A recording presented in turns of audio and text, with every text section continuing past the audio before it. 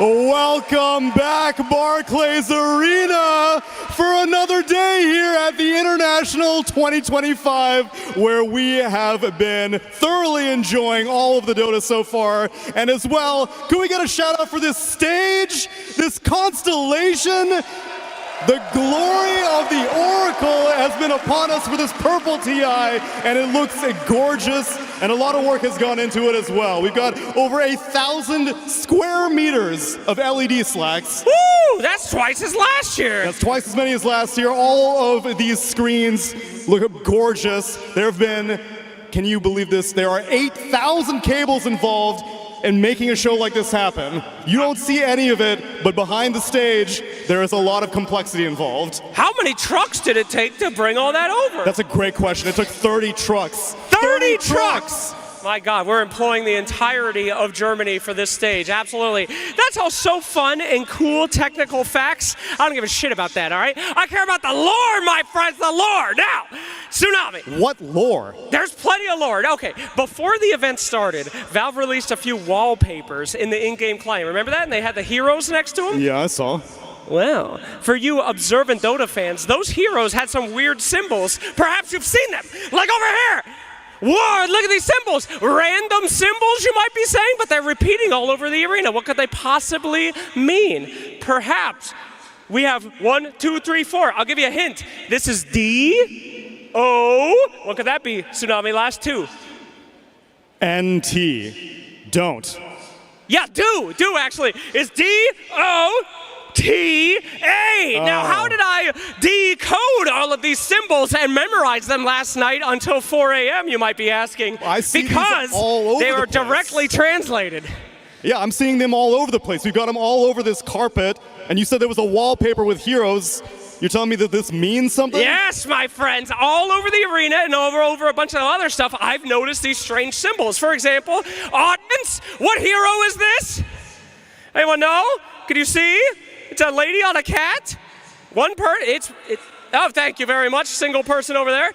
And what are these symbols? That's an M, I, R, and you get the Miranda. Yeah. I can't believe it. Wow. So, if you guys keep your eyes peeled, you might see many of these things laying around. I obviously know them all, but I'm not going to tell you. I will tell you one thing. The stage is shaped like a giant circle, and right here it says E-I-G-H-T. What? That's not how a clock works. 9. No. There would be 6 right here. No, it's not how a clock works. What a mystery. What could it say? Anyway, rather than tell you guys for the next hour and 45 minutes what each one of these things means, perhaps I'll leave it to you. So keep your eyes peeled, not only for the secrets around the event, but also for these amazing teams as we get started with day 2 of the International. There's definitely no better way to start your day than with a little bit of chaos from both Slacks and Tsunami there. And we're here live from the Barclays Arena in Hamburg, Germany. A lot of fun, a lot of audience members already turning up for such an early Friday morning. And of course, people who have to be by my side that I love being next to. Jenkins, Winter, and Lacoste as well. How are you guys feeling? I'm feeling good. We had some really awesome games yesterday. The crowd was pretty hyped. We had some really nice comebacks as well. One series only did go for a distance, but yeah, I'm expecting a slightly even more competitive games coming out today. I'm impressed again with the crowd. We have quite the turnout for a Friday morning when yesterday went till like, was it 1 a.m.? Very late, I will put it that way. There's a lot of very tired people here that want to see some good Dota. How many people in the crowd were here to the end of yesterday? Oh, that's pretty much everyone. That's pretty much everyone. They were last out and first back in here. In fact, some of them might have turned up at the arena before you did, Winter. Yeah, I can't wait to unravel the mysteries of the arena today. So I came a little bit earlier. Not as early as you, but...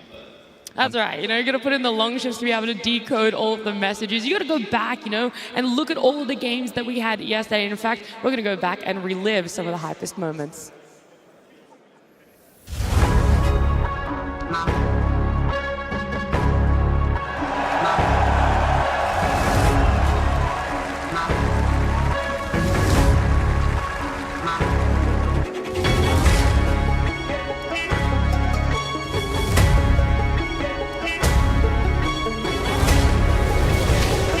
More more hits is all they need. They got to take down that Shadow Demon. He's in further trouble with Chrysalis just walking away. BCS on X Nova. Going, but do they have enough damage? Needs a few more avatars. Yes! Zinq gets him. Will this Swift Blink open something up for Chrysalis? Will he get lucky with a bash? What does he Jumps have? in, zips, finds one. It's onto the Beastmaster. Is it going to be enough? He got the Lotus off, but it's onto Ame. He pops the ulti, trying to stay alive, but a huge crit blows up one. Ame turns back now onto the junk, trying to find that kill. Chrysalis, he's out of here. There's another combination. Damage, maybe? No, they're not going to kill him. Ame is too damn strong.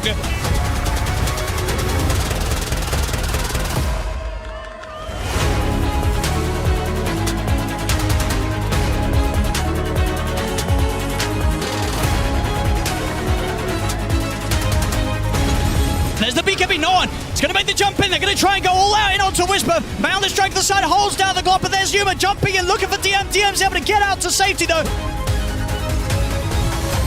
Yuma's going to try and chase. We'll get the Abyssal connection. Whisper jumps in as well, but DM is going to get forced away. Coil will catch on to him. Refreshers pop as Yuma stays on top of DM, is able to kill him off. They're going to try and get the jump on Satanic. They get the spear connection, but no one's ready to back him up. Satanic falling low, but the stun comes in on towards Yuma. Yuma pots the BKB. Will be able to take Satanic down once, but it costs Yuma his life. The Ancient are half out. They're going to make the jump. Coming in with the Abyssal and the Red Grip, but Satanic's already able to get the BKB off. Turns towards Yuma, takes the bear down, looks towards Analog. Double kill for Satanic as this game, this series is over.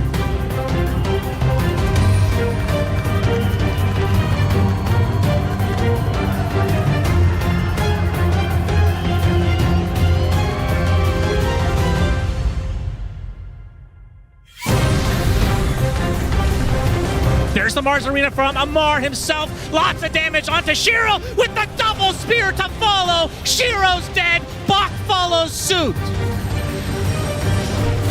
Nothing to say coming in trying to take out the Abaddon, but he activates his ult just in time and heals up to full as a result. There's the card onto the Shadow Fiend. He'll be able to get off his ult. Actually, the Centaur dies first inside of his own cart.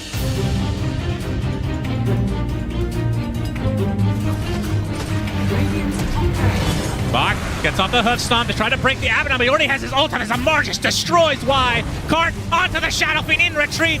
They just call GG.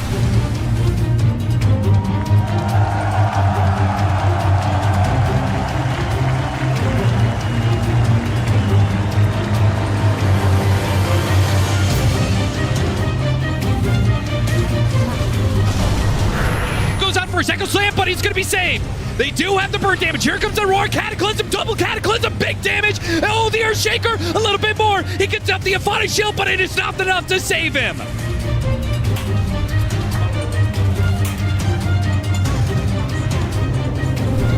GPK. Oh yeah! A Coil Static Storm with an Aghanim Scepter, a Snowball pickup. Sorry, GH, all that does, it put you in the kill zone. Pure will go to work on Samael. There's just nothing Nigma Galaxy can do about the team fight now.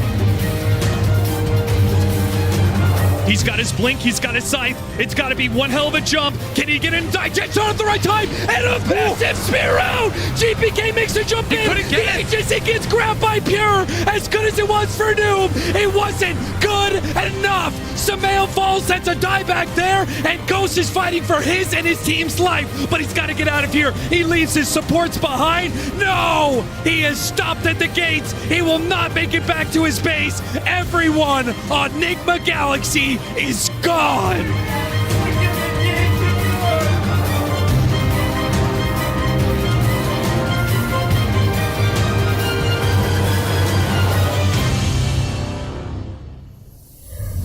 An absolute nail biter to end the day, our first day in the arena. And from that, we form our upper and our lower bracket here. Lacoste having a look at those teams and exactly the matchups. Maybe not the exact number of games we expected, but I think a lot of people predicted the series to be going these ways.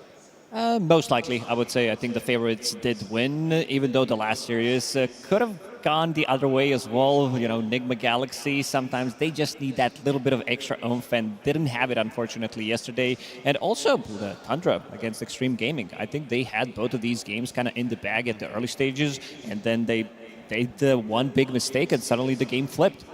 Yeah, I completely agree. And I do want to say something about the last series, which I think was the hypest series of the day yesterday. For sure. Given it's a 2-1. I feel like BB Team are they're sneaking by here under people's radar. The way that they're winning games, the way that they're winning series in this tournament is exactly how they won Wallachia Season 5. Like, this is classic BB Team making it to the grand finals. Like, it could happen again. Like, there's so many potential grand final teams here.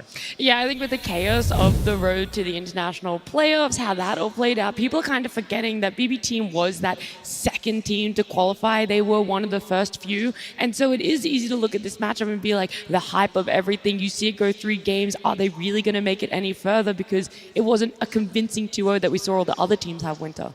Yeah, I mean, for BB Team, traditionally, you would always expect like Pure to be carrying the game. But yesterday in that series, I think especially GPK and Miero, they both played really well, even though Pure he was having a rough time. So it's good to see other players, stepping up when your star carry is not having a very good time.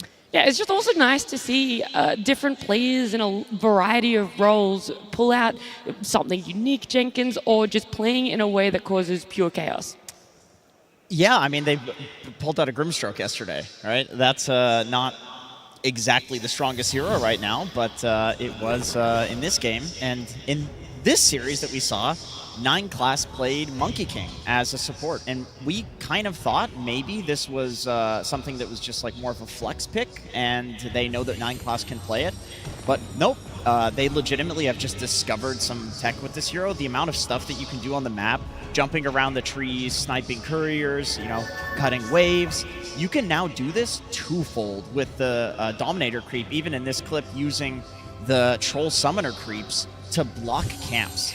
Like, the amount of pure chaos that he created in this game was something that, I don't know, I mean, Monkey King's got to... You need to start thinking about this hero if you're playing against P-Vision. I mean, to enable this, right, the support needs to be able to do 2 things. Number 1, you need to be able to infiltrate into enemy territory easily, someone like a Monkey King. And number 2, you need to be able to have a spell to push out waves to farm, also Monkey King. That's why he's one of probably the best heroes to be able to do this on a supporting role. Yeah. This is what I like to see. Coming into TI, not many people probably expected that Helm of the Dominator is going to be maybe a week ago, but let's rewind a month ago. Nobody would be talking about this item maybe on Marcy, but now you have this upgraded Helm of the Dominator with the things that the 9 Class did. So this is the beauty of the game, just taking an idea and making it even better. I remember seeing a Reddit post that was the top 3 heroes that were going Helm Dom, and it was like Beast, Lycan, and Marcy. And the post was like, this item needs to be reworked. Like, it's so bad. And now it's legit, like every hero. Like, any hero we can find to use Dom, we're going to use it.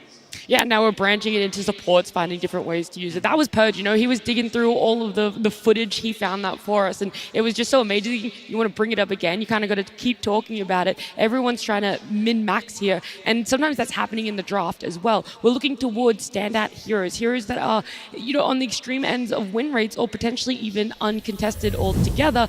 Yesterday, it was so much fun to have 2 brand new heroes at the International, Clinks and Crystal Maiden, and emphasizing uncontested. That means not even banned. Teams won't even worry about banning it, and then they come out and we get them picked in the first 2 series. And I think Crystal Maiden was an attempted answer to the Dominator meta that we were talking about, but honestly, the Frostbite just didn't seem like enough. I think it would get the Dom to like 50% HP, and then it would just run off. Setup. I mean, she's kind of like a good setup for your core to come in to kill it, because sometimes the core doesn't really want to commit the TP until he's certain that the creep is going to be locked down, right? So CM kind of provides that. And the other thing I feel why CM could be good right now is a lot of the carry heroes are melee heroes because of Helm of Dom. So CM needs a melee hero in the lane to help her get to the later stages of the game. Because CM is really good. You guys are talking about the wrong hero. This is Thrall Warlord, 10 out of 10 games won. I don't think this ever happened. I don't think there was ever a meta or a tournament where the Troll Warlord did have this amount of games played and did win a single one. Because this was always like a meme hero, especially with his ulti. It's one of the funniest things to see when he's getting kited. We saw some of it yesterday as well.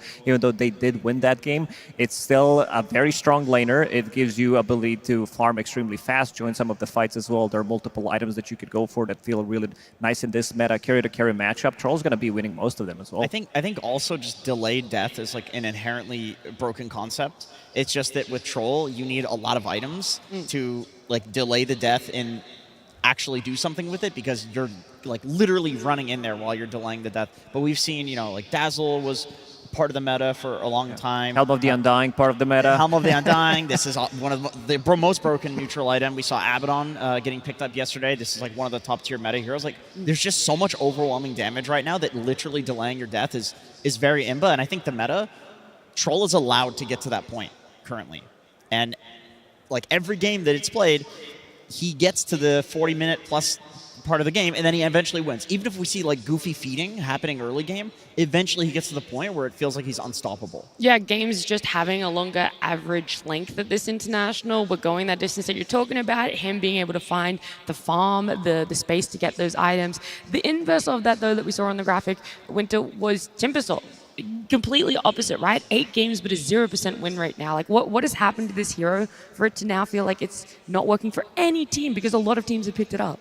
I mean, I think the hero kind of has like a weird phase in the game where he's really strong. I mean, he's weak early, then suddenly he's strong in the mid game. But after that, he kind of falls off very, very hard when people get the dispel for your Aghanims. Yeah. But also it could be something to do with the recent change, because people that played Timbersaw a long time have this muscle memory where you actually move your chain so it could actually reach further, and now that it got removed from the game or fixed, and people are like kind of going to take some time to get used to it. So players are maybe losing more on the hero because of that.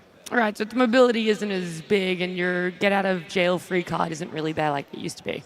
Yeah, I think so. Okay. Does that feel the same for you, Lacoste, when we look at Timbersaw? Yeah, probably. Timbersaw is just, you know, some of the teams here that are still in the tournament do like to play Timbersaw, and if they're not picking it, especially Team Falcon. You're talking about Falcons. Yeah, this is then there's something wrong with the this hero was that my they do not point, want to exactly. touch it. I had the exact same thoughts. Like, if Amar doesn't want to play Timber, he will literally call this hero like hot garbage. He will say in interviews, "I think it's a garbage hero. I'm just going to pick it." He does the same thing with Bristleback right now. They're winning. And it's like, if he is not picking it, then it's really bad. And I totally agree with the muscle memory. Like, every time Timbersaw's range on his W gets increased, the win rate goes up. Huge. Like, it becomes meta. Every time it goes down, the win rate goes down significantly. Like, there are just some changes in Dota where you see this like cyclical nature, and effectively with the bug fix, the range on it went down. So we're going to see the cyclical nature of the win rate's going to go down. Okay, all right. Well, let's move away from that a little bit more, because the joy of yesterday, seeing some uncontested heroes popped up, it made us want to look at which heroes are still left uncontested, that teams, I don't know, might want a refresher that they do still exist in this game. Some of these are really good. They're good, yeah. I would say that Visage, we're going to be seeing Tundra play a game today. They are the ones that could be still picking this hero. I also think that Venomancer definitely has a place in meta. Yeah, Toby's in there. It's one of the more annoying heroes who can control the map. It's very difficult to engage into certain areas of the map unless you're using a smoke, and those are also limited.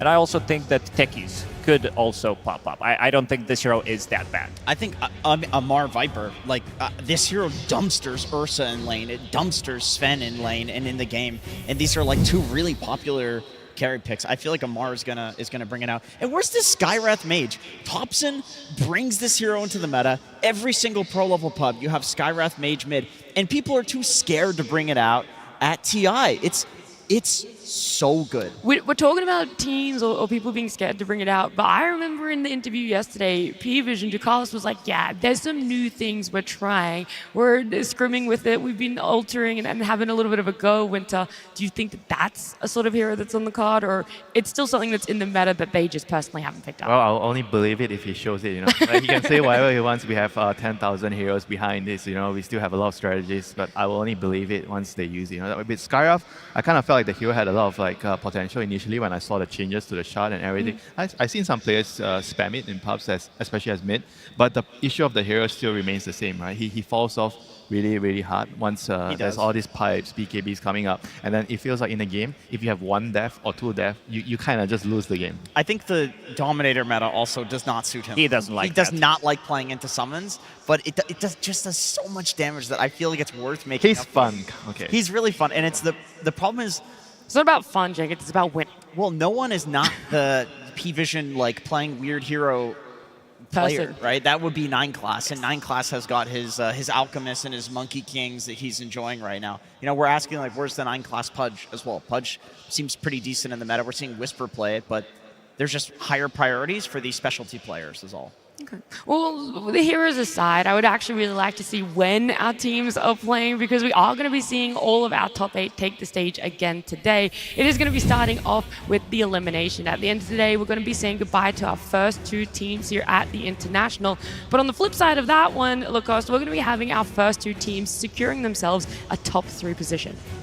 Yeah, this is going to be a very interesting one, especially the upper bracket semis, the first match, Extreme Gaming against P-Vision. It's very difficult to choose which teams you think it's going to win, because P-Vision, they are showing some great strategies coming out. They have a couple of strategies also in the back of their heads if they want to bang it out. Extreme Gaming as well, they're not afraid. This is Xiao 8 we're talking about, so you can't expect them, especially if you go to the distance, if you're going to that game 3, that there's going to be some really new and exciting heroes coming out. Yeah, the Tidebound Enigma Galaxy elimination matchup as well. It could have been a coin toss at any point, Jenkins, if it was going to be Enigma Galaxy or BB Team that they were going up against. So it feels like they've had the least amount of time to prepare for that one. Yeah, that's a really close one as well, because I feel like Tidebound is also the type of team that can just get like 2-0 stomped and then come back the next day and be the best team. Like, I would say this is the most likely team to win the whole thing through the lower bracket. If any team is going to do it, it's going to be Tidebound. Well, I actually want to look at exactly that, because it feels like, as far as my memory can remember, it's been majority teams from the upper bracket that have gone on to win. And so we collated all of the data for you guys there. And in the history of the internationals, there have been 4 teams that have gone on to lift the Aegis from the lower bracket. Out of 13. It is very rare that this happens. I will say, though, out of those 4, we've had 2 teams. It was Spirit and Liquid in their respective years that they won. They were upper bracket, immediately dropped to lower bracket, and went all the way on to win. So it felt like, not round 1, but essentially from the beginning, they were running that lower bracket. Yeah, it's a lot of games that you need to play. These are 4 BO3s and the best of 5 that you need to win, and you're also showing most of your strategies as well, so you're giving out that data to the other teams as well, showing what you're going to be playing. That's why the upper bracket is the king, even though Enigma Galaxy would disagree. Or Team Liquid. Team Liquid.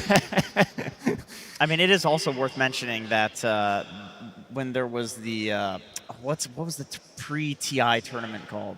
Walkout? The walkout? The wild card. Or last chance qualifiers. The last chance qualifiers. We had the grand finals was the 2. That was the Singapore TI that you're talking about, right? The Singapore TI. So it's, you know, there is the argument that like amount of games played does play a huge factor into like, is a team very dominant? But in that case, there was also a lot more time to process those games. Now we have, you know, 2 days left after this one. Is there enough time to process? I mean, I would argue it could be good for you. So you have more time. As long as you're winning the games, you have more time to figure out what to change, and you get to maybe see more of yourself, you know, and then you have to adjust. Because always during the long periods of the initial stages of the tournament, you're going to have to try something that you've already on the screen, but when you go to the tournament, you see something else, then you have to decide what do you have to adjust, right? So getting those games under your belt is always, I think, a good thing. Yeah. Well, it's going to start for one of these teams, right? We do have our first elimination up on the table to begin our day with here, our day number 2. It's Tundra up against Heroic. We're going to start talking about this because Heroic coming in, the only team that was representing the Americas, right? Our sole South American team, making it into a top 8. We wanted to reflect back, see exactly what their previous TI results have been, and if this is rivaling it, and it is, right? One of the best that they had was back in TI 11, that 5th, 6th position. Yeah. Thunder Awaken at TI-11 getting that 5th and 6th place. This was the best placement for South America. Infamous TI-9, which did have Whisper and Schofield. And then you also had the Beast Ghost getting 7th and 8th place at TI-11, which also did have Whisper and Schofield, plus also Heroic and TI-13, which did have Analog, Schofield, and KJ. So that means that Schofield is the big part of those teams, which means that he needs to have good games to be able to reach that. But we can also see some of the personal records. So for Yuma, Analog, and KJ, they already broke their own personal record, reaching into that top 8. Whisper and Schofield, they're there. So if they somehow manage to get a victory in this one against Tundra, all of them are also going to be breaking their personal records, which is still very huge for South America. Do you think there's that mental hurdle at all, Winter, when you have that feeling of being the sole representative for your region? I mean, you're very familiar with SEA, who have had ups and downs before, so they've been in positions like this too. I think there's definitely going to be a lot of expectations from the fans from the regions, and unfortunately for the players, sometimes it can be bad for you to think too much into it, and you kind of have to just focus on the game. But sometimes it can also be a good motivation. You know, everyone is waiting, for that good result, and you're going to have the extra energy to push it through when games are tough, I think there's also the factor of, for the whole year, Heroic has had... They started the year well. They started the year well, but since then they've had some mixed results. Sure. So it kind of feels like I could see them having the feeling and the expectations of okay, this is the tournament that we're doing really well in. Mm-hmm. We don't want to just have one of those series where it's close, but we drop out. We're so close, and this is where, to me, CAFs really comes in as that mental coach, figuring out where the blocks are.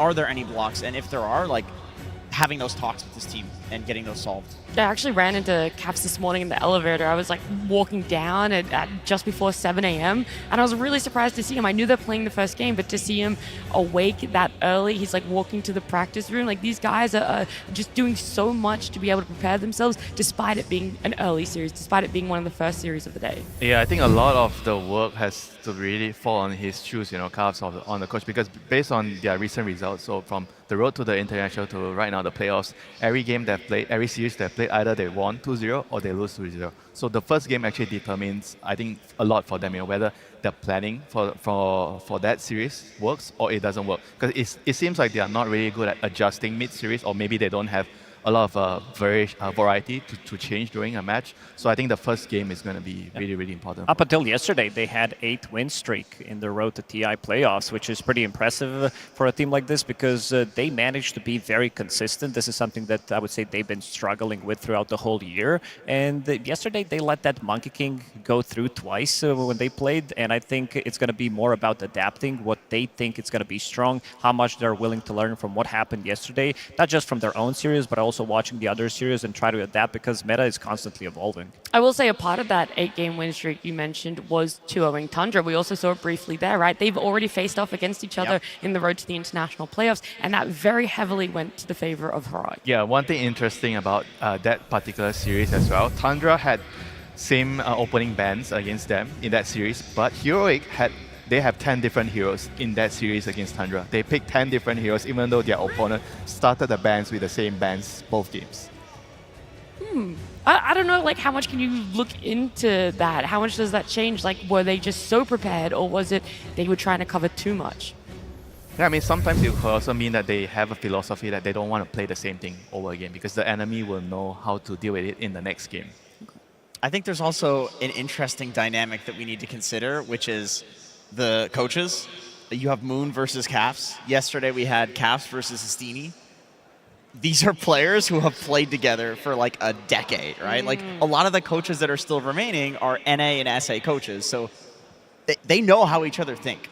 So you're talking about now the Moon and the CAFs matchup. Yes, it's and their familiarity. It's of course we're going to talk about Estini and CAFs, both Brazilian big brain coaches, but it's CAFs and Moon and CAFs and Aoi, it's these guys have also been playing together on the same server for a decade. They know each other. They know how they think. So I think between these coaches, you're going to see a lot of volatility in the drafting between series. It's yes, Tundra did get 2-0'd by Heroic, and maybe they got out-drafted in the road to international, but I don't know how much that means when you have coaches that know each other this well. Yeah, but that series, it wasn't even close. Like Tundra was having, I think, 9 kills in one of those games only. They got completely stumped. This was also a game where they played Spectre, which nobody else wanted to touch.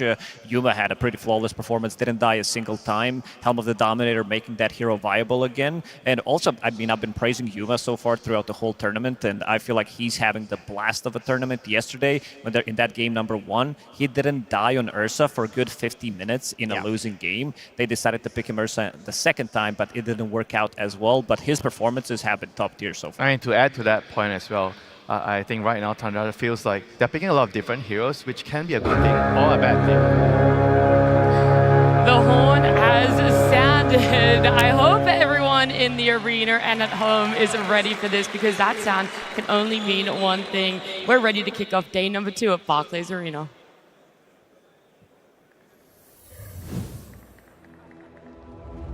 The Aegis of Champions.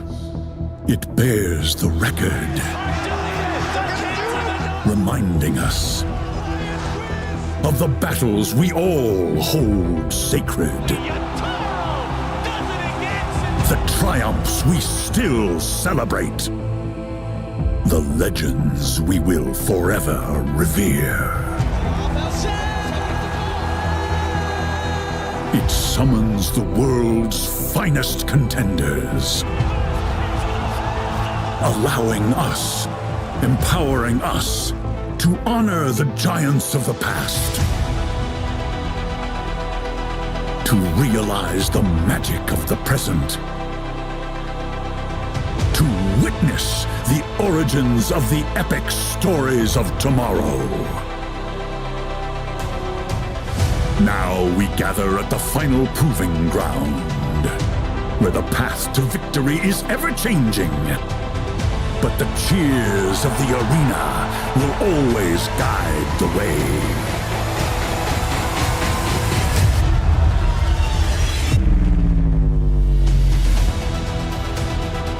The Aegis of Champions arrives in Hamburg, Germany. A beacon of challenge that shines around the globe. 8 teams compete for ultimate glory.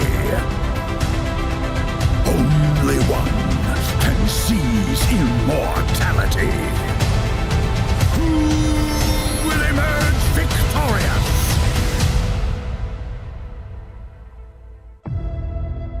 The battle begins. Our top 8 after this will be dwindled down to a top 7. Tundra up against Heroic coming into it. Jenkins coming back out to the stage for day number 2 as well. Does that make the emotions higher, or are you just stabilizing now? I don't know if they can stabilize. I mean, this is the international we're talking about, but I don't know. I don't know if this team wants to be stable anyway. Like, they play the best when there is chaos. For Tundra, yeah, they want to be stable, and I think they're more likely to be stable because, you know, you got 33 on that team. This is the only potential 3-time TI winner. So if there's anybody that's going to bring stability to his team, it's this guy. Well, I don't want to leave our audience waiting any longer, and definitely not our teams either. We want to bring them out on stage, so let's kick off with our first team, Tundra.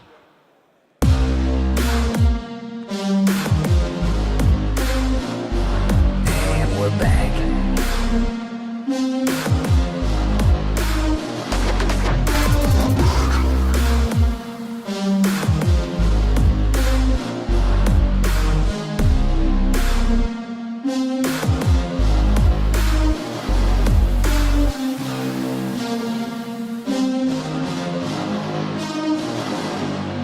Tundra Esports. And we're back.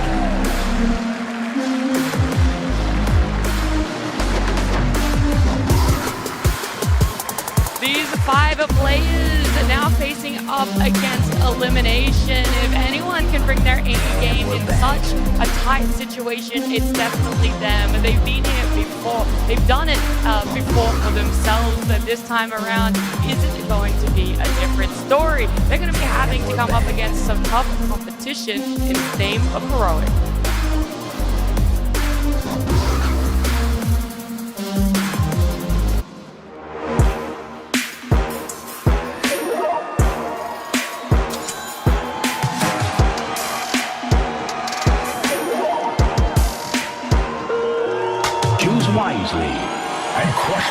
responsible.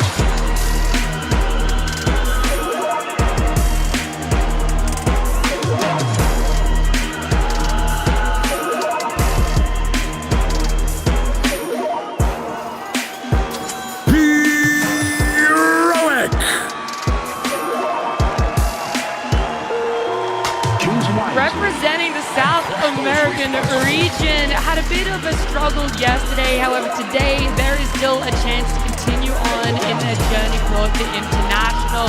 3 of these players have already bested their previous results at past events. They want more. This team is hungry and it's there for their taking if they're able to step up and bring it to Tundra today. Yeah, I mean, no matter what, this is a brutal and emotional series. Either we are losing one of the most fun teams to watch in Heroic and the remaining South American pride, or Tundra. losing Tundra, who has the one potential 3-time TI winner and a giga-brain genius that is 33. Like, this guy invents metas in Dota. So no matter what, going home today will be a very significant team. I mean, don't forget about 333. 3 TIs. I will not forget about 333. You keep reminding me, Winter. He loves them. I'm telling you, Winter is such a fan of the numerology there, all the stars aligning. Some could potentially say there, Lacoste.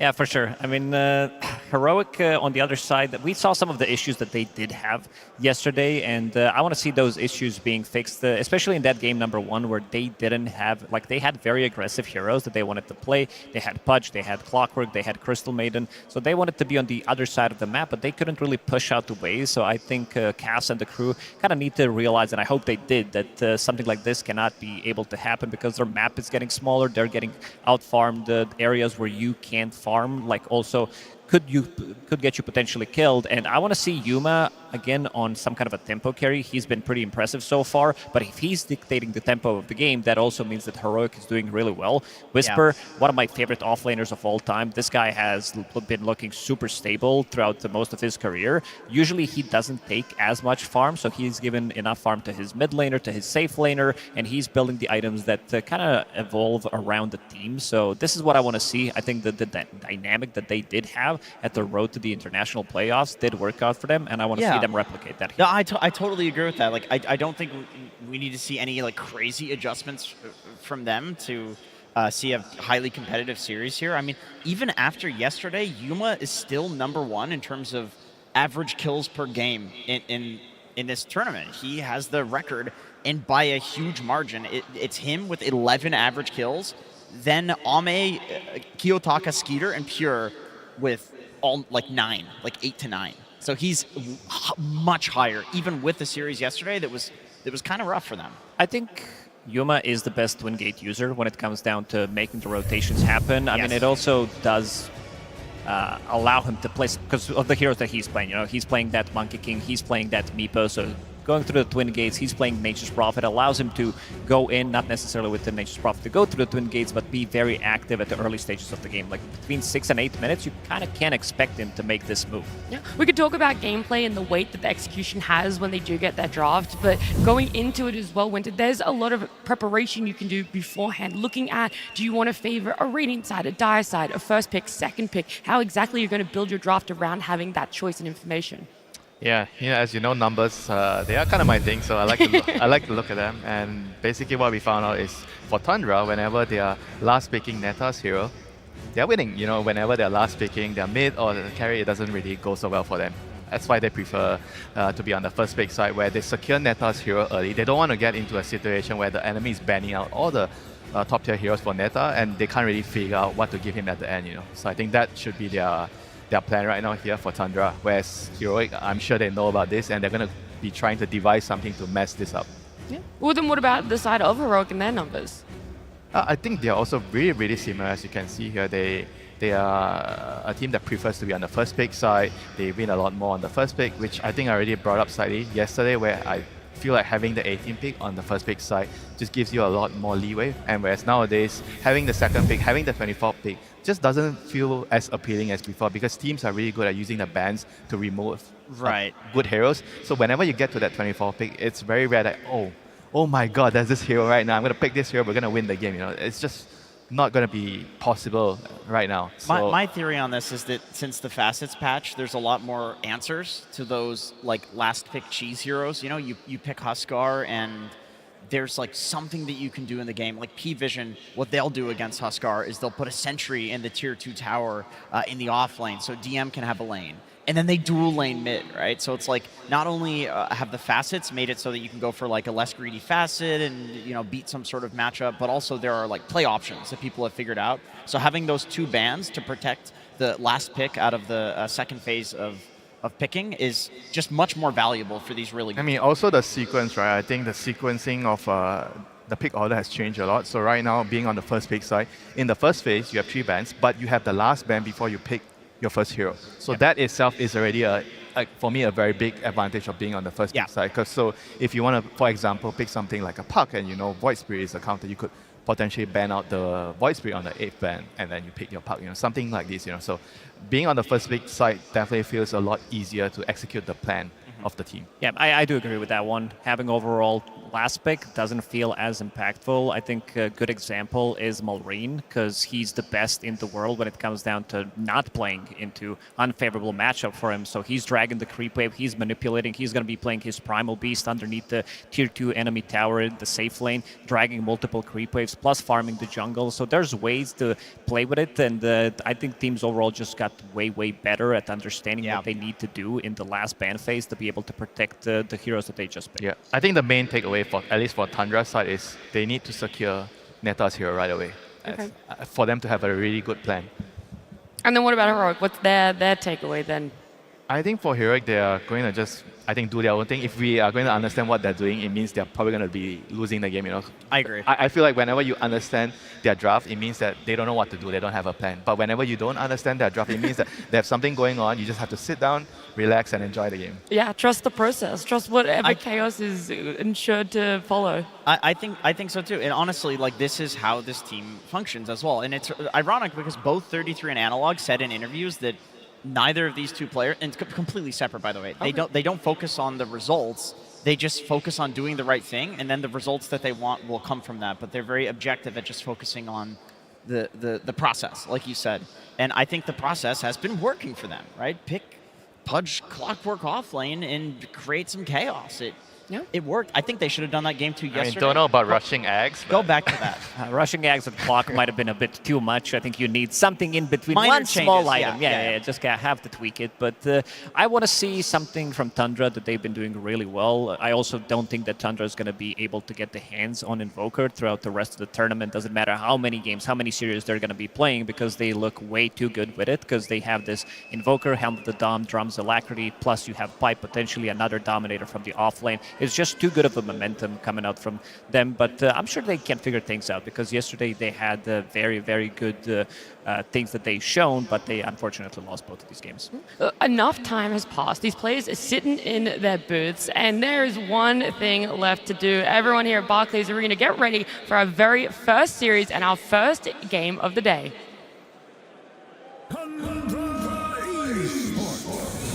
Versus Heroic. Game 1. Yes, we finally have a draft underway. We don't have to theorycraft what preparation these teams have brought to the tables. We're going to see it all unfold. Our very first elimination series, Tundra, Heroic, exactly where it's going to fall for themselves. And I do want to know how much is going to be pointed towards the teams in these bans, and how much are they going to be looking at what's in the meta, what's been really stable for win rates throughout the past week of the road to the International and our day 1 of the International. Yeah, I mean, at the same time, you can look at the win rates, but you also have to remember who you are, right? I don't think you can just basically just blindly follow the meta. You have to understand your players, what are they good at. But so far, looking at the bans, they are quite similar from their first meeting here, right? When they were on the first pick side, they also chose to remove similar heroes here, and they're going to open up with a Marcy. Extremely strong hero, just in general. I mean, yeah, Tundra actually didn't let it through the last time. Yeah. To be honest, like if you want to blame something for the Helm Dom trend, this is the first hero.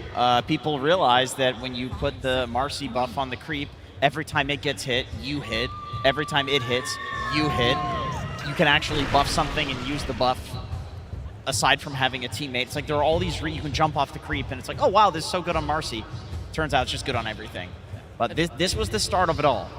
And this Tiny doesn't say anything for them. Mostly it has been played out by Saxa. They really love to run Enigma plus Tiny lane. This has been their staple ever since they played on the old Tundra as well. This is something that puts a lot of pressure, allows Tiny to roam around freely, maybe make a move, like pick up a bounty rune, secure the active runes as well, maybe even gank the mid lane if the opportunity does allow you to do so. So potentially in the back of their heads, they should start thinking about this Enigma. It's, again, Helm of the Dominator, something that Tundra definitely wants to buy from the offlane.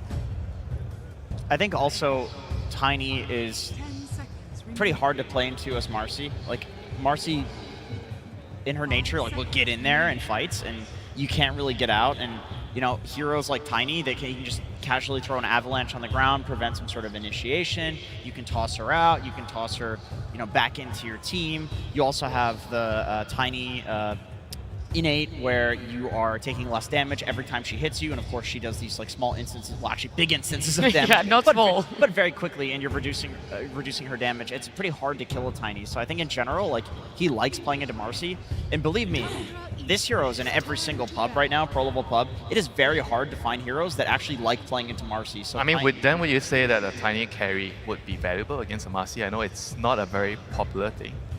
Because if the Marcy is carry, you want a good matchup. I think that idea of like getting in there against Tiny is hard is the same whether it's a support or a carry. So yeah, what does it offer more as a carry than the support? And you have more items, you stand there and you fight him. Marcy, you can stand your ground more. Yeah, you can stand your ground more. Marcy usually has trouble finding heroes that can fight. You have trouble finding heroes that can fight Marcy. I was going to say, I don't think you stand your ground against Marcy ever. I think you get the hell out of there. You toss her out and you run away. You wait for her ult to be over.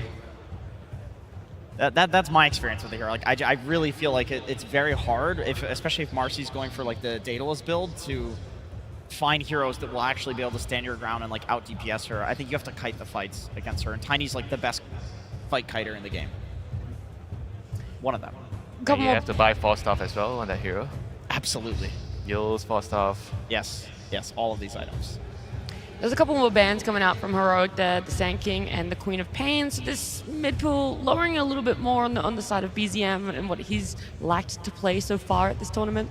BZM had a bit of a struggle yesterday when he played at Earthshaker. It's the combination of the two things. We saw a bit of unfortunate sequence of events with that healing salve that did happen, playing into an unfavorable matchup, but also not being allowed to enter his own triangle. A lot of his camps did get blocked, and there was also Sand King that was farming in the same area. So I think Tundra is going to be making sure that those issues don't occur again. And I also want to see BZM on a tempo hero. I want to see him, because that game he got completely shut down playing from behind with the naked blink dagger. It didn't look too good, but this hero has been looking amazing in the last couple of tournaments as well. This hero is just lane bully, Dominator. Especially against Marcy. The win rate, I would say, doesn't paint the story how strong Pugna is. No. And they banned Silencer. I think Silencer is like one of the better answers to Pugna. Pugna is so good at saving and protecting somebody, and Silencer can just like... I mean, not just the Pugna, right? Because I think Dominic mentioned the Enigma earlier, because based on the bans, you know, they already banned out Gyro and Silencer, and Enigma is like one of the better lane partners with Tiny, and I think if they want it, they are probably going to have to pick it here because they're not going to get it last. Yes, I think Enigma is definitely coming out. I also feel like Heroic probably knows about this because of all the bans. Even you see those two bans. Even Silencer, like, this is a very good hero against the Black Hole. I do want to say Shadow Demon against Pugna. You cannot decrep and save somebody from all of the Marcy damage because SD's ult is constantly purging, right? So they go with the immediate hard counter, and they're actually going to double counter it. Yeah, now you have a save and you have a BKB piercing tool as well. Even though Enigma, you know, gets BKB at the later stages of the game, it's more about the tempo, getting these early drums, getting these Helm of the Dominator, so you can, you know, tanking things up if you need a pipe to buy. These are the type of items that Enigma will buy. But I see Heroic with very aggressive drafts. You have Shadow Demon and Batrider, which is going to be... These are probably two of the best heroes in the game to be able to get the stacks going in the triangle, just stacking the jungle in general. Now you need a hero who can actually clear the stacks. Yeah, but Batrider isn't as straightforward, though, as definitely a support because they've already played it on 3 different Yes. hero as 3 different players at the moment. They actually prefer it as a core, which is very interesting. I think if it's a tiny mid for Tundra, now all of a sudden you have to be worried about Batrider coming mid and destroying you. I really love, like, anytime I see a South American team, especially a team with Schofield on it, picking a repositioning-based hero, I always think that they have a way higher chance of winning the game. South America historically has won games off the back of being better at team fighting than opponents. Like, I remember the narrative in NA was always, when it was NA versus SA, you do not fight SA. You try to outplay them on the map because they will outfight you. They know how to play these repositioning-based heroes. So I love that Heroic is going back to the Batrider. I mean, which is why we see the Ducks here. Ducks here is really good at like splitting the map, pushing the waves, making it hard for lineups like Heroic here. They want to kill you, but you push the waves and you make it very difficult for them to deal with the map. And on top of that, you're going to buy the auras, right? Yeah. The auras are going to be very, very good against like Marcy, Batrider. Sure, you have the Demonic Purge somewhere down the road, but it does make it difficult for Heroic's lineup to fight. And if you want to kill a hero, you probably need to commit with multiple ultis on side of Heroic, because now you have Pugna, so you need to dispel that. So you need Shadow Demon ulti, you need Batrider ulti, because you need to start thinking about the Decrypify, Surge, maybe even just a casual tossback should be able to get Tundra's heroes out of position and make sure that they are going to be running away from that gank. So the heroes on side of Tundra are not that easily killed, and I really like this Storm Spirit from Tundra that came out just now on 17, because it does. We've seen yesterday BZM going for a bit of a newer tech, something that he showed before, but I don't think he showed it on the Storm Spirit, going for that Holy Locket, Soul Ring, pretty much having infinite mana as well. Pugna unfortunately doesn't give you mana anymore with the life drain, but it's still like that's why he needs to think about himself, buying that Soul Ring, buying that Holy Locket. Yeah, I feel like right now Heroic is kind of baited to pick Puck. It looks like a really good Puck game, other than Into the Tiny, who has like a good disable for the Puck.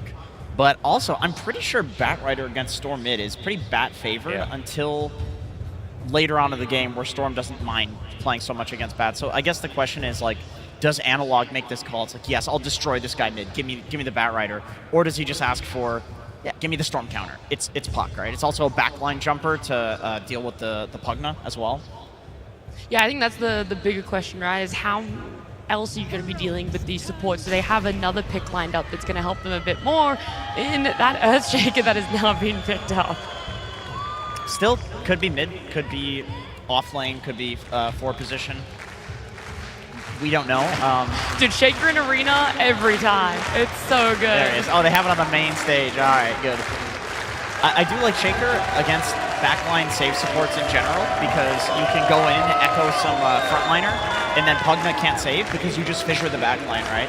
It's kind of like, it's ironic that the way that you deal with the backline supports, that if you want to jump one hero, you actually need AoE, not single target. And obviously Shaker has plenty of AoE. I mean, the hero is just very valuable right now because he is probably one of the best team fighters right now in the game. He does so much damage, he can clear stacks, he does everything for you. He scales, and I feel like he doesn't really have like games where I feel like I see Earthshaker and I get, oh, the Earthshaker is not going to do much in this game, you know? He always does something. Yeah, I always feel like Earthshaker is going to do something in that particular game. Yes. He's just a very useful hero.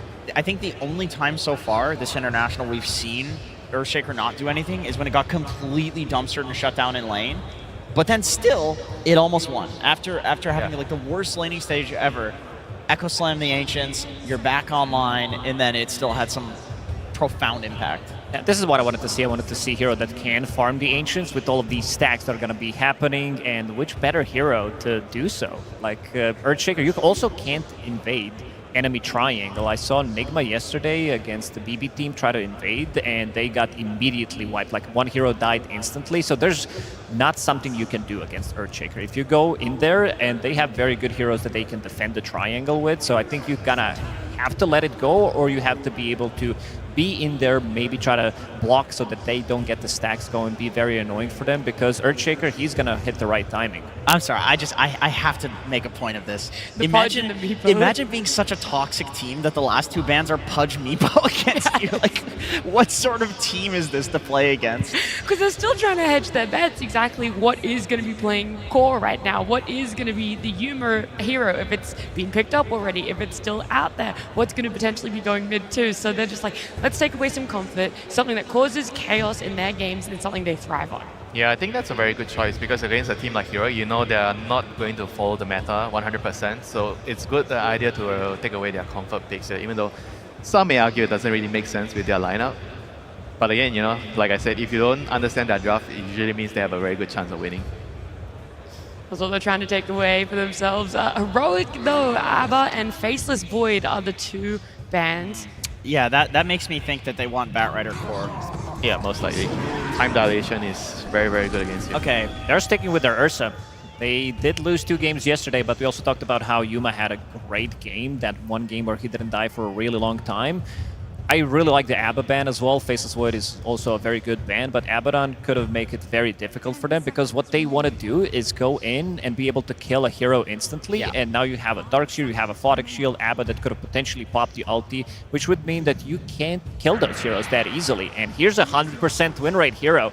This is very, very good because it does allow, like we've seen a bunch of trolls going into the Battle Fury into Manta style, potentially even picking up Aghanim Scepter, which I think could be very, very good this game because you are going to be dispelling yourself, you are going to be dispelling Ursa, and if Ursa doesn't have overpower, it's on such a low cooldown that carry-to-carry matchup just favors Troll. Ursa, I mean, also the stacks, right, from Batrider. That's very, very useful. Okay, here's a question, though.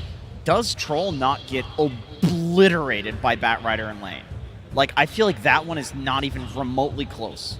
Like, he could feed relentlessly. I think Tundra's going to need to play into Whisper's lane and try to deal with him early on. Otherwise, like, he could run away with the game. I think Saksa will need to be very active and try to fix the problems that Jenkins just talked about because you have no stuns whatsoever. When they decide to go on you, this is going to be Troll with Pugna, and you have Batrider as a core plus Schofield on Marcy, so you have a way of bouncing them back with 2 abilities. Yeah. Not going to be an easy lane for them, so I think they might need to manipulate the creep wave top, make sure that the Darkseer is going to be getting the farm, and then make sure that they have TPs ready, especially on Tiny, to be able to help them out in this bottom lane when they dive. I mean, not even TP, so I think if I'm looking at both sides draft right now and I'm Tundra, I'm going to be willing to take a trade where I'm going to sacrifice my offlane to make their offlaner poor, because if you look at Bat and Darkseer, if both of them are poor, it's probably going to be worse for the Batrider's team, because Batrider needs a lot of farm to snowball the game. Darkseer can just cut the wave too. Yeah.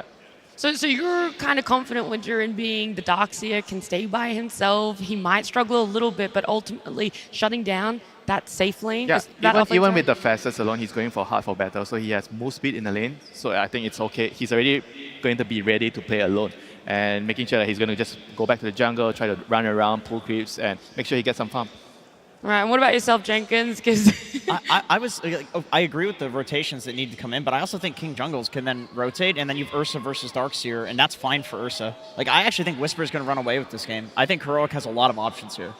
Okay, so it feels like, you know, the fan favorites in the arena right now, Heroic, that's where you guys are siding for it? I'm going to go with Tundra. I don't think Troll can lose. I think Troll might maintain 100% win rate throughout the rest of the tournament. Well, that's not the note I wanted to end on. I wanted to end on a high note for all of the SA fans out there. So let's head on down to Slacks, who does have Caps with him. Hey, everybody, that is right here. SA fans in the crowd going ham, supporting you guys. Good to see it here so early in the morning here today. But let's start things off. Caps, there were very targeted bans coming at your way from this team. Were you a little nervous? Did they get in your head a little bit? A lot of your classics, you know, the Silencer coming out, other heroes that you guys excel at? Not really. I think we have way too many heroes this tournament. If we don't manage to end up with a good draft, it means I fucked up. Yeah. So, I don't know, we worked very hard on it because I felt like earlier this year we weren't matching the better teams, but I think here we're ready and I really like what we got. Oh, okay. So even though you didn't get Pudge or Meepo, you would consider this not a fuck up? Yeah. Now you're up against Troll Warlord. This hero has that 100% win rate. Is this the game that the Troll finally falls, where your Batrider be good enough to take him out? Well, I think everyone here has seen Whisper playing this hero believes is enough. All right. Well, it's about time for us to get that show started. Are you any words out there to the fans and the crowd out there? Thanks for coming, guys. All right. Let's get into the match. There we go, yes, ladies and gentlemen. Good morning to you all here in Hamburg. We're getting ready to get right into the action. As you can see, the game has begun. Down here in the lower bracket, Heroic up against Tundra. And indeed, it's got to be a bit of a scary situation, right? When you end the draft against a team that's getting this carry hero that's yet to lose. 100% win rate. 100% out of a decent amount of games as well. What, 10 games we've seen it. Won every single one of them, the Troll Warlord hero. Now, the question is, what have they got against it? And do you think this was something that maybe they anticipated, or with the way the draft played out, do you think it might have caught them by surprise? I would hope that they would have anticipated it, especially if they were picking this Ursa last, because Troll has traditionally been a very good counter versus that Ursa. I think it's because they have this super aggressive dual lane top, like Jenkins was mentioning. The Bat Rider, the Marcy, they absolutely can snowball kills, but let's see if they can even do that, because I've just seen, I don't know, I've seen Pugna kind of push away most heroes from getting aggressive, even Bat Rider, so let's see how they're able to do so. Because, yeah, too many times this tournament, I've been like, oh yeah, they're going to be able to go aggressive versus this Pugna in the lane, and Pugna just ends up withstanding the pressure, or they end up turning kills because of how much the hero's able to do just poking and prodding in the laning phase. So, let's see how Toby's able to push away that aggression that comes. Speaking of Toby, he might just die. Oh, see if he can get away from this one. He cannot. First blood here for Schofield, who will end up going, well, surely going down in response. Final right click from Chrysalis will indeed get the trade, but not before that first blood is secured by Heroic. Lane shenanigans from both sides. Toby was catching the wave because Schofield was pulling on the other side, and he gets caught. A little flame break pushback that comes in from Whisper, and this is what they're looking for, right? That's exactly what Heroic wants to do in this lane, is just get kills, try to snowball Whisper, but there is going to be that counter kill, of course, that comes in for Chrysalis. Now we can look at these other lanes. The Ursa, Yuma.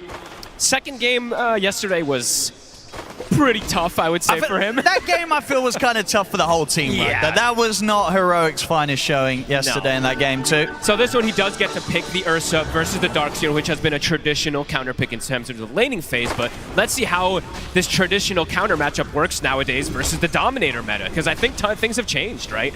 Ursa can kill these Dominator creeps, but a Darkseer with Dominator can also pressure the Ursa in a different way that it used to be, where Ursa and Darkseer just trade farm versus each other.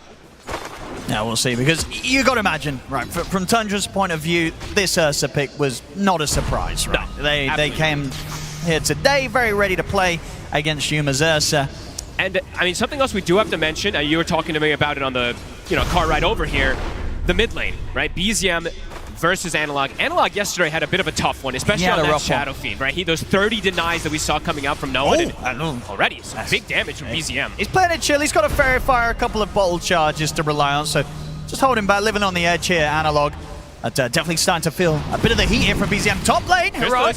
Gonna try and make the go on a Chrysalis, but he did have the chance to put the stick and maybe turn. Another blast comes in, but Chrysalis will fall. Heroic able to push for the kill. Toby also taking a hell of a lot of damage here from Whisper. Whisper wanting to finish off the job, and he'll get it. Double kill for Whisper on the bat. I mean, we heard from the start, right, indeed, the fans know it as well. Whisper's bat can absolutely perform. Yeah, and I'm glad they already are going to play much more aggressive, because yesterday, we were seeing a bit more passive style from them. This is a lane that just breathes aggression, both the Marcy and the Bat Rider. Great ways to get on top there too, as we see. So Crystal is definitely going to have a bit of a slowdown, even with the Pugna behind, because Toby dying level 1, he's still level 1. Still doesn't have the ward to be able to push him off. Now he's gotten the 2, but a bit of that damage is done in the lane already. 10 CS on the Troll. Yeah, super hot start for Whisper. Meanwhile, over in the river, we'll see the setup here from King Jungles. TP's coming in. They've got the lockdown for BZM. Fisher comes into play. Jump forward. Here's the rotation. Comes through from Schofield. They take down BZM, and they'll be able to outnumber and surround Saxus, slowly chase him down. There's nowhere for the Tiny to run. Heroic starting to bring the action early this game. 5 kills to the one that Tundra's managed to find so far in this first 4 minutes. They're bringing that action. This is what we need to see from this squad. This is the Heroic that everybody wants to see. Just constant aggression, looking for bullying. They're leaving Yuma now in this lane alone since he's versus the 33 Darkseer. He should be pretty okay down here. And I mean, Schofield, he can look to be pretty active. Looks like Whisper is going to be pretty okay in this top lane with this start for now. Just having very nice heroes to get active with as well, whether it's sort of swing into the mid and getting the Shaker in on top of this Storm early, or just allowing Whisper to close that gap against the Troll and put the pressure onto Chrysalis in this laning stage. Heroic woke up this morning. They definitely had their breakfast nicely, because these moves are ready. You see the rotations, they're quickly swapping lanes too. Schofield now is bottom. Shadow Demon's starting to get the stacks going for his Earthshaker. Probably because Analog's saying, yes, he's gotten a kill, but in terms of CS in the lane, still wants to get those early stacks because of how beneficial it is for the Shaker. And on that bottom lane as well, is there a chance for Heroic to also find kills down here, or against the tiny darks here it's a little more difficult? Or it can still happen? Absolutely can, but they're just going to play in a different way now where 33 is just going to be jungling, but maybe, I mean, Schofield is looking for some tricky stuff here. He might be able to find a free kill. Let's see how bold he is to go forward. 33 will be fine. Yeah, he's ready to back up and refuel, so he'll be out of harm's way. And of course, Tundra's lineup, it's just the fact really that they have this kind of Darkseer Tiny. I feel like this has been a duo that we've seen a lot of teams hit a real sort of sweet spot with, right? This combo, it's a classic. And it's them mostly. Honestly, it's Tundra who have been the ones playing it the most. They even opened up with the Tiny this game, so showing how much they prioritize it. Talking about the Tiny, Saxa, he'll make his way up there, make sure that they have the numbers to take down King Jungle's Whisper. Should be all right here. Able to keep his distance, has Firefly and Flame Break at the ready. Nice. Necessary. Sox is still in the area with a combo, so Whisper does have to be careful. But look at this rotation from Analog. Making the move here with the Invis Rune. They do have a sentry down, so if they get some further vision around there, they should have eyes on him. And they see him now. And they will. So not able to catch them by surprise with this Invis. The beauty of this combo, though, with the Marcy is he can just throw him in, right? You can get the Echo Yeah, you've got to be careful. Absolutely. You can't get anywhere close to this Shaker when Schofield's around because, you'll get caught straight in the combo. Pretty cool combo, for sure. As we do see, it's 5-2, but Tundra, the economy game, it's there for them. It's perfectly fine, they're doing just fine.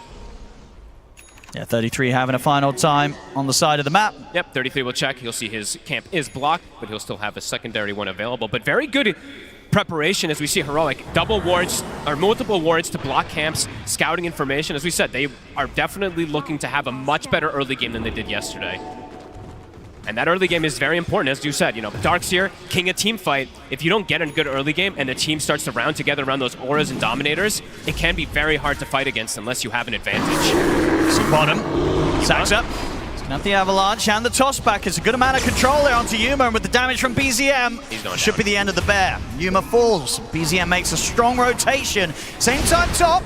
They're gonna put the pressure onto the carry as well. They get another chance to take Crystallis down. So both safe lanes starting to feel a bit of heat. Truly trying to snowball Whisper, though. You see that. They're just trying to get all the kills possible for this Batrider to take control of the game. Mid, Analog, looking for Toby.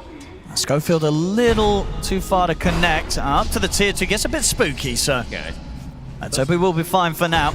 Doesn't want to throw the Echo. Might have had enough damage there, but decides to hold on to it, perhaps for a core kill, or maybe for his Ancients, since it is getting very stacked up, perhaps wanting to reserve it for that. And constantly pushing out the waves as well, so already getting a decent amount of early damage done onto that mid-tier 1 here, Heroic, with the way that Analog's just constantly shoving forward. And let's see how they prepare now for bottom. Dominator's done, so 33 is going to start getting this extra pressure. I mean, the tower's dead, so let's see how they do want to react. It looks like it will be pressure on the opposite side as we see Whisper take out the tower. See what build he goes for. It looks like Whisper's going standard. He's not going any deviated build on the Batrider. I was wondering maybe if he does do something crazy like Dom, but there we go. There we go. Boom! Easy slam there with the amplified damage, easy stacks, and that's that's going to be the timing done. Very nice and fast this game. Meanwhile in the jungle, BZM and Saxa, they'll hunt down Schofield. Finding quite a bit. These good early little moves here from BZM, up and down between the kind of the mid, the bottom, and hanging around this jungle of Heroic. He's finding himself a couple of early kills as the Storm Spirit. Saxa being the all-important one to set up for these kills, since he is really the only aggressive hero on They want to try and get 33 out of the lane. Jump forward there. Here's the blink reveal. Analog able to shut off the escape. It's a good, solid showing at the blink. And indeed, as we see, a crazy timing here with those stacks. They're able to prepare for him and how well he did in the lane. A hot start here from Analog, which is, we needed to see, right? Because as you said, that second game yesterday, not so hot at all. No, love to see that. And we did see KJ, right? King Jungle's level 6 pretty early on the Shadow Demon versus Darkseer. It's one of the best heroes in the game. You just purge him. As long as you get that demonic purge up onto the DS, he can usually not disengage, as they'll find the creep as well. Of course, whilst this is all going on, we're seeing at the top side, Crystallis getting that space. Had quite a bit of pressure early on, but absolutely still in position where the Battle Fury timing shouldn't be too terrible. And if he kind of gets to maintain this part of the map and have the team keep the pressure, or at least keep Heroic's focus on their side, this Troll should be able to catch up. Yeah, should have pretty similar farm to the Ursa, it does seem like it, with the way that things are going down. Power Rune. Saxa will find a haste. Take that one away from Analog. How is Analog Echo cooldown? 30 seconds. It's coming up soon. Likely the next play that Heroic wants to make. And they could make that as well with, Whisper buying up the Ogre Club by the looks of it. So yeah, just getting this BKB rush this game. So changing the build a little. Yeah, usually I see switching around. He's very about the drums the early game. So this, I think he's just saying, I really need this BKB to go through all this magic damage. Because if he doesn't have it, right, and he tries to initiate and run in, he will just likely get popped. It's a ton of magic burst that Tundra has, so. And I think it's fine, right? You've already got your mid shaker. They've got a very quick blink dagger timing for the initiation. And obviously you're playing with a Marcy with pick me up, so just being able to survive seems more important for Whisper in this role this game as the bat than getting that jump himself. Yeah, I agree. I thought perhaps maybe the drum, but I think this is just a better pickup in particular. Here we go. See the they next want to go here with the Echo cooldown. 33. So only a couple of ancient creeps. See if they've got the burst opening up with the Echo, the follow-up, the lockdown. It's there. Nicely done by the two of them. And they get out safe. BZM's definitely going to look to try and make them pay. The opening on a Schofield. Analog will split from Schofield for now. Saxa coming in from the side. Turns his attention over towards Analog, of course. Wants to try and get the bigger kill. They'll get the toss back into the blast. Analog in trouble. Crystallis turns up as well as they bring down the Shaker.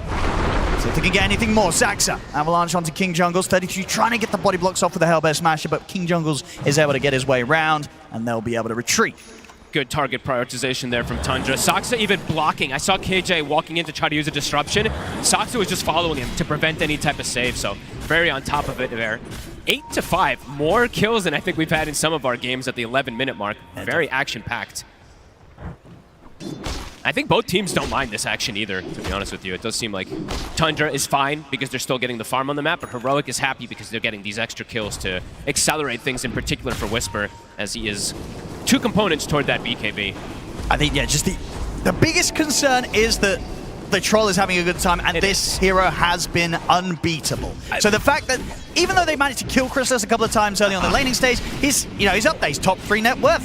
He's level with the Farm of Humor. He's going to have a good Battle Fury time.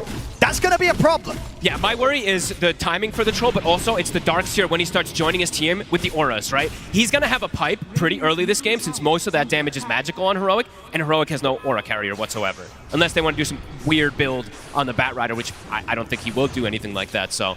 That's usually the big timing for Darkseers, right? It's like that 15 to 20 minute timing when the team starts running around together. We'll see if Heroic is prepared when it does kick off.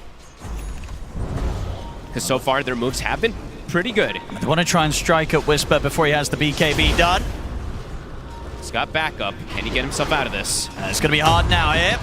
Schofield turns up. Saxa will be able to hold him back with an Avalanche. Trying to chase forward, but Tundra should be able to keep the distance. 33 trying to Wild Wing Ripper his own creep away there to save it, but Schofield will still be able to get the plus 100. Oh, in the meanwhile, they continue to get the stacks going on the side of Heroic. Could we actually get a stack counter whenever possible as well, too? Because I mean, it's a team with Shaker, right? It's a team with the Shadow Demon as well, too. So there's going to be a plenty from Heroic. But Tundra, they're ready to go. They're ready to go and try and connect with Analog around the mid because Analog does have the slam back online. Okay, let's see what they find. Of course, you've got to imagine these sort of timings Tundra will be keeping track of, so should be prepared to be cautious. BZM also, he's on strength treads, 1600 HP. He's playing careful. I think he senses that this sort of play might be coming in, but he didn't sense it hard enough. The Echo still gets him into the lasso. That will still do the job nicely. Way too much chain stun, even if he's on the tankiest portion possible. Cannot survive versus that.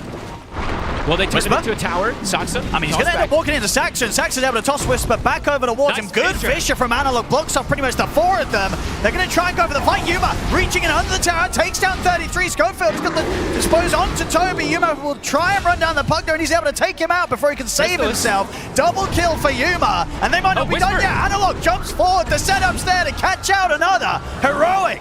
Find 3 there, and all it cost them is the life of the bat. Surprised Whisper actually died. That toss did way more damage than I expected it to. They'll get the tower out of it as well. Good timing from Heroic. Outnumbering, getting Tundra off guard. 2k advantage now for them. And getting Yuma involved, right? So pretty much soon after this Battle Fury, he's just 200 gold or so away from having that Blink Dagger. And finding those sort of fights, that is going to be what sort of sets him ahead of the Farmer Crystallis on the Troll. What a fissure there from Analog. Clipping all 3 heroes, even I think catching Crystallis on the side there so he couldn't enter toward the fight. 12-6, Heroic setting the pace of the game. Tundra looking to strike back. Oh, they are. Schofield. They're going to find Schofield for sure. Quick, easy kill. I mean, BZM definitely doing his best here to make these moves to ensure that Tundra keep up somehow with the amount of kills and that are going on in this early game. Yeah, pre-Soxa Blink Dagger, right? BZM has to be there. I mean, BZM and Soxa have to be there for most of the kills in this early game, as we're seeing.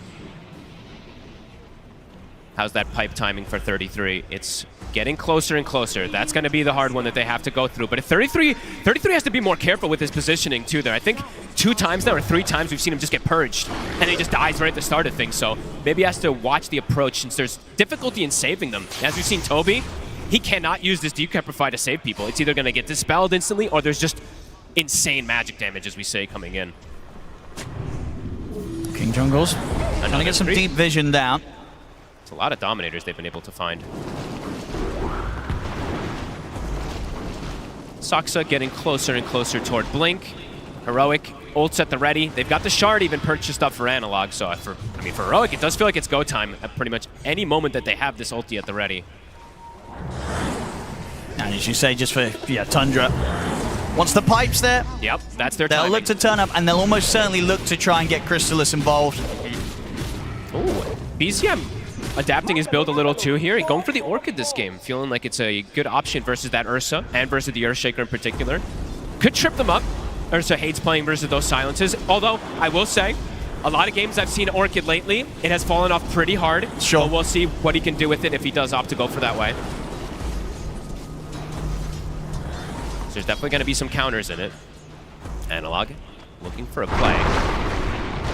Soxa, yeah, so close to having the Blink Dagger online on the Tiny. Should have it after these 2 camps on the side when they respawn if you'd like to wait for them. So Tundra looking for that timing fight. Heroic, they're looking for any fight. They've still got that vision, so they've got a full setup here onto BZM. Oh, BZM. They're ready. On the stack. Oh, he's so dead, surely. Straight in with the Echo. An easy one there for Heroic. The dream when you're playing Shaker. The amount of stacks that are made too. He gets every single creep because the Slugger too. Analog, the Echoes are hitting. 3-1 and 5 so far for this Shaker. Yeah, he's having a great early game here today. Yep. All right, so Pipe, it's online. Glimmer's still not finished for Toby, but they have Pipe finished. They have Blink on Soxa. Let's see if they can start getting things together, because Heroic is starting to get quite a bit of snowball. Look at the difference between the Earthshaker and the Storm now at this point. Yeah. And even the Ursa and the Troll, right? We're starting to see that separation of cores. And they're going to be able to pick up this Aegis without any sort of contest from Tundra. So Yuma with the Aegis online. What would you imagine it now is the plan from Heroic? You've got this Aegis, are you just continuing to go, for action, just for full-out aggression, or are you farming up that next time? I think you just keep waiting for Echo Slam. Just keep fighting around this Echo every cooldown. If they're not taking advantage of that Echo being on cooldown, it feels like a good position for them. If the Ursa can finish a BKB as well, then he can actually stand toe-to-toe in a lot of these fights. Versus that Troll in particular, too. Could be pretty nice. Heading in BZM's direction, Schofield. Not quite able to catch him there. BZM more than ready. All right, Tundra, they're grouping. This is their timing. The pipe's finished. That blink, as we said, for Soxa. Let's see if Heroic is prepared for it. Yeah, because Tundra's fight should still be pretty strong. They've got the tools. They've got good burst as well. Echo Slam, 30 seconds still on cooldown. Soxa's in. He's going to try for the jump on a Schofield, but the Fisher comes out to disrupt the play. Schofield's going to try and stand his ground with the ultimate, but the combo is there. He's going to be saved for now by the truck, but will still fall. But Heroic strike back. Yuma able to get in onto the darks here. BZM controlling the Shadow Demon to pick up the double. Whisper's going to get back in there. Lasso's there to lock down BZM. Yuma brings in the damage, and he's able to take down the both of them there, Whisper. Getting a huge double. Soxa attempts to get back in with the Avalanche toss back. They'll be able to at least take the Aegis out of the hands of this bear, but the casualties are rising here for Tundra. It's 4 are dead, only Crystallis left alive to scarper away. And that's Tundra picking the fight with their timings. And they went for that. Heroic is so ready for it, and they didn't even have Echo, Owen. That's without Echo Slam that they're able to do this in this fight. So yeah, that was a rough move to make. Again, 33 charges in, gets Demonic purged, and just dies almost immediately at the start of the fight. Yeah, he's getting crushed. He really is. The farm was still good, he's getting the timings, but each and every decision to turn up to the team fight has absolutely been punished by Heroic. And they're just so prepared. Look how ready they were for the move. Look, Schofield, he gets the Solar Crest during the stun, an instant stun from Analog. They are so ready for this move. Beautiful preparation coming in from Heroic in this first 20 minutes, as we see. Yeah, you can definitely see why this team does like to play with Humor on the Ursa, right? It seems like such a comfortable carry for him because his decisions of when to join and when to not so far been pretty perfect. He's always been there to provide that extra bit of damage to help get the cleanup. Yeah, and having Whisper on this bat, as we're seeing, right? 5-1 and 5. They were mentioning on the panel, he can definitely run rampant with the game. Tundra again, looking to smoke with their timing, but it's into Echo this time. Indeed. You know, Heroic, they've got more than they had last time ready to throw back at them. Let's see if Tundra can get away with it this time. There's the lead in. Saxon looks for the toss back. They're trying to get onto Whisper, but again, the Fisher causing issues, blocks them off. Analog jumps in with the Echo. Saxon's got Chrysalis. He'll get the ult off, but the lasso's there. They're controlling the troll. His ult's soon to come to an end. Analog's going to do his best to kite him out. Off to the side, BZM will clean up King Jungles. He's dead but again. Chrysalis dies as soon as his ult finishes. And Tundra, they've got to run. Yuma attempting to get on the chase here. Schofield, is he able to close the gap? Bringing him in a little bit closer. They're closing in on 33. There's nowhere to run. Dispose back the flame break as well. Analog ready to slam him down with the Fisher. They just can't take these team fights, Fogs. Nope. A second time where they've been the instigators. They're looking to try and start this, but Heroic, they're shutting them down every single time. Heroic is playing this game beautiful. Every single fight, they're like, bring it, let's go. They want these fights, and they're going to get the Tormentor out of it as well. You honestly couldn't almost ask for a better 21 minutes here. 21 kills, 11k lead. Ursa's gotten the Roche, Ursa's gotten Tormentor. Your Bat Riders destroyed the Troll as well. Looking incredible for them at the moment.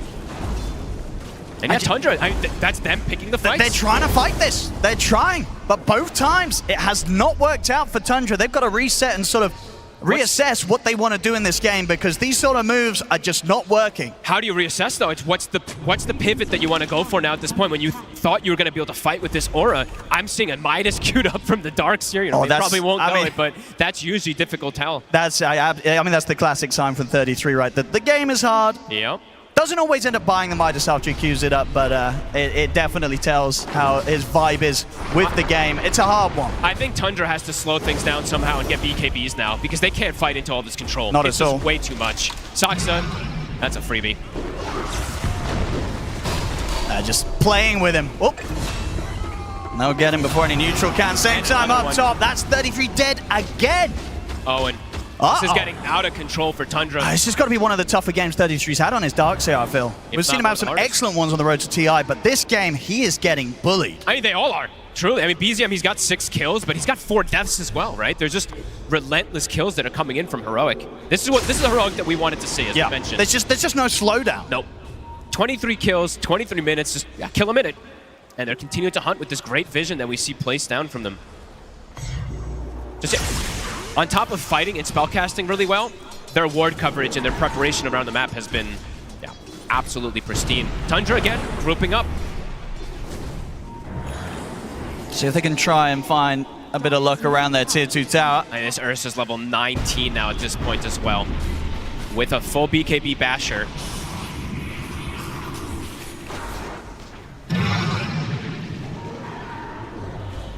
Angle. It's just how do you approach the fights versus this Earthshaker who now has a BKB as well on top of all his spellcasting. You can't kill him either. You have to somehow take care of this Earthshaker, but I don't even know how you do at this point. Because the control that he's providing is just, control and damage he's providing is just way too much. So yeah, I think perhaps it is just slow the pace of the game until they can at least get the BKB for the Troll and the Storm Spirit, but Heroic just constantly looking for fights.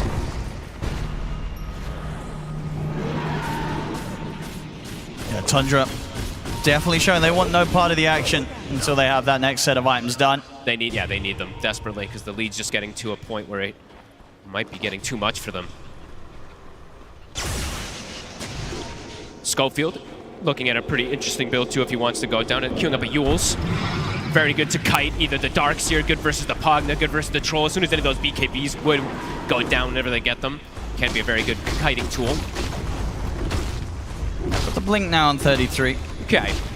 He's got the blink, but he's set up the combo. He's so fragile now. Even though he's got the pipe, it's so much damage at this point on Heroic. I mean, we'll see. I mean, Tundra, I feel like historically this team has been very good at kind of recovering from these sort of positions, right? Very, very true. They kind of, they went for that sort of attempt 2 times, but going for it a 3rd time is not very Tundra-esque, and they're not doing it right. They're changing their approach, and this has absolutely worked out for them numerous times in the past. So Heroic, they're not in the clear quite yet. Yuma looking for plays. Saksa, he's found. Tundra's traditionally, as you said, this year especially, they've been very good about splitting the map and catching up in net worth, but this is not one of those games where they're really catching up in net worth either. Like some of the games I've seen them losing like this in kills, and they're only like 4K behind, maybe 3K. It's a 15,000 gold lead at 25 minutes. It's pretty significant. An early gem also picked up, as we see there, I believe 2 minutes ago from Heroic.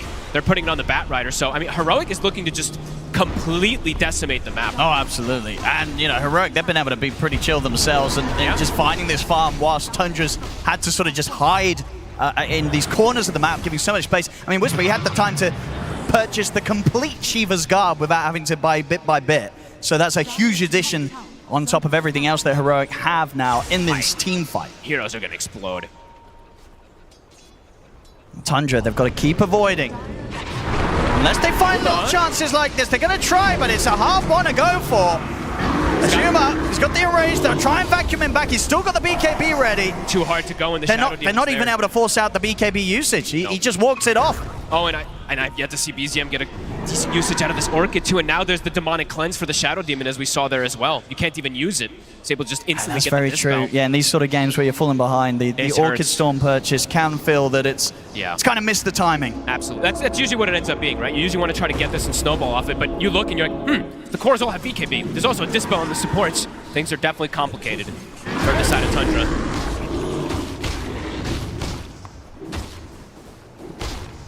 Yuma ready to go towards the Abyssal next, and once that's online, the amount of lockdown they'll have, it's going to make it difficult for even Crystallis to have a chance of getting in, popping a BKB and popping his ult, right? If these lassos, these Abyssal Blades come in, it's not an easy fight for the Troll to take part in. And he's still not quite got the BKB, he's still at a couple of hundred gold off that Crystallis. It's really nice for Yuma in this type of game as Ursa too, that you have the SD, because you don't have to go the Nullifier nearly as early as sometimes, right?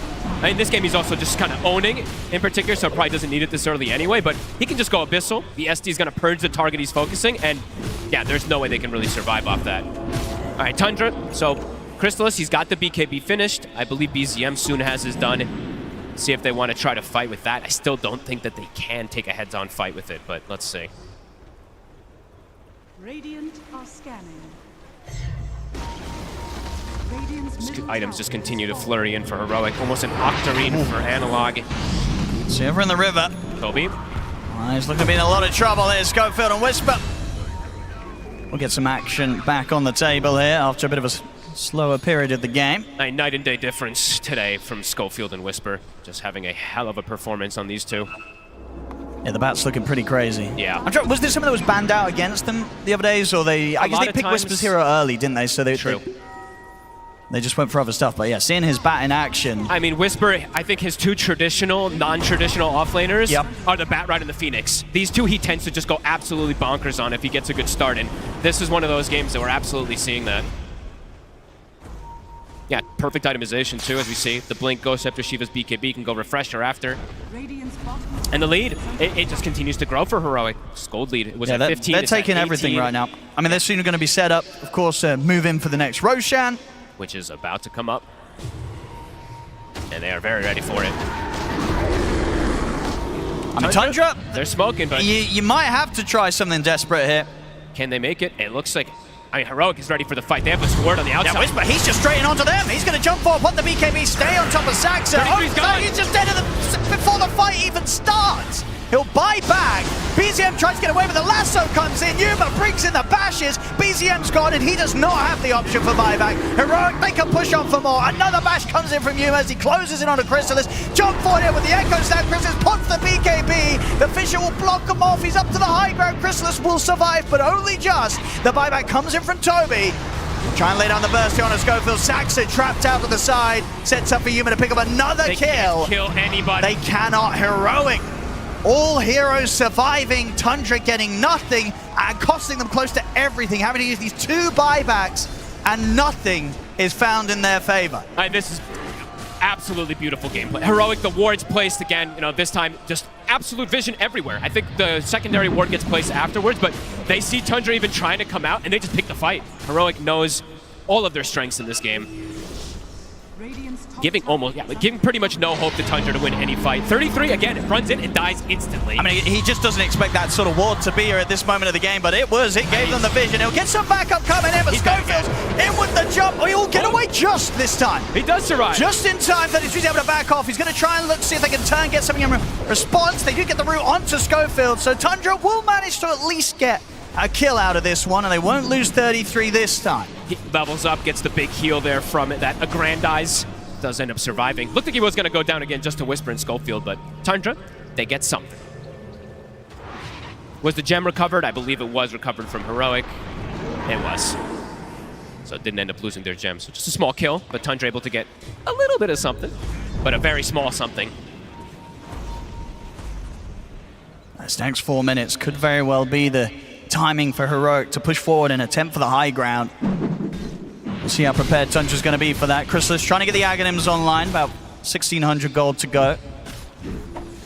I mean, these small things, right? It'll help survivability and him stay, but these team fights just don't even look close. They get the jumping onto BZM, but not enough lockdown this time. BZM able to sneak away with the Glimmer Cape coming in.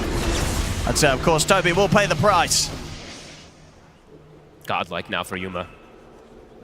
He gets to go the fun build, too. Look at this, queuing up the Octarine afterwards. As we said, he doesn't have to go for this Nullifier if he doesn't feel like he wants to. He can go for any luxury build. And Whisper with, breaking records on timings for sure on this Batrider.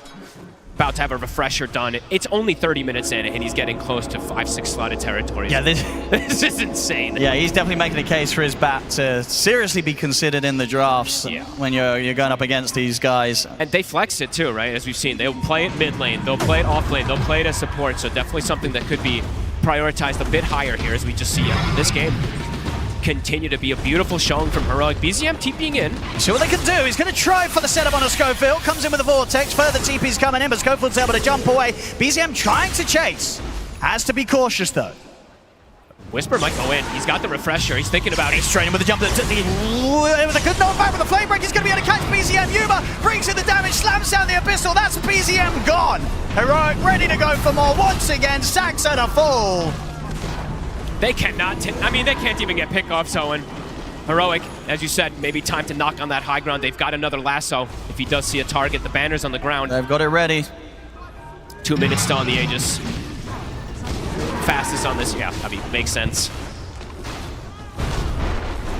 That might just, in terms of fighting, I just don't know what Tundra does now. And it's felt like that for a long time. Yuma quick to take out the ward as well. Banner's down, so the glyph won't even clear that wave. And they should be able to take out these racks before Tundra have everyone back in the game. So they just gotta watch. And they'll respect the respawns. Whisper has double lasso. He's going to be able to get away with the enrage. The Vortex not going to hold him down. In fact, Yuma's ready to look to see if he can turn and get a bash. Doesn't get lucky this time. BZM's able to step away with a zip. All right, they'll play it a little patient. I thought they were honestly just going to go in there on the side of Heroic. I mean, they might double back in on this. It feels like they're going to how strong they are and the fact they still have this Aegis. Heroic will not be scared of going for another fight. No, this is a fake back right here. BZM, he's going to jump up onto the cliff. There we go. Yuma's able to get over to the back. Nice, the vision of follow. They've locked down 33. The heals are coming out from Toby, but 33 will fall. Chrysalis will get the ultimate off. But the lasso's there, locking him down. Chrysalis bashed up as well. No chance to do the damage as they control him, take him out, look towards BZM. BZM running low on mana. Schofield had to dispose into the Enchant Totem. Double kill for Alon. It is over. GG is called. Heroic coming in hot in this game one. Woo! I think that's the Heroic that most people were coming to see. All the SA fans rejoice. Holy shit, what a beatdown, honestly. They came in ready to play. Definitely ate their breakfast. That was unreal. I mean, Whisper, honestly, everybody, all 5 of them played fantastic. Covering from laning phase to mid-game, sweeping the map, great wards, great macro play. I don't really know what else to say. That was a beautiful display from Heroic. And sort of forcing that troll into its first loss in the tournament. First loss. They are absolutely able to just steamroll Tundra in this game one. And Tundra, right, they were even looking for the fights around their timings, you know, this pipe thing. The pipe timing came, and they got completely destroyed even during it. They could not find any timing at all to their favor in this game one. Tundra, as Heroic had them covered on all bases and get this game one victory. Heroic with the first win here at this best of 3. It was a fantastic game. The arena going crazy for Heroic, picking up that win there. I mean, it's elimination that's on the line, staying in this tournament. And Heroic, everything from start to end, Lacoste was just amazing for them from those laning phases and throughout. Yeah, it was absolutely beautiful. The execution, this top lane was just a complete disaster for Tundra. They were unable to punch back. We said that there's going to be a couple of issues. Maybe there were some ways to try to fix it, but it just didn't happen in this game. Whisper and Schofield, they were playing it pretty much to perfection, immediately getting the first blood, using that opportunity, getting another blood grenade, getting another kill, getting a double kill for Whisper, enabling this offlane Batrider that they play as a core. So when we saw him being picked in the draft, we were like, this is most likely going to be the core because they played across 3 different roles and they did work out amazingly in this one. I think Heroic just looks like the better team right now, straight up. Like, can you honestly say, going in today, like, did you expect a very competitive series here? Because I feel like for the whole year, we have seen, like, time and time again, you have teams like Tundra, Liquid, they have a rough group stage, you know, rough road to international, and then all of a sudden, you know, come playoffs, they do the Tundra thing. Right, they power up a little bit. They power up, they start winning. It's like, okay, sure, they have a stand-in, but it's Toby. Toby has won tournaments this year as a stand-in, right? So I think Heroic is very happy with themselves. I think Tundra is feeling a little bit outclassed right now because, like, I totally agree on all fronts. They got destroyed. Like, Yuma was active, like Analog got a super early Blink Dagger, he was crazy active, Whisper got a signature hero, stomped the lane. Like, this was not even close. Tundra has to, like, go straight back to the drawing board with this one. Okay, well, before we get to that, right, we've got to talk about the game one a little bit more, talk about the earlier aspects of this and just how impactful some of the rotations coming through were, how you even talked about, Jenkins, yourself, there was going to be this early trialing and what exactly is going to work out better for the side of Heroic. Yeah, this triangle for me, I mean, this is like the most satisfying thing ever. Even King Jungle is bringing a creep wave to not only give that farm, but add more damage to the Echo Slam. That instantly went from 1,000 gold on Analog to enough for his Blink Dagger.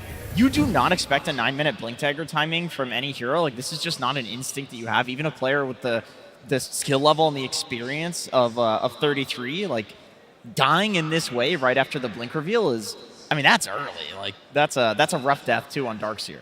Yeah, you're talking about that early Blink timings and just how much it was able to do for them. But, Winter, there was a little bit of a... I don't know if the slowdown is the right word. I'm not sure how to describe this exactly. I mean, after the dagger reveal, I felt like Tundra went back towards the other side of the map.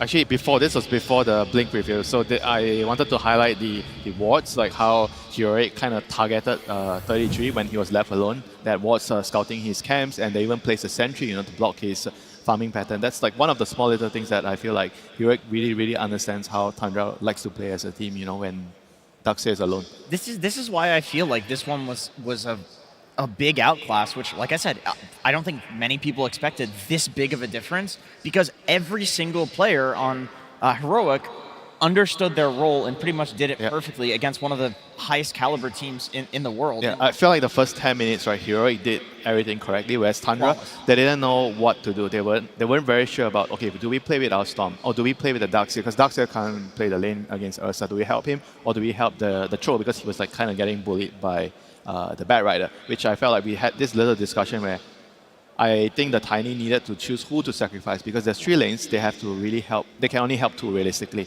And I felt like the one thing that didn't really happen was the runes, right? The Storm didn't really get the first couple of runes, and it was the Earthshaker getting the runes on top of the stack. So he had a perfect start.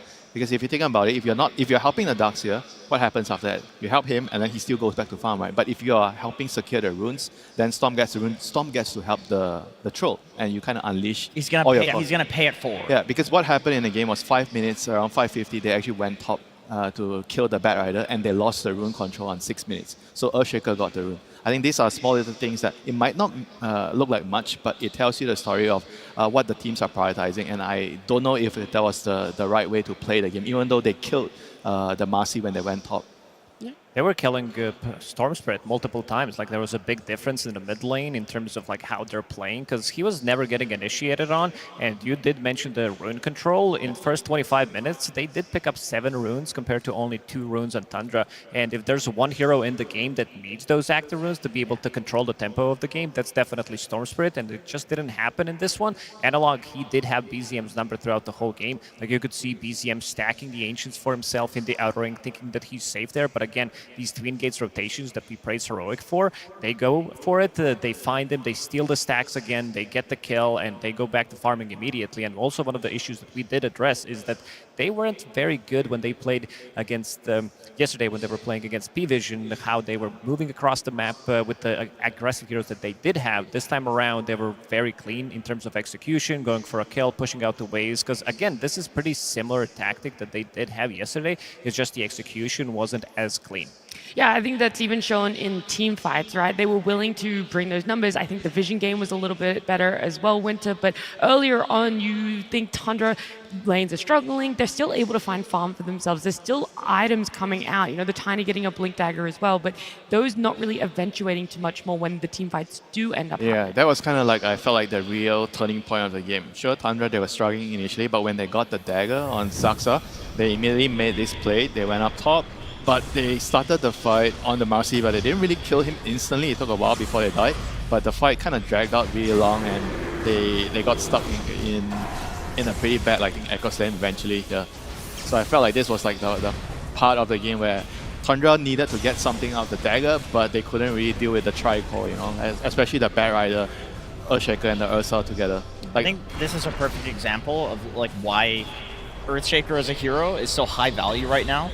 You know, you have the threat of the big Echo, and with the Yasha and Kaya, he does enough damage to with the Slugger, innate, to 1v5 your team, but also with just the fissures, Analog was crazy disruptive of all of the initiations that Tundra was trying to make with their timings. Yeah, this also happened after that, you know, they were going to fight again, you know, for the Tormentor, and they lost another fight on the Tundra side with the dagger. So these are the 2 big sequences I felt like Heroic just played really, really well. They anticipated the move. They brought enough heroes, especially the carry. The Ursa came in, joined the fights, and made sure that they took control of the game from here on. And you can see that they understand how to play with Earthshaker really well. In these clips, you can see that they're always fighting around Fissure, utilizing that Shaker's shard to be able to get that extra bit of a stun, because the Fissure lasts long enough for you to get that extra enchant totem on him, get the stun. It's pretty massive, and they are really utilizing it well.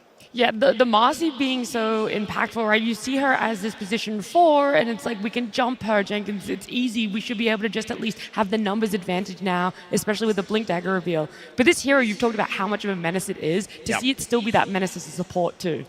Yeah, it's I mean, it does so many things. Like, you have the Helm Dom build, which as a carry has a lot of impact, but you also have the support build, which can jump a hero like Bat Rider right on top in the laning phase, give him some way to initiate. So he went for Tranquils, and then he was gonna, I think he built into an early drums. At least he had that queued up. He had it queued up, but switched to a BKB. Switched to a BKB, so goes for the early BKB, because they were focusing him very heavily considering all the kills that he had. We even saw some bait fights where it looked like Whisper was about to get himself killed, and then they were actually everybody on Heroic was ready for this. And I love this Shivas that he did pick up. It allows him to get even more scouting, and this is also in the early obs that they placed before that, understanding that Tundra might try to go for this Hail Mary play, try to defend Roshan, because they were faking it at this time, and then Whisper blinks in, gets a really good initiation, slows everybody down with Shiva's Guard, canceling any kind of Blink Daggers if they have it at the time, and it just feels like this healing reduction as well that he's going for. This is not a traditional Batrider item by any means. You're playing against Pugna, you're playing against this Troll, so he's just going to get kited. And also I think Pugna didn't really have a game at all. You're playing against Shadow Demon, so your Decryptify is going to be removed. Storm Spirit did go for Orchid. Then you have a Demonic Cleanse as well from the Shadow Demon. Very, very difficult fights that they need to take post 20 minutes. Even Earthshaker being able to interrupt his suck on the backline, it's one of those things where it's before you had to hit the fissure on Pugna, but now because everybody's going for the aftershock increases with Earthshaker's ulti facet, pretty much throw a fissure anywhere in the fight and you're going to hit a backline Pugna. There's a high chance. It's a very high chance. Yeah, well, look, our standout player is definitely going to be Whisper. Everything from the early to the late, the itemization, it feels like there is nothing that we can pick apart from what he did there. It felt on the borderline perfect there, but someone we haven't really spoken too much about that I also would love to highlight is this Shadow Demon. We know just how impactful he has been already in this tournament for other teams picking him up, but now with Troll having a 100% win rate, it getting picked up, you kind of realize if Shadow Demon's in a good position, this Troll ult is redundant. It doesn't matter what items you get, you're not going to be able to lifesteal when that ult goes off, and it's just a non-factor. Yeah, I think if you want to pinpoint like the biggest problem in Tundra's draft, I think they would go back and consider like the Troll to be a bit of a blunder, I guess, because like I get the idea. Troll versus Ursa in the late game is like hugely Troll favored because you can dispel Ursa's overpower, and then you also the mischance Ursa doesn't like playing into. You're the one hero in Dota that can man up against Ursa. But all the other heroes you mentioned, you got the Bat in lane that's going to dumpster him. You have the SD, which is going to protect from the Troll ulti as well. So I think in a one-to-one matchup, sure. In a vacuum, sure. But that's just not how Dota works. There are other heroes. Yeah, we said Whisper was our standout player as well. We've kind of highlighted everyone now, but Whisper was our standout player. We didn't give you guys too much insight into exactly what he was doing to give his team such a good game, but I know someone who is, and that's Purge. Thanks, Nat. Yeah, Whisper's game was incredibly powerful in this match, and this has kind of been the way that they've been playing his hero role lately. They pick him his hero, and it's not always conventional heroes. He's been picking a lot of Pudge in the first phase. He's been playing Batrider, one of his classic heroes, but not played as much this tournament. And this first double kill that they got them off to a really good start, which is something that does sometimes happen when you play weird heroes in weird lanes. Even like his Pudge lanes, where he should have been losing his lanes consistently for the matchups he was getting, they usually at least go even with some kind of wacky plays just because he's such a good player. And because they got those kills, that allows him to stay in his lane. And now Schofield ends up running towards the mid lane here at 4 minutes into the game because he knows the Batrider might get a little zoned by the Pugna, by the Troll, but he's going to be relatively fine considering the early gold advantage he got. So they're basically turning this surprise pick in this surprise lane with these two very highly skilled players into kills that allows space. So Toby on the Pugna is over here like, I got to stay here to protect my Troll Warlord in case the Batrider tries to go on me. I gotta maybe get pulls off, but his rotations aren't going to be as effective most likely as what Whisper is doing, because just by being here, Crystallis on the Troll has to worry about getting zoned. He ends up being fine on the Troll in terms of his net worth, but the Whisper's impact continues to cascade here. He gets the Wisdom Shrine at 7 minutes. He hits the level 6 at 7, which is very abnormal for an offlane hero. And then they get a little bit lucky on this net here, which allows them this nice initiation against the Troll.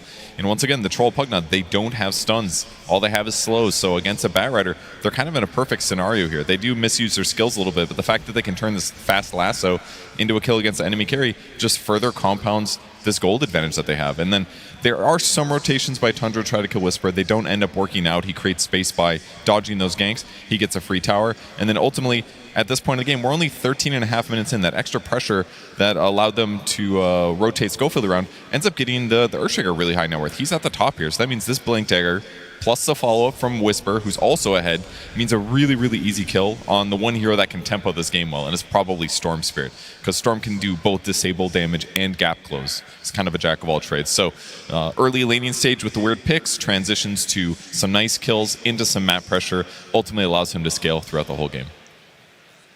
A perfect formula there for Heroic. Perfect breakdown from Purge as well. Thank you so much for that one. Whisper just shining on this, and we're saying that it's this unconventional hero for an offlaner, but not when it comes to Heroic. And Tundra should have been very aware of this. When they went up against each other in the road to the international playoffs, it was Batrider that got picked up against them, played in the mid lane, and garnered them a win there too. So now I'm wondering, what exactly has Tundra really learned from that last interaction, not even a week ago? I mean, the stats is correct, right? Because whenever they're second pick, they have a very bad win rate, so they're losing a game once more on the second pick side, and hopefully this time they might want to, change it up and try to do something else if they are going to be on the second pick side again. But I feel like overall, maybe the main problem that I see in the game is the inability to sit on the lane, to hold on the lane. So that comes back to what Andrew mentioned. The Troll against Batrider matchup kind of makes the whole game very weird because you have to force your supports to come over to the Troll, and then it causes the runes to be snatched away by your opponent. So it's like, it all started here in the lane matchup. So maybe they have to go back and try to figure out, are we prioritizing too much on the mid-late game, whereas we should maybe just put a little bit more weight onto the laning phase. Do you think they're trying like a little too hard to get some like gotcha last pick, you know, Troll versus Ursa, god tier matchup that they just end up like having bad lanes? Is it that simple? Because I mean, it's also a lane where you don't play too much, right? So you're not used to it. So yeah, we've got our teams walking out back into their booth. They've had their time to really sit and think about it there. Our game will definitely be starting very soon, but we're saying it could be as simple as the fact is they're thinking too far down the road. Because games will have that longer average game time at this TI, they really focus on if we can make it there. But right now, the lanes are so bad, they're not making it. Yeah, you know what we always say in that? If you can't play the lane, you can't play the game. I thought it was win lane, lose game. I mean, That's that was another one too. yeah, it depends on if you win or you lose. You get to pick one of the two. Yeah, way. whatever's the most convenient excuse. Yeah, you get to just use that one there. Yeah. No, I mean, I just honestly, I was not a big believer in the Troll last pick. I think we saw the flaws in the hero. I mean, this has been consistently a. But don't you think that they could have maybe fixed some of the flaws by adapting a little bit more rotations to help the Storm, or maybe start the game earlier with the Tiny moving around to help? I think Purge's breakdown was absolutely correct. If you do that, then Pugna goes mid, and guess what happens to Troll? He's just dead. He's just dead a million times. So what does he do? Go to the triangle, and then all of a sudden you've Whisper free farming an entire section of the map? I think that would cause cascading issues, and probably... But you have to help somewhere. You have to decide which one to help, right? If you help the Storm could help. If you're in a game, you definitely want to create that chaos to try to just not play into the exact hand. But I think, they, at this point, have a second game, starting fresh. Yes. The draft was an issue. Yeah, you can see that they did the prep. You could see during, pre-6 minutes that there was an observer ward near the Twin Gates, making sure that the Yuma rotation potentially could be scouted. They were ready for it. He just didn't. He just didn't this game. He was playing Troll because they killed that tower relatively early on. You are playing Batrider with this facet, so you're still dealing damage to the tower as well. The tower's going to fall relatively quickly, pre-8 minutes. And then Troll Warlord, he's not the fastest farmer in the jungle. Pugna doesn't really have a lane to go to as a position 5. He's not level 6. He's under-leveled. So a bit of a difficult situation that they got themselves into. I mean, the thing with Pugna is whenever you're Pugna, right? I don't think you want to sit and guard your carry. I think you want to go and fight the runes and blast the mid tower. Yes. That's the main job you have in a game in the first 10 minutes. Right? If you can't do that as Pugna, you're not going to feel good in the game. Yeah, we do have to look at that, right? Because this is a lane synergy that isn't very familiar for Chrysalis and Toby playing together, stand-in. It's not an excuse, it's just facts that we kind of have to look at, how difficult it is for them. And now it makes me wonder, do you go back to just a simple duo healer cost that is a late scaling carry, and then a strong support in lane? It's something that can give them a little bit more of a stabilization that is easy and isn't so much dependent on knowing exactly how your carry plays, what they like to do. It's just making that lane. I think they did check those boxes. Strong laner, you have Pugna and Troll. I don't think you can think about the better laners. It's one of the stronger 5s. It's just one a of the stronger matchup. carries. It's just a bad heroes. matchup. Yeah, it's just both of those heroes are countered by Bat. They picked 2 heroes countered by Bat against Whisper, Batrider offlane. I would like to theory craft some potential picks instead of the Troll. I think Jug would have been fine. Okay. Jug, Pugna, Decrep into spin, good magic damage. You've got a hero that can take off the Batrider napalm stacks. It's a classic counter to Bat. I mean, I think the lane synergy might not be as important, because I think the most important thing is you need something to deal with the Bat, Life Stealer, Jug hero. That's it. Even if the support doesn't work with you, it's whatever. Well, last time Tundra got bat-righted by Heroic, game number 2, they just banned it out. That might be the same solution for them, but either way, a game number 2 is where we have to head. Tundra Esports versus Heroic, Game 2. Yeah, Bat Rider, that's going to be our biggest question here. Standout player, standout hero, everything about him worked so well in a game number 1 that I don't think Tundra are going to at all let the chance for it to go back in with They're just banning the draft.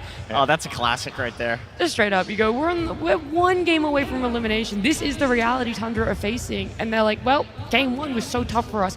That Bat Rider has to be taken out. Too much chaos. The Earthshaker has to be taken out. Too much impact. I mean, good news, Nat. Tundra is on first pick. I was going to say, yep. Both teams, they love first pick. And Tundra, they got it this time. Yeah, but on the other hand, is the trend going to continue for Heroic? Every time they win the first game, they're just going to win the second game as well, you know? I mean, Invoker's in the poll. I don't see a reason why For now. Tundra...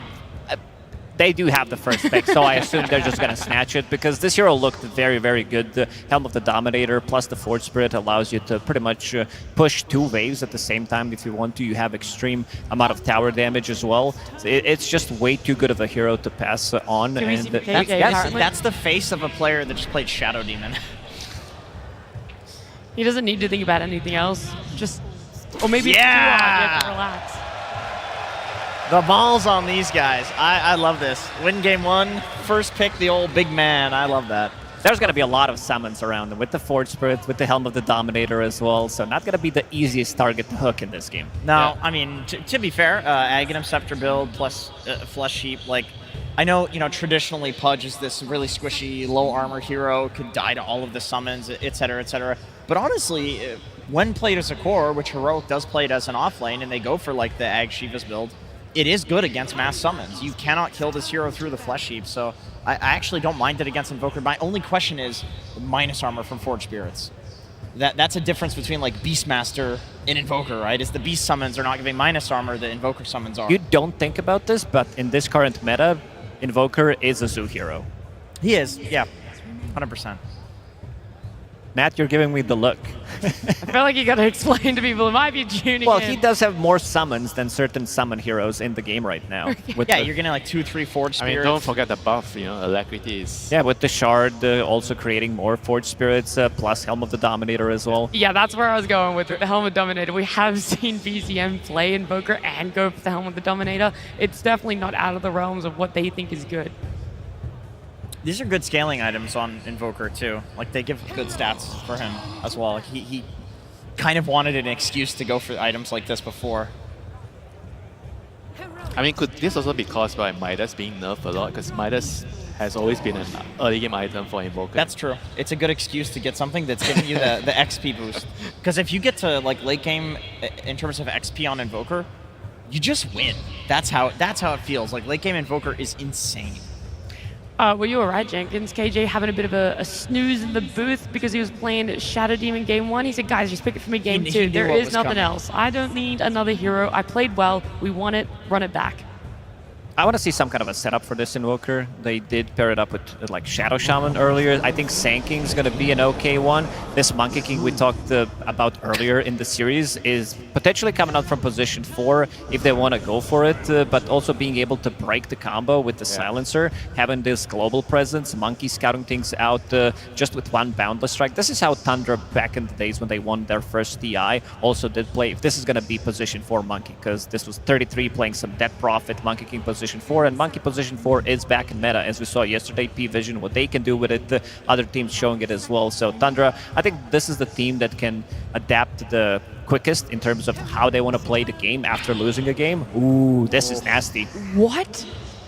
We've seen Broodmother, but it's like that last pick, gotcha. This is like the Invoker counter. Like it used to be an Invoker counter, and Silencer also kind of does nothing against the creeps. And I was going to praise Tundra for their opening, their second phase picks with the Monkey and Silencer having a flex pick and Silencer to counter the SD and Apache. And now with the Brood coming out, it kind of complicates things, Are you going to be able to deal with the spiders? And yes. It's going to get complicated, Yeah, you need something. I think you need this type of a hero that I mentioned. I think they need an extra stun, so going for a hero like a Sanking could be pretty good for them. This is the hero that can park himself where Broodmother is. Either that, or I think Axe is also would you consider like just putting the Monkey King against the Brood? See, that's what I was thinking. Like, I know Invoker position 4 in pro level pubs was a thing prior to TI. You want to see BZM Invoker, though, just in general, especially with this new build people are doing. But I agree, like traditionally, an old counter to Brood was Monkey King because, I mean, any hero that has scaling damage that's in an AoE that can kill the spiders is good. Like Tiny and Monkey King, you can just kill the massive spiders and it's not a huge problem. They have a triple save right now. You have Hook, you have Shadow Demon with the Disruption, Tusk with the Snowball as well. Broodmother is not the easiest hero to catch. Yep, there we go. The Sand King, someone to park in the Brood's lane. It's also a setup for Invoker. I think it does allow you, like Silencer plus Sand King is the old school combo. It goes way back 20 years of Dota. It's just when easy to execute these type of executions. Now we have Invoker, Monkey King, so the overwhelming, like Heroic doesn't have team fight at all. Like these heroes, they need to snowball pretty heavily. The early game is going to be like quite a test, for Tundra, because this Brood and Tusk, they are going to cause a lot of problems to Silencer.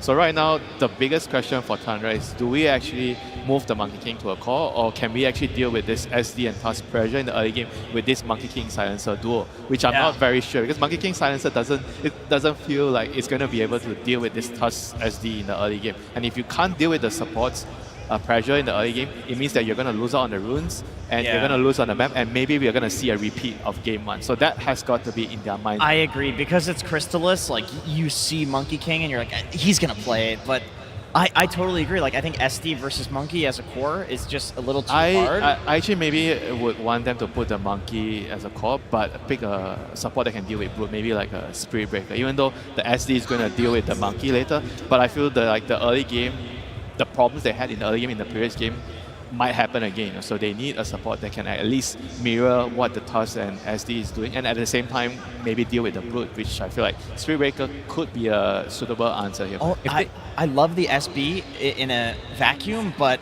against SD, it's another hero that can just purge the status resistance. Yeah, I think something simple like a Snapfire could be really good. It gets you over the shards. It gives you damage to kill the Broodmother as well. The 1-2 pairing with the Sand King, and they do ban it out. Yeah, they're thinking along the same lines as you guys. There is just something so synonymous about Crystallis and this Monkey King that they're thinking comfort on the verge of elimination. Do you really? You do not want. Yeah, you don't want to overcomplicate the draft. I think Heroic is doing exactly that because these combination of these 4 heroes, I don't think we've seen them in, I would say, a couple of years because it just doesn't happen. It's not easy to execute this. This is a hard draft for Heroic to play, so I really do respect it, but Tundra, in my opinion, it feels like they have the upper hand, at least in terms of like ease of execution right now. If they can survive the early game. Yeah, I do feel like if they can do well in the early game for Heroic, I think it's going to be like a very straightforward game. They're going to pressure, take the map with the Brood. So for Tundra, it's going to be up to them to decide where this Monkey King is going to go right now. It's going to be a tough decision here. They're going to have some time here to figure things out. Ban on a lifestealer.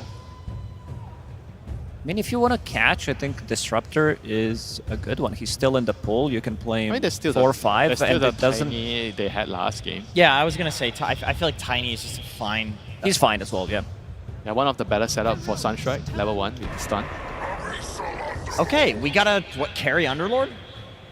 Wait. Crystal's carry Underlord. I mean, it's a most likely. It's a Brood answer. Yeah.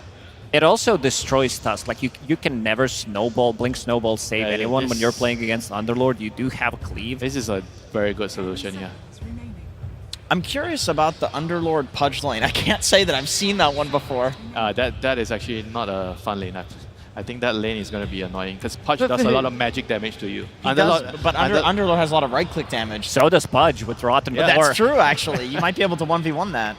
I think the lane should be in favor of the Pudge. That's kind of where I was leaning too, but for the game, this is definitely really good. They've answers to the Broodmother. I mean, Heroic is really lacking in team fight right now, so I wonder, do they pick a carry that fixes that?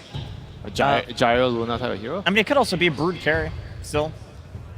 It feels like both of these teams still have that potential to mix things up at the last moment. I'm going to wait to see what Heroic think exactly for themselves. I think I kind of like the Gyro Luna SF kind of hero right now. It gives them like the presence in a team fight because their heroes right now, they're all single targets. Imagine they just... Okay, I was going to say... Wait, what? So Brood is carry? Oh, we gotta wait. Hopefully these guys are gonna start picking. It is the Pudge carry. Pudge carry. It's a Pudge carry versus Underlord carry. Yep. What a time to be alive. Okay, Whisper Phoenix. I mean, that should hypothetically do very well in lane against an Underlord. You know, you talked about the magic damage of a Pudge. Phoenix may be one of the few heroes that does more than that, and from a range as well. Yeah, they're basically trying to find a replicate to what happened in the first game. Like Batrider is like a hero that can present a lot with the early game, with the Marcy last game. Right now they have a similar setup with the Phoenix and Tusk. So they are having a very similar game plan where they want to try to pressure the lane to a point where Tundra has to rotate a lot of heroes to one side of the map, and they're gonna take full control with like the Brood. Yeah, Heroic, they need to win the lanes. Like, they need to heavily snowball because this lineup, it can't really team fight against Tundra. They also have a bit of a global presence, not just a bit of a. You have Underlord with his ulti, you have Invoker, you have Silencer as well, so they can disengage a team fight, bring the numbers relatively easy. Heroic is in a very tough spot, I would say. If the lanes don't go well, this is just a super strong draft coming out from Tundra, and they adapted really well after what happened in that game #1. What about this Monkey King position 4, though? Someone that we have seen it on is 9 class. He's very chaotic. Is Suxa going to be playing it the same way? Is there even a different way to play Monkey? No, I think 9 class figured it out. And I think Soxa has that respect for 9 class that he's just going to... He probably watched those replays and he's like, okay, I see. This is really good. He's going to do the exact same thing. I agree with Lacoste. I feel like this is a very high degree of like difficult execution for Heroic. I respect that they did it. I think it's really cool. If they win, it'll be in a very flashy, stompy way. But I think Tundra has a lot more options this game than they did last game. All right, we're looking towards Tundra, just exactly what they can bring out here, because this is for elimination. So let's head on down to the stage with Slacks and their coach, Moon Meander. Thank you very much. Yes, we are here with Moon Meander. Moon, so great to see you once again, and quite an interesting draft that you are up against, my friend. You knew the Pudge was coming, banned it last time. They're going to first pick it. Were you expecting this? You think you have enough? Yeah, we were expecting it. We knew they flexed it, but we felt like the bad Earthshaker were more annoying flexes, and we just lost to it, so we got to respect it. Yeah, big respect bans on that bat. Don't blame you. But let's talk about the Broodmother coming in halfway through the draft. Surprised me. Did that surprise you? Because I see your team, it is all AoE team fight, baby. You guys are ready for something like that. Yeah, I told my team against this guys, they're flexing everything, and we're drafting like good old honest men, so we're going to get whomped. This game we have to play more sneaky in the draft. Absolutely. All right, but you do have a lot of favorites on there as well. I need to hear the prediction. This is for elimination, as I'm sure you know. Are we going to be seeing a Game 3? For sure. All right, and any words out there to the crowd? We're cheering for Tundra! For Whitemon! For Whitemon! All right, let's throw it into the game. Here we go, ladies and gentlemen. Game 2 time now, ready to go. Can Tundra hold on here at the International and push us to a Game 3? Fogged, what do you make of these lineups? We're getting a lot of fun stuff coming in. I mean, not some fun stuff as well. We're getting a Spider, but the way it was picked right, they had confidence. They showed it as their 3rd pick here, Heroic. They have no fear against Tundra. No, really interesting stuff we got coming out. 2 heroes that are actually all 3 cores in a way, right? Not traditionally played in these positions, maybe on most teams, but Heroic. Very ready to play these, and I'm glad that we actually mentioned a bit toward the end, or not the end, but even in the middle of the game before. Whisper playing his Batrider, 2 favorite offlaners he likes to play, Batrider and Phoenix. This one, he's going to be playing the Phoenix. Let's see if Tundra has this style that's going to be able to work for it, because they also have Silencer, which has traditionally been a pretty good hero versus Phoenix in lane, because of the, you Arcane Curse him, you last word him. If he does get in a bad position, the dive is going to return you to that position because of the silence. And also in mid-game, right? The global is very, very detrimental versus that hero. So let's see what we get going as Tundra does feel like they've adapted, pivoted their draft to have a better chance inside that mid-game, but Heroic definitely with another draft that could get some pretty big snowballing in terms of laning phase. I'm looking at the 2 supports, of course, because I think that was the best support play I've seen from Heroic in this tournament, even in the early game. They did everything. They killed lanes, stacked, blocked camps, got ward vision. It was beautiful, so let's see what we do get this time. Yeah, with this support combo here again, should be able to achieve similar things, right? Yeah. You're definitely still going to have that once again with the Shadow Demon, and throwing the Tusk into the mix is going to be feeling pretty nice as well. It feels similar, right? Like Tusk is pretty much a Marcy in a way, right? He's got the snowball save for positioning. And then that SD, of course, is just the exact same hero. So yeah, let's see how the lanes in particular go down, because Tundra, they struggled from very early on in that last game. And what do you expect sort of from Analog on the Spider this game? As we said, picked relatively early in the draft compared to where you maybe expect to see a Brood. Not that we're really seeing a lot of Brood at the moment in this tournament. But overall, is this a difficult game for him? Have they very much picked heroes that are going to be able to stop what the Brood wants to be doing? They've got ways to always protect versus these Spiderlings, especially early on. With the Sand King, the Underlord, the Monkey King, they have good ways to scout as well. So not too sure the build that Analog's going to go. I know some players like some players like these Orchid kind of run over builds. I've seen other players like this Conda Poke Phylactery build. I'm not too sure which one Analog likes to actually play with, so I'm curious to see what he wants to actually go for here. And yeah, let's see top. Overall, Tundra's able to have a better time because they got destroyed in this top lane. Just off of level 1 pretty much from the start of things. So. We sort of had Chrysalis ended up dying a couple of times. I mean, they already died once. Like in the last one, Toby had already died as the Pugna, so already getting to play a normal lane. And this Underlord pick, right? This has been it's a Tundra classic now at this point for the carriers. Bottom sucks. Bottom, he's in trouble. He's going to try and stand his ground against Yuma. We'll get the Boundless Strike off, but the poison stacks up and a little bit of a pause. Yeah, it looked like he looked like he was not attacking or something ended up happening there as Yuma. And what are we going to see off the back of this? Is 33... He's fine, right? He's got a Burrow Strike. In fact, can he kill the Pudge? Unlikely. Shouldn't be enough, right? Because Sandstorm's still going to be on cooldown for a few seconds. He's got Tango going as well, so... Yeah, so... Should be okay. Probably will just head back here 33. We'll see. Maybe he tries to go aggressive. Sunstrike. Maybe there's a Sunstrike. Oh, that's true. I mean, I'm checking mana. No. So 33. He'll swap to KJ. Doesn't want to commit with the Burrow. Level 1 feels it's not going to be enough damage to get a kill in return. Heroic, this is what they want. They just want constant kill threat in these lanes, but we do have to watch for these Sunstrikes, right? BZM is going to be looking for those with the stuns that he does have from the setup, especially in this bottom lane. Has to make sure he doesn't use too much of his mana, though, sometimes on this Invoker when you're playing versus Broodmother. And Brood used to be the literal nightmare for Invoker in the mid lane, so BZM does have to make sure that he stands his own and keeps at least some mana healthy.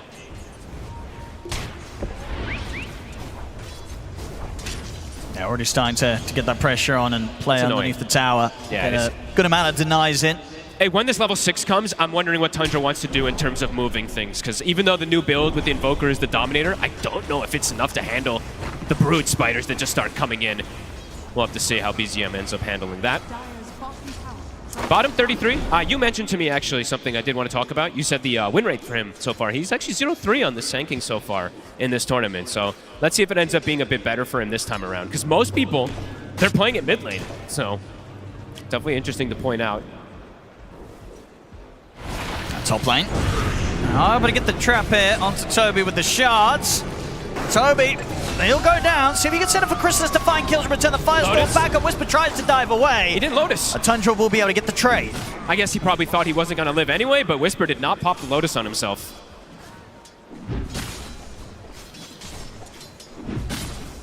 Nice, Chrysalis, just the cleave.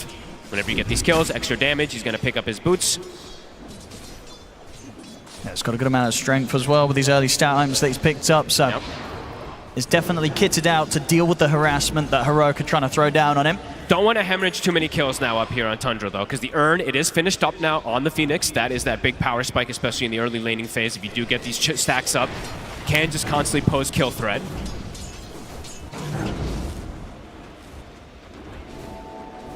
Yeah, and it's interesting to see mid laners that, we have 2 mid laners that don't play with bottle. We're actually going to have no bottle in a game, Owen. So that's going to be pretty interesting to see how they want to play around power runes in particular throughout the game.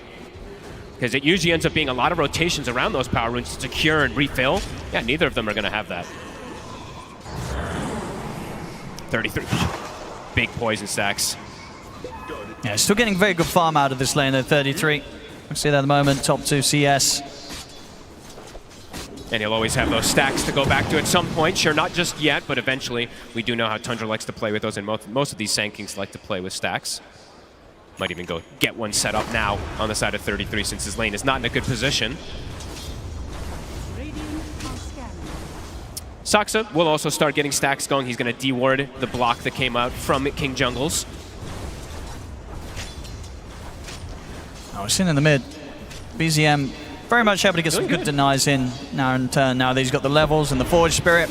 Yeah, I didn't get this. I was trying to keep track, but it's too hard to. I don't know how many of those denies were Forge Spirits, or if they were lane creeps in particular, but I can actually check at least based off of net worth a bit there. But it's pretty much even between the two at the moment, so. It's close. It's just going to be a case of, you know, how we're seeing change up when the 6 has been hit. We're seeing early pressure coming in as both supports have turned up. They will respect the TP rotation coming in, though. They'll hold back for now. Nice, similar to last time, right? Heroic looking to get aggro. And they're trying to go for Analog here with a cold snap, but he has backup of King Jungle. Still going to take a lot of damage, though, from that one. Nice wall off the mark. If that connects, very likely it's just a kill. No Sunstrike mana. Soxa will find a courier pickup. Bottom lane has kind of been broken a bit, but now 33 with the wave pushing in, we'll be able to get a little more out of it. And rotations, actually. Indeed, early move here. Pre-level 6. Maybe seeing if he can catch Crystallis whilst low. He is very low. Schofield's going to be able to provide the setup. Schofield's right on him. I mean, this is buying time for Yuma to close in. Not somewhere where you expect to find the Pudge turning up at this point, the carry Pudge. Yuma's here, and we'll be able to make sure that he can take Crystallis down. All right, that was a heads up. Someone must have indicated, right? Crystallis is low HP. Schofield probably saying it that he can find that. That was a very, very heads up move there. Oh, scan, I see. Beautiful. So good identification from them. Tundra, okay, so this is the option I guess they're doing. Bringing the 3 heroes to push away Analog. But the Spiders, they will start to rack up. BZM, Dominator, getting closer and closer. Yuma, after finding that kill, can head back to the bottom lane and pretty freely farm. I mean, if you're Tundra, where would you imagine you're looking to bring the first move? Or are you not? Is this going to be a pretty passive opening for Tundra? I feel like it would be pretty passive until the blink comes out from 33. They can get kills with the Sunstrike on some of these situations, but they're actually going to lose their Shrine of Wisdom here too. And they know it's happening. That's so pretty they're big. choosing to not even contest their Shrine. I mean, Tundra's looking towards the mid. They'll get the setup onto Analog. It's an easy kill here for the 2 of them. All right, so prioritizing helping out BZM, then taking and they their own should Shrine. be able to find Whisper as well, surely. He's got the egg. He does, and he has Fire Spirits in 2 seconds. He's able to get them off. He's not able to do it. Ends up going down. The last word. Sometimes Silencer can really do this versus Phoenix a lot. Can be very, very annoying in the early game. And I mean, even in the mid game, at all stages in particular. Yeah, big couple of kills there for Tundra to find, pretty much on their side of the map, with Analog getting caught under the tier 1 and Whisper getting caught strolling through the jungle. And it was a choice they made. They gave up their Shrine of Wisdom. I was thinking about maybe going for that, but Yuma didn't end up stepping quite close enough. Yeah, that's BZM. He's got the Dominator finish. So overall, versus the Broodmother, he's 500 ahead. I think Tundra's pretty happy, at least with this current lane setup that has gone down. Secondary Shrine, of course, we see. Heroic will be able to claim that one for themselves, so good jump of experience. Soxa will go check it, but it's already been taken. Easy hook for Yuma. Gets the grab on and Toby. We'll see Cold Snap come in and try and put a stop to it, but Toby's already gone. BZM, unlikely. Maybe with the help of 33, they can find something. Crystallis ready to join as well. Ice Wall not going to catch them. So Heroic should be fine to get away. So that's 33 and Crystallis both turning up. But BZM didn't quite have enough control to set up for Tundra to do anything in response. Yeah, Tundra's got the opportunities in the map to be able to have a lot of heroes just very quickly. With the Underlord, with the Sunstrike, right? It's kind of this pseudo-hero being there as well, too. So trying to react to some of Heroic's move, but don't get a kill out of that reaction. All in all, close start though. Definitely. Nobody getting completely shut down. Just overall, really, Yuma sticking ahead by a little bit extra here, as he's had a very clean start as the carry Pudge. 2-0-1, and he's ready to maybe see if he can find someone again up on this top side of the map. Whisper's got the Vessel coming on the courier too. Soxa up in the trees, and he's able to get the hook. He knows exactly where he's jumped up to. Yuma ready to grab him and claim another kill for himself. Giving it a last hit too. Very nice moves here from the carry Pudge, knowing exactly when to swing across to the other side of the map and find these opportunities. Might be able to find the tower out of this too. Early pressure from Heroic. They're going to be able to get the secondary tower, perhaps mid. So they can punish Analog. They should be able to with the 3 of them. So he's pretty speedy, actually. In fact, he might just be speedy enough. Looks to be just okay. It's close. The last tick pretty much gets him. They needed that, Tundra. They get it. Same time down bottom. Global Silence is going to come in as Tundra attempting to chase down the Shadow Demon. Sunstrike, beautifully placed by BZM, will secure the kill. Very big kills around the map. literally the last tick, it looks like, on the Broodmother that they're able to get that one there. And it looks like he has shown his build, so he is going to be going down the Orchid route that we were perhaps expecting, but I'll say the same thing as I said about the last Orchid, that sometimes if this item doesn't snowball, it can fall off very quickly. Yuma, bottom. Sox is looking for a setup, but decides against it. Chrysalis was prepared to join. No Sunstrike man, I believe, on BZM, otherwise maybe he does commit for the play. Top. See how far they step up. I mean, Schofield's looking at this, but still hard for Whisper to play into this any time that Silencer is around. Toby going to be ready with the spells to trip up the combo. Chrysalis, he's got his item that he does do on his Underlord, as we mentioned. This is his carry that he's played throughout the year. The Mask of Madness, it's done. Can be pretty ridiculous how much damage this hero gets. If he does get even one kill in a team fight, it starts to snowball pretty rapidly. Soxa constantly trying to get tabs of bottom. Has to be careful. This time around, King Jungles is a lot lower level than last time. He was level 6 at the 9-minute mark last time, so it's almost 11 minutes in, and the Shadow Demon does not have the Purge available just yet. How are we doing on the timing for the Blink Dagger for 33? Pretty much has it with this, so... On him, Saxa continues to tease around with King Jungles. He's going to commit with the Wukong's command. They want King Jungles dead. He'll get the disruption off. See if Yuma's able to do anything to help out. He'll get the aggressive hook in towards him. Tornado comes in to put a stop to the Dismember and gives Saxa a chance to survive. Sunstrike connects. BZM helping out it, but the stun comes in, holds back Saxa, so Yuma will survive. And Saxa, body blocks, jump his way out of this. He can, actually gets up to the trees, but the tick damage from Whisper will put an end to it. Oh, I was so close to them getting the Pudge as well. Yuma, the Tornado was literally just on the clip. Almost finding it there with BZM. Action-packed early game, 66. Both teams matching each other's aggression. And now Tundra, as you said, with this Blink Dagger on 33, feeling much more confident for the team fight. Global also at the ready for Toby. They're ready to go down bottom, and we can see it here with this smoke. So Heroic, how prepared are they for this? They lose a support, they'll take it. And 33 is going to be in with the jump. And Whisper is going to show himself. Snowball there buying a little bit of safety for Schofield. Sunstrike is going to be off the mark this time with the Boundless Strike, and the Sandstorm damage will be enough to bring Schofield down. And Whisper, he did use the dive. They're looking for him. He gets... The egg's they're going to just kill that egg very, very easy. So Tundra turning up now as a team, showing much better of a chance than they had in game one here with these sort of efforts. Super aggressive moves that we see coming out from them. Soxa, he almost has his Dominator now finished too, so the numbers, they're starting to get them to rack up. The Brood, Analog has to play his own game. He doesn't want to look to turn up to those fights until he does have his desired item. I mean, so it will take some time for him. He's going to have to do a lot, but as you say, even if he does get this timing and turns up, they do have ways to deal with the Brood and the Spider Army. Absolutely. Lots of different ways, either from the cleave or from just the spells from the Invoker and the Sand King. 2K lead now for Tundra. And their economy game, as we said, the Dominators, they are online, so that economy very likely to continue growing as well. They are able to do this creep-cutting shenanigans, as we have seen time and time again from this Monkey King. This time it being Soxa, so we'll see how much damage he can do, but 9 class made it look actually broken, so... Having a much smoother entrance into this game too, as opposed to game one, Tundra. Yeah, and they've slowed down the aggression in particular, right? Whisper and Schofield in that last game, they completely ran rampant. This time around, a lot slower for them. 33 still with the epicenter and in the neighborhood down bottom if there is a chance to fight. Looking to set up for a play here. They could try and burst Whisper. He's got to be a bit careful. If 33 gets the chance to go for this, he will. Whisper holding back. They were trying to cut the tree there. Soxa being very annoying. Saw that Whisper tried to go for that dive play, but won't be able to. Heroic looking to finish up these next items. The Aghanim's very soon done for Yuma. Perhaps that's when they'll look to accelerate things a bit more, but Tundra are getting to just... Tundra's getting to do what they wanted to do this game, is sit back and hit some creeps. I mean, it's going to be this double timing, right? Aghanims on Purge and Orchid on Brood are pretty much going to hit at the same time, so as soon as those are both out, which will be very, very shortly, you got to imagine that Heroics, they're going to make the move immediately. Yeah. But they do have to watch out, because there's a lot of counter-aggression from Tundra. There's a lot of global aspect. There's literally a global silence, a global teleport, and that global Sunstrike too. So even if you run into 1 or 2 heroes, it can be multiple more in a way very quickly.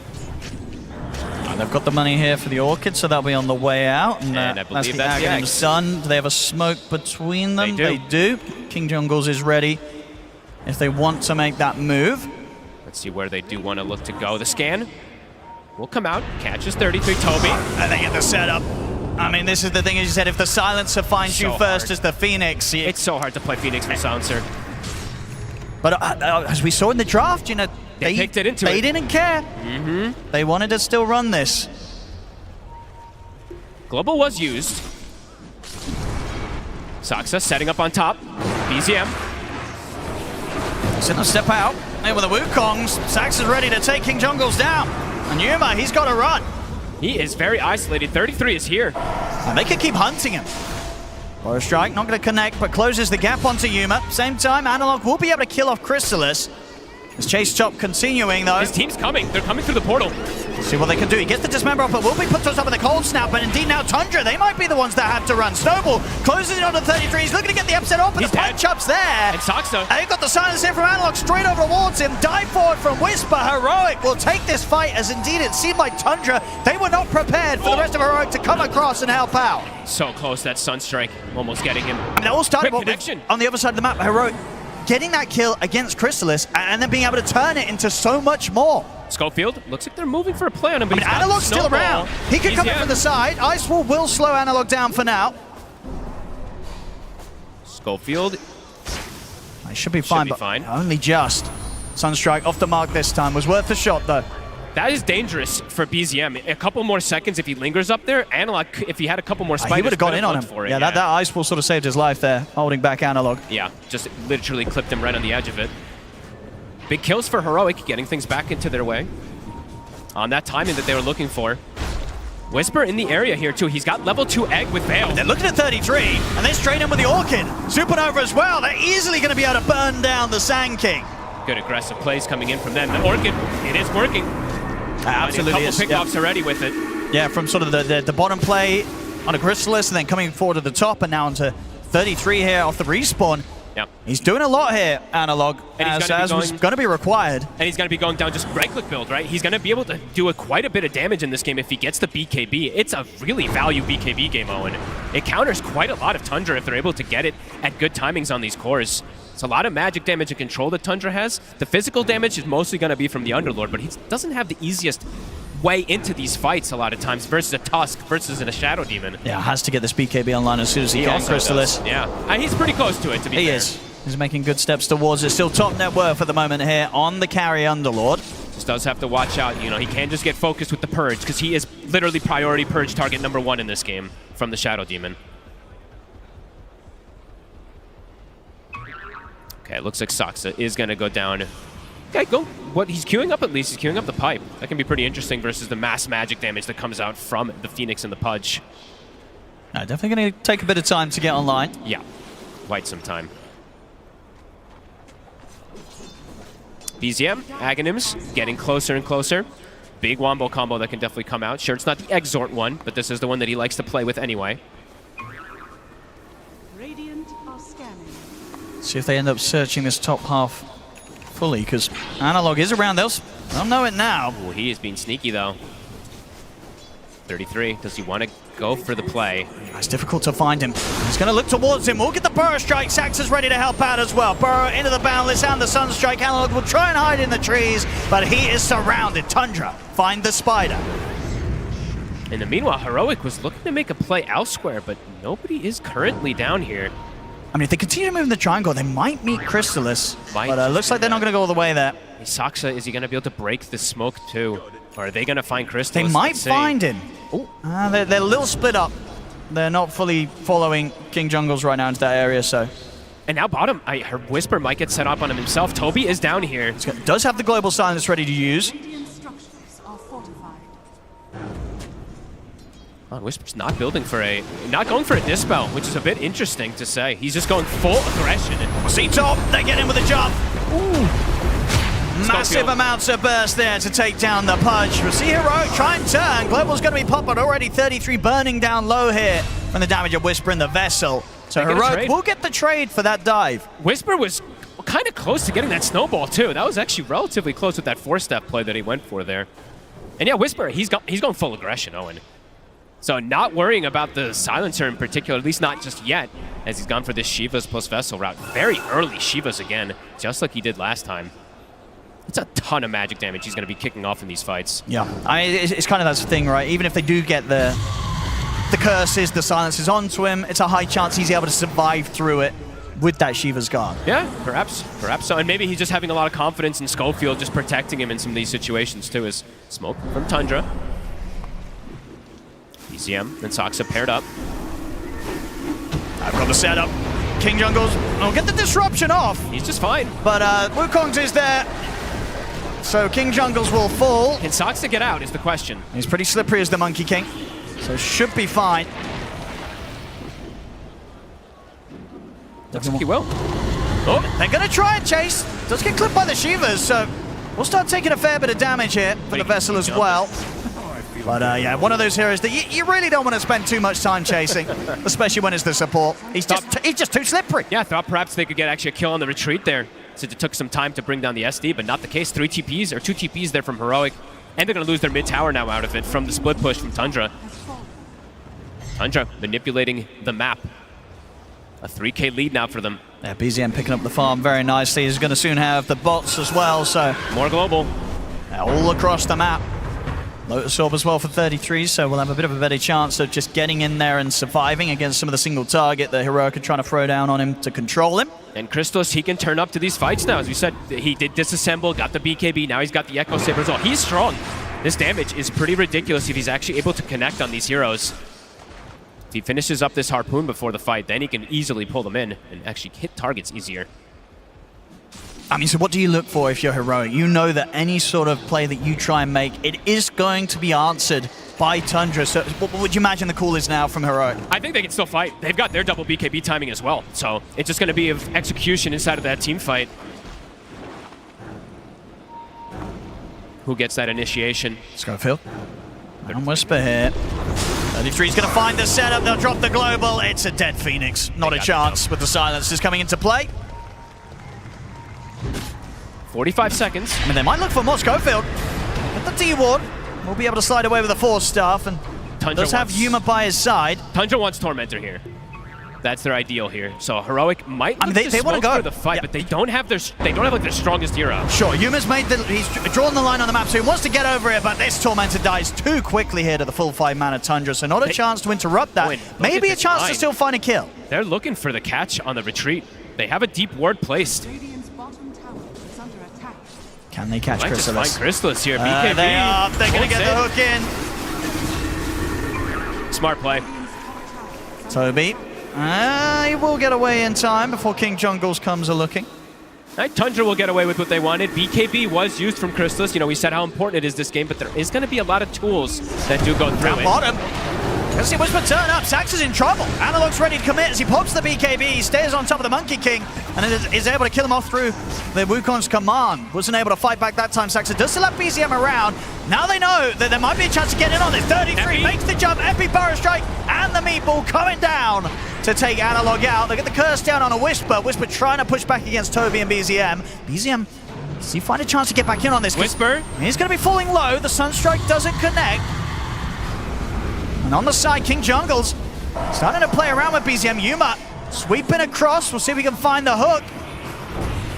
Jump forward. Hook's going to be off the mark. But still, though, the poison's stacking up. The Supernova's going to be successful. They can't kill it. They have to try and run, but BZM, he's dead. Toby continues to get chased, tries for the TP out, but he's gone as Yuma closes in on him. King Jungles finishes him off with the poison. Oh, my. Oh, and I'm so happy that we're doing this series. This just kills everywhere. 15 to 15. Both teams playing around cooldowns beautifully, right? One team sees BKB used, they wait for a second to go in, they catch the target, the Brood dies, but then the backup comes in. Heroic, prepared for that aggression, finding BZM. I mean, where did KJ come from? I mean, he just wrapped around him. I think, you know, caught Tundra by surprise for sure, but it's definitely one of those moments where, you know, if you were Tundra, you do kind of, you have to go for that move, right? Absolutely. You know, 33 sees the chance to kill Analog, he has to go for it. Just the problem is that Heroic indeed were ready to punish it and now has set up the map to get themselves this chance to take the Roshan. Tundra, they're starting to head over. Maybe a Sunstrike? Not going to do anything. They're able to clean it up for themselves and get that Aegis onto Yuma. Sax up. Yuma gets out too. Tornado doesn't clip him. Schofield might be left behind. Oh, that's the champ. Oh, nice force up to the high ground. Is that going to be enough to save him? It looks like it will. He's got King Jungles by his side. Schofield able to slide away. Saxa He's going to try and have the final word about this. I mean, Schofield has the gem. He is a high priority kill right now. And they can't chase him. They can't kill him. He gets out. He keeps it safe. And again, one of those games where Whisper, he loves to hold on to the gold. He's nearly got 4,000 gold in the bank on top of this Shiva's Guard. Possibly considering, do you imagine he'll commit for this, the pots of the Midas, or maybe he is thinking BKB or something else? I'm thinking BKB or Lotus. Yeah, there we go. BKB, he needs it, and it's coming out. It's too important in this game.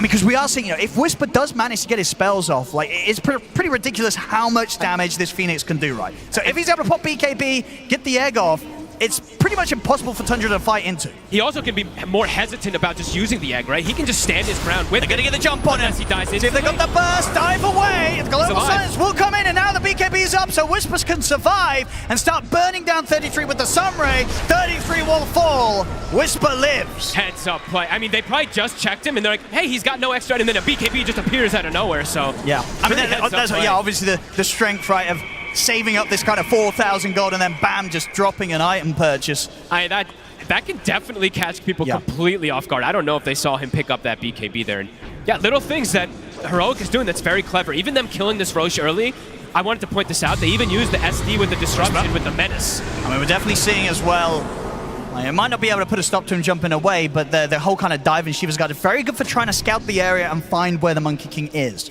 It feels like Heroic is starting to get some pretty good momentum their way. Now having this Aegis also for Yuma, these fights are looking pretty good for them. And 33 does have to be a bit careful because he is starting to fall a little behind, starting to be the sacrifice.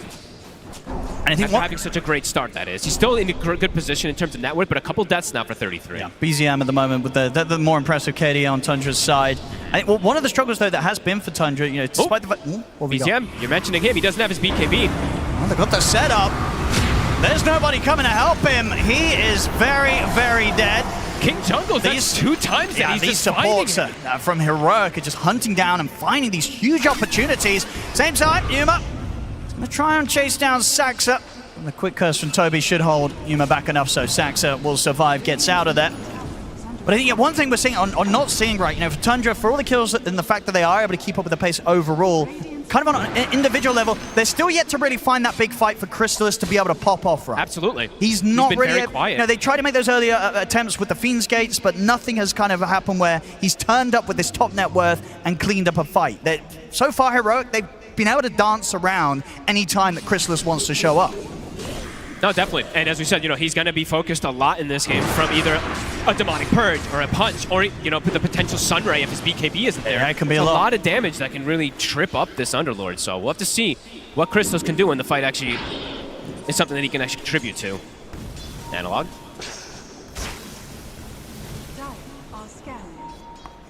Still a minute and a half left on this Aegis, so Yuma will not be afraid of looking to make the moves, and here we go. Smoke up again from Heroic. Another thing we do have to mention is Heroic, as we see, they have multiple different ways to protect each other. They have either an S3 Disruption, they have snowballs, either these Force Staffs. On the side of Tundra, there is a Force Staff and a Lotus, as we see. And the Global, I guess. And the Global, but it's not the same type of save. Sure. Can be a little harder to bail people out of a bad scenario. I don't know if Tundra's going to expect Heroic to come from this position. Hey, Toby. Yeah, they're going to find the silencer first, so no chance of a Global for the next 50 seconds unless he wants to come in with the buyback play. Crystallis will be found. So 33 comes in with the jump forward to the Burrow Strike, but Yuma pops the BKB. There's the buyback Global coming in from Toby. BZM turns with the Tornado to lock down Schofield into the meatball. Hook to set Schofield to safety. See if there's going to be enough here as he gets in deep with the snowball, though, as that comes to an end and will die. Whisper pushing forward with the BKB, just able to fight on into the epicenter. The Wukong's command laid down. Whisper dives in. He's got the Supernova at the ready. Tundra, they've got to back off, but Saxa's not going to get the chance as Analog takes him down. Tundra, can they get back in after this Supernova? That's the question. BZM trying to look for any sort of opportunity. Crystallis, he's got himself stuck. He's stuck. What? He's going to get hooked. The Sunray comes in. The Tornado will put a stop to the Dismember at least, but Yuma in on top of Crystallis. He's gone. Oh my goodness, he didn't want to do that. He got stuck. He came through the Fiend's Gate, ended up getting stuck and set up for an easy hook. The fight continues though. 33 pops the BKB, will get in with a Burrow Strike on a Whisper, but Yuma's back in. Hook there, straight to the face of 33, takes down another, and the rest of the remedies are surround Toby. The fight It's a bloody one, but Heroic will come out on top, and I guess you got to be careful with where you're coming in with these Fiends gates, right? You can't be too close to these kind of pincer points of the map, because you just might get stuck and hooked. He also, at that point too, he had no BKB. He was getting melted from the sun ray that was coming in from above. Also, the start of this fight, 33. This was also 70 seconds ago, so I'll quickly revamp, but 33, his Epi, his blink got stopped, I believe, from the Phoenix, so he couldn't actually jump in with Epi pre-Aegis timing. So they're actually missing a lot of damage on Tundra, and Tundra, that was a buyback from Toby as well. It was to as bring well, the yeah. global, It really was. And they still lose the fight. That's rough. We'll see it again here. You see this? So this, I believe, is where 33 in a couple moments here. He ends up Lotus reflecting the Dismember, but you see he's going to start trying to rev up this Epi soon, and it ends up getting canceled, I believe, from Whisper, who walks on top of him. So at this point, you know, Tundra know that there's still a chance of getting back in on this. Yeah, and there you see it. Whisper, he walks right on top of him, prevents the blink, I believe, just from his facet, that is, the burn that he's able to provide from the Dying Light. And then, yeah, Analog comes in and gets some good cleanup. Yeah, he's able to clean up the supports very easily at the moment on this Brood. And then Chrysalis, we see, tries to Fiend's Gate deep into the fight, but he's just stuck on the steps. It's an easy hook for Yuma. I don't think I've seen that before. I guess the steps is just, with the size of the gate, it just blocks you. All right, noted. Do not use Fiend's Gate on the step, steps, unless you're blocking pretty scary. Enemies. 33. So he tried his best. The Healing Lotus actually ends up making him get that secondary kill, but yeah, Yuma with the follow-up. I mean, he just got so much there on the cleanup there as the Pudge. Yeah, that Aegis usage kind of perfect for the side of Heroic. And some big timings now, speaking of Heroic more, a refresher now for the Pudge, so double rounds of that BKB plus bite, and I believe Analog is about to have Bloodthorn, which is an insane damage increase for him. I believe he hit 20 as well. It's not as ridiculous as talent it used to be. I really believe this one was once 80 or 70 attack speed. Now it's only 35, but still substantial. As Heroic prepared for the fight. Tundra, though. Look at the ward they've got placed. Oh, and again, I don't even know when they place these, but somehow Heroic is so sneaky with these this series. They sense something, though. Chrysalis backing away. 33. He might get found instead. They get him with the jump. Global has to come in, but they're going to have to follow up and get the bar strike off. A 33 BKB won't save him. They still get the kill. Yuma does pop his refresher, though. Does have the secondary BKB available, but they will get a massive kill. 33 gets brought down. 65 seconds. They also use the global. So Heroic, see what they want to use with that time.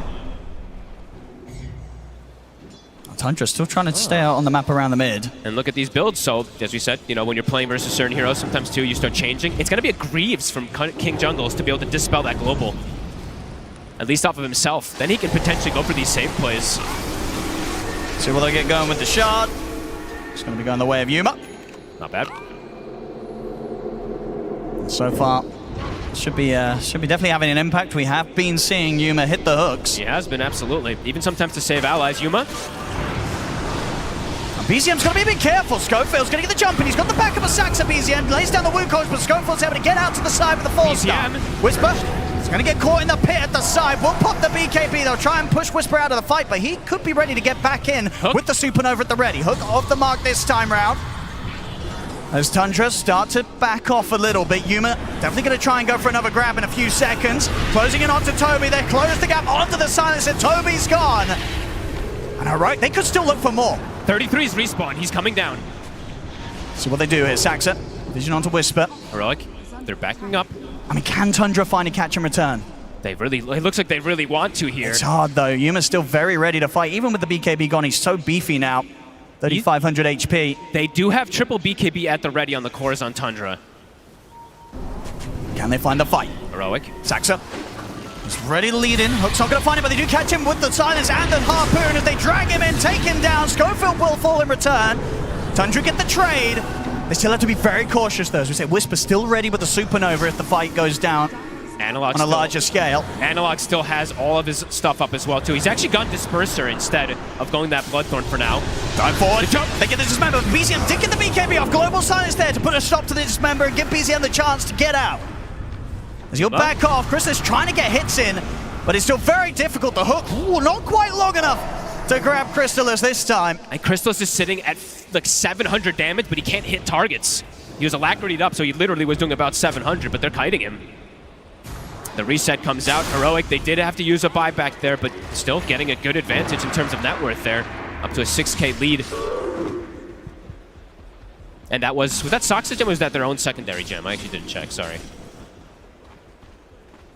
It was their own secondary gem, okay. Smoke up, Heroic, feeling strong.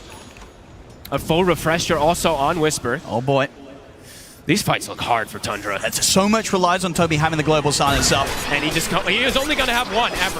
And he is quite poor at this game, and he is by far the bottom net worth in this game. Chrysalis, they've got eyes on him. Might get purged. It was hit the side. Whisper's been able to cut the tree of Saxa. Saxa's got to pop the pipe and run. Chrysalis. Gonna get in on top of him. Yuma in with the BKB. Chrysalis trying to trade back and does have 33 ready to go at the side. Schofield will help to finish off Saxa. 33 ready to make the jump into the trees, but Yuma, he'll kite them out. They'll come in onto Analog, but the defensive hook comes in. Yuma saving Analog and ready to move back in now with his own BKB. The Supernova's there, the punch up as well. Chrysalis is gone. Hook will catch on to the Helm of the Dome Creep, meaning that 33 should be able to sneak away, or maybe not. The Shiva Slow coming in from Whisper. They'll put the refresher. He's ready for a second Shiva's Guard in on top of them, chasing and burning down both 33 and BZM as 33 will try and hide in the sandstorm, but the spirits connect. Whisper brings him down. Oh, and they're starting to steamroll the coverage, the team fight, the spell casting is insane. The saves on each other too, just hooking each other out of these little situations. Crystals can't stand and fight almost ever. And Whisper, I mean, we're seeing why he doesn't care about that silencer. Absolutely Why not. he doesn't care about these little small dispels. He's all about this aggro play. Insane performance from him so far. If Tundra don't have global ready to press, there just seems to be not a chance for them in these team fights, even with the BKBs and such. And as you say, just here, the fact that both Yuma and Analog are sort of able to dance around this carry Underlord, not give Chrysalis any sort of chance to get the damage done. And even here, when the Burrow Strike connects, Yuma separating Analog from 33 and Chrysalis, keeping one another alive. Honestly, and this is some of the better team fight spellcasting I've seen in quite some time. Heroic, they're just covering each other beautifully. Sometimes, you see these double melee. They're sometimes stacked up on top of each other going for a kill. They're completely aware that 33's looking for these epicenter plays and kind of distancing and gapping it each time. And it's beautiful to watch. The symphony of skill for sure coming in here from Heroic. I mean, Whisper's just looking terrifying. He's out of control. We saw obviously like the Pudge games, and that was just Whisper having some fun. Now the kind of the gloves have come off, and he's bringing out these bats, these phoenixes, and they are looking pretty disgusting. He's playing his true staples. Yeah. For those who do love to watch Whisper play these, he is going completely ballistic so far this game. All three cores top of net worth, and as we mentioned too, the supports, they're still getting a decent amount in Toby. I mean, he's queuing up the refresher, but he has almost. It's a long way away. But it's what he has to get. The global is so important to provide them a chance in these team fights. That is surprising. It's giving Tundra a 52%. I will see. Dota Plus has been right in the past. It also probably has no idea what the hell is happening in this game because we have an Underlord carry, a Pudge carry, right? Things are a bit more bizarre than usual. So far, Heroic. Especially in these, the last 10 minutes, it does feel like they've broken the game quite a bit here with these last few fights. These refreshers do seem like it's adding another stage of difficulty for how Tundra wants to look to fight. There's double BKBs, double Phoenix Egg. Just don't have that many counters versus it. And now a BKB even on the Tusk. So the supports, they have ways to play around global. Greaves on the Shadow Demon, BKB on the Tusk, Demonic Cleanse on the Shadow Demon. Lots of different ways to cover each other. All right, big neutral items as we see for Tundra. Dazoon on the Sand King, Dazoon on the Invoker. Plenty big plays here from BZM at 33. Looks going to be there. Time again. Ready to make sure that opening combo from Tundra doesn't do a lot. And remember, this hook, it can catch people off guard because of the crazy low cooldown when you hook allies with that shard. Goes down to, 6 seconds if he does hook an ally. Picking up the Lincolns next for the Pudge. They're getting close to 25 on all three cores on Heroic. I mean, they've got the Satanic done on Chrysalis, but as we've seen, he needs to get the hits in on the target. He just can't attack, is the problem. Yuma, again, making sure that it's not easy for Tundra to open up onto anyone other than the Pudge. Yuma. Sacks up. Trying to see what they can force out from him, though. Get the BKB out from Yuma. Chance for the hook. Not going to grab them this time. 33 considering maybe making the jump, but the BKB comes to an end. He's in, but the refresher BKB's there from Yuma. Heroic looking to disengage. Tundra pushing Heroic back successfully. Yuma wants no participation in this without his BKBs. He wants to finish that Lincoln's. Tundra Gonna look to try to punish while those BKBs are on cooldown. Yeah, they've got to be careful who shows here on Heroic, because Tundra very ready to make the jump. There also is this Aegis at the ready, still for Analog, so... Even if they do get the connection, it's definitely not going to be an easy team fight for Tundra. No. And as we said, multiple different saves. So, got to be careful who you go for.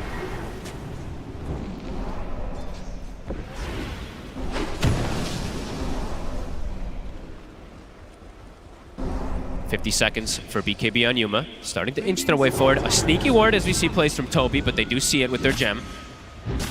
And Whisper again with this very chill strat, just saving up the money. He's getting very close to having the luxury of picking up that Hex and definitely potentially surprising Tundra with Honestly, it. It's a pretty cool approach from him that he's done it He's doing this a lot times. this series, yeah. It's catching people off guard, and they're giving him XP, so he's about to hit 25. So yeah, 25, and with a potential full Cypher Vice that he could pick up for the next fight, Whisper. Level 25 also hit for Analog. Quite a bit stronger in terms of his right-click damage potential. And he has been able to get some right-clicks off. He really has. Unlike Crystals. I mean, in these team fights, you know, the supports of Tundra, they got to hide. They do. Because this Spider's been finding them time and time again, cleaning them up very quickly. It's like the hardest game to play Silencer, really, at this point in the game. He's got 4 staff and nothing else. No defensive items possible for him. Tundra. Creep cutting, buying time, trying to waste out this Aegis as much as possible. 50 seconds until it does go away.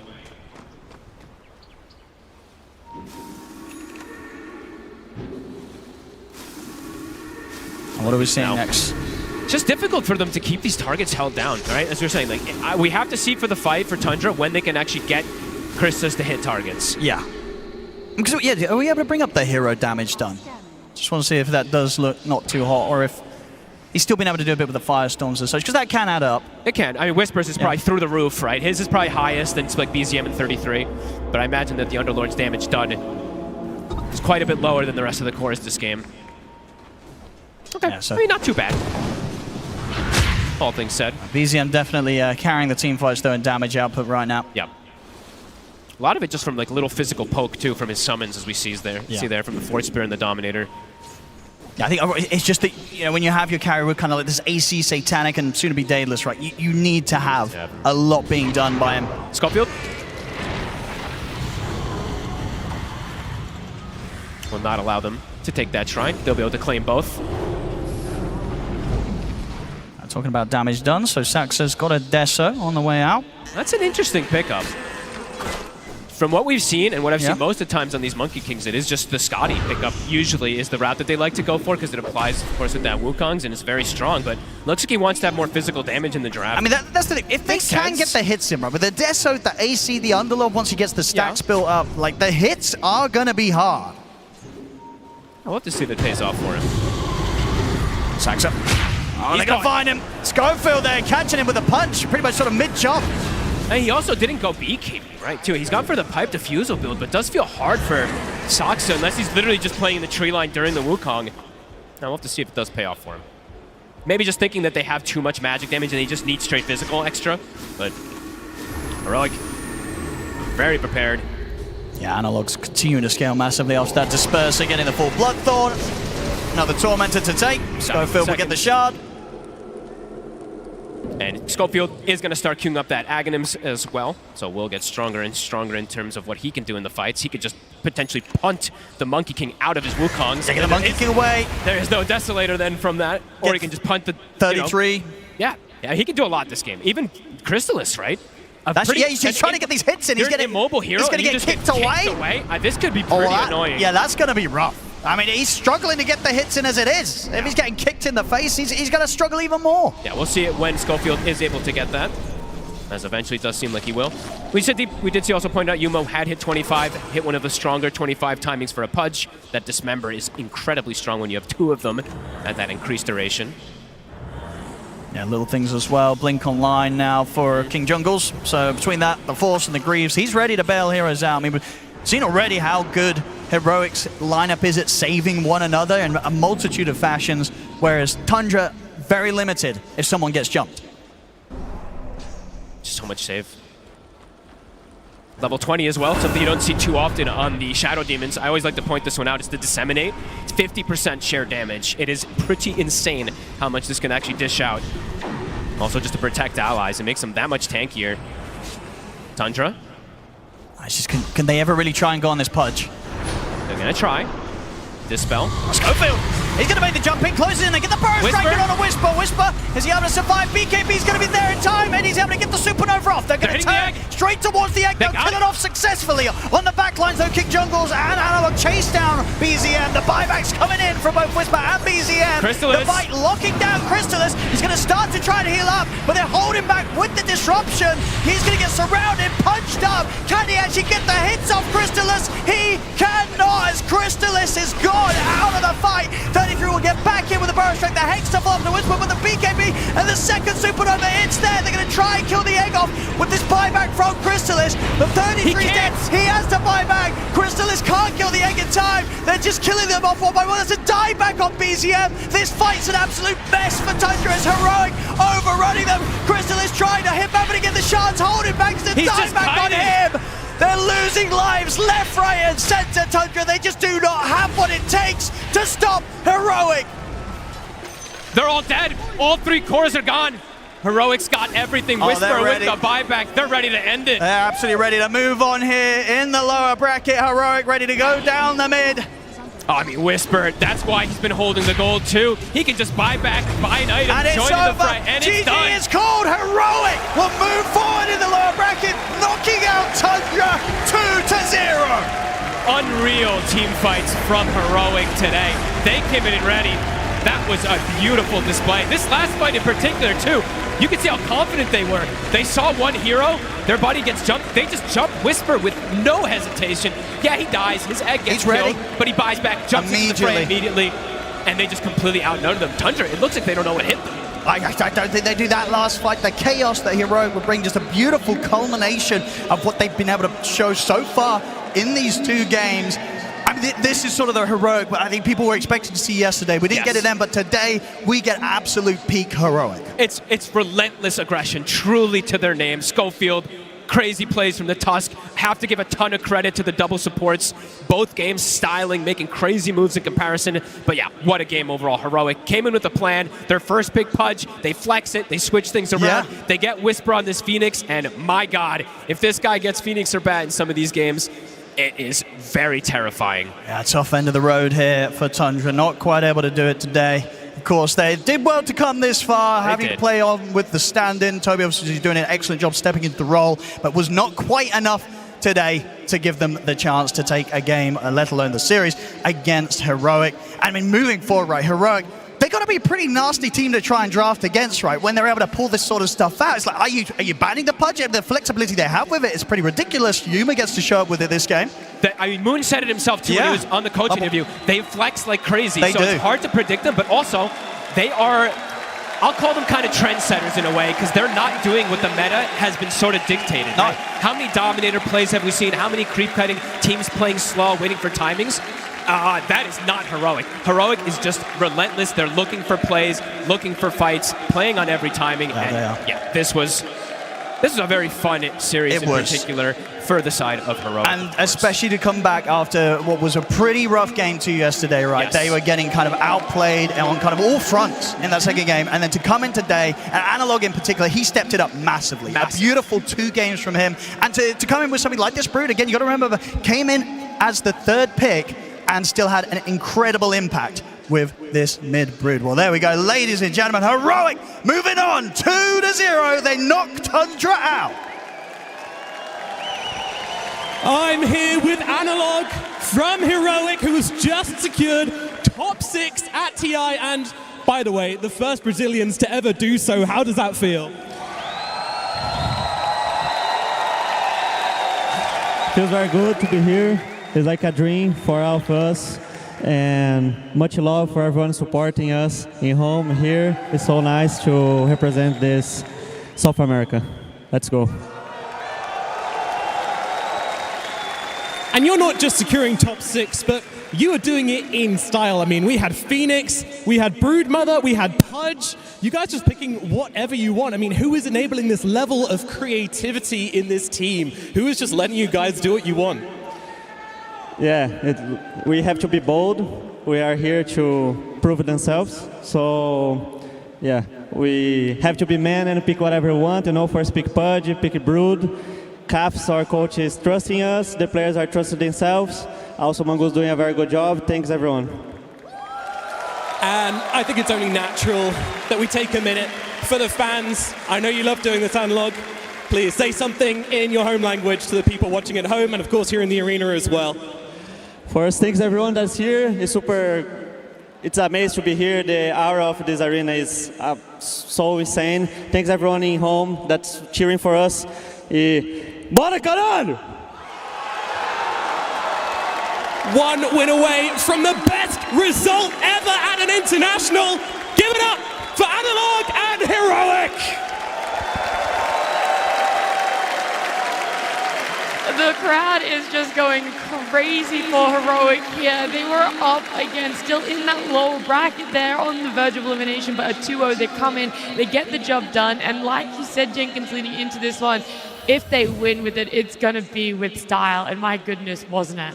Yeah, I totally agree with Nomad. They are picking whatever they want. They are saying, we do not care what the meta is. We do not care that everybody is complaining how broken this Helm Dom thing is.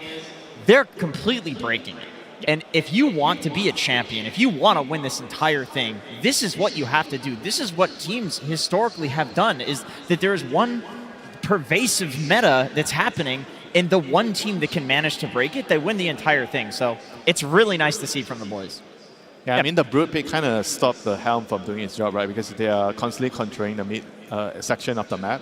And Brood is also one of those heroes that we always talk about which core can actually kill the creep without expending too much time, right? So Brood is one of them that could connect over and just kill the creep. Yeah, there is something more important, though, that we do have to quickly get to. Of course, where there is a winner in an elimination match, there is, unfortunately, a team that we have to say goodbye to as well.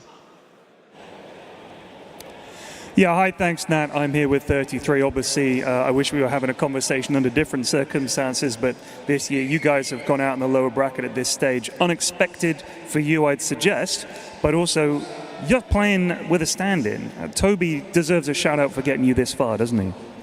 Yeah, I think he played great, and he came exactly when we needed him, and yeah, big thank you to Toby. Indeed.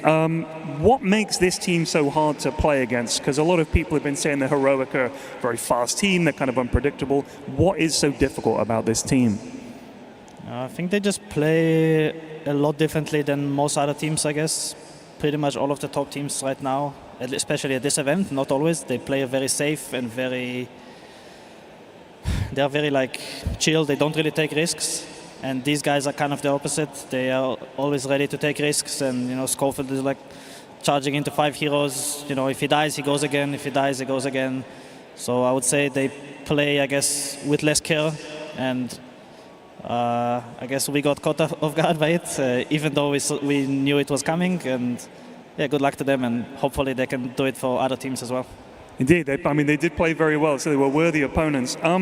Let's talk about next season. Obviously, this season has ended for you. What are your plans for next season as a team and for you personally? I think we'll see how it goes. Obviously, it's not the kind of stuff to discuss in a post-loss interview. I'm just trying to get some info, got to try. And finally, obviously, you guys have a lot of fans around the world watching Tundra and rooting for you guys. Do you have any words for them at the end of this season now? Just thank you for everyone who was watching us. I know it was a disappointing end to the season for us, but yeah, we received a lot of love and support throughout the whole season. We had a lot of good results, so thank you, and sorry it had to end this way. We're very sorry to see you go. Let's get a big round of applause for Netta and Team Tundra. Thank you so much, and we hope to see you again soon. Back to the panel. Thank you so much, Ted. Yeah, an abrupt end to the Tundra journey here. Definitely not what people expected. Actually, only 16% of people predicted that Heroic were going to take this series. There wasn't really that faith when it comes to that wider audience, and Heroic having that carefree sort of playstyle that 33 just mentioned there, that's what really got them the win here, Lacoste. The fact that they're able to shake things up between a game 1 and a game 2 when it comes to execution. Being unpredictable, I think this is the big part of it. Drafting like this, where nobody expects you to go for these type of heroes, and something that he talked about is Schofield. This guy's a maniac. This is how he played throughout his whole career, pretty much. These are his heroes as well. We're talking about Clockwork. We're talking about Tusk that he just played as well. These are his signature heroes that he really excels playing, and I would say that when they go for something like this, you gotta respect it. But we also seen them adjusting. After what happened yesterday, we talked a lot about this Monkey King position 4. It didn't work out when they were playing against P-Vision, but this time around they let it go through, which is also a bit of a statement saying that we can beat this. Like, we can compete with the best teams in the world, playing our own strategies, not going for these Helm of the Dominators, but if you go for it, we're going to punish you for it. A fine line between that stubbornness, right, of if it's going to work out or not, but also confidence in knowing we did have an answer that just wasn't that execution. But I thought you were going to talk a little bit more about Yuma, right, because he was the big standout in how this early game played. Game 1, Tundra expected some early gate rotations from Yuma. It didn't come. In game number 2, they were actually caught off guard by the fact that he then went back and started doing those rotations. Yeah, this time around they did not place an observer board, so it did allow Yuma to go through the twin gate, something that he's really known for, something that he does use the most out of every carry that I've seen so far at the tournament. And look who it is. It is Schofield. You don't expect them to be at this point of the game in this particular part of the map. 6 minutes. Yeah, it's 6 minutes in. He's going this is the type of Dota that they want to play. They want to be very chaotic. Then 9 minutes in, they're going to be doing the same thing, going through the twin gates, pairing up with Schofield again, getting a kill on Saksa. But it also shows the type of Dota they want to be playing. They want to be playing aggressive, getting some of these early kills, and try to snowball from there. And also they don't play by the rules, right? I mentioned 6 minutes because what is 6 minutes? You go to the rune and you control the rune for your mid laner. They don't care, They're just doing, okay, I see this guy, he's walking into my territory, I want to kill him. That's it. That's the risk, is like, if you make this play and you're sacrificing what is the normal order of operations, which is go mid for the power rune, you are sacrificing something for nothing, and you can legitimately just lose the game. This is why I love that 33 was saying that. I think it allows them to go for this type of a play because they don't care about 6 minute rune, because you do have Broodmother, who is level 6 at the time. Yeah, it goes back to the draft. Yeah, pretty much. So you can send the spiders, kill the runes. Invoker doesn't care too much about the runes, neither does Broodmother. So it does allow them to go for this type of a play. Yeah. It wasn't all love and lust for the side of Tundra. Yes, there were those early parts that kind of catch you off guard, but there were still a lot of great moments for them when it came to team fight. That was something you guys highlighted so much about the strength of their draft, was the team fights. And early on, around 10, 11 minutes, that's when we started seeing it kick into gear and take place. I mean, all this also came down to the fact that the Brute, he was able to control a lot of the map here. And you can see the Monkey King setting up right away here. Like, again, trying to create some space for Crystallis to farm. Really pushing the limits on the hero here on Monkey King. He's actually gonna be surviving, and really nice spell casting coming up from BZM's Invoker. Always a 3 to watch pretty much, but 11 minutes in, I wanted to see this type of a play from Tundra, seeing that they have overwhelming team fight, which is gonna result in multiple kills. Sure, Saksa is gonna die in the end, but they're sticking around for another 35 seconds. They feel like they can still be taking the fight. They have Global Silence ready, pretty much all the green lights on the top already, except for the Wukong's command that they just used. They're gonna be ready to clean up. Invoker at this point of the game, he feels relatively strong.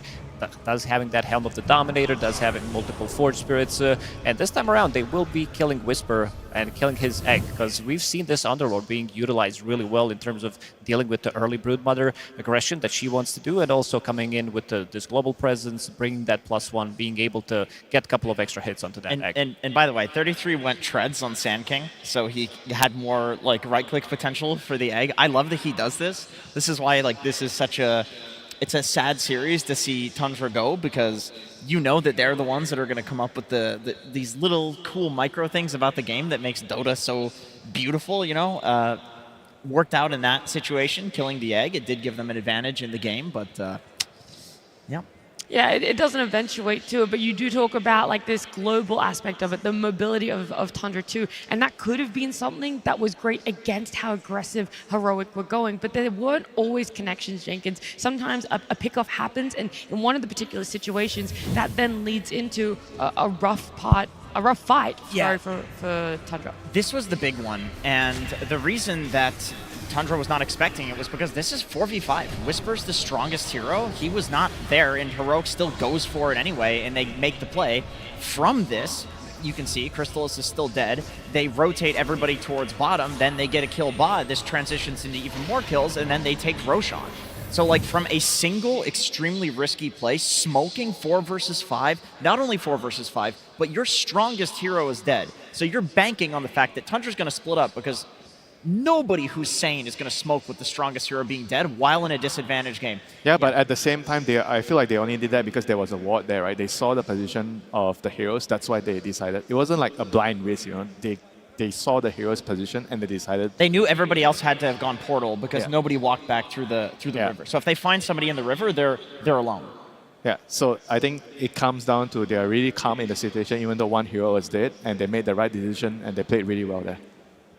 There is one moment that was probably very unfortunate. I'm not going to say it was the turning point by any means, Jenkins, but definitely an unfortunate moment that you like to have a little bit of a laugh over. We have to rewatch this. I mean, this is just one of those things about Dota. There are so many mechanics in this game that you have the Underlord portal blocking Crystallis on the cliff there. And in a lot of situations, you're just like, okay, I'll go back through the portal, I'll TP out.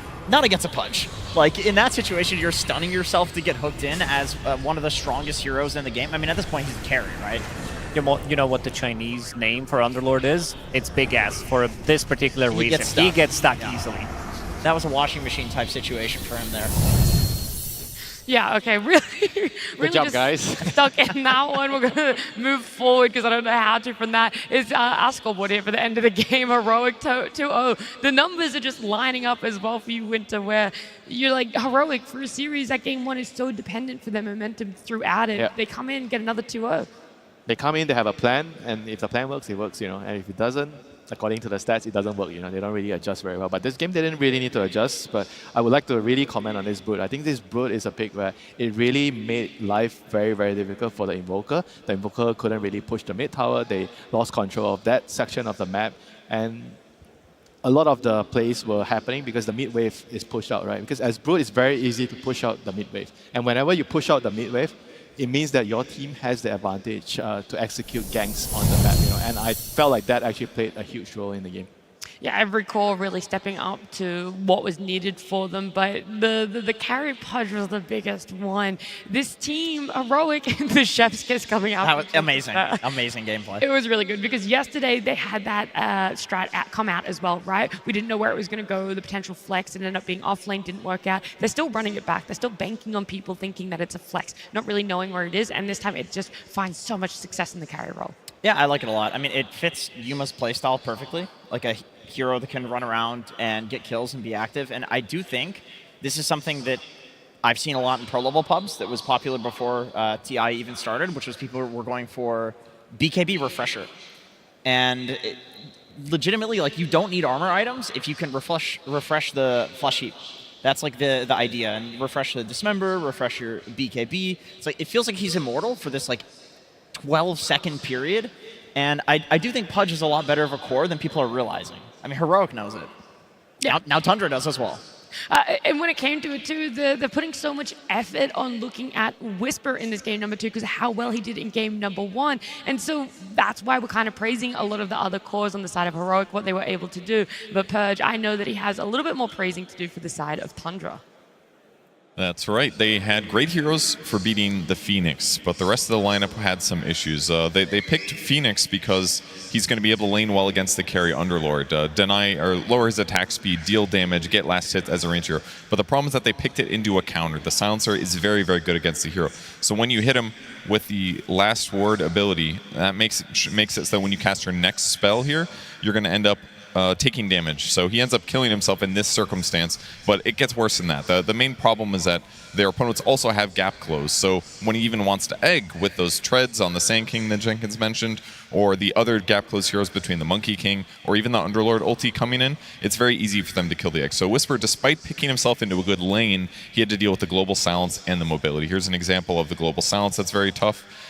As the fight begins, he just gets global silence, he can't press egg. And interestingly enough, he really delayed buying protection for that. He ended up going the Spirit Vessel into the Shivas before finally solving that problem. But the good thing is that all of this focus that goes on him leaves space for Heroic to win team fights afterwards, because then the global silence is on cooldown. The rest of his teammates can basically take a straightforward fight in a normal way, because they don't have to worry about getting silenced. That kind of undermines what Tundra has going for them.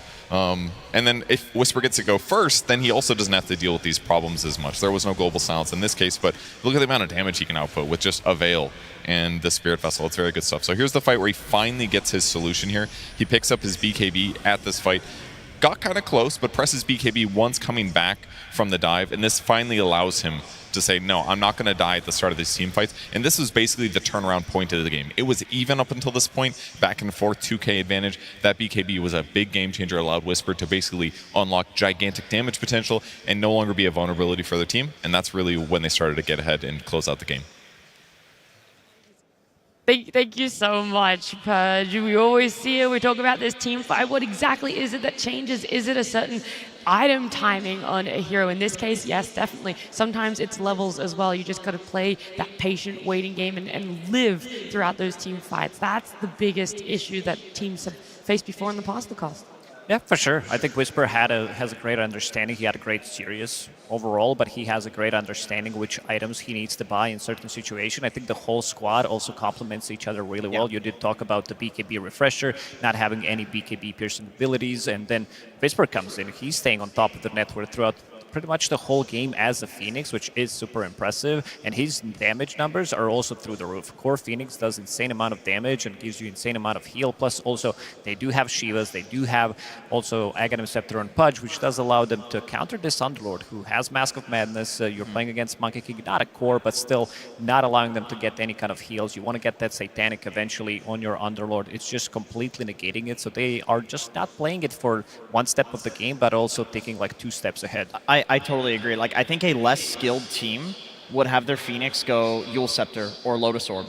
And it looks goofy that he doesn't have the solutions to such an obvious counter. Like, Heralds know that Silencer counters Phoenix. You play against it once, and you know that it counters Phoenix. So you want to buy the counter items, but he realized in the early game, somebody needed to do the damage. So they just need to play the fights differently so that he doesn't just die. Or if he does, his team is getting something for the death, that the death has value. And once again, I'll just go back to, like, this is how South America has traditionally played games and won games, is they're really good at team fighting. So it's really nice to see them win this series by doing exactly that. Yeah, it was a pleasure to watch, getting to see Heroic continue on their journey in the international. But we're going to change the pace a little bit here, and we're going to take a look at one of our finalists from the short film contest.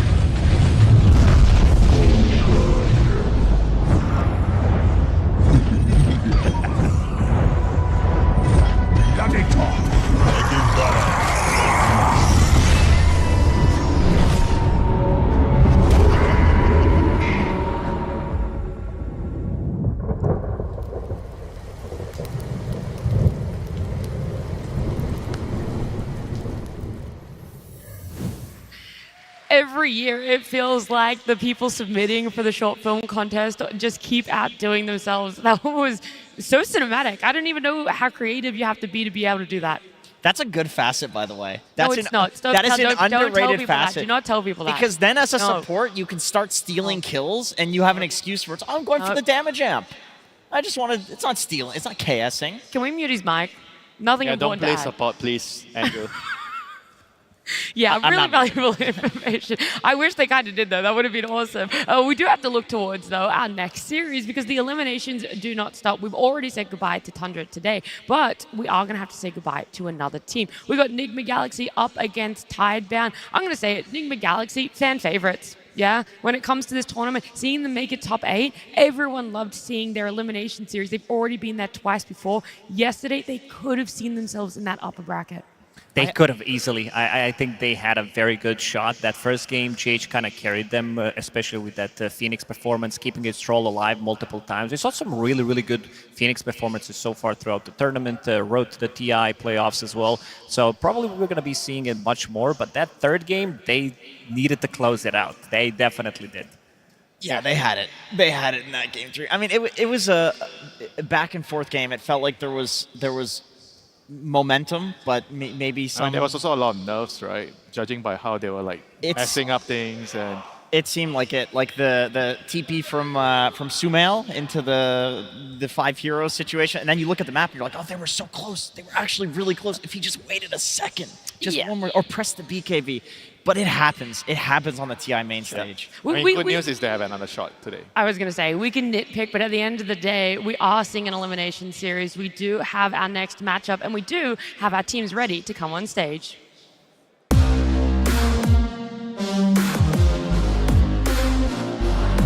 And we're back.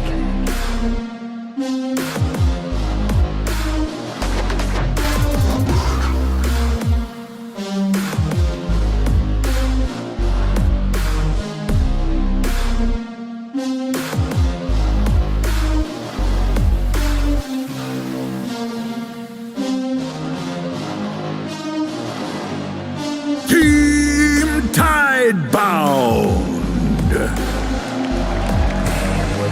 This roster is a mixed match of so many past successful Chinese players. We've seen them hit TI Grand Finals. We've seen them win before. We've also seen them, though, in this lower bracket. They're going to have to bring everything they possibly can if they want to hit that success again, especially up against fan favorites.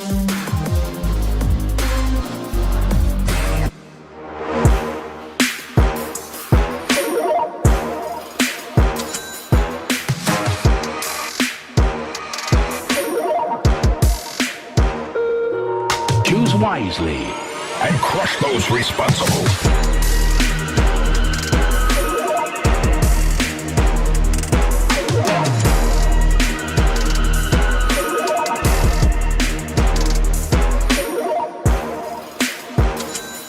Nigma Galaxy.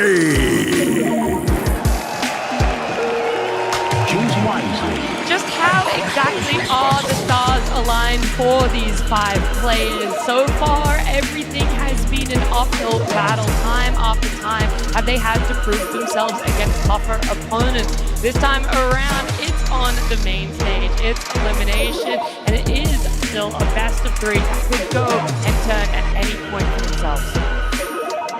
Yeah, once again, another really brutal series. I mean, that's all we're going to see here in the elimination games. You know, Team Nigma, they have Sumail, North American pride. You know, they have the 2 players, Noob and Omar, who they put the MENA region on the map. You know, it's... I'll be happy no matter what. There'll be a C player moving forward. I knew he was going to. I knew he was going to mention it. I was seeing how long it would take for Winter to mention it, but he's straight there with it. Yeah, Tidebound, Nigma Galaxy. They've got a lot of different players for them. We've seen. Yeah. The side of Tidebound, though, this is the one that I want to start with because Nigma Galaxy, their roster, they've had some changes, role swaps, whatever, but Tidebound, there's a stability when it comes to the off-lane duo, right? Y and Bark, or previously known as Faith Beyond, they've been together for years. 2014, I believe, was the very first year that these two were playing together as a duo, and The only time they took a break away from playing with each other was when Faith Beyond retired for the first time. Yeah, this is an iconic duo. They are truly bubbies of the world. They have the world record for the most wins together as a duo. 1,016 wins as a duo, as bubbies, with a 60% win rate.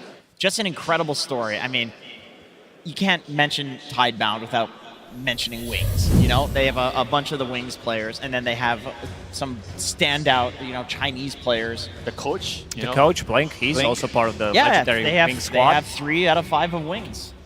Yeah, very reminiscent of how much success they've been able to do. We're seeing there, as you said, Jenkins best of bubbies. So many games, and that's wins, right? That's how many games they've won, not played. So it's not a 60% win rate of 1,000 games. They won over 1,000 games together. And it's interesting because usually you see the duos and it's like a side lane duo, whereas with Bach and Y, they're not always playing together in lane, right? This is like a position. You know how they're connected together? One is the captain and one is the off lane. You always have to keep your off laner happy. This is true. This is true. And I think for Bach, friendship and trust and respect and all of these things matter a lot for him. Like, I know he's the type of player that if he likes something, he'll play it. He'll ask for it. You just ask him what he wants in the draft, and he'll perform with it. So I think that the trust layer to, playing with him for a long time definitely matters a lot when it comes to drafting. I mean, it's the priority as well. I think he's one of the type of offlaners where he needs priority in a draft. Maybe if you talk about someone like Saberlight, he doesn't need as much priority. But I think for Bach or Fate Beyond, he's a person that he's going to take a lot of space, a lot of farm. He wants the later picks. He wants to have the matchup advantage. So he needs to be prioritized. No, you're good, Jake. I think he often has the right idea, too. Like, I think he's an underrated person when it comes to developing the meta. There's a lot of new guys on the block, like the 9 classes of the world that are defining new meta stuff, but Bach was the first person that I saw go for Dominator on Centaur. He'll play Queen of Pain offlane before other people. He's still playing it, and honestly, I think this is quite an underrated hero. So he has very unique ideas on the game, and it's good to see a team around him that does trust him on those. Yeah, they have a lot of unique heroes as well that they do like to play. We're talking about, they love to play Timbersaw, even though this hero didn't still win a game. They're going to be playing Ogre, Juggernaut. Chinese teams, they love to run their Juggernaut as well, but nothing to say. Got to be careful about this guy. He loves his Primal Beast, he loves his Pango, he loves his Tinker. I would say that he has pretty similar hero pool like Malrine does. Like, he has a couple of specialty heroes that he loves to run from the mid lane, and he tends to be very explosive. I mean, not to mention they have like a position for A, right? Not everyone actually does it. So they have a bunch of unique heroes picked by them, and they have their own way of enabling those heroes. Yeah, and that was definitely something targeted towards Tidebound, was that Ancient Apparition that you talked about. But on the side of Enigma Galaxy, right, we talked about just how the longevity of Bach / Faith Beyond and Y has been in their careers together. The inverse is you have Noob and Omar. So they were a similar sort of story. They've been on past teams together, PSG Quest, all the way back at TI. What was that, 12 is where we saw them? But Noob was a mid laner back then, right? He's only been transitioning over to an off laner for about 1 year now, almost on the dot to the day. And now he's partnering with an ex-teammate. They are still in that lane together, still in the same team together.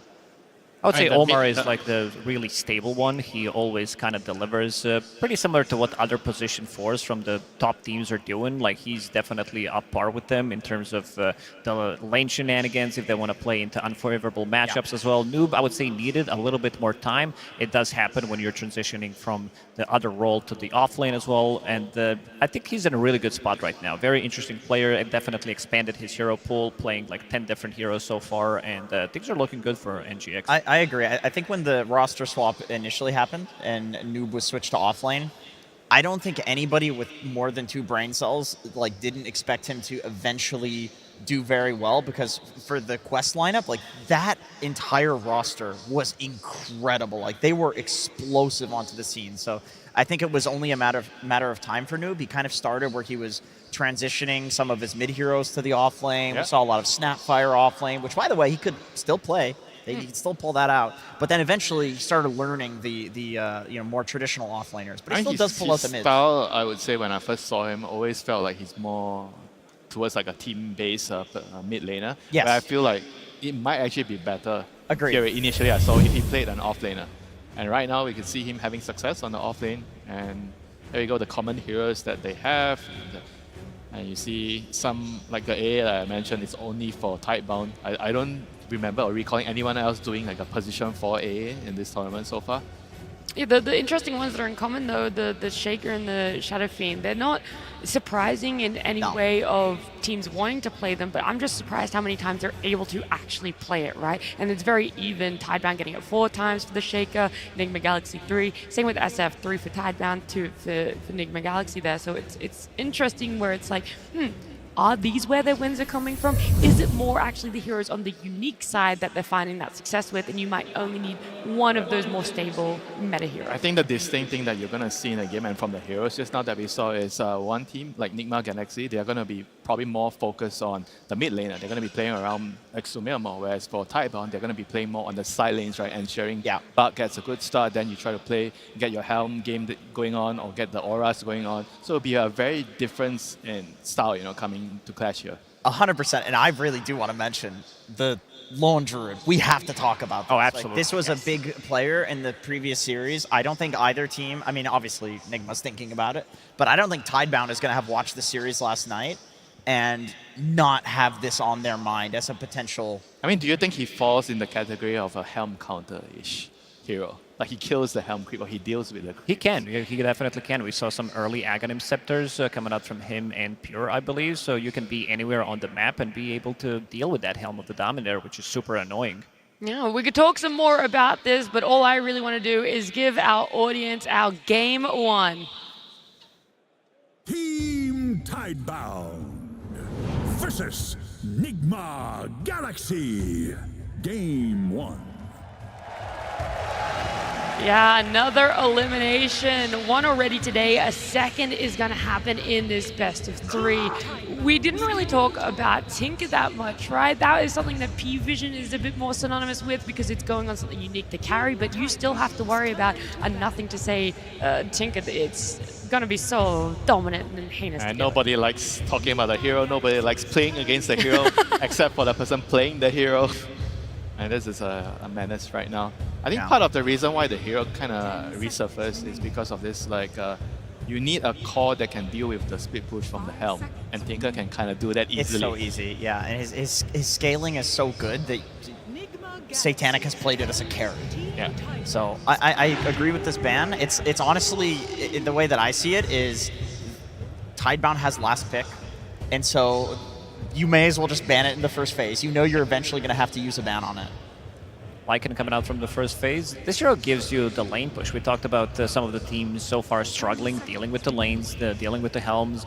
Now you have pretty much 2 things. You have your own wolves, you have your Helm, and you also have your own shards. You're randomly spawning these wolves into random lanes and being able to always pretty much push out the lanes. You have a bit of a global presence, reducing the armor as well. So that's pretty nice. Plus you also have Roche taking potential. Supports currently don't like I don't think they ever did like the playing into Lycan whenever there's this zoom meta. Certain supports, like the ones that you did mention, like Ancient Apparition, Shadow Demon. Yeah, you can't really play into Lycan. You're just getting dismantled. Yeah, it's a nightmare.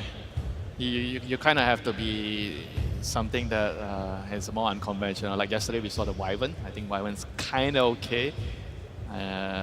Other than that, maybe a CM. Like CM, I think sometimes can be good with the barrier, can be good with the Frostbite to set up kills on the creeps. Okay, so they go for a lane counter to start off with. You can. I mean, the other thing about this pick is they play Gyro on Planet, I think, if I'm not mistaken. I've seen him play this hero before, so it could also be a flex pick. Yeah, they're not locking in their draft. Yeah, which I feel like when we were talking about sides, right? I always mention that it's easier to draft when you're on the first pick because not every team has a flex hero or anything that can move around. Because on the second pick side, whenever you're picking the 16 and 17 picks, whenever you don't have a flex pick, then it can maybe be difficult for you because the opponents know exactly where your heroes are going, so they can get a very good 18 picking. So if you can find a way to make sure that the draft is not easily figured out by your opponents, you're always going to be putting yourself in a better position. Yeah, and you mentioned the flex. Like, if something like a Doom comes out, something that counters Gyrocopter, you can just say, okay, it's a support. We're going to pick some counter to what you've picked.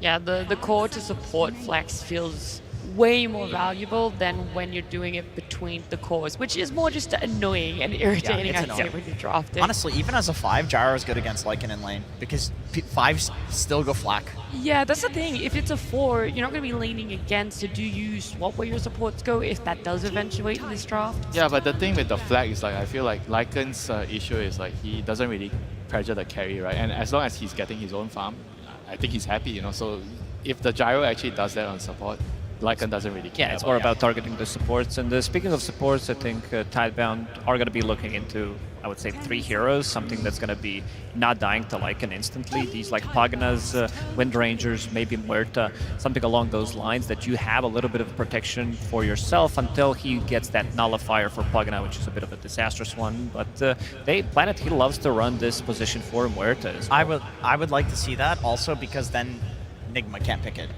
This is also something that Omar has really been It's his enjoying. best hero, I think. It is probably his best hero.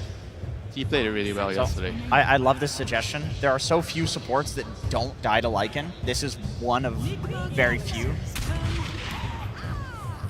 I mean, they do go for the Snap, so that's going to give them even more team fight.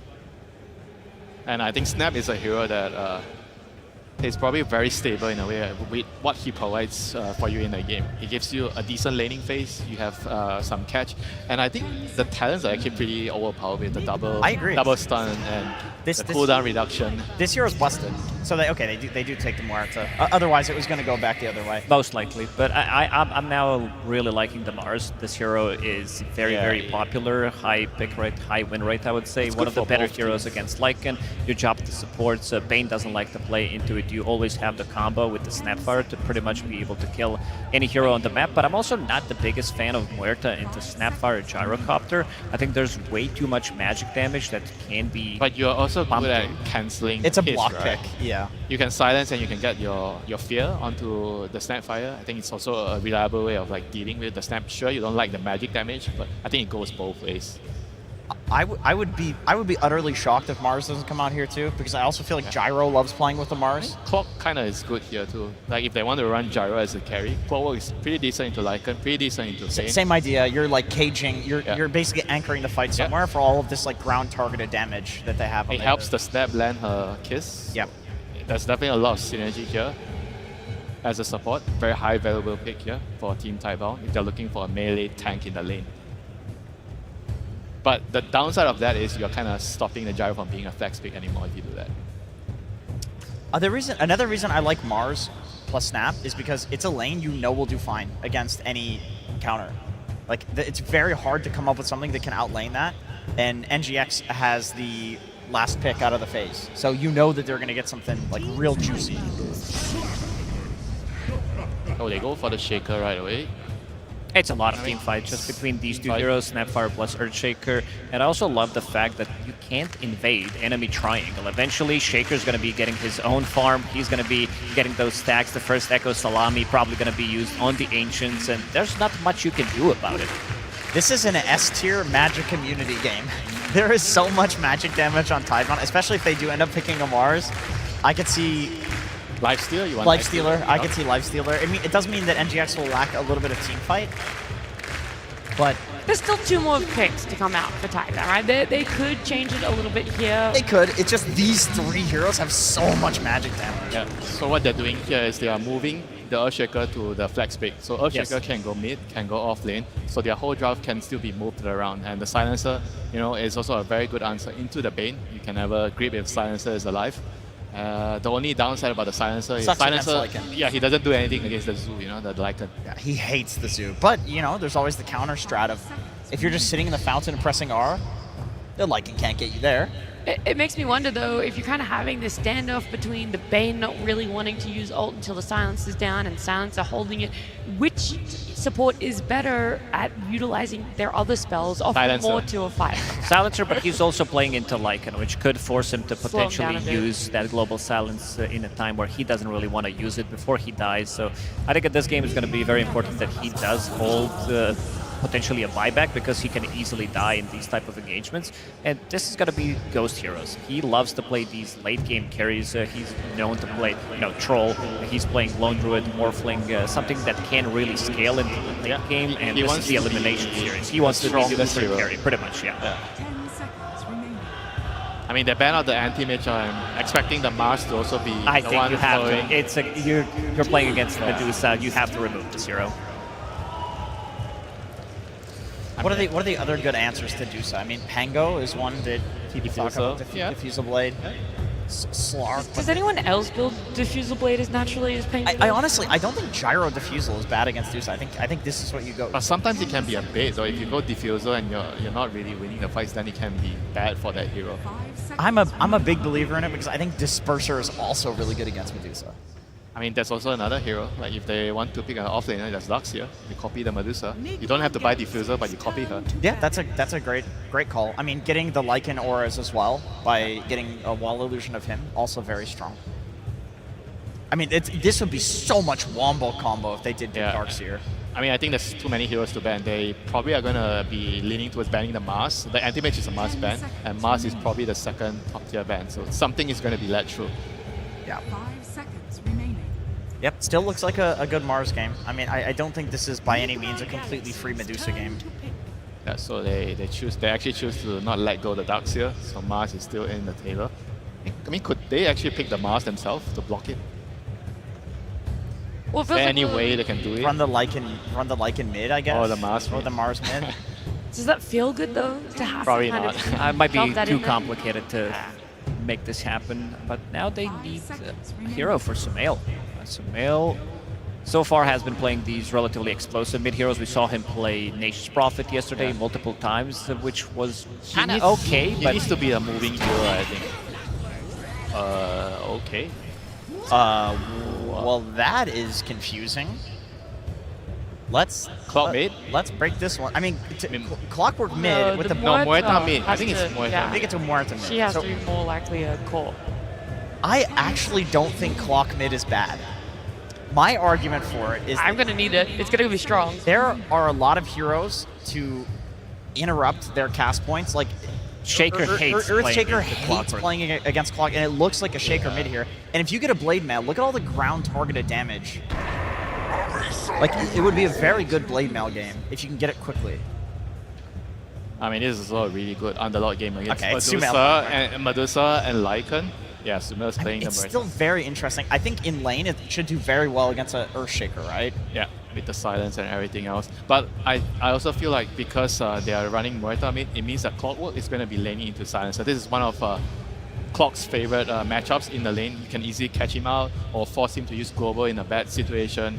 I think it's just very annoying for Silencer to deal with a Clock in. Clockwork needs to do a lot of this game because he is pretty much the only setup, him and Bane, but also Bane's going to be playing into Silencer, playing into this global presence, playing into Earthshaker, so I don't think he's going to be having an easy time landing his spells. And if you look at the Tricore of Nigma Galaxy, these are pretty static, no stuns type of heroes that they need a lot of time to get online. Lycan, he can join once he gets to his like 12-13 minutes Dominator / Overlord, but you also have Medusa who doesn't want to join until she gets 2 items, plus also Sumail and It's very mid. slow. It's a bit greedy. It's a bit greedy with supports that feel kind of countered. You have the cookie to get out of the cogs. You have the global silence to cancel. Yeah, but it depends on how you look at it as well. I think the Clock also counters the snap and the silencer. You hope you force the global or you cancel the kiss. That's it can true. go either way. I do want to mention the Underlord a bit because this is a great Crimson Guard pipe builder, which people Medusa, considered a Lycan. counter to Medusa because no matter what build you go, magic or physical, he counters both. Until you get a Nullifier. Nullifier is going to be a very key item. This is true. Okay. And is it also seeing the Underlord going back to a position 3 compared to last series where we saw it as a carry that you also like a bit more? You can go for those auras, you can be more just for the team fight the team. It's very normal. I think against Medusa, you always want a Crimson Guard, even if she goes for magic build. If she goes for magic build, you need a pipe. Name a hero in Dota that wants to build Crimson Pipe that's not Darkseer. It's Underlord. Centaur. No, you forgot about the Dominator. Got you. All right. Centaur would have been good as well, Yes. but it was banned first phase. Yeah, of course. So that's why we were sort of seeing the Underlord there. You guys, it's elimination. We've got to get some final thoughts though for game number 1. A team. Because you can hear a lot of people cheering for both sides of Tidebound on Nigma Galaxy. Tidebound. I'm going to go with Tidebound on this one as well. I think I'm afraid of the audience, so I'm going to go with Tidebound as well. You're afraid of the audience. I love it. Let's see, though, what exactly our coach and Tsunami have to say about the draft. Thank you very much. I am joined by Kuroki of Enigma Galaxy, who is deciding to put on a show for us because Sumail Muerta mid. This is not a flex I've seen from you guys before. What's the reason? Well, it's Sumail. He does whatever he wants, whenever he wants. So, no. You leave him unchained and he's gonna do work. But you guys have been running experiments though. Even yesterday we saw the Nature's Prophet experiment. So this theory, Muerta being flexed at the last second, you think it's gonna be able to trip up Tidebound? We're very confident. We've practiced it quite a lot. And I believe in my guys' abilities. But at the end of the day, we're here to enjoy the games and we hope to inspire you guys. The inspiration is here for sure, my man. But in addition to enjoying the games, we get to enjoy the games. I don't know how much you get to enjoy the games because these have to be incredibly stressful experiences. I was watching yesterday. I was on the edge of my seat the entire time. What's it like as a coach witnessing your boys playing on stage? I'm chilling, to be honest. But yeah, I'm just having fun and yeah. Barclays Arena, are you ready to have some fun as well? Then let's get the game started. Good luck, Kuroki. All right, into game number 1 between Tidebound and NGX. Kuro very, very chill as always, Cinderin. And we'll see if he's chill after this game number 1, because this should be a doozy. Tidebound and NGX find themselves very early in this lower bracket here at TI. Yeah, if there's one thing you want to have as your coach when you're getting into these like high stakes games, it's definitely someone who can keep a calm that was quick. head. Omar first blooding Y. Good start for NGX. Go ahead, Cinder, and sorry to interrupt. I think it's a very healthy sign for Enigma Galaxy that Kuro is as relaxed as he is, because we've had many teams throughout TI's history that talk about how you perform your best when the pressure is off. Yeah. I think at this point for maybe NGX themselves even, you might have already exceeded expectations a little bit. You had an interview with... Oh, hang on. He's in quite a bit of trouble. Omar is going to make his way over, but it's too late. Last right click is enough for Shiro to bring down Noob. Go ahead and continue your point. Right, yes. I don't see how many kills we get in the meantime. Yeah, well, it's a good start, isn't it? We had an interview with GH in the Road to the International. He was talking about they enter with no expectations because they feel like they will perform better without the pressure. And in reality, this year has been very turbulent for this organization, right? It's been a mixed bag, and so have the previous ones. So I think they're just really enjoying themselves and feeling the moment, and that's kind of what Kuro was hinting at in the interview as well, right? We're out there, we're going to play our best and have fun and enjoy it. And a lot of teams have made crazy runs with that mentality. Yeah. This is obviously going to be a really tough opponent, but worth noting, Team Tidebound had a great start in the Road to the International, and then yesterday they really got humbled. So they're a little bit in the opposite situation in spite of both teams having lost. I think Enigma Galaxy perhaps could have the better mental angle for today, possibly. Yeah, for sure. I mean, pressure is definitely a big thing. I mean, with NGX, you have a lot of experience on the shoulders of the likes of GH and Sumail, of course, but I mean, a lot of people did not pick them to get to the top 8 to begin with. Of course, there's a lot of hope for that to happen, and that is indeed the case, whereas Tidebound, there's always going to be lots of pressure. Even with 2 TI winners on the squad, I mean, China is very unforgiving with their own team, Cinderin, as we've seen in the past. And I will say, talking about hope, the elephant in the room that I feel like we talk this to death, but you still have to think about this in Enigma Galaxy games because, you know, the stats don't lie, as a famous man once said. It's a lot of Enigma Galaxy's games when they go late become kind of crazy. Yes. And Team Tidebound and Extreme Gaming, the 2 big Chinese teams performing in this tournament, have been no strangers to playing very well late. Enigma Galaxy's Achilles heel. Right on top of Bak. They were fighting for this That's Lotus, enough. and that's the death of Faith Beyond Planet now on the run as both Ghost and GH will pursue. It's going to be close with this last right click as GH doesn't have Brain Sap up for a while, so they won't get that second kill, but already off to a very good start. And of course, securing the Lotuses when you have a Medusa on your team, extremely important. Yeah, it's arguably the best Lotus hero in the entire game. So even the early ones that aren't as powerful are just extremely powerful on Medusa. It's way more EHP for her than other heroes, so a nice grab for them and a good start. This Bane Medusa lane, definitely one of the better lane matchups you can have against Underlord. In spite of him being the last pick, he's not picked as a counter to the lane. He's picked more in the broader sense on a macro level. But I don't see any reason why Ghost wouldn't just keep farming up a Storm here. And his carry matchup against Gyro is also good on the Dusa.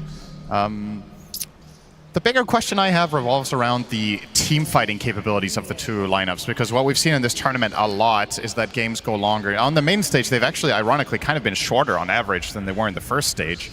But if this game goes down the distance, how are Enigma Galaxy going to structure their team fights? They don't really have any key team fight abilities versus a lineup that has Global Silence, Echo Slam, Flak Cannon, everything Underlord brings to the table with auras. They're decked out for that playstyle, whereas Enigma Galaxy is a lot more skirmish heavy, but then you still have the Medusa. A little bit of a mixed bag in my opinion. Yep, that's true. It also, like you mentioned, NGX bring a style of play that feels extremely chaotic, regardless of them having a lead or, as we're going to see, a Nightmare. Omar coming in as well. TP support is on the way. Dead shot back into the cogs. Nothing to say, in a lot of trouble playing. I don't know why it made their way over, but nothing to say is already dead. It might be a trade for Omar, but this is a level 2 support, so definitely not favorable for Tidebound. Really cool combination there. The cogs and Deadshot forcing the enemy hero into that cog knockback. It is, like the panel talked about, it's a tough matchup for Shaker. The Clockwork is a classic counter, and on top of that, you lane him against Muerta, who is a very untraditional mid-hero, but when played in melee matchups can truly bully the opponent. This constant harassment with Gunslinger, with Deadshots. And of course, no surprise here, Sumail going for the quick draw facet, which is the classic way of playing core Muerta. GH, Nightmare, back into Omar on that level 2 Clockwork, and you can see how hard it is for the Underlord to cast anything. The Battery Assault is such a good counter to these long cast time heroes, and Ghost gets the kill onto Faith Beyond. Omar is everywhere so far on this clock.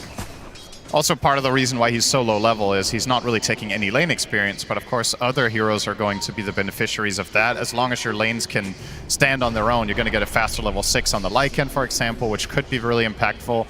His matchup against the supports of the enemy team are very good. Silencer is terrible against Lycan. I'd say Snapfire one of the weaker ones as well. And these are basically 2 solo lanes, top and bottom, with the supports just roaming constantly. Nothing to say. He's going to know that GH is in the area. Koro asked his teammates, do you guys remember how you played in 2014? And they all say, no, we weren't born then. Nothing to say. Gets off a fissure, blocks off GH. Omar's going to be fine, but it looks like, can he get the deny onto the creeps? GH attempts it, but nothing to say with the enchant totem kill. And they can see that there are a couple of stacks. Nothing too major to work with, though, yet for Tidebound. Oh, Omar's just in there. He's going to chase here. There's the 7-minute wisdom that he would love to try to steal. That was part of why this Bane kill was so good when he got it. Yeah, Bach is making his way from the north. Omar inside of the circular area, but Planet gets there too. So now Omar on the retreat. Good fissure from Nothing to Say, and this will be the death of Omar. Now his reign has finally come to an end, already with the 1 kill and 2 assists in this game. I honestly don't really mind that. He pulled 4 heroes over there. He's just putting pressure and making space for his teammates, knowing that he's so low level. It's not that big of a loss to make the enemy team run for you for that long. Helm of the Dominator now completed for Sumail. Can't say I've seen much mid-Muerta with Helm of the Dom, but... Yeah, I'm sure it's fine. Just like with every other hero. They have one on Muerta, they have one on the Lycan. As for the Tidebound side, they're going for none of them, it looks like. So, a little bit uncharacteristic. We've seen Bach play a lot of Helms on his offlane heroes. Yeah. Have they used it on Underlord, though? I don't think I've... I don't know how much he's even played this hero this tournament, to be honest. 8-minute power rune is bottom. It's a damage rune, as a dead shot does hit, so Planet will be brought down eventually, you would think. The Troll's gonna get him. Troll does get the last hit. More supports dying outright, though, so 2 for 1 across the map. NTS managing to kill off Omar there with the Echo Slam. So first use of that will not be on Ancients or a big camp stack. Speaking of, GH is in the neighborhood trying to get a read on just how much is in that triangle with his Bane. He removes the sentry but doesn't block any camps. Still, the pressure is going to mount now. They're going to try to take advantage of Echo Slam being on cooldown, so now you can go in here and use these rally creeps to really get to work. And Sumail also with the amp damage rune. 9-minute mid tower is a very good look, considering, remember they have Lycan and they have these 2 Helms. And the GH Nightmare. It's going to force Planet out though, and they're just going to walk away, it seems. This is without question a good start for Enigma Galaxy. You got the dead shot you talked about, along with the Nightmare facet inside those cogs. Pretty crazy combo. And then with the calling from the outside, they have a lot of good fight potential on this NGX side. That's why he finds himself. Sumail slows him, but GH is on the other side to finish the job. A 2K early lead for NGX, and in terms of how important it is for these teams to get off to a good start, in terms of like their lineup, how does that shape up this game? I think it was more important for Enigma Galaxy to get off on the right foot here, because again, when we go down the stretch, I do think Tidebound's lineup just is a little bit more stable in later game team fights and overall more constructed scenarios, but Enigma Galaxy's lineup is really good at playing these 2 versus 1 ganks or 2v2s. You know, you run around the map with Bane, with Clock, with Lycan Wolves. Shiro found by Omar, level 5 right now. TP support on the way. He's just getting bounced left, right, and center. Completely out of mana now, though. Planet will be the recipient of the help of that homing missile, as Omar again looks like he's going to drop, but he is again just forcing so many heroes to help aid their cores. That's 3 heroes this time brought. Yeah, Ghost is having the freest time ever because of this. So you can see on the net worth distribution, the big loser in this game so far is Nothing to Say on the Shaker, which I have to say is starting to become a little bit of a pattern in these games. It does feel like that, yeah. Shapeshift from Noob. Warner Skits is coming out from Planet. He's just going to get chopped down, though, by the Lycan as Shiro slowed to a crawl. Now going to get chased by the Pine Cone and the Wolf. Pretty much out of mana right now. Why? Looks like he's going to dissuade Noob from going any further. Still quite worse for wear as Bach left to his own devices, though. Now inside the cogs with the battery assault. But with that TP, going to force the rest of NGX away. Nothing to Say comes in, trying to take out the Pine Cone. Looks like they'll be able to get that with the tower. But like you said, Ghost left all alone. He gets the tier 1 tower all by himself. I mean, this is some stellar play from NGX, to be honest. Whether they find the kills or not, they are dictating absolutely everything that's happening in the game. And of course, we were criticizing this about Tidebound yesterday, their support duos being a little bit more on the passive reactive side. In this case, the Snapfire can be aggressive, but is constantly being pulled around the map. And well, what are you going to do as level 5 Silencer except respond to these moves? So, Angmar really just... I don't feel like Tidebound has made a move yet. It's been 12 minutes. I think all of their kills have been reactive. And if Enigma Galaxy can keep this pace up, they're on the way to a very chunky lead. They've only taken the top and mid tower. Bottom tower is usually the easier one to get, and they still can claim that. Of course, Ghost is just farming up a storm. And my question with this Shaker is, when are we going to see something big here? Well, he just got his blink, so that might be the timing, but he gets Nightmare before it's delivered. Sumail there, Fiend's Grip applied. The silence is actually going to prevent the cookie from coming out, so that was a pretty long Fiend's Grip. Has Nothing to Say, tries to run away. More reinforcements, though, arriving for Tidebound, and there's the blink reveal with the Echo Slam from Nothing to Say. Sumail is still living, though. Calls out, not even going to clip him. He is getting a little bit low, but does find the distance, finds an illusion rune in addition. Some way, somehow, nobody dies other than the Tomato, and tomatoes are real people, of course. That is a very bad blink reveal for Shaker. That is not what you're hoping for. It was considering close, though. He got the full element of surprise there. Not only is it the blink reveal, but it's in the middle of a fight, right? Yeah. He got initiated on, got the reset, and then has the blink. It's very unexpected for Enigma Galaxy that play comes out, and they still don't get a singular kill. And it begs the question, did Bach not have his ulti ready at that point? This is obviously a hero that you want to connect to these moves with Fiend's Gate when the team fights are bigger.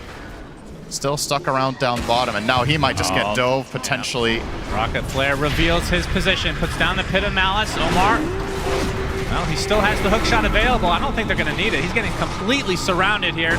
But again, TP supports from Tidebound. This time Wide shows up. There's the hookshot with the dead shot to follow. Bach still surviving, though. Super tanky, gets off the Firestorm, but now getting bounced left, right, and center. Sumail brings him down. Tidebound. That took a long time. It did. They got him. And okay, that's a little bit worrisome for Tidebound that Bach can sit there and tank a gank for literally 30 seconds and they still feel like they can't help him. Goes to show that their lineup needs time. When the early game fails and you're lacking key ultimates, you still don't have global yet, minute 14. That's not ready. Shaker doesn't have Echo. So obviously Enigma Galaxy will try to take advantage. This looks like a Wisdom Shrine play from NGX. Yeah, they're getting both of them. Well, we'll see. There are TPs coming. Bach going to be in the middle of a 20-second fight again. A beautiful Cogs. That means GH can steal it. Mortimer's Kisses is set up pretty nicely. Stone Gaze, though, comes out from Ghost. And the first to fall is Faith Beyond again. And now look at this, the Nightmare. Onto the Earthshaker. Looks like Shiro shows up, though. And that means NGX will likely want to run away. GH going to be the recipient of the call down. So it ends up being a 1-for-1. It's a Global Silence finally coming out from Y. He dies shortly after, but this is the bigger kill. Ghost super low on HP, on mana in this case. Pops the Lotus Zone, staying alive as a result. Shiro already using the Flak Cannon. Noob in the area as well, but nothing to say. Kind of running out of steam. Sumail coming in from the south, wants to continue the pressure, but doesn't have too many resources at his disposal, so looks like this might break things up. That's still very much, once again, mission accomplished for Enigma Galaxy. You trade supports, but you get the wisdom. And again, Echo and Global Omar get is used. still here. All right, how long have you been there, young man? He will eventually be brought down by Bach. Actually, Shiro in this case, but yeah, back-to-back deaths for Faith Beyond. That certainly will set him back. I mean, he's 1-4 already in this game. In spite of that, he's still almost 1,500 ahead of his mid-shaker. Ouch. Yeah. These mid-shakers have been very polarizing. It's interesting, it was theorized to be one of the biggest picks coming into the tournament, and it has been picked and banned a lot, make no mistake, but a lot of the games we've cast haven't been too impressive with this. It feels like they just get up to such a poor start and never come back. Yeah.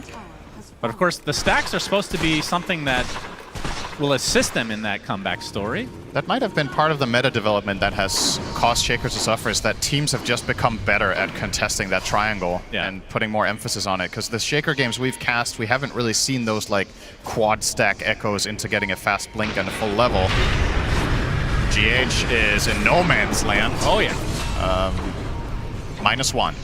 Easy kill for Tidebound. They're going to need a lot more of that. They're at a 6K deficit already at the 16-minute mark. NGX really showing up in this game one so far. Looks like Pipe is going to be the first main item for Bach into the Crimson Guard, as the panel was kind of discussing. No huge surprise. Or a bot. Yep. That is going to be the key moment in this game for Tidebound, is can you find that stabilizing team fight when you hit a timing? Because in reality, they haven't hit a timing at all. I think the only possible opportunity was the Shaker Blink, but as we've already established, that fell flat. Yeah. He's only level 9, minute 17 on the mid-Shaker. It's the same as Clockwork right now on NCS, so a very poor outlook here. Effectively, he's like position 3.5 from mid. Planet runs into GH, instant nightmare. Nothing to say is in the area, though, and you can see the Fiend's Grip, or the Fiend's Gate, rather, from Bot coming to fruition, but now the TPs from NGX come as well. Echo Slam, this is all for a Bane, by the way. They're going to clean up the Earthshaker easily, so 1-for-1, mid for support. Of course, the mid is basically a support here. I was going to say, you could argue a support for support almost at this point, but yeah. This is the roughest. I mean, we cast, what was it, BZM having a really rough game. Yeah. This is worse, it feels like, right? It's not a good recipe to win Pro Dota to play with 3 supports. That's not a common strategy. 4 protect 1, in some ways, is 4 supports and 1 carry, right? Well. Shiro's going to have to do some heavy lifting in this game. Going for the Butterfly next on top of his Manta and Dragon Lance. That's the good news for Tidebound, is that Shiro is having a good start here. He's 4-0-1. He had a very rough series yesterday, so I think there's also something to be said about, you know, getting off to a good start on the day and feeling like everything isn't coming crashing down after a good start to the tournament. Because yesterday he had 2 tough games back-to-back. He kind of just got destroyed. Yeah. Both in particular, I would say in his Marcy game, but also the Shadow Fiend game wasn't too hot either. Now Fiend's Grip, and we can see Snapfire left all alone, so easy kill for Sumail. NGX continuing to increase their lead. Y is spotted. again taken out in turn. So 2 support kills extremely quickly for NGX. And the question is, are they actually going to go for Roche? Ghost is extremely close to Butterfly as well. That is a huge power spike for Medusas.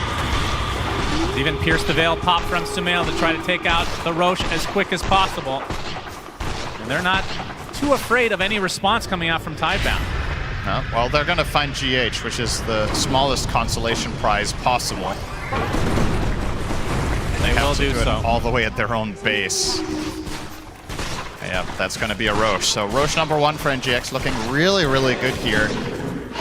You could potentially make a case for sieging high ground minute 20 this game. I know that sounds unbelievable in this patch and what we've seen so far in this tournament. After the Tormentor, I'm sure. But you have Manta, Butter, and Aegis minute 19, which is an insane timing. Yeah, this is going to be super hard to contest. You can at least pick whatever objective you want outside of the enemy base and it's yours. I just don't see Tidebound standing a chance. So you can take every tower or Tormentor by grouping up. Then the question is, if you're grouping up 5 heroes, can Tidebound beat you on economy by just playing the map more efficiently while you group up? So you got to be careful not to be too slow moving as a unit. And for the time being, Nigma Galaxy don't really seem to be pressing much of the map. They just want to keep farming, which is also okay. They don't have to use the Aegis immediately, but I do think it would be a mistake to just let it expire without forcing anything. And looks like Ghost is already approaching his first target, the top tier 2 tower. Yep, likely go for the tier 2, and then, I mean, maybe you poke a bit, force a fortification, and then go for the Tormentor. It's just plenty of time on this Aegis. I mean, the more you look at this, the better this Medusa hero is in this game, right? The last pick of Tidebound, the Underlord, does no damage to her because Firestorm's percentage-based damage is irrelevant against Deuce's bad HP pool. Yeah. So I'm kind of questioning this choice. I understand you want the auras, but do the pros outweigh the cons of Deuce was the primary problem that Nigma presented in that second phase, and I feel like you did not solve it at all. You have no single target damage, you have no mana burn. Who's going to stop Ghost when he gets his next item? Yep, GH will get the shard. They don't even need to group up to take the Tormentor, so this is also a tier 2 for NGX. Yep. I mean, this is more of a Thompson thing, I guess, from back in the day. Is there any consideration for Diffusal on Gyro? I think he has to buy it eventually, because otherwise I just don't see them killing Dusa, but not yet. I mean, when you say eventually, how much time are they going to give you? Exactly, yeah. That's the question here. If Nigma Galaxy go high ground here and take a lane of barracks, I feel like we've gone into a time machine from 2 months ago when people played the game normally. I know, what happened? What happened in these 3 days off? There we go. I love this. I really think this is a good siege. I think they can commit harder to it and bring Lycan Wolves and everything, but... Yeah, they find a little tasty snack in the form of Planet. Even uses Pierce the Veil to get that kill. Planet with a rare sight here, 6 items in his stash. I don't think I've ever seen that before. Huh. He has a full solar. He just hasn't picked up the power, except the energy boost. He must have panic buyed right before he died then, huh? I mean, he did AFK after getting nightmares, so he was just mashing his quick buy button. It happens to the best of us. As Ghost gonna get some pressure applied to him. A call down his place. He's gonna be A-okay though. Obviously, still with 2 minutes on that Aegis. Yeah. So it looks like their strat is to go for all the tier 2s. Yeah. I mean, 2 or 3 tier 2s and Tormentor for the first Aegis is, in the average game, a very good result. Also, a little poke damage on the top tier 3. He got about a quarter of that on his own on Ghost. And yeah, this mid tower, not long for this world. Shiro's trying to be annoying, but that's all he'll do. I really like this first pickup on Clockwork of buying Force Staff, by the way. We've seen different builds. Force Staff is just exceptionally good against Underlord. It's good against Snapfire and Shaker. The enemy team is creating debris for you to cross, and Clockwork with this can do it for a teammate. You might even see him buy the shard, potentially later for himself too, for even more ability to traverse terrain. Well, this is quite the expedition for Y. He's certainly aware of Noob's general presence, puts down a couple nice wards. The only question is, will he be spotted at some point? No, we'll be able to TP out, so some good vision now. See if they're able to use that in the coming minutes. As, again, the lead just continues to grow. This is not one of those games where you get an Aegis and it kind of plateaus, which has felt like it's happened a couple, like maybe more games than we're used to seeing in the earlier games that we have cast, but this time around NGX continuing to expand. Yeah, they're going to finish this bot lane as well. I think even if the Aegis expires, they're still going to try to commit for this tower. But of course, the dream would be to not get into that situation. You've got 25 seconds. There is a glyph. Tidebound are thinking about it this time. They sure are. It's a little bit more of a commitment as Shiro will burn about half the mana from Ghost, even more now. Butterfly online for Shiro. 12 seconds. Keep an eye on the timer here. And yeah, Ghost will respect it. So they do defend. So 2.5 towers, a Tormentor, and a quarter of a tier 3 is what Ghost will get in this 5-minute period. Not too shabby. Yeah. Almost has Scotty as well. So. That's pretty good.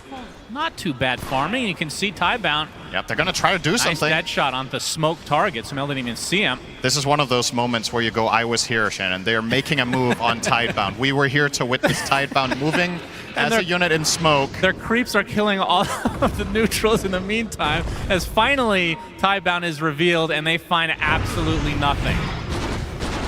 This is what I bought the postcard for. That was really uninteresting to write home about. All right, nothing to say is back to farming. Yep, doing his best. He'll have BKB relatively shortly, so just a recipe away at this point. That's still so far behind. Well, they're going to try again. All right, through the gate. So Bak is queuing up Aghanims now on the Underlord. We both love to see that. Of course, coolest when you've got the Gleipnir. Oh, this was scanned out. Noob. Oh, that's a very, very good read. This might be 2 smokes in a row kind of waste, although Noob, he popped his ult inside the Pit of Malice, though. Reinforcements are going to arrive pretty shortly, but the Global Silence comes out and the Mortimer's Kisses destroy him. But incoming Sumail with the BKB pierce the veil. First to fall is the Snapfire. You can see the Fiend's grip onto the Gyrocopter. Do they have the damage? They have the lockdown. They have everything. This is not even remotely close. Now the Underlord inside of that Nightmare, inside his own Pit of Malice, just getting kited to a high degree. They lose the Lycan to start the fight, but they can 4 straight kills right after. Nothing to say had no play there. He got caught by the Clockwork, and he was just... He echoed the clock and tried to cast Fissure 7 times in a row. And then he died. Look at the battery assault. Yeah, he kept trying. And, I mean, you've got the Kaya, but you don't have Kaya Yasha, so that's not going to happen. Man, like, what a last pick Clockwork, huh? Yeah, it's crazy. The Clockwork pick has been really good, but again, I think this is the second game of Nothing to Say Shaker we've seen this tournament, where it just leaves a lot to be desired, right? And Nick McGalaxy, they know exactly how to approach this. Keeping in mind, this could have been even better, right? They scanned them out, Noob knew they were coming, he pops ult. If he's a little bit further right here, he might not even get caught to begin with. And that could have just been a clean sweep. At the very least for Tidebound, they get a little bit of a trade, but keep an eye on the Shaker here in the top left. So Nothing to Say comes through the gate immediately into the calling, gets hookshot up there. Now you're not going to see the rest on camera, but trust me when I say he did nothing, and his health is just falling by the minute. I trust you, Cinderin. I take it back. He did echo the Clockwork. He did 200 damage. Okay. Technically incorrect, but effectively correct. A 4 for 1. NGX. 16k lead. This is starting to look quite insurmountable. So what can Tidebound do to get back in this game? Is it just a high ground defense type of deal? Do you have to contest second Roche? There's a couple of things I think they can do still, or that they especially could have done better. Hook shot. Hang on. They find Planet. Dead shot misses, but they have the damage nonetheless. Doesn't matter, yeah. It's too much damage. Nullifier onto Shiro. Good Manta, though. They have to have better formation. I think the way Nothing to Say arrived into that fight is just a no-go. You cannot have Shaker arrive into the center of the fight. The gate has to be placed more on the left if you want him to come in through the gate. Otherwise, he needs to be there at the beginning of the fight off to the side to avoid the Clockwork. Aside from that, obviously key items coming up. This Shaker BKB will potentially finally allow him to do something. Gyro Satanic will help as well. Shiro can be... As much as we've talked about Enigma Galaxy not having the, or Medusa being almost unkillable with single target damage, a Gyro Satanic is also tough to bring down for the NGX side. They don't have that overwhelming single target damage just yet. Sumail will get there, but right now the hard hitter on one target is actually Lycan. As I say that, Dusa almost has MKB, so maybe not. Yeah, we haven't even talked Ghost much is about just ahead Noob. by a full item. Yeah, absolutely. This is... I mean, Medusa is one of those carries. Feels like you can almost 1v5 in the late stages of the game. And with that MKB relatively shortly coming online, takes Ghost to the next level. Second Roche is available. Does NGX feel confident going for it without a pickoff first is the question. Because fighting against Tidebound in the pit is a bit of a scary proposition. And again, potential pickoff on the planet.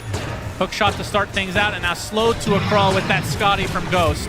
Another easy pickoff for the NGX side. I think that's enough to go Roche. Like, just having any hero out of play makes this extremely difficult for Tidebound side. And this is actually one of the more important Roshan pit fighting heroes, because Clockwork is going to have his eyes set on Shaker the whole time, so Snapfire is the one who actually gets to cast her ults reliably. With her in the grave, Tidebound just have to concede another objective. And this one surely means a high ground. This is a high ground Aegis without question. 20k lead. Dusa almost fully decked out. He's going to swap out his Falcon Blade for this Aegis, so technically for an Aegis push he could replace the treads into another item. He's queuing up BKB here on Ghost. Thought maybe we would see something even more hard-hitting to try to finish the job, like Rapier or Daedalus. It's a little surprising going that defensive, but... If he wants a defensive item, you could make a really good case for Pike here, I think. GH gonna force out the Fiend's Gate. Nothing to say, blocks off GH, but a nice force step onto the other side. Hook shot from Omar. Looks like they're gonna find the silencer. Y is dead before he'd be able to get off Global Silence. Attempting to go through his own gate. Block. Not gonna happen. Pops the Crimson. Dies right after. Just feels like there is no opening for Tidebound. If they want to take fights, they have to bring the gyro. I just think skirmishes like this are not possible. You're maybe a little bit naive to try to think you can kill GH there. He's got Force Staff, Lens, Essence Ring, and you didn't global. So then the full Fiend script comes out onto the Underlord as well. Just very easy and good response, and very quick responses too from the side of Enigma Galaxy. Oh, they see nothing to say. The Wolves have spotted him. He's gonna pop the BKB and just get crit! My goodness! You talked about the BKB being picked up. That is not what he had in mind. That's also not what he bought it for. Ooh. I don't think he bought BKB to counter the Lycan. Well, he popped it anyway. Yeah, that's what... And now the Roche banner placed, and the high ground attempt is here for NGX. What can Tidebound do? Earthshaker down for 30 seconds. He has buyback and Echo Slam, but you might have to just concede an entire lane here. This is so difficult for Shiro to contest the Dusa with all the backup sitting behind. Yep, Crimson is popped, so that's gonna prevent some damage coming out from the Medusa, but eventually they'll wear out. 10 seconds away from nothing to say getting back in the game. But still, Ghost literally all alone on the high ground, and they can't do anything against him. Shiro already at half HP. They have to force the fortification. Is there going to be a reset from NGX? Or do they just continue? You can see the Alpha Wolf on the back line. Yeah, this is just a full lane. And now the BKB being delivered soon on the Medusa. Still 2.5 minutes on this Aegis. And if you're Tidebound, you just don't want to expend too many resources to take out life number 1, because then you'll have nothing for the fight afterwards. I don't think there's any reason to not squeeze this and try to get a second lane. Yeah, absolutely. You still have about half mana on the Medusa. This is the perfect camp that just spawned as well. The 4 creeps with mana for the Mystic Snake. The Ghost is going to be almost back to full when you go and hit mid now. Oh, as you said, the BKB for Omar. My goodness. Overclocking. GH, another target found, potentially. Yep. This is going to be a volley into a kill. So Planet just getting picked off repeatedly. Ghost 11-0 has had a great start, and he's capitalized on it. He's converted everything he needed to from that beginning of the game, and from a draft perspective, this was exactly what Enigma Galaxy dreamt of in this game, was to get off to a hot start and just run the entire map before Tidebound's heavy 5-man slower lineup could really come online. So far in 33 minutes, they've barely got to play their heroes, and that's been a rare sight in this tournament, that a team has been destroyed this hard, this early, and been unable to find at least some sort of rebuttal. It's just been nothing. And this is going to be a tier 3, still 1.5 minutes on the Aegis, so Ghost and company will certainly push the envelope to try to get this second lane. Will Tidebound try to do something, or will this just be another free set of barracks? That's going to be the last fortification for quite a while on Tidebound's side. Is the 27k lead for NGX. There's still a full minute on this Aegis. And too. once this Aegis is out, that BKB just takes its place. And this is a second lane for NGX. Uncontested as Tidebound. I mean, is there a power spike incoming? Looks like they're going to smoke up and try to surprise them. I doubt they want to go for the Medusa first. She's going to be spotted. Try to wrap around to their own triangle potentially. Sumail could be a good target. But the smoke on the other side for NGX. Omar's going to pop in. Over Glocker's place. Into the hook shot. The silencer stuck in place. We'll be able to get off the global silence. No! The silencer dead right off the bat. And you can see Nothing to Say does kill off Omar, but now he's going to get chased by Noob as Shiro full grip on the sideline. Blocks the right click damage from Noob as the GGs come out. NGX just absolutely stomped Tidebound in game 1. Wow, that was not even remotely close. And we were talking about this at the beginning of the game. Who is going to bounce back best from their loss yesterday? Enigma Galaxy had the closer series, had more signs of life, and probably have lesser of an expectation overall, so probably playing with a bit more freedom and less pressure. And this game, Tidebound, falling victim to some of the same problems as yesterday, just inability to make moves, losing a little bit early and never really finding their footing. I think if you want to come back in this series as Tidebound, you've got to have more, better laning and some more opportunity to fight early. And the main thing I feel, the pattern that I have found is their support duo. In these 3 games that we've had on the main stage for them, maybe it's just a little bit too little in the damage department early on. Yeah, I feel like Omar completely carried that early game. But either way, we go to the panel as NGX up 1-0 in this best of 3. Yeah, an elimination best of 3. 1 game up is definitely where you want to be. All the fans maybe sighing a little bit of relief here, but I like what Sim said. It feels like Enigma Galaxy aren't really feeling the same sort of pressure. They're coming into this, and it definitely resonated when we talked to Coach Kuro just before the game actually started. It's like, we're trying to just enjoy the games, and I'm sure they had a lot of fun and a lot of enjoyment in that game 1. Yeah, we thought maybe he was hiding strats with the interview. It's like, oh, that's why he's saying yeah. It's just no, that's Kuro being actually Kuro. the strat. He was being serious. Like, Sumail just wants what he wants. He's going to trust him and give it to him. He's going to try to play what he wants no matter what.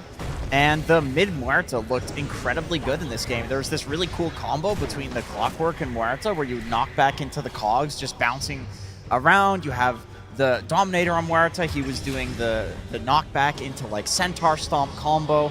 Like, there was a lot of really cool tech that Nigma was doing in this game, and I think the only reason they can do it is because they're playing loose.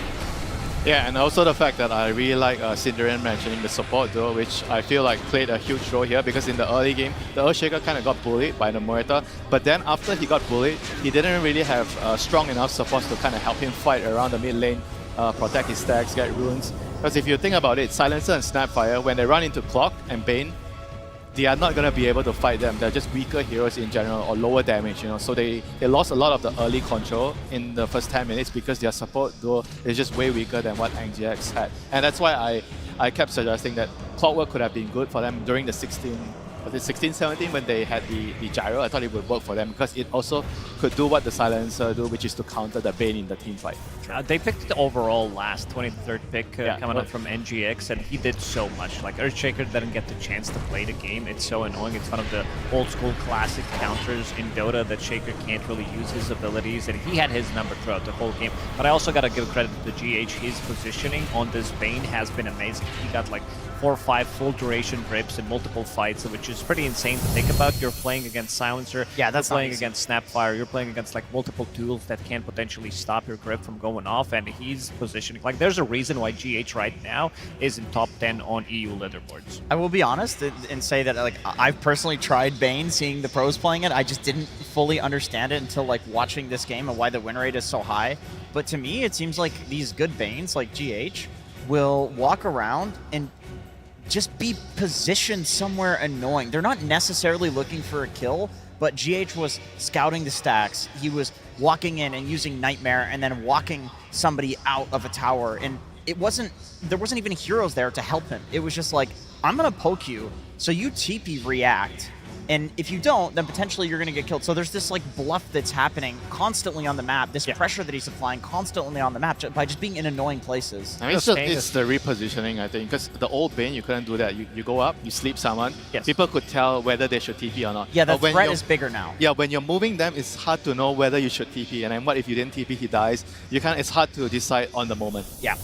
So the support's just doing a lot on the side of Enigma Galaxy. And that was that argument that you guys were having. It's like, yes, we see so much coming out of Tidebound when it comes to the team fights. It feels like their item progression is just very straightforward. But yeah, the clock was just such a big undoing for it. The Bane as well there. And it's very easy then to look at the cores and be like, well, you had a mid laner and a carry that went deathless. So there's also praises to be sung there, but you're not having as good of a game if you're not having that impact on the support.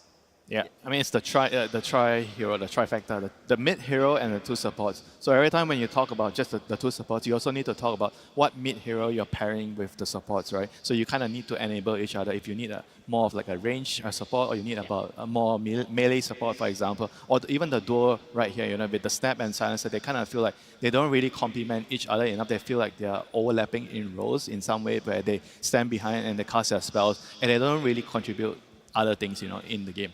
Yeah. Well, we're looking at the earlier part of this one, because Winter talks about it. How do you pair a mid hero with this? Sumail on the mid. Whilst we look at the stats at the end of the game, you're like, yeah, he had a great game.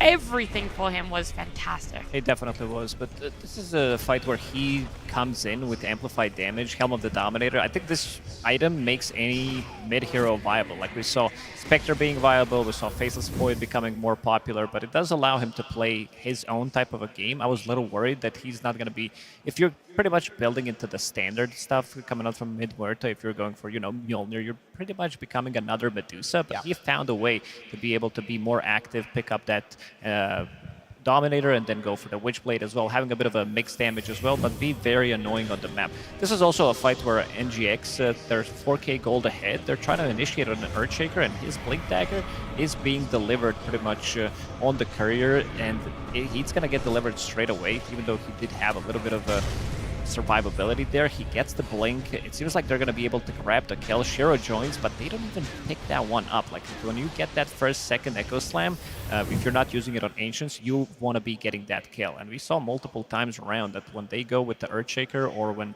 he gets initiated on by a Clockwork, you're basically taking the fight 4v5. Yeah. I think anytime a game like this is snowballing so hard, it's almost always like down to the supports. It's like, how are those first rune rotations going? Like when these heroes are actually connecting together. And I would definitely agree that when I look at the trios for Tidebound, I'm like, who are the three heroes that are supposed to play together? Like Underlord in the supports, Earthshaker in the supports. His game was kind of rough. Like we saw the Blink Dagger play, but the moment that doesn't connect, like this is the moment for you.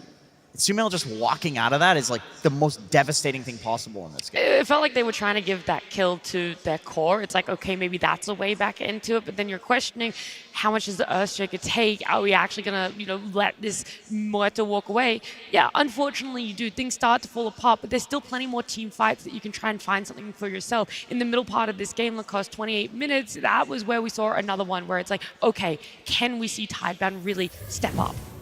This is also going to be another fight where GH gets insanely good grip, but first the fight starts, they're going to be killing off Wolf immediately, so Noob is gone, but this is basically 4 versus 5 fight. You have 2 auras on Bach. It feels like they're super strong, but look at that grip. Immediately burning his mana, and then Sumail comes in. The rest of the team is also playing on a different side. You can see the Clockwork being super annoying, going onto the Earthshaker, not allowing him to play the game, and then Bach is isolated because he's just a tanky guy, and they will have more than enough damage to take it.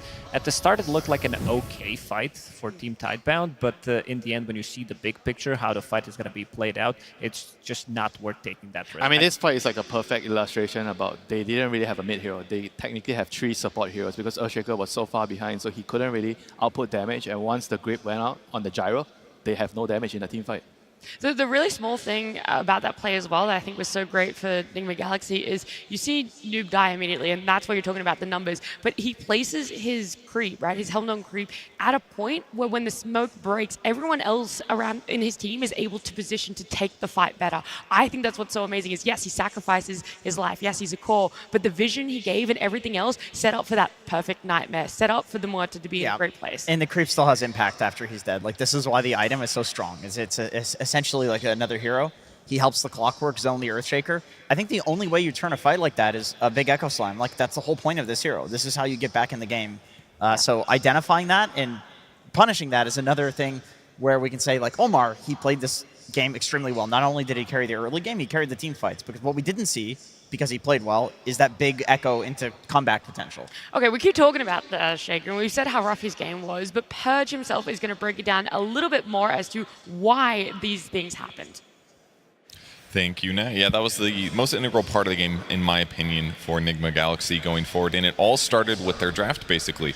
They picked supports that were going to win the side lanes, and then in the last pick, they shifted the Muerta from an expected +4 into a mid lane against the Earthshaker. And if you've been watching this clip, he has been right-clicking the crap out of Nothing to Say. Nothing to Say's done a great job getting last hits, and frankly, throughout the laning stage, the first like 5 or 6 minutes, he does a great job getting last hits and denies as a whole.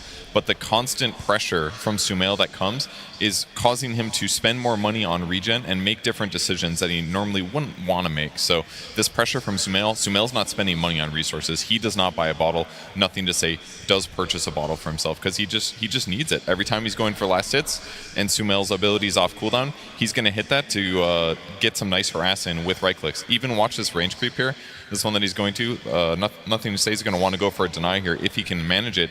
But if he approaches at all, he has to worry about this nuke into multiple right click every single time that he ends up approaching. So this shifts at the 2-minute mark. That's the first water runes coming. Sumail even gets to get his own water rune. Again, he hasn't bought any resources other than a single set of tangos. And Nothing to Say on the other side doesn't get to refill his bottle a single time. The supports won their lanes, and then the Bane's going to rotate towards the bot rune, towards the top rune, and the Clock can also do the same on the bot rune. So Nothing to Say just doesn't even get access to refilling his bottle, which is getting him farther and farther behind with regen. And this obviously cascades even farther. Here's the 4-minute mark, same thing, Clockwork, Bane, moving to the water runes. They end up collapsing and getting a kill on Nothing to Say a little bit later. Kind of interestingly, they actually sent the Wolves all the way across the map to also participate in this. That's after Nothing to Say comes back. And the tough thing is that if you look at the map, this Sentry Ward here blocked the Ancient Camp. That Sentry Ward died of old age, and normally when you're playing in mid-Earthshaker, what you're anticipating getting out of the map is a laning stage into an Echo Slam on the Ancient Creeps. That just didn't happen this game. So he had a rough lane, got harassed constantly. Sumail went the greediest possible item, which was going to be Helm the Dominator. He took the Earthshaker's mid-tower at 9 minutes, which basically means that Nothing to Say now has even less space on the map to get things done. He doesn't have an Echo Slam combo to get himself gold, and then to make things worse, his first couple ganks don't go so well. So that was why he got so far behind. Less levels, less gold, less everything, and Enigma Galaxy got to do exactly what they wanted. A fantastic breakdown from Purge, really eye-opening about why that Blink Dagger for reveal was actually so important, why we should have seen them commit a little bit more on getting that kill. I'm sorry, I just need to mention, every time we go to Purge, it's like the weatherman that's like, devastating hurricane in Florida. It's always like, here's how the most devastating thing happened. No. Like, so I didn't notice the Ancients being blocked. But not that bad. They learned a lesson. Yesterday when they were playing against BB Team, that game number 1, they tried to invade into Earthshaker's triangle, and they got one hero immediately deleted from the game. So this time around, they were just, well, let's take it slowly. Let's just put a sentry down. It's a much easier approach, and they also did manage to shut him down completely in that mid lane, killing his tower, which resulted in NTS not having a game. I was checking the numbers. He only did 7,000 damage as Earthshaker. Yeah, devastating news. I don't know if that's the time that we wanted to drop it as our teams are walking back out on stage. Tidebound hopefully going to be able to find some energy, find some new strats for themselves. Enigma Galaxy, well, they're getting a lot of cheers, a lot of waves from the fans as well here. And I have the question mark about this Earthshaker coming into the tournament. Everyone had their eyes on him. It felt like he was doing great in the road to the international playoffs, but now that we're on stage, it's not garnering the same success. More things about blocking Ancients, more things about bullying in mid matchups just aren't going the way of this hero having the good setup it needs. I think NGX is just smart. They found a counter. Like, I legitimately think if Earthshaker comes out again, they're going to pick Muerta mid. To me, this looked like a counter. Like, all of these little plays. I thought you were going to say if someone's going to be picking Earthshaker, they're going to be banning out Clockwork. Yeah, that was also looking like a He was definitely going to say that, yeah. They banned Queen of Pain, which has looked good against Earthshaker, and I think heroes fall out of favor whenever they're really overpowered, when there are like 2 to 3 really good solutions to them, because then there's always going to be one where you can't ban it. Like, you can't ban them all, and this is when a hero falls out of meta. So maybe the stock in Earthshaker should just go down, or we should start seeing it be flexed more to the other roles like we keep talking about, but it seems like it never happens. I mean, it's the lane, right? I think they expose how vulnerable Earthshaker is in the lane. Maybe teams overrating the hero a little bit. He's still strong, but you don't want to open the draft with Earthshaker quickly because he can run into lanes where he can't really play. Ranged heroes definitely destroy him in lane. Yeah, like ranged heroes and probably blocking the camp. Those are the two things. Those are the two things, yeah. You have to look out for. And obviously also the supports. You need to have the right supports to enable you to be able to do that. But if you're an offlaner, there's a lot less stock in like committing to shutting the hero down, like in blocking the camp, because then you could stack the other camps on the side of the map, right? Sure. Like, there are other options, and there's like less value in like, okay, we need to get this Blink Dagger super early because this is our mid hero. We need to play around it. So maybe a flex should come into play. Yeah, it's also maybe not relying on just your mid player being the playmaker. That's something that's normally very like cohesive with, okay, a mid laner is going to be our playmaker. They're the one that's going to run around with the support. Maybe you're still fine if your mid laner has a rough game if there is a backup in an off laner. Yeah, definitely the case. Like, I think Underlord is just a weird hero to play around. Like, a lot of the time that it's not in the meta, this is the thing that we point to for why not, is that you need a lot of levels before you can start really being active. Like, it's more like you're active with other heroes, and then he ults in and gives auras. These teams aren't wasting any time, by the way. They're back in their booths, and they are back into draft for game number 2. Team Tidebound versus Nigma Galaxy. Game 2.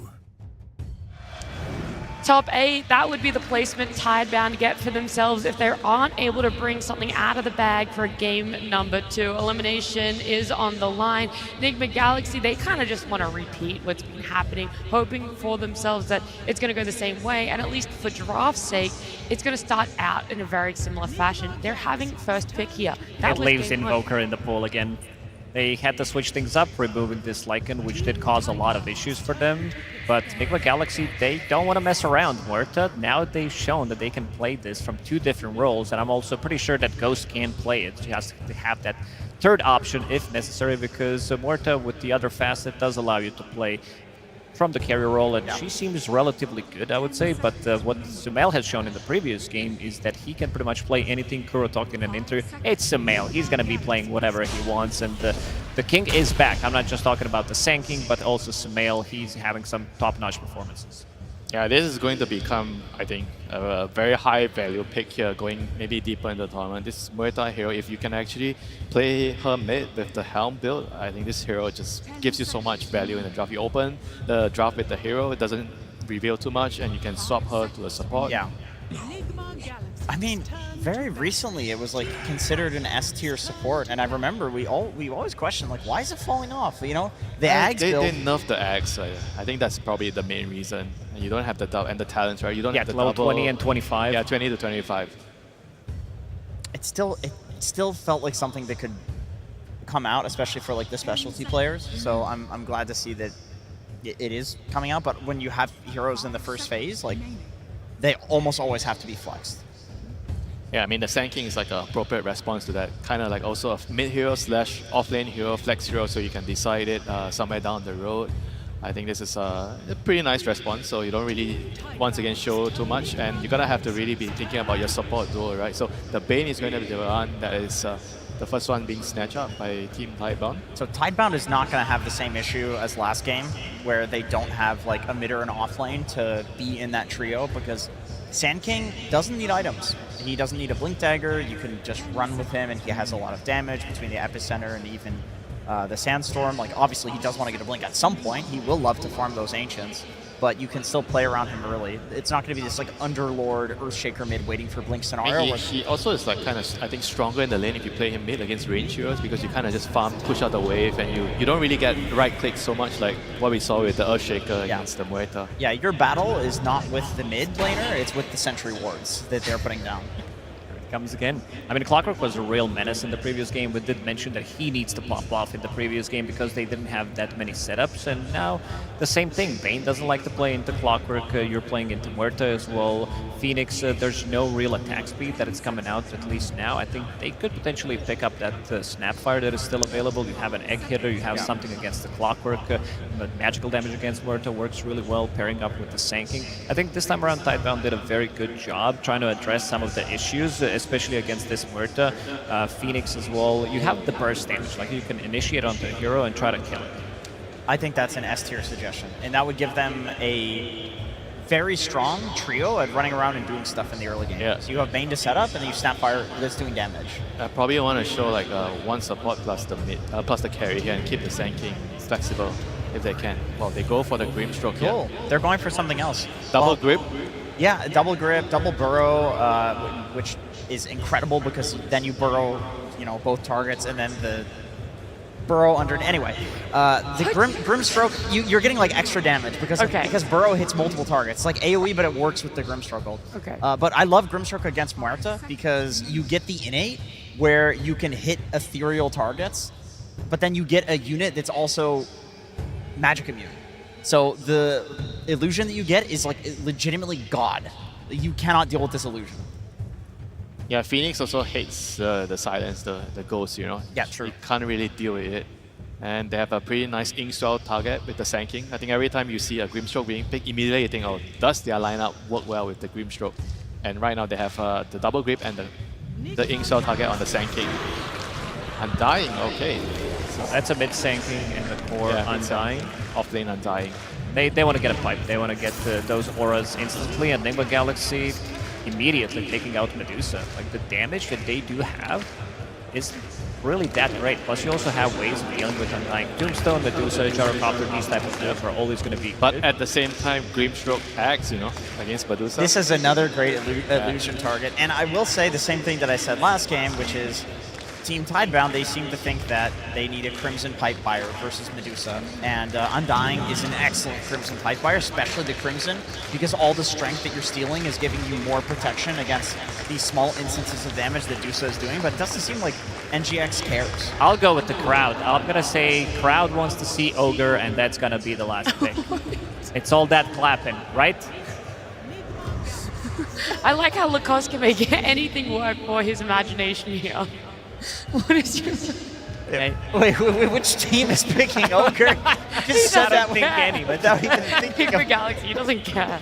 Any of them. I mean, if we can have Muerta mid, if we can have these Pudge carries, why not Ogre? If it comes out, you need to go down there and start drafting. I will. Let me ask you, do you buy Helm on Ogre or Midas on Ogre? Both. Midas 100% of the time. There you go. 100% of the time. Oh, let's see what exactly is going to be banned out. Last time that they picked the Medusa, they banned the AM, and it was just the Darks here. They felt like that was what they were looking for, something that really countered the Medusa. But the offlane had already been shown in Undying, so is that still where your ban was? Maybe Tidebound could pick Morphling, because I think it's really good against Medusa. Oh, I thought you were going to say because the crowd was doing waves. Yeah. Come on, dude. I was setting up for the punchline. Come on. Yeah, it was a wave type thing. But then I thought Shiro actually plays Morphling. It's not genuinely not that bad. Turning into Medusa is very powerful. Now, full of Very, jokesters on this panel. Having too much fun. They're thinking a lot about this. It went straight from this Clockwork. They knew exactly that they wanted the Medusa out of this into the AM ban, but now is where it's stalling out a little bit, Winter. I mean, there are definitely still a lot of other decent options. I think Terrorblade is kind of okay too, you know, you can kind of hit the egg, you can make Medusa copies of your own. You're kind of like a Darkseer in a way. So I think there's still options here. Oh, Jug would have been good. How come? Diffusal builder against Medusa. I also think people generally enjoy that matchup. Like in the Omni Slash, you can do enough damage to kill. I mean, you also spin and kill the egg, so that's like 2 reasons to pick the job. I mean, the mask kind of also really rounds up the whole lineup here. Protection for the egg. It kind of also maybe stops certain heroes like TB. You dissuade those heroes. Well, they're gonna go for the Faceless Void here. So the other lineup is gonna be very, very slow, and you have triple melee calls here. That is a classic Medusa counter, though. I remember BB Team was the first team to show this, where you simply kill everyone else, and Medusa does such small instances of damage that Void will... Yeah, but what if the egg is the carry right now, because you can't kill the egg? You have 3 melee calls, and your supports are probably supports not gonna are pretty kill bad at it. it. So it needs to be Faceless Void who needs to actually hit the egg. Yeah. Early Manta style from him. This is going to be necessary. Attack speed items. Yeah. So the impact of the Phoenix is still going to stay there. It's rising in popularity a little bit, but we mostly see it played in. I mean, it's also Phoenix plus Medusa, right? The gaze and the egg, so you're not hitting the egg. It's gonna be tough. Yeah, tough to disengage there. So now the question is, you guys have favored a team normally when it comes to a team fight, when you see the lanes play out. But can you see that when it comes to these 2 drafts and these 2 teams? I mean, the trifecta again, right? You're gonna be looking at the trifecta. So it's gonna be Moita, Phoenix, Clock. I think that's probably more all-rounded compared to the Sand King, Bane, and Grim. I think Grim is the weakest hero here when it comes to the rune fighting. So I think I'm going to give the trifecta advantage to Enigma Galaxy. They're probably going to be able to get slightly ahead in terms of their runes, and they're going to be able to use it to snowball game, what happened in the first game with the Moita. I think Tide Bounce is way better than last game. It is. We're going to see an actual competitive game here rather than just the stomp of game 1. Yeah, it's not like last game, but I still think that the Grim is going to be a weaker one. The weakest hero among the Yeah, 6 he's heroes. playing in Tamaris, which he doesn't like to play. Clockwork as well. I think these 2 supports from Tidebound could suffer a lot if they're getting initiated on. Sure, there is some counterplay to it with the Sanking Stun, with the Undying using the Tombstone, popping the Auras, Chronosphere from the Faceless Void. But overall, if Enigma Galaxy is being the one who's super aggressive, they're initiating the fights, I can feel these 2 supports having a really rough time. And yourself, Jenkins? Yeah, I agree. I would say I think NGX got something very similar to what they got in the first game, perhaps even easier to execute. It's just they're dealing with a Tidebound that has an actual good duo in their supports. Yeah, Tidebound powering up, having a bit of draft for themselves in a game number 2. Let's hear from that coach exactly his thoughts on it. Thank you very much. I am standing by with the Blink, coach of Tidebound, with Helen helping to translate, where we are seeing something interesting 2 times in a row. Sumail Muerta mid. Now, I haven't seen this before, but I was wondering, how prepared were you for them to do it 2 times in a row now? 我们连续2把都看到了苏缪的中单重音碧灵奶绿，我们是没有见过，你有见过吗？而且有没有做好准备呢？之前有耳闻吧，也在 TNT 上看到他玩过。就第1把可能是我们没有处理好他这个中单奶绿，但是这把我们想了办法，好吧？我觉得他打不出上把的节奏。So we have seen him play the hero before. In game 1, we didn't properly deal with it. However, we'll find a solution and not let him have his tempo. Well, let's see if the solution works out. And I know behind me, are there a lot of Tidebound fans on this side? It sure sounds like it, so Blink, I was wondering, do you have any message for all the people on this side of the crowd that want to hear you really get them going? 我们身后有那么多太棒的粉丝，有没有任何想跟他们说的话呢？谢谢大家的支持，相信我们中国队的大河，好吧？ Thank you everyone for your support. Please believe in China's ultra carries.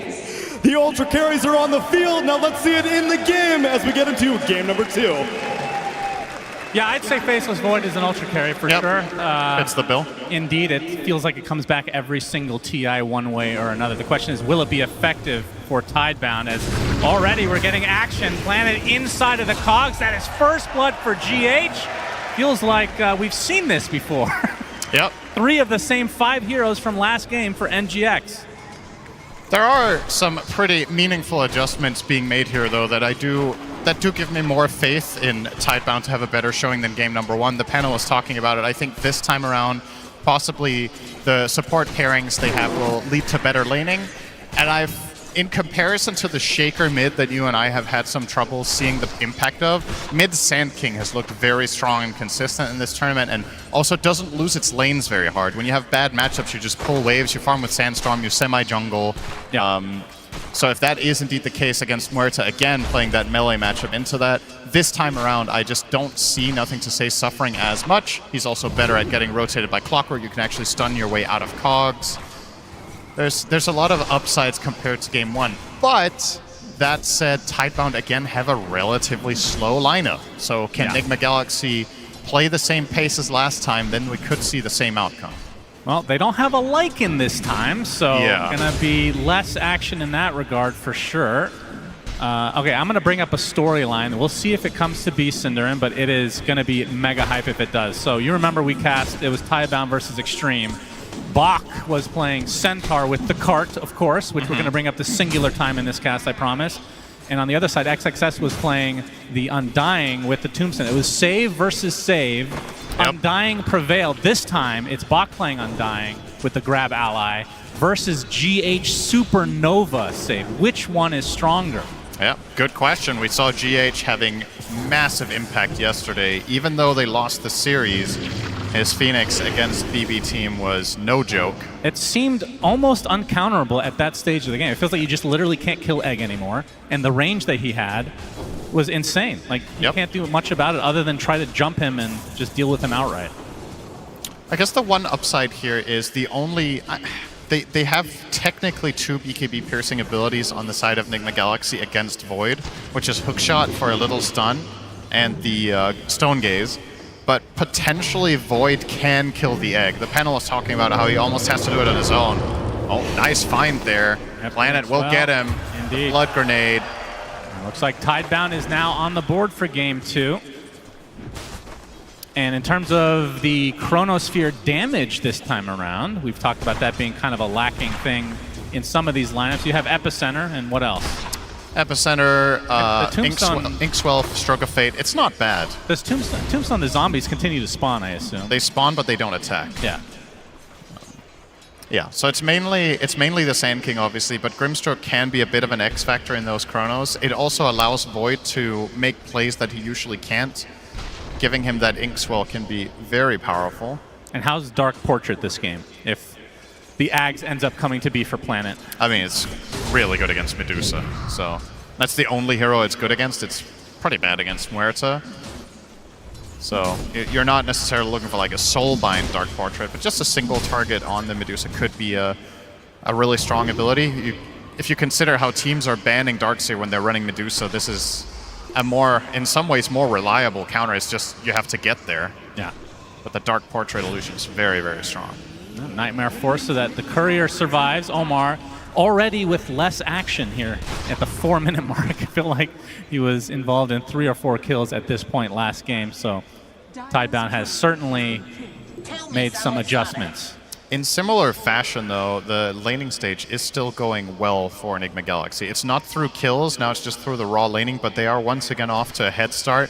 Shiro on the Faceless Void is struggling, 11-4 against Noob, 22-10 on Mars. This is, of course, a lane that you would argue favors Mars Clock, but probably not by this much. So I think a little bit of just raw outplay here as well from the side of Enigma Galaxy in their off lane. And that's probably the lane of theirs in this tournament that has leveled up the most. Noob was receiving some criticism earlier on for falling flat in some lanes in some games. I think on the big stage, he has been playing his best. And Omar as well. Sure. Oh, that is not an expected Soloed kill. by Sumail. That is a huge deal. Nobody even came to assist. Yeah, I was not even looking for this. This is kind of crazy. Sand King, like we talked about, generally draws even bad matchups. He's just getting stomped. Sumail 34-15. The Sand King only 21-1. It makes me wonder if this is a little bit of inexperience on Nothing to Say's part. I can't help but feel that a player like Malrine will just get more out of this lane as Sand King. Right. Like he's just playing... Sometimes the best way to play the lane is just not play it in the middle. You just pull the waves around and find a different way of navigating. Perhaps he's getting countered out by the threat of Clockwork intercepting him when he tries to go for it. But either way, the result is the same. Sumail with a 1,000 gold lead in mid at 5 minutes. Yeah, it's looking a lot like last game without the ganking needed. Yeah. I guess as Omar looks like he'll find Y. Still hasn't leveled battery. Salt still holding on to those levels, has 2 in cogs right now. As the 6-minute rune is coming. GH and Sumail. Looks like NGX actually in good position to get whatever it is.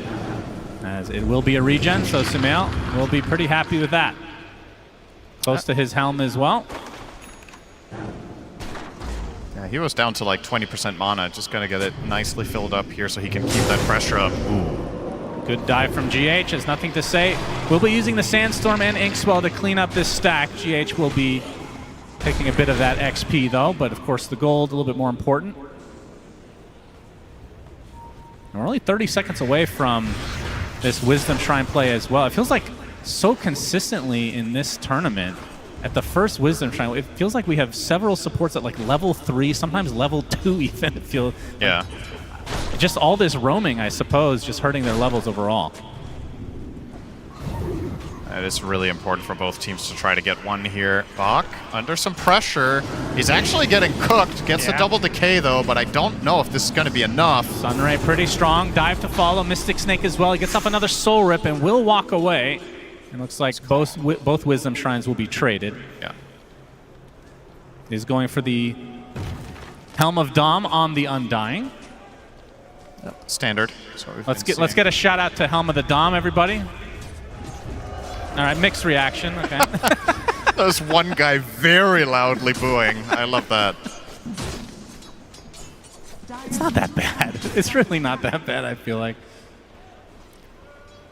Can we get a boo for Suns fans taste an item? Okay.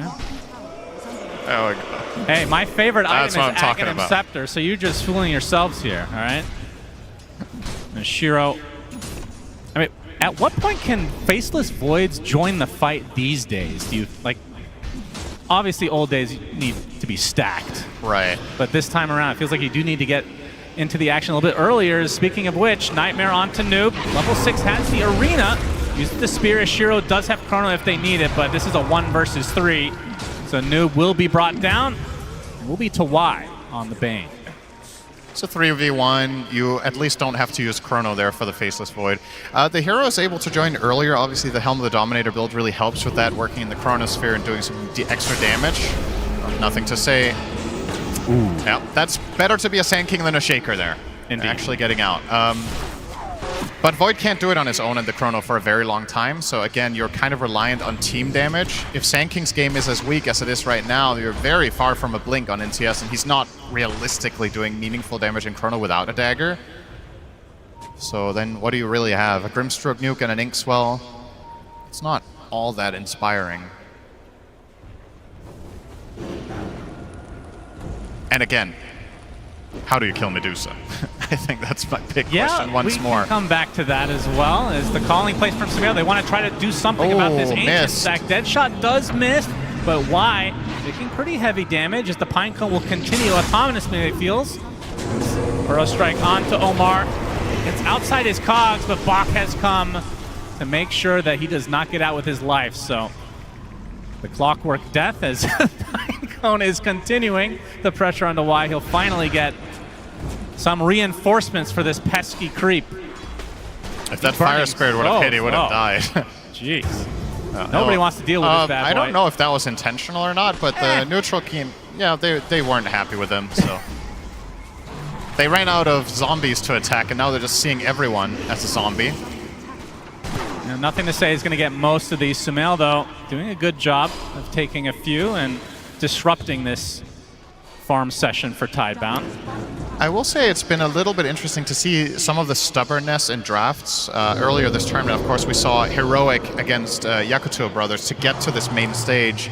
Yakuto let Meepo through twice and just got owned by it twice in a row. And now you have this series with Tidebound against Enigma Galaxy, just got handled by Medusa. And in this second game, potentially the same thing could happen. I don't think you've counterpicked it much more than last game. It's a bit better, but slightly worrisome for the side of Tidebound, whether they came to the right conclusions after game one. You're not getting a third chance. Got to deliver in this individual game or you are going home, indeed. And in terms of Noob's performance, obviously he's playing the Mars this game. We've talked about it in a couple of our casts in the past. It feels like he's been pretty inconsistent. Where would you put Mars on his list, though? It feels like he is one of the better ones. Yeah, it's been one of his best heroes this tournament, but the hero in itself, it's also one of those heroes where it's really easy to look bad because the spear is so telegraphed and so iconic that if you miss 2 or 3 spears in a row, you might be like, man, I'm having an awful game, but we've had games in this tournament. Arena comes out with the reinforcements as well. Shiro's in a bit of trouble. Gets silenced thanks to the calling. Sumail showing up. The re-silence there, and Y looks to be next on the list for NGX. They're going to be able to get 2 kills here. Now obviously the big one onto Shiro. That was really nicely set up with the calling. Gets the silence, and as it's breaking, the dead shot from Sumail, perfect for the re-silence. Needed both of those to land. And now this is also going to give them a tier 1 tower, most likely. I don't know if Tidebound can really muster any defense here. They're trying to get the trade. Bach with his own Warpine Raider down bottom. Going to work, and well, they might try to defend. At least Bane has TP'd up here, but he's no threat. He's gonna need some backup if you want to truly defend this. I don't think the Hellbear Smasher is gonna give up anytime soon. And just kidding, it'll give up, but it'll wait for next solo wave. pushing. Yep. That's Helm of the Dom right there. Pretty crazy. So the tier 1 is Tidebound. This one is taking considerable damage as well, but you can see NGX just kind of chilling a bit at the moment. Compared to game 1, I really look forward to the later team fights here in, let's say, 10 to 15 minutes, because I think this time it's less clear-cut. First of all, whether Nothing to Say is going to find impact. In the last game on Shaker, he was really struggling. Oh, hang on, might have to wait with that. GH might just get chronoed here. Chrono shows up, and actually it's a chrono onto 2, so Noob can't do too much. That's going to be a freebie for Tidebound. Okay. Actually, a Burrow Strike finding Omar in the meantime. Gets off the cogs up. The calling comes out with the Pierce the Veil. It's going to be a lot of damage applied. A hook shot onto the top side as Y gets stunned out, but Nothing to Say is the big kill for NGX. So far, a 1-for-1. As Tidebound now on the run. Arena is up, and Noob traps 2 members of Tidebound inside. They're going to be able to get the Tombstone along with the Bane, but Bach trying to go on top of Sumail. The Inkswell doing so much damage. Nice cogs, though, separating him from the fight. Sumail now in a fight versus Shiro as the Stone Gaze comes out from Ghost at the last moment with the spear to follow. Huge kills from NGX. They save Sumail, and they get the core kills they came for. Wow. My goodness, that was as close as it gets. Flawless spellcasting from Omar in this fight. He finds the perfect hook shot. He finds the perfect cogs. And on the flip side, Nothing to Say with the initial jump in the river onto the Clockwork. Have to question that one. He had no backup nearby when he went for that. You're going to see the replay here. This is when he just opened up on the clock, and they're trying to use this as a setup onto the grip, but as NTS is trying to make his way out of the cogs, he makes way for Omar for the interrupt. Now this is a nice 2-hero dead shot. Sumail is going to start being in trouble now, though. This was what I wanted to talk about. The Radiant don't have very good ways of destroying the tombstones. This is going to take Ghost a while, but he will get through it eventually with a little help from Noob. And now surely Sumail just dies here, right? Yes, but these cogs are perfect. Nice Lotus coming out as well. I believe that was from Ghost, actually. And the volley to trap Shiro in. Man, that was a crazy fight. Meanwhile, GH dies in live play. But this team fight puts NGX ahead so far in this game, too. I mean, there's no sugarcoating it. They've just been playing better today so far. I mean, draft is one thing, but you're looking at all the small engagements, the skirmishes, the map movements. One of these teams has leveled up, and the other one has leveled down. That's a saying. Sure. We'll go with that. And Team Tidebound, you got to find your footing soon. We're approaching the same state of Medusa as in game number 1. Now 3,000 net worth ahead of the Faceless Void. And yes, while that matchup arguably is a bit better than what you worked with last game with a Gyro, it's still not exactly a great counter when Medusa is ahead by even a slight amount. Oh, hook shot from Omar. Bach gets silenced as well. They're going to use the arena, but the spear misses. They're going to take out the tower in turn, and they might just back away as Bach is going to get reinforcements now, TP via the Bane, but here comes the epicenter from Nothing to Say. A lot of damage applied as GH will drop to the deck, and now Sumail slowed to a crawl. Oh, that's Soul Line, a double grip to follow, and Tidebound have finally woken up in this series. Double kill for Nothing to Say, a 3-for-0 for Tidebound. And this right there is the perfect example of what we talked about with how polarizing Mars is. You miss that stun, you lose 3 heroes. Yeah. You hit that spear, maybe you get the Undying kill and you just get out. Everything completely different from that one mess up. And they're not always easy to hit, to be fair. So a good counterplay from Tidebound, getting themselves up to an 8-8 scoreline. Make no mistake, they're still behind, but they just need something to start going their way. And this time around, Nothing to Say has a meaningful amount of net worth, and he's putting it to use. Yeah, they're going to use the Inkswell Burrow combo. Not enough of damage, but the Yules is going to save Noob. Meanwhile, Nightmare to prevent Omar from initiating. As the hook shot actually does hit on the other side of the river, Planet stuck inside the cogs now with the Sunray to follow. Dead shot as well. That'll be a dead Grimstroke. It's honestly, it's such a cool combo for Sumail to just be able to hit these dead shots all the time in the cogs. Saw the same thing in game number 1. Very well executed there. Shiro working on his Maelstrom, still 600 away from finishing that. And for Ghost, who in that game 1 was uncontested for the entirety of the game, it feels like. Yep. We'll be going for the Maelstrom as well. He's a little bit closer. 220 CS incoming at 17 minutes. Not bad. Yeah. This Medusa seems like you need to do something about it at some point. Eventually, Void in this game is going to buy a Disperser without question. You said that last game. No. Well, First of all, there wasn't a Faceless Void, and secondly, I didn't say he's definitely going to buy it. You said he will eventually. Well, we never got to eventually because they just lost. He will eventually. Okay. Late game dotes, here we come. Oh, they actually see Faith Beyond.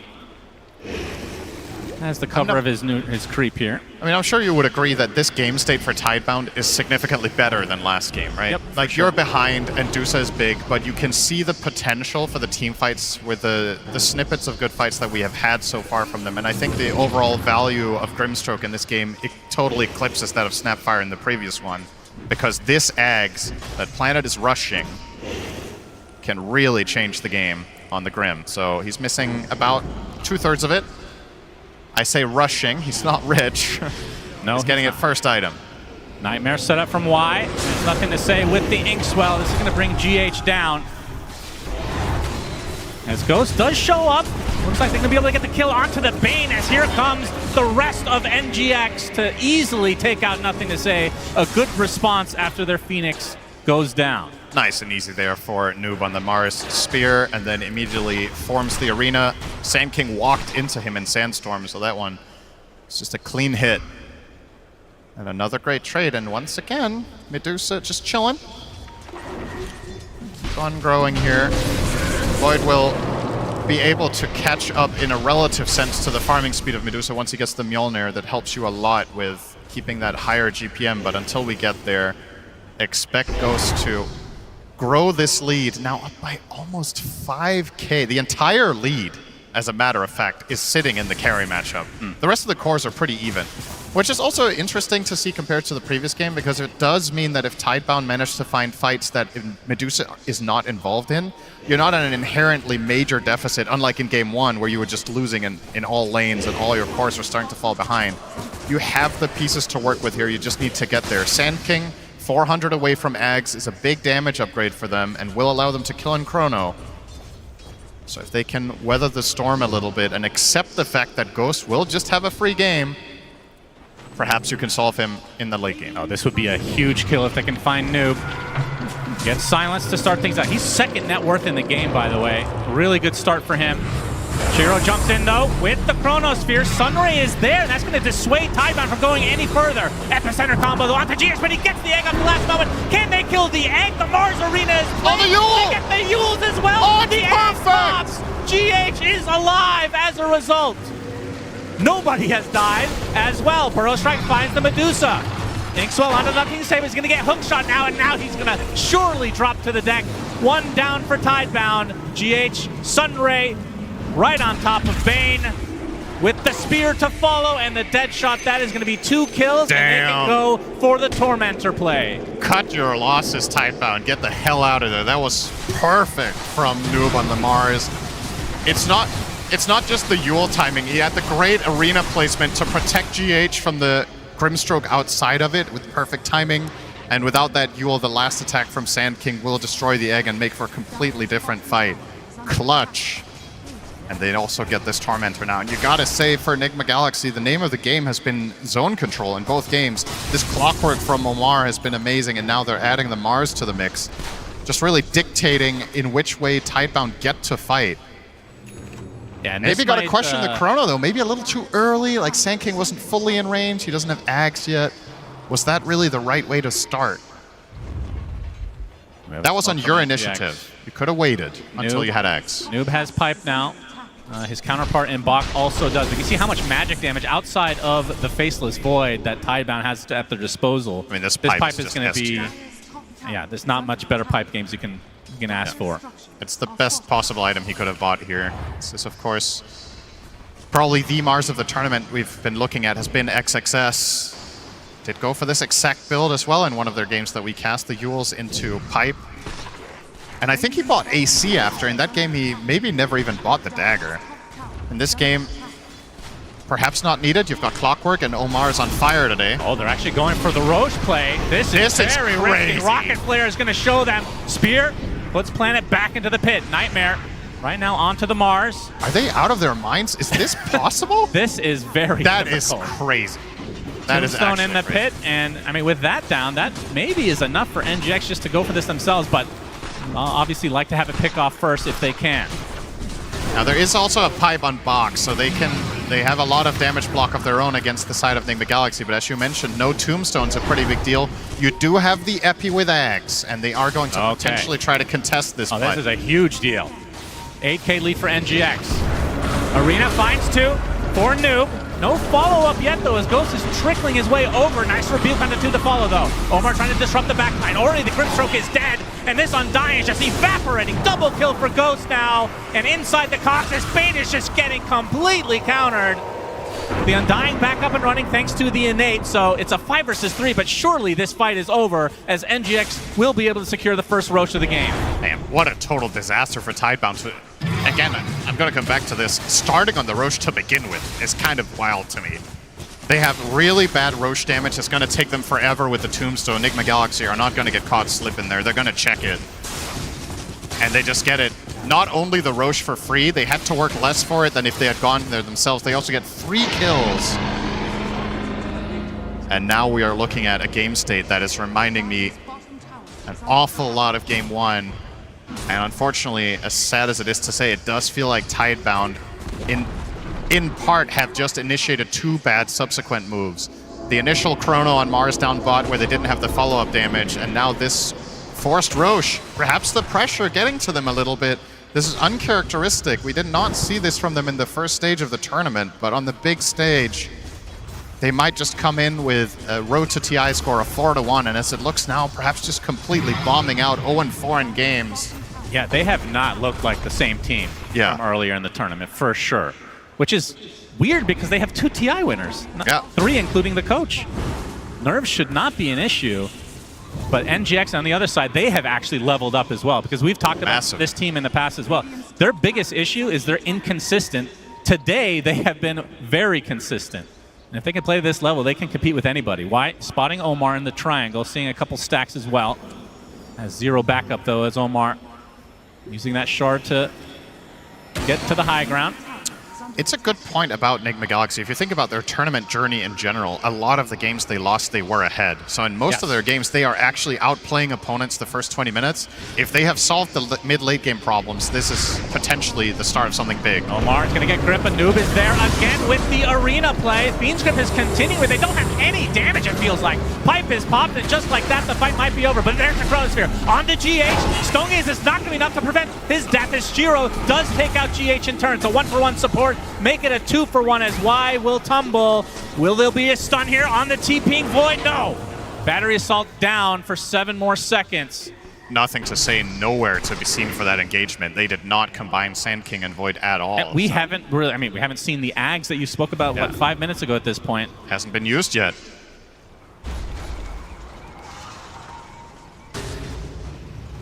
Well, 3 minutes on this Aegis. How much can they get this time out of the first Aegis? Last time around, it was basically all the tier 2s. Well, looks like they're going for more this time. Yeah, well, there's straight up to no high more ground. power. They know there's no Why Chrono. not? Like, no Chrono, no grip. In what world do Tidebound, kill Medusa twice right now. Yep, Nightmare to start things out, but there's the creep at the ready. Helm of the Dom for the win. Nothing to say, jumps in with the Sandstorm. Gonna get Dutch shot out of it though. There's the Sumail with the fortification. eggs as well on Medusa, or excuse me, on the Muerta. Oh wow, okay. Yeah, he is gonna have insane the zone control together with Mars is unreal. Enfeeble's gonna make this a little bit more annoying for Ghost, but eventually with the help of that siege creep, they get the tier 3 tower. Tidebound. Bach is gonna pop his ult with the Tombstone placed pretty far away as well. Pipe is activated though, as the Medusa getting pretty low on mana, but this is just life number 1 regardless. Stone Gaze already used as well. Now New coming in with the arena, onto 3 heroes, gets the spear onto Bach with the dead shot to follow. That is a dead Undying. Nothing to say, gets hookshot from out of nowhere by Omar, as these heroes are just dropping like flies for Tidebound. And this is surely going to be a set of racks, if not more. There are 2 buybacks still available, but a spear finding the Grimstroke, planet dead. NGX dominating again in this game too. I mean, this might be Noob's best game of the tournament. Absolutely. He has missed 1 spear and everything else has just been absolutely pristine precision on all his spellcasting, decision-making, itemization. He crushed his lane. He's had some haters out there telling him he doesn't belong. I'm pretty sure he's making a case in this game for why he's here. Can't really put a finger on his or Enigma Galaxy's play today, just crushing the opposition. This is not even close. No. We thought this series could get interesting, maybe 3 games, you know, maybe long games, in which Enigma Galaxy has had a history of struggling. Well, the great solution to throwing late game is just don't get there. Just win both games in 30 minutes. What did they eat for breakfast? They need to replicate this for sure. Pipe activated already for Bach, and NGX with 40 seconds on the Aegis, likely to play this disciplined. They will back away with an enormous lead now. 20k effectively, 2 sets of barracks at only the 28-minute mark. It's so weird how this tournament has played out. We had the first stage with all these marathon games, and you're like, all right, we get to the stage. These games are going to belong, strap in for some long late-night days. Yeah. And so far, some of the shorter games on average have been on this stage. Like, some teams have just cracked the code of how to deal with the Helm of the Dom split push and slowing the game down. They're just accelerating and seemingly just have some really good individual team versus team matchups. Or the 3-day break, some teams have just learned something crucial that sets them that far apart of the opposition. I kind of feel like if this was a repeat series that we would have had in the road to the International, there's no way Enigma Galaxy win 2 30-minute games then. Yeah, absolutely for sure. no way. They're just improving at a rapid rate, and they're starting to look like a potential contender for a high placement. This is not an easy opponent. You're just making them look like a walk in the park. I mean, we talked about this when the format of the tournament has changed in recent memory with these breaks in between. I mean, that 3 days apparently made a huge difference for some of these teams. Yep. In terms of not only catching up to the meta, but perhaps solving some of it to prevent these 60-minute marathon games. Yeah, maybe Enigma Galaxy figured out the secret breakfast 3 days ago, and they've been pumping up on it, kind of like Asterix. You get that reference? Sure. You don't know Asterix and Obelix? No. Okay, that's fine. Nothing to say. I'm going to try to defend the high ground as NGX going without the Aegis, by the way, as the Tombstone is just easily going to be cleaned up by Ghost. This is going to be last-ditch effort. Tidebound need to defend, need to delay. They're going to smoke to try to get a good initiation. There's the Inkswell with the Epicenter from Nothing to Say. The Soulbind to follow. Shiro has the Chronosphere at the ready. The Stone Gaze is doing absolute work for Ghost. Finally comes out the Chrono, but the Egg with the beautiful Sunray placement, and Tidebound have basically nothing left in the tank. They are dropping hard as Shiro trying to time walk away. He'll get it. No! Triple kill for Sumail as one last dead shot for the road. Buybacks now fully expended on the Tidebound side, as Bach just getting kited to a high degree by Ghost, who's still fighting despite not having Aegis and no mana to speak of, as Noob brings Bach down and likely out for the rest of this tournament. GG is called as NGX 2-0 and continue their run here at TI. Wow. You could have told me earlier today that Enigma Galaxy might be leveling up after their loss yesterday and they would figure something out and bring their best. I would have not believed you that this series was going to take about an hour total. Complete completely destroyed them both games. This Medusa strategy, Tidebound did not have the answer, and credit where it's due. These have been two really nice drafts from Kuro and the gang, and really not. When you look back on this series, there isn't really much to say about Enigma Galaxy making any crucial mistakes. They knew their limits, they ran something new, they're bringing this mid Muerta to the table that other teams in the future now have to address. And for me, the player of the series, probably if I have to pick one, Omar and the Clockwork, 2 games in a row. 100%. Just stellar performance. And then this one, of course, for this individual game, gotta highlight Noob once more. What an incredible Mars performance. Yeah, this might be the best Mars performance we've seen in the entire tournament, period. He was all over the place. And like you said, a single mistake, which is a hero that you typically will see many mistakes throughout a game of this length, but not the case this time for Noob. But they pick 3 of the same heroes NGX does as game number 1, and they still, Tidebound has no answers. Yeah, it just seems, I mean, it is unfortunate, right? Tidebound had a great start to the series, now on the big stage, 0-4, not how you want it to go out. Let's hear from the king. I think we should. Sumail, what did you guys figure out? Because this looked so clean from you guys. We had some calm issues yesterday and a bit of nerves maybe. First stage series, but we had good talks last night and this morning. I think turned out well. I mean, you've been on the main stage of TI loads of times now, but what about your teammates that haven't? How are they dealing with the TI pressure so well? I think they're fine now. Maybe yesterday was a bit rough. I mean, even for myself, I still feel it, you know, especially the first games with this huge crowd and stuff like this. It's amazing, guys. It's amazing, to be honest. I love it. Do you have any word for the fans out there in the audience who keep cheering so loudly for you? It's always fun. Pretty much the reason I still compete for this crowd. I do want to talk about your mid games as well, because Muerta mid, a little bit interesting from you. Where did this come from? Where did this Muerta mid idea come from? I don't know. I just felt like there should be a new hero. Everyone has their heroes. I figured I'd do, why not Muerta, you know, with Dom. It's very cool. It's looking really, really good, and it certainly got the best of Tidebound this time around. So, finally, now you move on once again. How do you feel playing in the lower bracket? How do you stop that getting to you? I think we play better when we are on the verge of getting out, to be honest. So maybe it's better for us. Famously so. Sumail, thank you so much for coming to talk to me. Good luck. Hamburg, let's make some noise. The king is back to TI!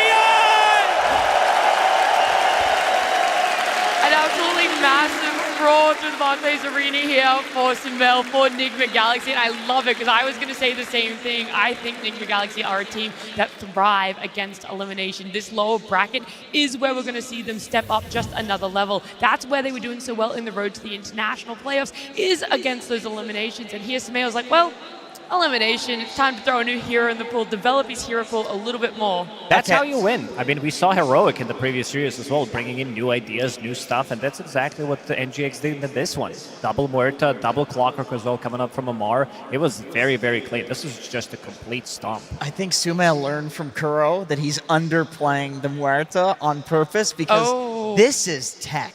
Like, what he did in this game, in both games, was very significant because there's a lot of these melee mids that are being picked, and he stomped both games against like 2 of the strongest mid laners currently in the patch. So, like, they cooked. Whenever they cooked this, they cooked well. I mean, it's also the way they did it yesterday, right? Because Omar played the hero yesterday, and he did really well with the hero, and then they pick it again today, so you would think that, oh, it's going to be a support again, you know? And then it's not. Before we talk much more about it and move on, of course, with Enigma Galaxy advancing here, it does mean we unfortunately have to say goodbye to Team Tidebound. Yes, thank you, Nat. I am here with Bark of Team Tidebound. Very sorry to see you guys go out at this stage of the tournament, but Team Tidebound have had a fantastic year in many ways. What was the highlight of this year for you, thinking back to happier times? 非常遗憾，但是Tidebound这个赛季也有很多的高光时刻。对你自己来说，过去这一年最高光的时刻是什么呢？最高光时刻肯定是在水如玉拿冠军吧，那个是我们就是这队第4个冠军嘛。对。Our highlight has to be our win in Club Vision. It was our team's first win, and it was very memorable. Wonderful. These games seem to be a lot faster than they were in the road to TI. Is that something that you struggled to adapt to, the games being so much faster here on the main stage?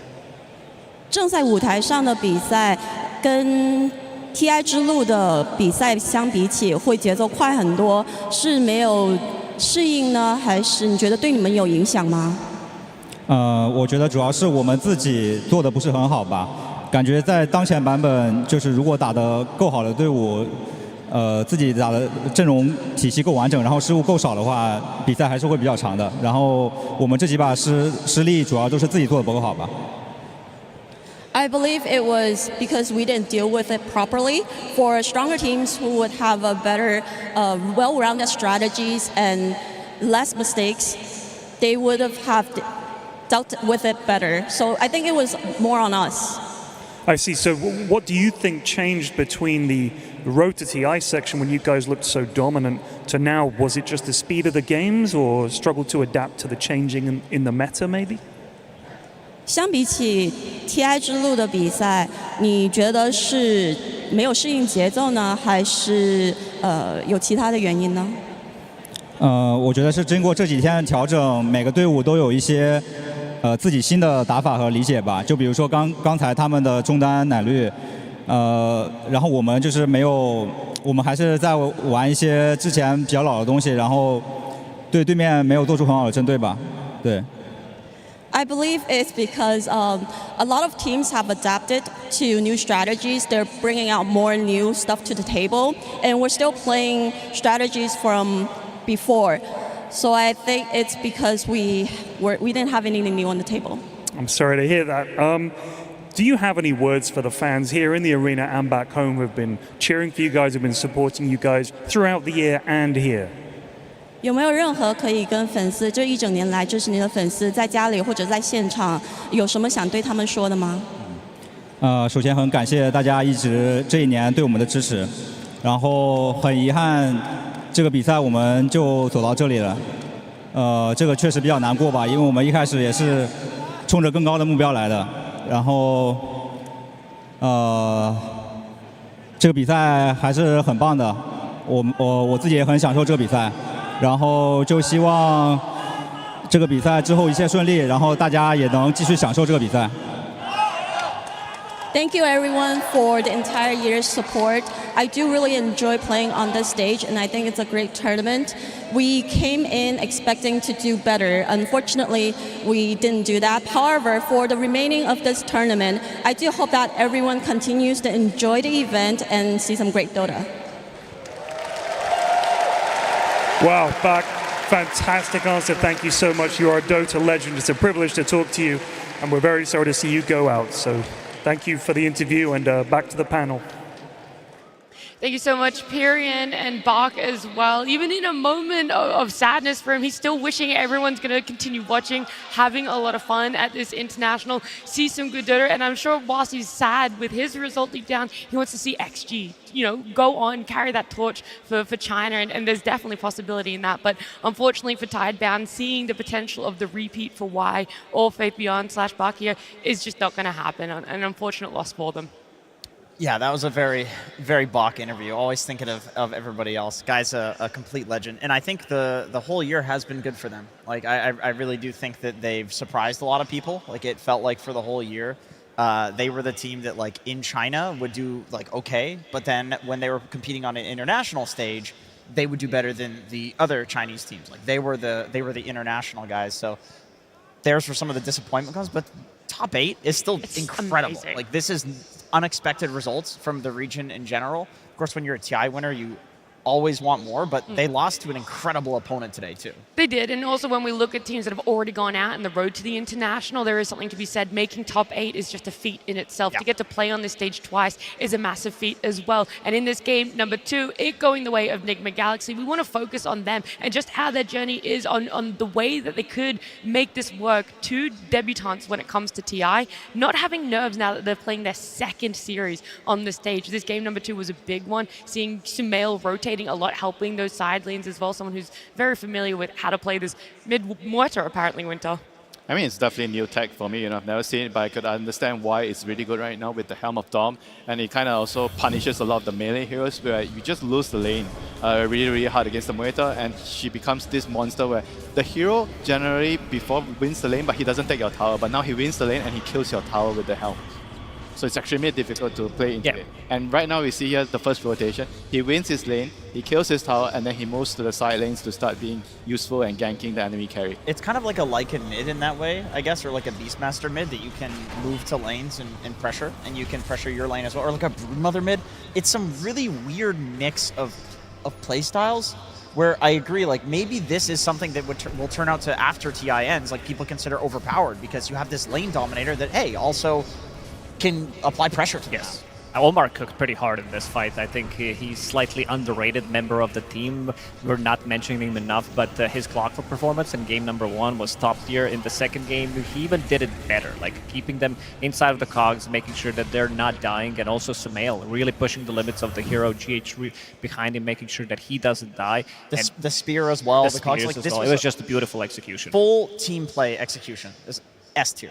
Yeah, we're saying sometimes the drafts, even if it's just a slight outdraft, that's not enough. You really got to get in there. You got to make sure the execution is there. For Enigma Galaxy, having those strong lanes, yesterday it wasn't converting into wins for them. This time around, it felt very flawless. I got to give it to the off lane, just in general, not specifically Noob, but the combo of Noob and Amar, because Amar on his Clockwork was really something to be reckoned with here. He definitely was. But Noob, I think this is also a player that is powering up with each game that they're playing, especially on the main stage. Like yesterday, he had some really good performances as well. But this performance on Mars specifically, they picked it on 23, and understanding that this is going to be a really good game for it. And look at how much he's going to be able to tank. They're pretty much using every single ulti on top of him, except for the grip and initiation on the GH. He gets the egg off in the last millisecond, and he's going to be protecting him with the arena so they don't see inside, and also making sure that he's using that Yule Scepter, making sure that GH Nova is going to explode. And he's playing a bit of a, like, look at his understanding of the game, knows exactly when Sanking is going to go in, so he goes back and he's going to be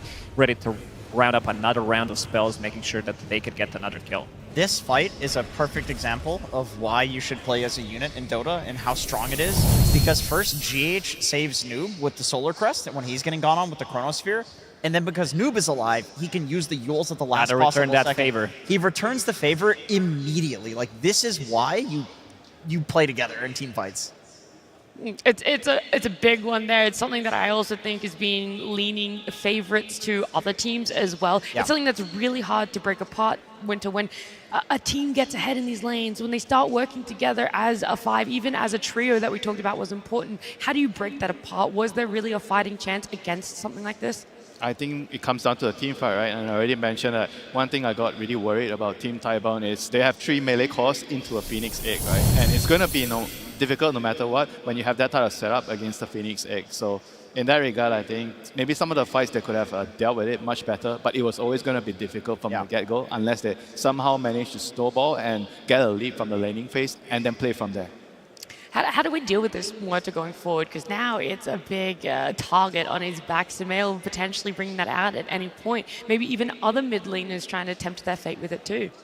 They might. We're seeing the others copying the strategies, trying to improve them. This Monkey King position 4, suddenly 9 classes, bringing it to another level with the skeletons, blocking the camps as well. Now Sumail brings this Helm of the Dominator Muerta mid, and we might be seeing it just banned against him because the hero is doing way too much. It's not just the hero, but it's the combination between the two and the way he's playing it, how confident he's playing the hero, so you just might need to remove it. I mean, it's also the style, right? I think it seems like you want to pick a hero in mid that can win the lane and then buy Helm, kill the tower, and you want the supports to follow you all the way so you take control of the map from the start, you know. I think that seems like it's really, really strong right now, and it punishes teams that pick greedy mid heroes. This is my question, is not about Muerta, but it's about what other mids can do that playstyle. Because that playstyle seems like the counter to the current set of heroes that are being played in mid.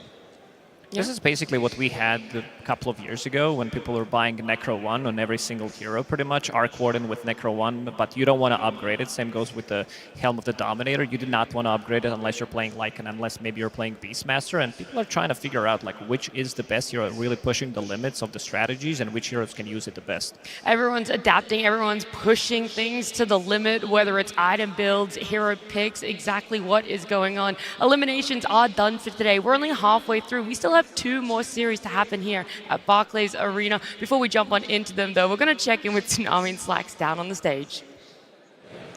Absolutely, my friends. How are we doing, Hamburg?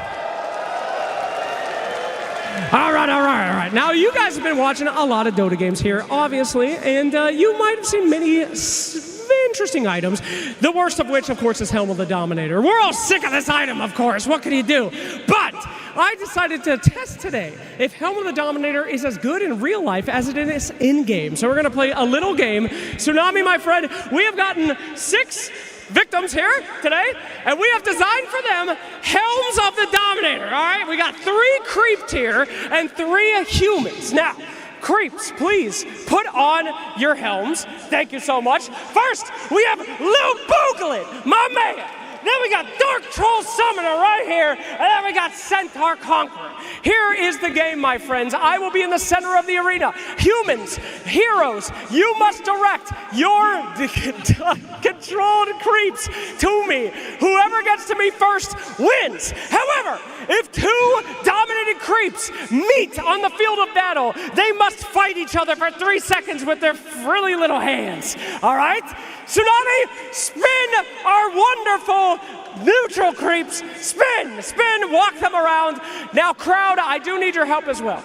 If any one of these creeps makes it near me, I need you to make it completely impossible for them to hear their heroes. There we go, Booglet, spin around. So, if little Booglet makes it close, I need you guys to cheer in the audience. Booglet, Booglet, Booglet. Can I hear it right now, please? There we go. If Troll gets too close, I need Troll, Troll, Troll. And if Centaur gets too close, I need Centaur, Centaur. All right. Neutral creeps, are you ready? Let's see. Oh, spin that Centaur, spin that sickle Centaur. All right, neutral creeps, are you ready? Thumbs up. Oh, they're really confused. They don't even know, they can't even hear that. All right. Humans, heroes, are you ready? Okay, on the count of 3, whoever gets to me first gets the wonderful prize. In 3, 2, 1, let's play some Dota, baby! Let's get started. We're making movements. Centaur, neutral fight. Hold on now. We're shuffling, we're microing, they're looking, they're searching feverishly. Poor Centaur here. What are you, Falcons level micro? You're just standing there right now. Hold on. We gotta have a neutral fight. Neutral fight. Yes! Fight! Okay. They're on the prowl. They're on the hunt. I saw some contact. That's slight contact. You are so evasive right now. Oh, yeah. Poor Dark Troll Summoner trying to rally some skeletons off in the distance. The Boglet hoping to evolve one day. And we got another neutral fight. Neutral fight. Neutral fight! Okay. I feel like we're getting close. We are. Little Boglet is on the prowl. Okay. He's hunting. He's circling. He's tripping and falling. Yeah! The Boglet! Boglet! Yeah, man! Congratulations, little Boglet. Any words to the audience? That was stressful, man. Holy shit. Here is your prize. Yeah, man! Congratulations! Falcons, okay! And I got you a prize too, somewhere. Here, you can have that. Thank you. Thank you very much, heroic fans! Heroic! Thank you, my loser creeps. We all can't dominate like the rest. What can you do? Thank you so much, everybody. We'll get back to the game soon. Thank you very much to Action Slacks and the Creeps and the Helm of the Dominator carriers and Tsunami, of course, as well. They're on stage. It is time for the second half of the day. We've had 2 series with elimination on the line, and for now, we can rest easy. Nobody else is going home today. It's time for some upper bracket semifinals. And to talk all about that, I'm joined by Kezu, Tigov, and Effie. Effie, we're going to jump right into our upcoming first semifinals. We got P-Vision, we got Extreme Gaming. Are you excited? I'm so excited. I mean, the lower bracket was really fun, but here is where we're going to decide the top 3. And a lot of the teams yesterday really showed what they're made of, and who I personally think will be in the grand finals is one of the 2 teams in this series. Ooh, you're not going to say bias? You have to tell me which one. Come on. Don't put me on that. Okay, I'm going to say it. I think P-Vision will be in the grand finals. What? Okay, That's interesting because I can go be the counter one because I have XG winning this one and them going into the finals. I think even like through winning the whole thing. Yeah, like going through the upper bracket, but I will agree. Also, yesterday I feel like a lot of games were actually 2-0. Same with today. I'm expecting this one to go the distance because at TI and especially at this stage of TI, you don't know what's going to happen. Like who shows up better, you know, who's in better form. Are you going to get some double damage runes when other people are not? Like it's a lot about just the form that you show up in today. I feel like this has to be the closest series we have today. Like we've already had one-sided series in the morning. When you have XG and P-Vision, you've got XG, Arme chasing his Aegis, you've got P-Vision, the creativity, a lot of like first-timers. Like this has to be like the closest series of the day. Yeah, and one thing that's going to make it very close is how obviously all the players perform, and we want to put our attention a little bit more on 2 players in particular, Kezu, in the support duo of Extreme Gaming. No, absolutely. Like these 2 supports, they're so damn good. Like first of all, they're incredible. Like in their own, like the items they buy, what they do. Like here, this is just some, you know, like some normal stats, average stuff, just like their devs. But I just want you guys to remember their faces for the clip that we're about to watch. And you're gonna have to bear with me. This is a somewhat of a longer clip. This is from the Road to TI Game 2. They needed to make a comeback here on XG, and they did. This Rax is 1 blast away from dying, and it's Mega Creeps. So this is how it starts. And pay attention to the spell usage. First Disruption here is gonna dodge the RP from Amar. So this is how the fight starts. Thank you, Disruption save, super good. The Lincolns and Lotus also already reflected the first roar on Ame. Because our eyes are on Ame and what the supports do. X-Nova in this fight also leaps in and out. He's going to Lotus and Lincolns him again. He's going to reflect the Abyssal Blade. He feeds him 2 Lotus Orbs. He has a 4-staff from Jinkyu into a secondary Disruption, while Ame is on super low HP. Now X-Nova runs in again. He gives him a second greater healing Lotus. Because people were like, wow, you know, Ame, he's so good. He gets to man-fight this Lifestealer. But actually, in reality, it's about how they all play together. It's the spell usage. It's the items. It's the small things, how they kite in and out to actually come back in this game. There's very few teams that would have won this fight, let alone even made a comeback in this game to win it. I mean, the critical thing is, Arme is averaging the 2nd most kills per game, right? He's getting nearly, 9 kills per game. Like, he's going to the crazy spots of the map. He's doing the things that will allow him to shine. And if his supports aren't there, if his off-lane mid aren't backing him up, it will look like Arme is just feeding it out of position. So the rest of his team is understanding the aggression he requires. They're backing him up. They understand him. That's why they're doing so well. Yeah, and the cool thing about Ame is he doesn't really have a particular archetype of hero that works for him. It feels like everything does. He can play the Helm of the Dominator carry if he needs to, with his Anti-Mage or his Void. He can play for the ultra late game if he needs to, with his Medusas and whatnot.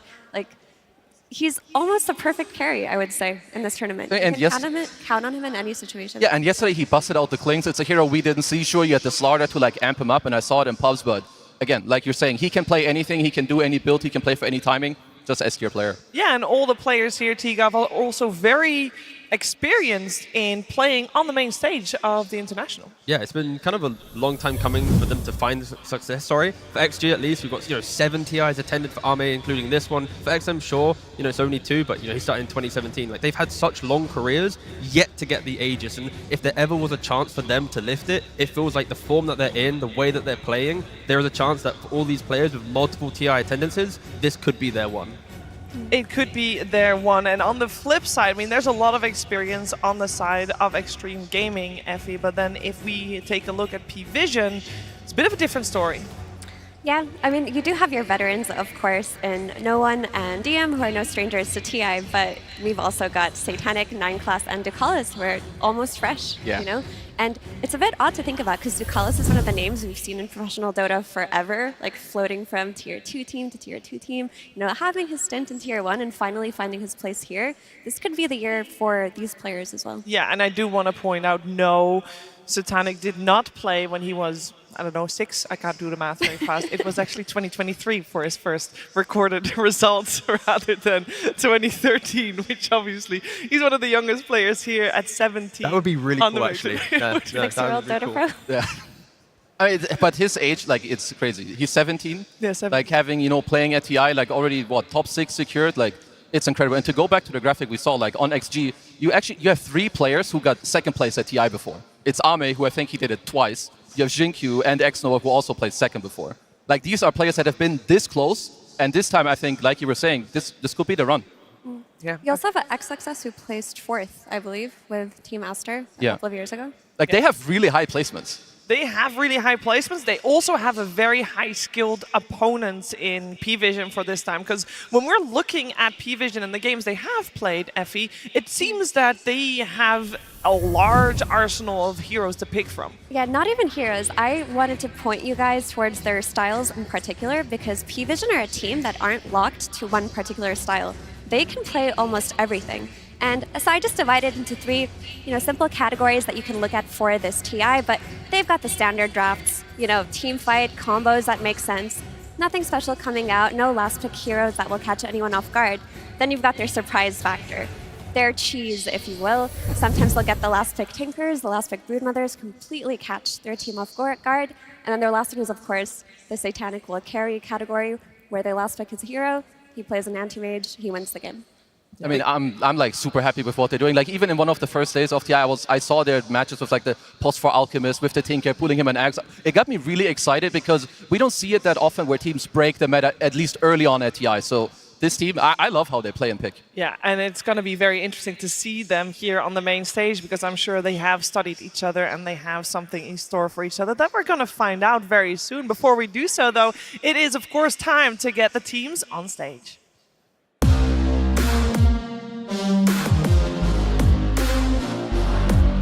We're back.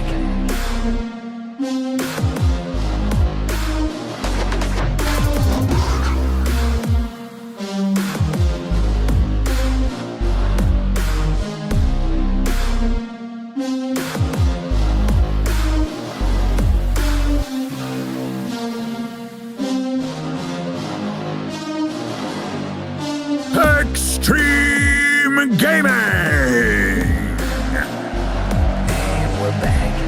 Extreme Gaming has not dropped a single series this international. It is the most dominant team, and at the moment they are on a fast track all the way to the top. At this point, you might be wondering who can possibly stop them. Well, potentially today it might be their opponents. Let's welcome in P-Vision.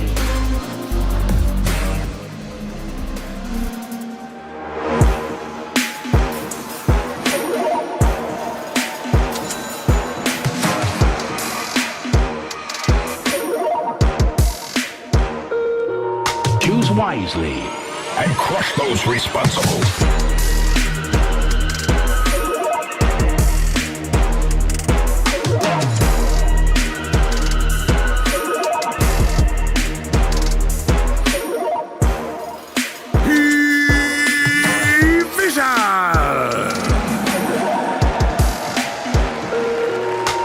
P-Vision is the team with the most LAN championships, LAN wins under their belt. They won in Bangkok, they won in Raleigh. The stage, it just amps them up. And yes, there are 3 first-timers here at TI, but it seems that it doesn't matter. It does not faze them, and if anything, it is helping them reach their full potential. Of course, still on the way for to be some royal roaders here as well with them. We don't have a lot of those, Tigo. No, not at all. But the way that Satanic's playing, he's so young, but he's averaging like 2 deaths per game. Like, he's at TI, his first TI, he's just dominating. Highest GPM, 2 deaths per game. Like, every stat you look at, it looks as if he's meant to be the veteran. It's like he's meant to be like the no one of the team. He's so good. He's got that team spirit DNA, back from Yellow Submarine, where he's got the Yatoro energy, where he can put a game on his back if he needs to. But also, after he joined P-Vision, it feels like he's developed that early game aggression, that ability to cheese. He's blossomed into his own player, where I do think you can finally put an end to those comparisons. Yeah, like I've seen it a lot also in like a lot of the vlogs that they post. Like he has a pretty good bond with No One, who of course is the veteran of the team, who's like, yo guy, like yo bro, after this game, like you need to chill it out a bit, like control your emotions, let's do this more next time to like, just rally him and make sure it's correct. But I agree with you guys, like this guy, it's probably the best for you to be the maybe more so cocky carry player, because you're young, you're going to the TI stage, you're going up against incredible players. Like you need to just focus on yourself, and this guy, if there's one thing he's got, it's confidence. It helps that P-Vision have such a clear understanding of what they want to do on the map, right? They are the team which buys, I believe, still 100% of Helm and Dominator in every game, because they respect map play, they respect how to push on a catapult wave, they want the creep to be able to kind of push the side lane whilst they're playing elsewhere. Like everything they do on the map enables the creativity. If their map play was weak, then them picking a Tinker carry and having an out support, it would look atrocious. But that is why they're so dominant. And for Extreme, they need to try and find a way to break that confident map play that P-Vision often have. Or match it themselves, right? Sure. They've got the ability to play tempo themselves. We've seen Ame on Anti-Mage pick up Helm of the Dominator. We've seen XM play a co-op that just so heavily focused on killing side lanes. They're capable of doing it themselves. Yeah, I also feel like we have to address the support duo on the side of P-Vision. We talked about Extreme Gaming already, but Nineclass and Ducalis are such a unique pair, Kazu, with unique heroes coming out. Like for sure, like Nineclass is maybe like the most, like this is kind of what people expect from the post-4. It's like the most free role in terms of what you can do. You walk around, like people like to make this anecdote of you have this dog chasing a ball, you just gotta let him do what he wants. And I think they do it really well. The map play that you guys talked about, it's Nineclass, it's what he does. And Ducalis, I feel like he's just very stable. People have this meme in pubs that said the Ducalis ABC. When the game starts, you go here, you smoke it 45 seconds, you take this route, you get the first blood. Like these guys, they know what they're up to. But if you also put Nineclass with a different offlaner, Nineclass also would actually look quite bad, I think. Yeah. Because of DM and his stability, Nineclass gets to shine. If DM was a weaker offlaner, and then Nineclass goes to make all these moves, then DM will have a struggle. A different offlaner will have a struggling time. They won't feel like they're capitalizing it. So like you need a good offlaner for Nineclass to become the S tier 4. Oh, absolutely. I agree with that. And interestingly enough, that dynamic is paralleled on XG. Like when you have a 4 like Xingqiu, who's very similar to Nineclass in the sense that he has his own idea of what he wants to do. In that early game, sometimes he will completely sack his offlane. He'll play for his own game. He'll play very greedily. Having an offlaner like XXS, who is very stable and has experience playing with these really greedy Chinese carries, he can do a lot with a little as well. They're probably the 2 +4 guys who like share the least tangles in lane, or like invest the least money to like actually help the guy, because they're gonna play for their own stuff, but they just make it happen. And like T was saying, like DM's hero pool and the way he wants to play, your Venos, your Necros, Beastmasters, they free up your 4 pretty nicely. And I feel like DM, he has a good experience of playing with people who maybe don't help him too much. So yeah, he's pretty happy with what's happening. I want to say though that while we do talk about P-Vision support duo and how they're a bit, specific or unusual, people forget that they can play normal heroes too. Like sometimes you think, oh, okay, what crazy 9-class hero is coming out, and he's just a Snapfire or something. Like that can still happen where you're prepared for these Slarks and these Alchemists to come out, and instead they're just going to pick a stable offlane duo, and that could change your plans or warp the way you want to draft entirely.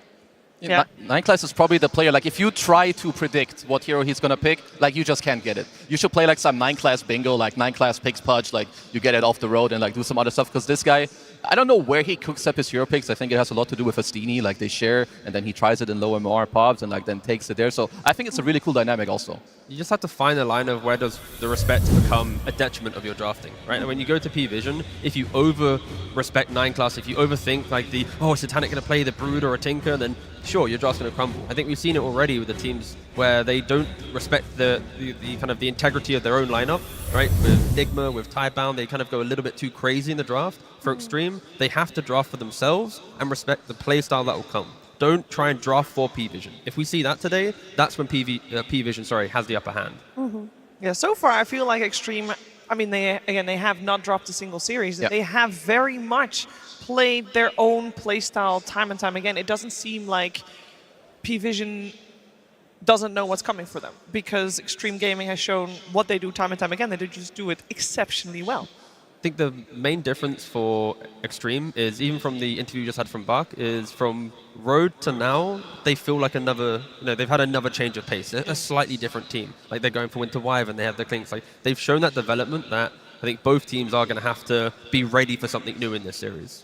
I mean, for me too, I think there's a lot of like really cool things to do. For me, XM and XXS, I feel like they've stepped it up tremendously. Not that they were bad before, but they're like incredibly S tier now. Like they buy like Lotus Orbs and they reflect Dooms, and they refresh their Lincolns to block Dooms and like all the stuff they do. But I do feel like for me, they're still one of the favorites, but I did see some cracks in their armor yesterday when they played against Tundra. They weren't super clean. Of course, they cleaned it up. They got the 2-0 win, but it's the first time where I saw them like more vulnerable than the earlier days. I agree. I thought their first game in particular versus Tundra showed that early game vulnerability that they were known for a couple of years ago, where, oh, this team might play a little bit slower, they might play for a later timing, and we can exploit that, we can out-network them.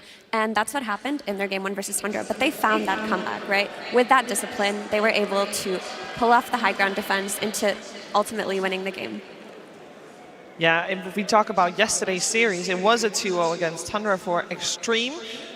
How can we learn from the series that P-Vision had yesterday against Heroic? Another 2-0. It felt maybe a little bit easier of a route to this point than Extreme had, or was that more a result of P-Vision just being extra prepared? It's fair to say that because the series versus Tundra for XG felt closer than the score looked, whereas the P-Vision one was smooth sailing. They were winning confidently in both games. They just had their strategies on lock. I think that position 4 Monkey King did so much for them.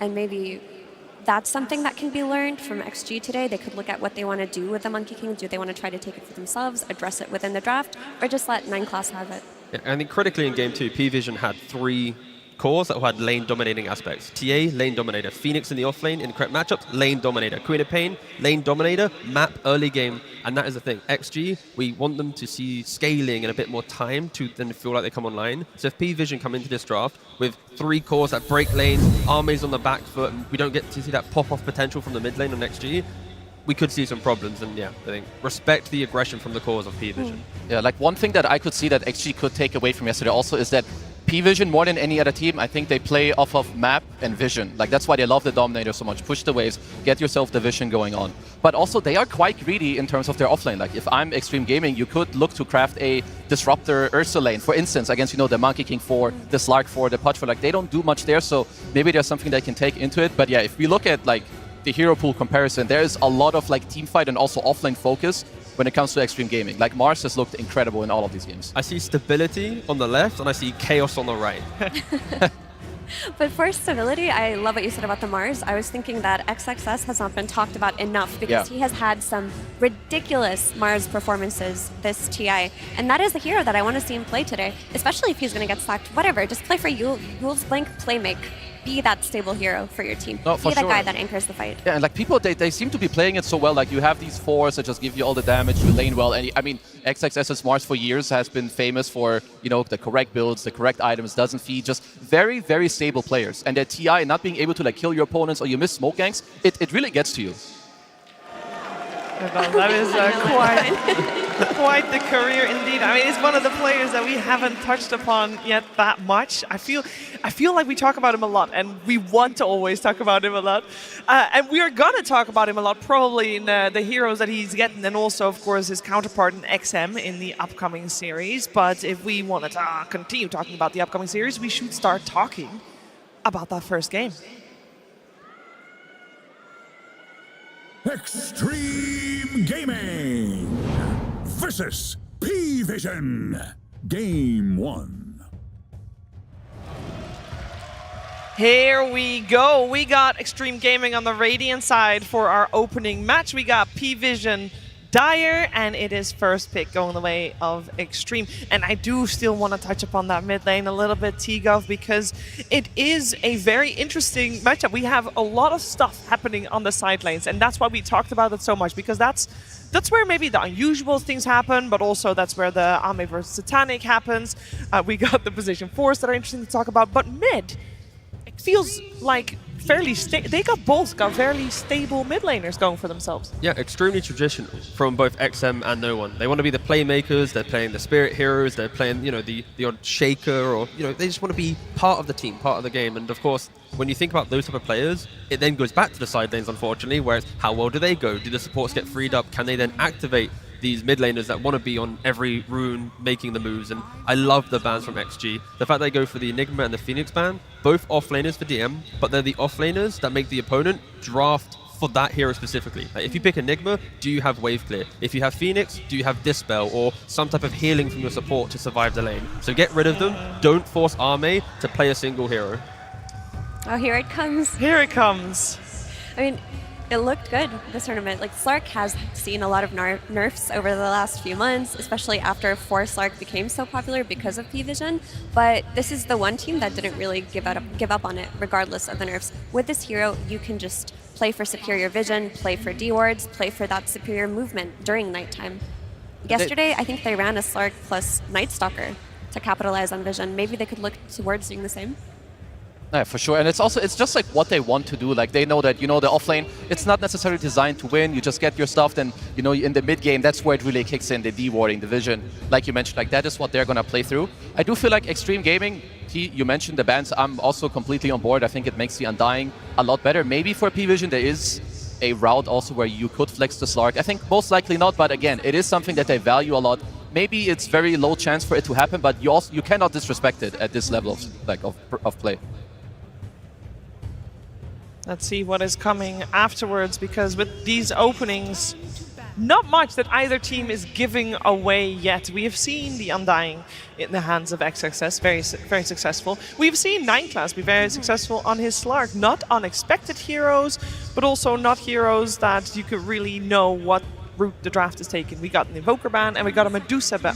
Medusa ban coming out for Extreme. Already. Gone? No, go ahead, T. Thank you. Yes. Undying in the offlane, right? No stun, it's no control. Therefore, the Slark is going to feel like he has the free game, right? The ability to just run around, do what he wants, like you already mentioned. But that then gives Satanic more time. Because the Slark support, even if his lane presence isn't the strongest, pulling waves, kind of opening XP for his offlane, when you do want to go D-ward, it's an extra 20-30 seconds of, oh, Slark's here, gotta wait 1 second, hold up. And then Satanic's like, thank you for that extra wave I farmed indirectly because of what Slark is doing. So XG, they need more control and a way to get rid of Slark quickly to then find Satanic. On that note, I wonder to what extent do they want to address the Slark? Because there are heroes that are good versus Slark that they play. The Leshrac, for example, on XM is something they could run. He's been popping off on that hero. You get that early blink, you punish this hero. You could also choose to address it from the support role with a Disruptor. That hero is a popular pick versus Slark as well. You glimpse back into the Static Storm, but I don't think you want both. That would be over-addressing or over-correcting. I mean, it's like something I haven't seen enough against P-Vision. They play these like more volatile offlanes, but I haven't seen someone just like double down on this lane. Like you get this Disruptor Ursa, Disruptor Anti-Mage, like whatever, 18 pick your carry, set it up earlier with the 5, because this is most likely the Slark 4 who's gonna do that.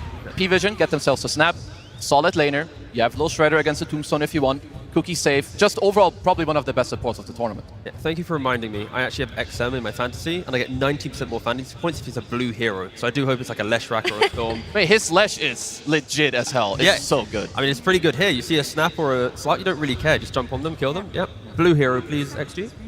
7-0 record on Snap for Ducalis. I mean, that's also probably because there are so many other heroes people want to ban out against P-Vision that he gets his hands on it time and time again. But that is a phenomenal record as the most picked hero from the tournament. I don't know if it still is, but it was for a long time. The Disruptor coming out on the side of Extreme. Yeah, exceptionally good hero, right? The fact that we even saw Kotomi yesterday on BB. You get Mana Boots, Blink Dagger into instant Agnum. Yep. And then you keep kiting, you keep playing on Thunder Strikes, you're getting vision, you're slowing, you can then glimpse back. Like Slark, as we already mentioned, you want to go in, and then you kind of want to retreat, you want to kind of kite back the fight, buy time, provide information. You get no information. Disruptor will bring you back and kill you. So I think that's the answer to Slark is done. Tick, move on. Now start trying to find other heroes to make your draft have good meaning.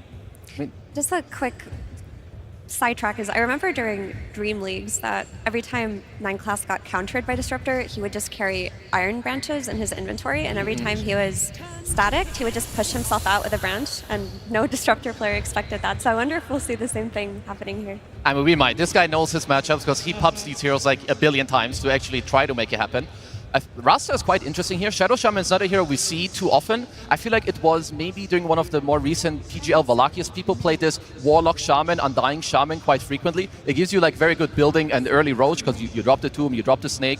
And I mean, I guess overall, it's a good laner. You have people that like bring it to you. You have the fight starter, so more push to back it up. I like it. I don't know if they want to pick it yet, but it's becoming a very good PL game for P-Vision if they want to get it at some point. You don't care about Undying, Disruptor, Shaman. You just send Illusions. Again, to pick it here with 2 then counter picks for XG might be a bit bold. I mean, then you would get your last track on 18. Then you would get your last track, exactly. But like, not now, but I want XG to start respecting it potentially in either the next pick or the 2 bans, as I'm already thinking that it's becoming a good game for Satanic to pull later in the draft. Do you guys want to know what TL's win rate is this entire competitive season? It's bad. I looked It's it real up bad. the other day. No. All the games played, it's like 18%. Yeah. That's atrocious. So hopefully not that hero, but honestly, if there's a team that could make it work, it would be P-Vision. Yeah, okay, so you get the Lycan and, okay, so the puck. So it's on XG to kind of decide, okay, what is more valuable for us? Do we need to close the phase with our mid against the puck, which this is a hero we've seen pop off a lot, especially by GPK, or do you want to do something against the Lycan? You want to like lock in a troll with your Disruptor, like play fast. I think these anti-mages, you don't really want to play that against the Lycan. There's the Ursa option if you want, or do we feel more like this should be the mid hero, for example? I feel like there's some major problems right now for XG, where to kill a hero, it's the Static Storm, the Shaman jump, but to do that with the Lycan Wolf scouting you, the Slark scouting you, Puck jumping in and out, finding like ways to initiate the fight, XG need to have a really clean like pick off and play. But pick off and play against all of this wave push from P-Vision will be extremely difficult. Well, that was a 100% win rate troll up until earlier today, but still an incredibly strong hero. How does it fit in here? It's very strong. It's one of the OG counters to Lycan. You're playing with a Disruptor against a weak 4. You definitely have a recipe for success. You're going to get an Aegis in this game because you have the Tombstone, because you have the Snakes. Troll is good at it too, so I think XG are quite happy. The problem still exists though, that T mentioned, the puck. But at least they have a carry that can itemize to be the frontliner. You send him in first. What hard lockdown does P-Vision have to stop the troll hitting the ultimate, right? Like, he can stand his ground, which gives Disruptor and Shaman a way to hide in the tree line, wait for the fight to develop, then they use their spells. So I'm looking at Arme to get the early Battle Fury, to get the early BKB, whatever, and then become kind of the forward-thinking player on the team. Yeah, the way that I see this troll pick is it kind of solves some of the issues that XG had, because so when I look at PV's draft and I see this Lycan plus Puck come out together, I think, okay, this Lycan will protect the Puck, because Puck is picked into 2 counters, Disruptor plus Shaman. These are heroes that have the catch to stop a Puck from popping off. But if you're playing against Lycan and he's throwing his summons at you and you're a Disruptor or you're a Shaman, what do? You don't have the freedom in a fight to lock down that Puck. But this Troll Warlord, if he shuts down Lycan in lane and just makes it so that his entry point into the game is later, then the Puck issue is solved by that, just by extension of Lycan not being able to create the space that the Puck needs. Yeah, XG just need to hug each other. Yeah. Right? When you look at a 20-25 minute fight, it's be together with the vision, then they're going to look strong. If at any point they break away, have a weak formation, P-Vision will, of course, exploit it. Yeah, actually, they definitely have this type of lineup where it's like they're going to dare P-Vision to come to them. Like, they're going to go to a tower, drop the Snake, drop the Tomb, Troll's going to start hitting, and then it's like, how do you answer? Yeah. And that's not the most ideal fight for a Lycan. He wants to like go on your back line, kind of snack on your supports, but they're very good at protecting each other. So XG, they do need an XM hero. I am enjoying their bans, though. They're like, Satanic has a last pick, of course, on the side of P-Vision. Then let's remove his Tinker and his Meepo, just to not get anything unexpected out there. And it will be the Slardar coming out. The XM Slardar is a little bit of a classic. Yeah, and it gives just good initiation to the fight, right? It's if Slardar finds hero with Troll, that's going to be a kill. Slardar plus Shaman with the ultimate from Shaman, another kill, right? It just gives ways to punish if P-Vision are split on the map. So I don't mind it. It is good scaling. Slardar very quickly can become tanky as well with the Aghanims and the BKB. He stands his ground. Yeah, it's a nice way to give XG late game potential and also survivability through the mid game, through pickoffs. And the last time that XM played Slardar, he had a really interesting build. He went for Helm into Pipe right? And I think that would be a great game to recreate that, because if you get that early pipe, you're negating a lot of damage coming out of the snap and the puck that PV are dependent on early game. And that Helm, you just play versus Lycan's Helm. You know, take it back, play that mini game there. Yeah, Slardar to me is a little bit underrated, like, because I think he does very well, especially with this type of draft. Like Lycan, you amp him, he wants to run at you, he's not going to be able to stand his ground. So P-Vision, what do you want here for Satanic? Maybe some TB? Like, I still think they need high damage, like on the hero. You have a lot of heroes running in, sure, but you need to back it up with something. We talked earlier about the tempo that we saw Extreme have yesterday. Does the Slardar it sets a high tempo, right? So that kind of solves the issue that they had yesterday against Tundra. No, for sure. It lanes well against Puck. You have high armor, you have good damage, you're going to be chilling, you're in the river, you're the type of hero your supports can play through. I mean, I must say, I love both drafts. I think PV found a very good last pick for themselves too. I'm maybe slightly leaning towards XG, because I just like this idea of the Disruptor with the Troll to shut down P-Vision, but they have what they always want with the map play. I quickly want to correct, it was XXS that had that build on Slardar, not XM. So maybe from the mid Slardar, you don't want to see the Helm too early, maybe the blink into the Helm, but I would still love to see that come into play. Yeah.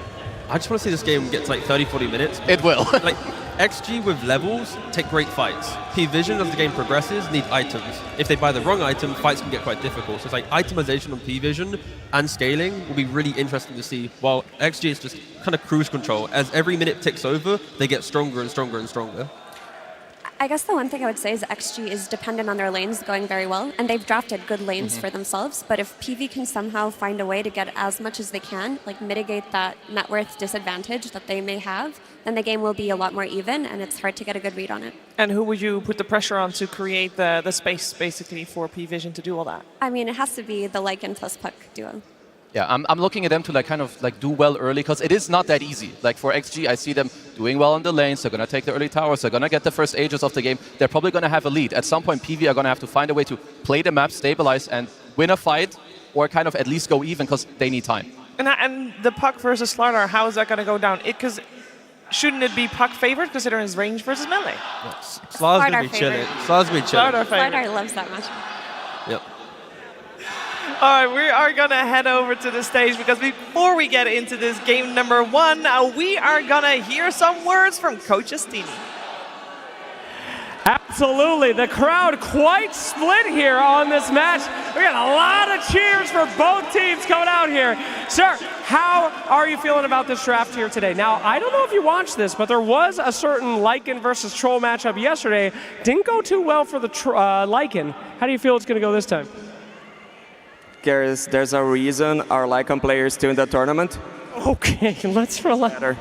Just better. Let's relax. Goodness gracious. Very well, very well. Great. Well, it seems like you're very confident about your draft. If you had to rate your draft out of 10, what would you be putting it here? I mean, we got some Puck, we got some Lycan. They do have a lot of lockdown. Did you think you did well? Yes, I put 9 class in my fantasy with coher kills. So I go for Slark, and I'm pretty confident he's going to make a lot of points. Fantasy players, get ready to be pogging for this match. Absolutely. All right, my friend, you've had this crowd in the center cheering your name every single time. They go right where you look every time. Thank you so much. Any words to those 5 people standing up right there with those signs in particular? Yes. Bora caralho. All right, fantastic. Well, should be one hell of a match by 2 of the most high-skilled teams that we have here today. Let's get into it. Thank you so much, Slacks. Oh man, this is going to be an awesome game. I cannot wait to hop into this one, Trent. I do real quickly, since we're getting all the players out there around, Dota's best enjoyed with friends, and I need to give a quick little shout out. I am today on my 10-year wedding anniversary, so I just wanted to give a quick little, I love you very much, wife and kid at home, and I hope you're doing good. We'll be home soon, but we are getting into this match, Trent. I can't wait. Yes, it's Dota time. The fans are going crazy today. We got a whole section here cheering on XG. I'm sure you heard them there during some of the earlier interviews as well. Very dedicated to the success of their team. So we'll see how well it goes for them here in this draft. Last time these 2 teams met, they haven't seen each other so far this tournament, but a few months ago they did play, and it was P-Vision taking the win 2-1. That's pretty crazy. I mean, I think that this has been so much stuff changed throughout the course of this tournament, and all of these teams now feel like they have a very different identity than maybe what people were expecting coming into this. And now, you know, if you were to ask me where I would rank these teams going into it, I don't even know if XG would be in the tournament at this point, but they are very clearly becoming the favorites. P-Vision have something to say about that. A very confident Astini going into this. Yeah, a team that's been gaining confidence for sure as this event has gone on. XG just kind of started dominating and haven't stopped, obviously only losing a few maps through this entire event, whereas P-Vision, it felt like there were some struggles. They were having a hard time enabling their offlane duo and really feeling like they were getting a lot of both of these two picks. And as it's gone on, we're getting more and more of that classic 9 class, which, he's always been the engine that drives a lot of the success here for P-Vision. He has been, indeed. And I think, too, when you see him having like a good game, finding those courier snipes, disrupting what's going on, and of course in that mid-game window when people are looking for fights, he can be a real menace. Now the flip side of that is that a lot of times it feels like XG are just cool chilling. You know what I mean? And if they're just out farming, is he going to be able to set up for ganks from the rest of his squad to find kills? As DM is going to do some lane shenanigans here, already pulling the wave back behind the tower. Yes, things one must do when you have a position 4 Slark player. He is well aware of what needs to be done here, as 9 class will just keep lurking around and being a nuisance down there. Maybe hoping to score some of those courier kills, as Astini said, Now, I have a question about this fantasy here. T, he said that if XM plays a blue hero, he gets more points. Yes, that is true. What is Slardar? Is that close enough? That's a blue hue for sure. I mean, it's a little purpley. I feel like it should count a little bit. You know what? I think it tells you what it is when you sign up for it. Okay. Well, for his sake, I hope it's at least blue. Absolutely. Help the guy out. Gotta be. Mid lane matchup, as we've seen, going to be a little bit tough for the Puck, but he seems to be doing okay so far on No One. And if there's one thing you can count on in this tournament, it's good. No One is likely going to be getting the most out of his lane possible. Yes, I have decided to dub him the Terminator. I feel like he was away for a while and he came back, but it doesn't, I don't think he aged very much. He kind of looks the same. So I think something's afoot. I think he might have some bionic parts in there that we weren't made aware of, because he just came back and he looks as good as ever. By the way, that is courier snipe number 1, unless I missed one earlier. So we'll keep our tracks of that. Damn, Astini's a genius. I mean, that's kind of crazy to just throw it on one of your players in the tournament purely for the fantasy points, but when it works, it works. Yeah, you got to win too. Might be getting them a little bit more. But yeah, this is going to be what you see. Blood grenade, boots, grab the whole wave, pull it back behind the tower. It's disgusting, truly. And of course, that ward, as being shown by the observers as well, of course, to help you snipe those couriers, right? Makes it all a lot easier. So they've got a lock on this bottom lane. They're so used to doing this. And in the meantime, in mid, we're going to see this battle continue on. Up top, there could be some more action going on. You can see Xingqiu contesting this pull from Ducalis, while Undying is sort of battling out in the lane with the Terrorblade. What did you think about that last pick, Terrorblade? Oh no. Oh no. Oh, he's coming for you. At least I got to deliver first. And, he's even going to get the D ward on the camp there as well. Make sure he gets the block back on there, so lots of work. TB, I mean, it's a bit of a classic, of course, especially for Satanic, It is always a game winner hero, right? It has so many things it can offer. It does have the opportunity to play in the early game if your team is up, which is really interesting, right? You can join for pushes, objectives, whatever you want to be there with for the meta. But of course, you've got this mid and late game map control that comes out from Terrorblade that's pretty hard to match from many other heroes. That being said, XG coming into this series, I imagine they'd probably continue their, a little bit slower paced gameplay, but this looks pretty quick for them. And they have had some fast games, but this one looks like it could really get going quick if they get a good lead in these lanes, like the panel was mentioning. Oh, it never stood a chance. Does he run back down as soon as it shows? He's pretty far. No, he's hiding it. Okay, nope, there it is. We'll see if they run down. 9 class instead looks like he wants to stack the camps, which makes more sense. And actually, it taking that ring around the rosy might buy enough time for 9 class to come back in. We'll see what he decides to do. Instead, he's making his way over towards mid. XM does get hit by that, and now a jump in. Only going to be able to find a couple of punches, but the blood grenade isn't enough. Nice spacing. Not able to quite find the finish there. I mean, you're okay with that, though. Obviously, this is a lane that's supposed to go pretty well for the Slardar. Just Puck, over the years, has lost quite a bit of strength in that mid lane overall, but Slardar, of course, has just got buffed and buffed and buffed when it comes to being near water and having the reliability here. It goes for the coil mid. Does have level 6, though. The jump up is there, able to find a bash, tries to back out, and he's able to play himself out of it. XM, what a player! And Xnova is going to be the one that draws first blood. Woohoo! That was nice. Very quick rotation. Disruptor, not always the best hero to come in and save you in the mid lane. Not always something you can count on, but Xnova makes it work there thanks to some fancy footwork despite having no feet on XM. Very solid move, and Dream Coil down too, so that kind of opens up some rotations here too if they want to try and pressure Satanic, particularly pre-6. We'll see if there's any movements that come in. These twin gates have been a classic, but when you get your courier sniped, starts to feel a little bit rough. Gloves and boots? That's really annoying, especially the gloves, obviously. It's an interesting way to try and deal with Ame. I mean, every game that we've had the pleasure of casting of Ame, his heat map is just the bottom lane. True. And he stays down here forever, and then his teammates pull the enemy everywhere else on the map. Anywhere else but bottom lane. And Ame just chills down here until he gets his items.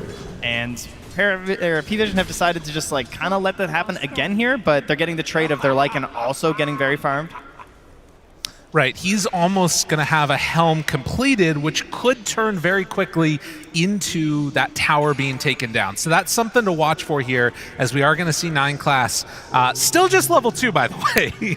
He's able to do a good amount with that. Finally getting the Wisdom Shrine. Xingqiu taking the other one on the other side of the map. But this is going to be the thing to watch for, is how do they change up their gameplay for Ame? Are they going to still try and keep that pressure on, or are we going to see something where maybe they leave that lane? It's just this courier. I know. It's like trying to find the Northwest Passage, you know? It's just like, where is it, man? Nowhere to be found. Maybe a bit of a wraparound going on towards mid, though. They were looking for no one there, and, well, yeah, it's not going to be an easy jump. Well, I mean, the coil back does usually open quite a few opportunities for Puck, right? Puck loves it when you get to catch someone diving your side lanes and you show up, Dream Coil, and turn it around. Not the easiest heroes to do that versus, right? Like an Undying, it can be a little bit risky to go for it if there's any sort of backup. Your Lycan's not really playing the tower anyway, so no one doesn't have this natural accelerant of just defending your side tier 1s that you like to have. But he does have these stacks to accelerate him that 9 class has been prepping for him, so this is also great, of course, just for 9 class, because as a position 4 player, you want to get as many stacks as you can to get that golden XP for yourself. They miss on one of the sentries. It's just off to the left there, and so XG, after making that rotation with Xnova, are not going to be able to make any type of substantial kill happen, and this could be an issue as this game goes on. I feel like between a Lycan, Terrorblade Illusions, and now a Slark support, how are you meant to sort of keep vision out on this map for XG? Yeah, that's a very interesting part heading to the late game too, right? That's you're trying to just deal with wave push and also trying to find these ganks. Your smokes are at a complete premium on XG. You cannot waste a single smoke or it's going to feel awful. Ducalis hitting that level 6 is now going to come back over this direction, and Ame is a potential target if they can find the right control. Man, that is a juicy level 6. Look at this. I mean, what's the duration? 6.5? Kisses go for what? You got 8 globs. I don't know. It's not bad. There's a chance. It's over 5.5 seconds. You get that ulti pop to the right time, he's going to be in trouble, even if he has it. Well, they're going to realize the danger, and actually leaving that little illusion there of the Slardar scouts out the gank coming their way. They will lose the tower on the side of XG as Ame tries to build into his Battle Fury. And you know, I'm reminded a little bit of that game that we saw yesterday of XG versus Tundra. Tundra started off, got this good beginning lead, and if not for maybe some weird Roche fights, XG could have been in a lot of trouble. And I'm seeing a similar story here. You've got some pretty heavy push potential from P-Vision. Yes, 100%. I think that would be the conversation I could imagine Astini having before leaving the booth, right? It's just like, you've got to make sure those first objectives are going to be so important because they can take it very quickly on XG, but you can as well on P-Vision. Moves. The Hex is there, already hit. XM backing out, though, and the Kisses not doing quite enough damage. They will be able to bring down Xingqiu here. But And finding any more tower. than that, well, they'll pop the glyph. Is there going to be any defense here? Look at this army. I mean, it's really hard to fight against this. They have the creep there, too. XM already taking a boatload of damage from the creep, from the summoned wolves, and they're trying desperately to keep the tower alive. Will manage to. Xnova has a glimpse. It was on CD for quite a while, so he couldn't manage to pull back DM there when he was looking a little vulnerable. but they do protect their tower. And the carries just off doing their thing. Satanic's been hitting a lot of jungle creeps. He's back on the lane now with the attention put towards mid. Ame's been farming through the Ancients in the bottom lane like he does every game. Tower or not, he's still confident enough to stand up here. Well on his way. And then on the other side, it's really XM. The fact that he didn't die there, I think, is really important. Working towards that Blink Dagger, almost has it completed. But do they need to do something to deal with Satanic here? I mean, he is just free farming. Yeah, I think chasing him just sounds like a bit of a problem, right? It would be nice, obviously, but when the Blink Dagger's up, you could try one smoke at him and try and go for it. It would be nice to have 6 on X-Nova at that point, which is probably why he's here camping mid, trying to catch as much XP as he can here on the tower. So you could go for it once, at least drop some good vision as well. But I imagine that attacking the structures could also be a solid play to go for it too, right? If you get 6 on your Shaman. Well, the call is there to get back underway. P-Vision versus Extreme, in both teams at this point not putting high priority on trying to find a ton of kills, just 1-1, 11 minutes in. Oh! A nice little move in. X-Nova able to get the deny there on the tower. Take those little victories when you can as a support gamer, you know? Oh, yeah. TP up top here. No one's looking for his first rotation. Oh, finds it there. Dream Coil down. Satanic in the way as well. They have Tombstone, they have everything, but this is a hard survive. And Exodus actually almost able to sneak his way through the trees, but a kill is a kill. Yeah, knows he doesn't have a chance there, even if he pops the ulti, so he'll just take the Ceaseless Dirge and immediately go to his Ancients, which are well stacked up here, of course. This was something that we saw from XG where there was not a big priority on stacks really at all.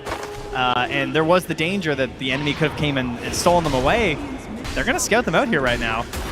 Looking, hunting. DM about to lose a creep, goes down to X-Nova. Does have glimpse, doesn't have vision.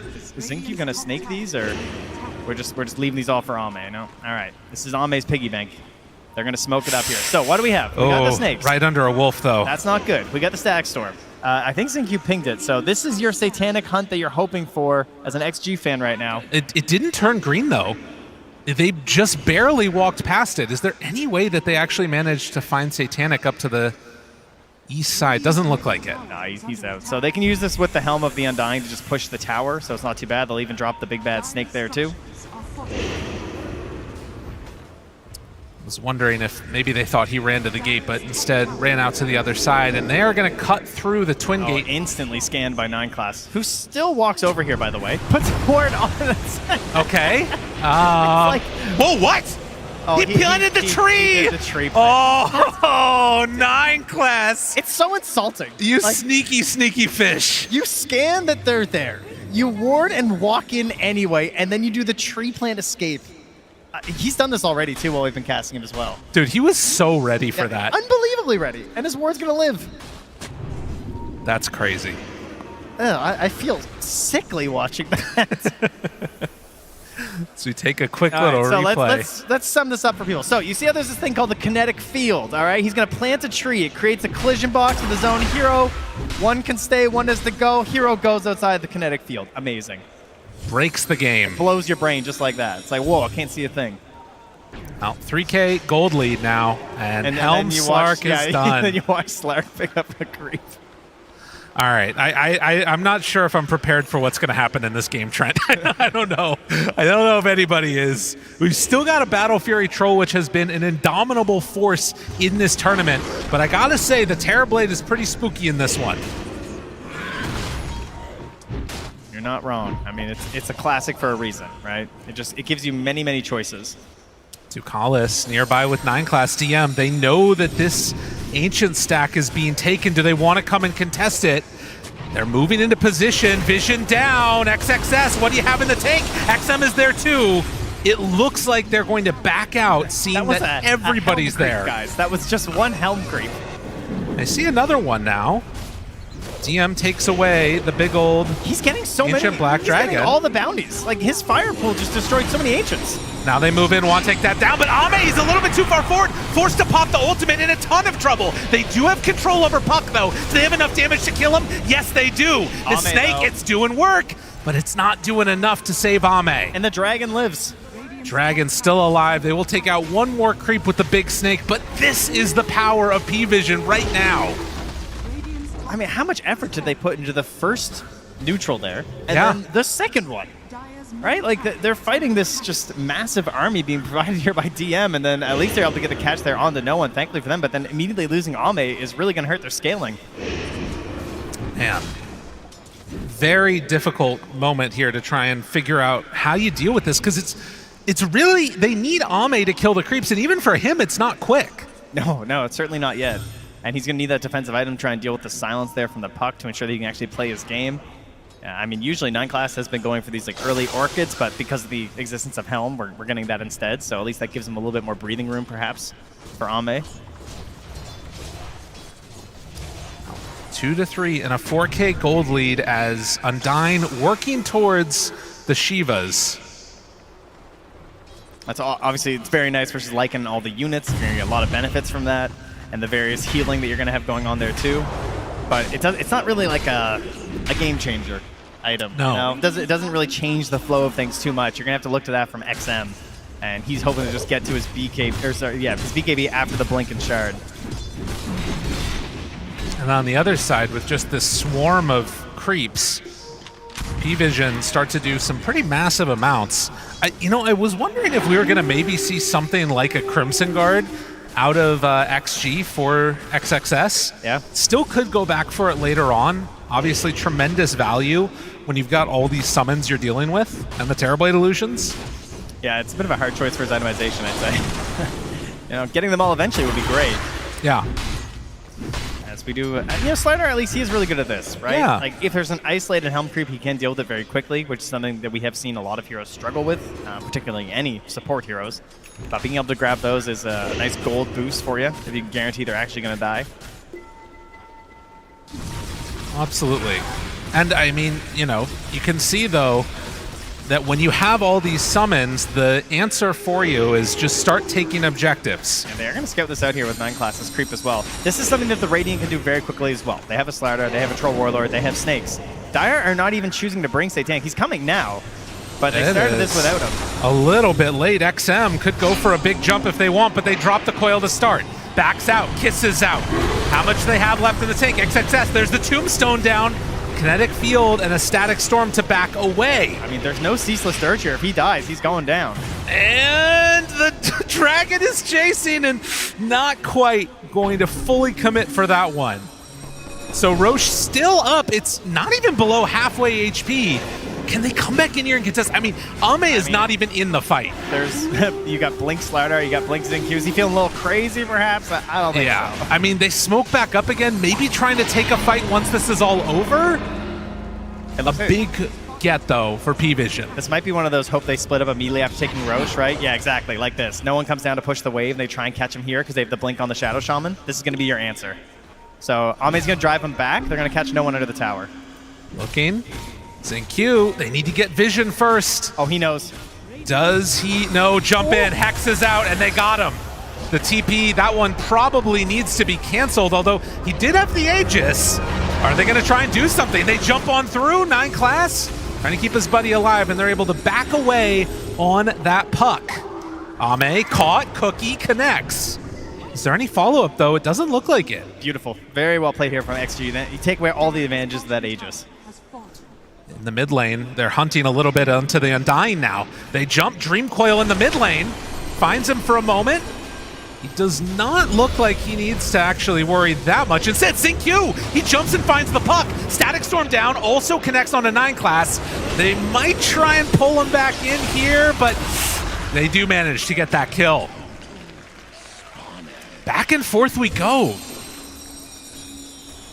That's a nice swing for XG, though, right? Like, you lose the Roche like that, but then you quickly dismantle the Aegis, get rid of that as an issue, take a little free pick there onto the Slayer because he kind of has to play a bit of interference to ensure that no one escapes. Very good for them, as they're going to have to try and start pumping more gold into Ame. He is now 3rd on the board here and working his way through the jungle. Just trying to get a Manta into a BKB. Not necessarily the biggest, like, feel-good items, but it's Troll Warlord, right? As long as he gets his ulti off, he's going to have the damage.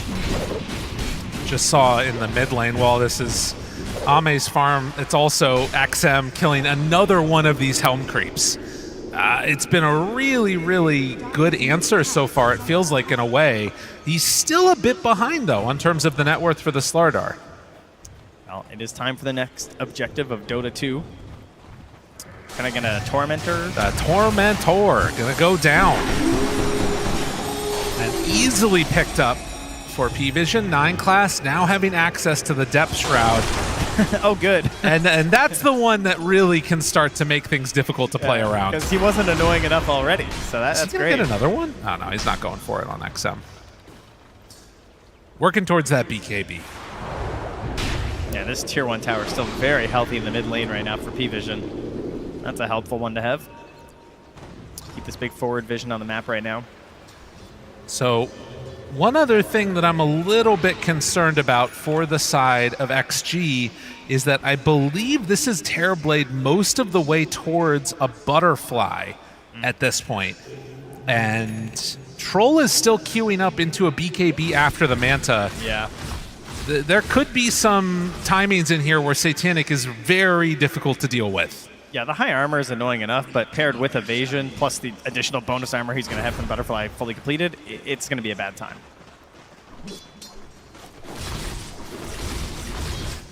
See if there are any changes that come up with the build, or if Ame is just going to have to stick to it.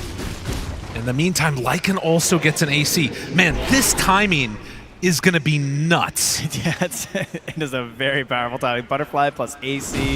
You have this Depth Shroud. XXS is trying to counteract it by getting the Shard finished up on the Undying. So maybe if someone is, in trouble, he can try and get a big save onto that during the kisses, during the coil or something. Man, for both of these teams, a win here would just be so huge for them. Guaranteed moving on, and obviously a ton of love within the crowd for both of these orgs, as we've heard multiple times throughout this event. But very much one of those windows right now where P-Vision, if they can find the right fight, feel like they can really put the screws. Kala's put a crazy ward down here. This big aggressive smoke. Trying to catch up to X-Nova. X-Nova underneath a ward, TPing out, and does manage to escape. Out they go.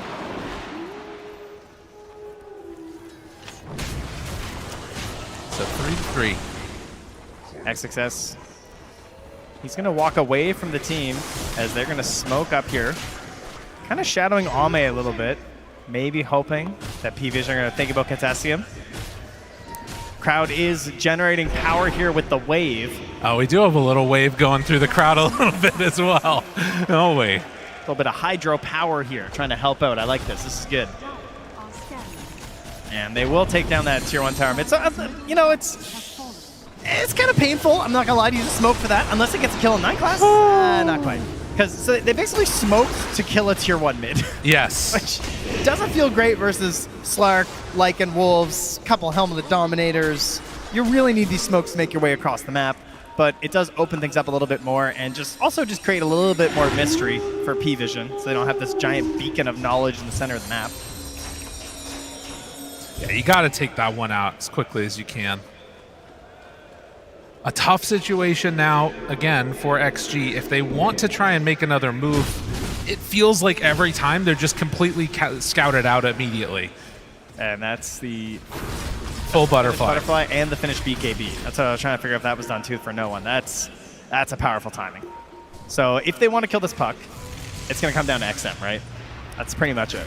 Oh, and 9 class hunting around. Spots X-Nova. Can he push him to the low ground with the effect? No, not going to happen. So X-Nova in some trouble. Going to fall here.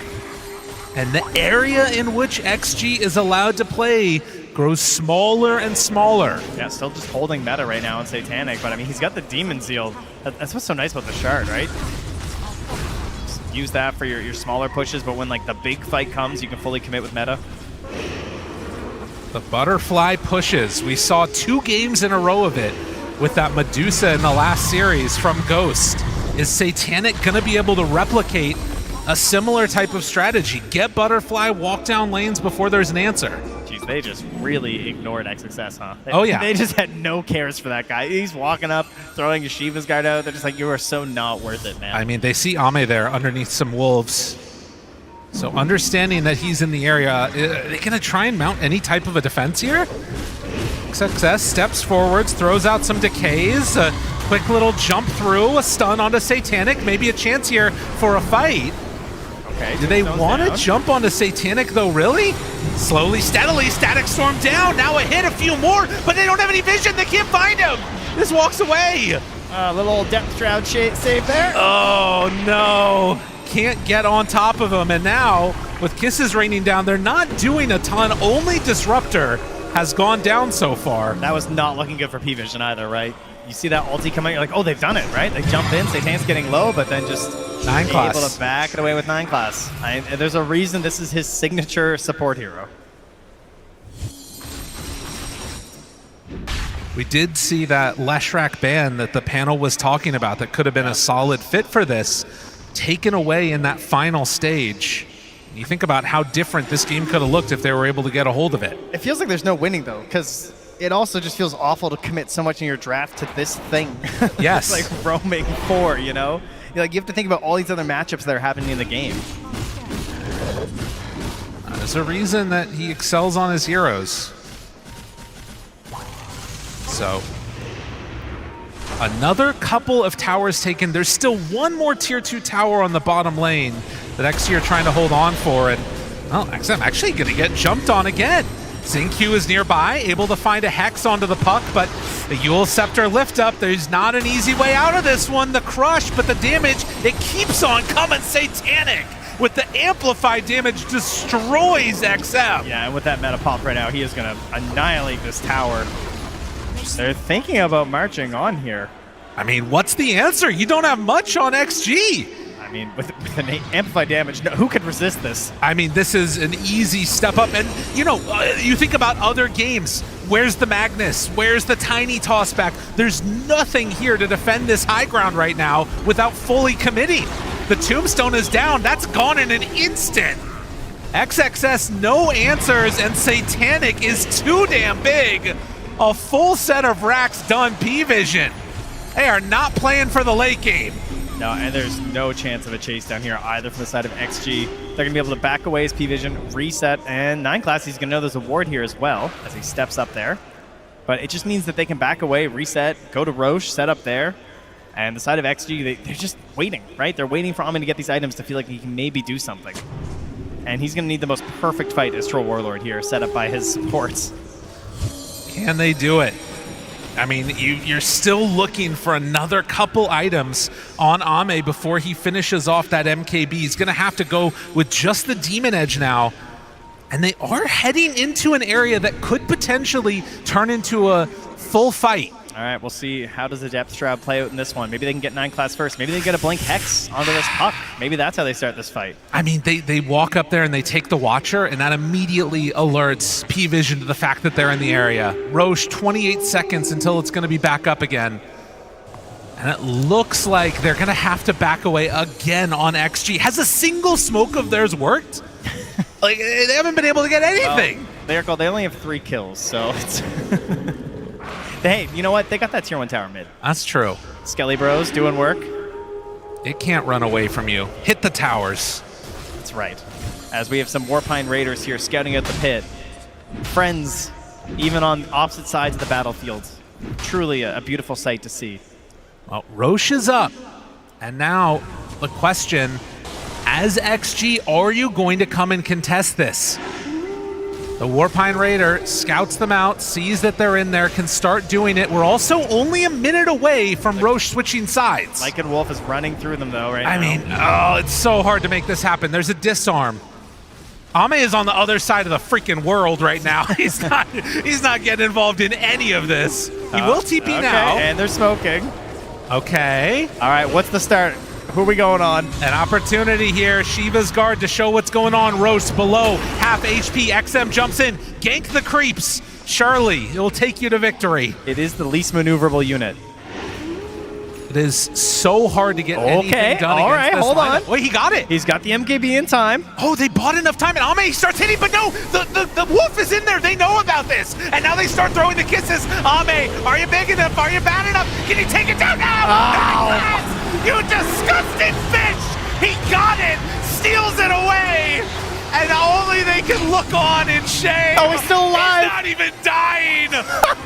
Ban this hero. I don't want to see it anymore. Unbelievable. As a wise man once said, that's a hard fish to find, Lyrical. Oh, he's so good. Even his teammates know how good. Just tip, tip, tip.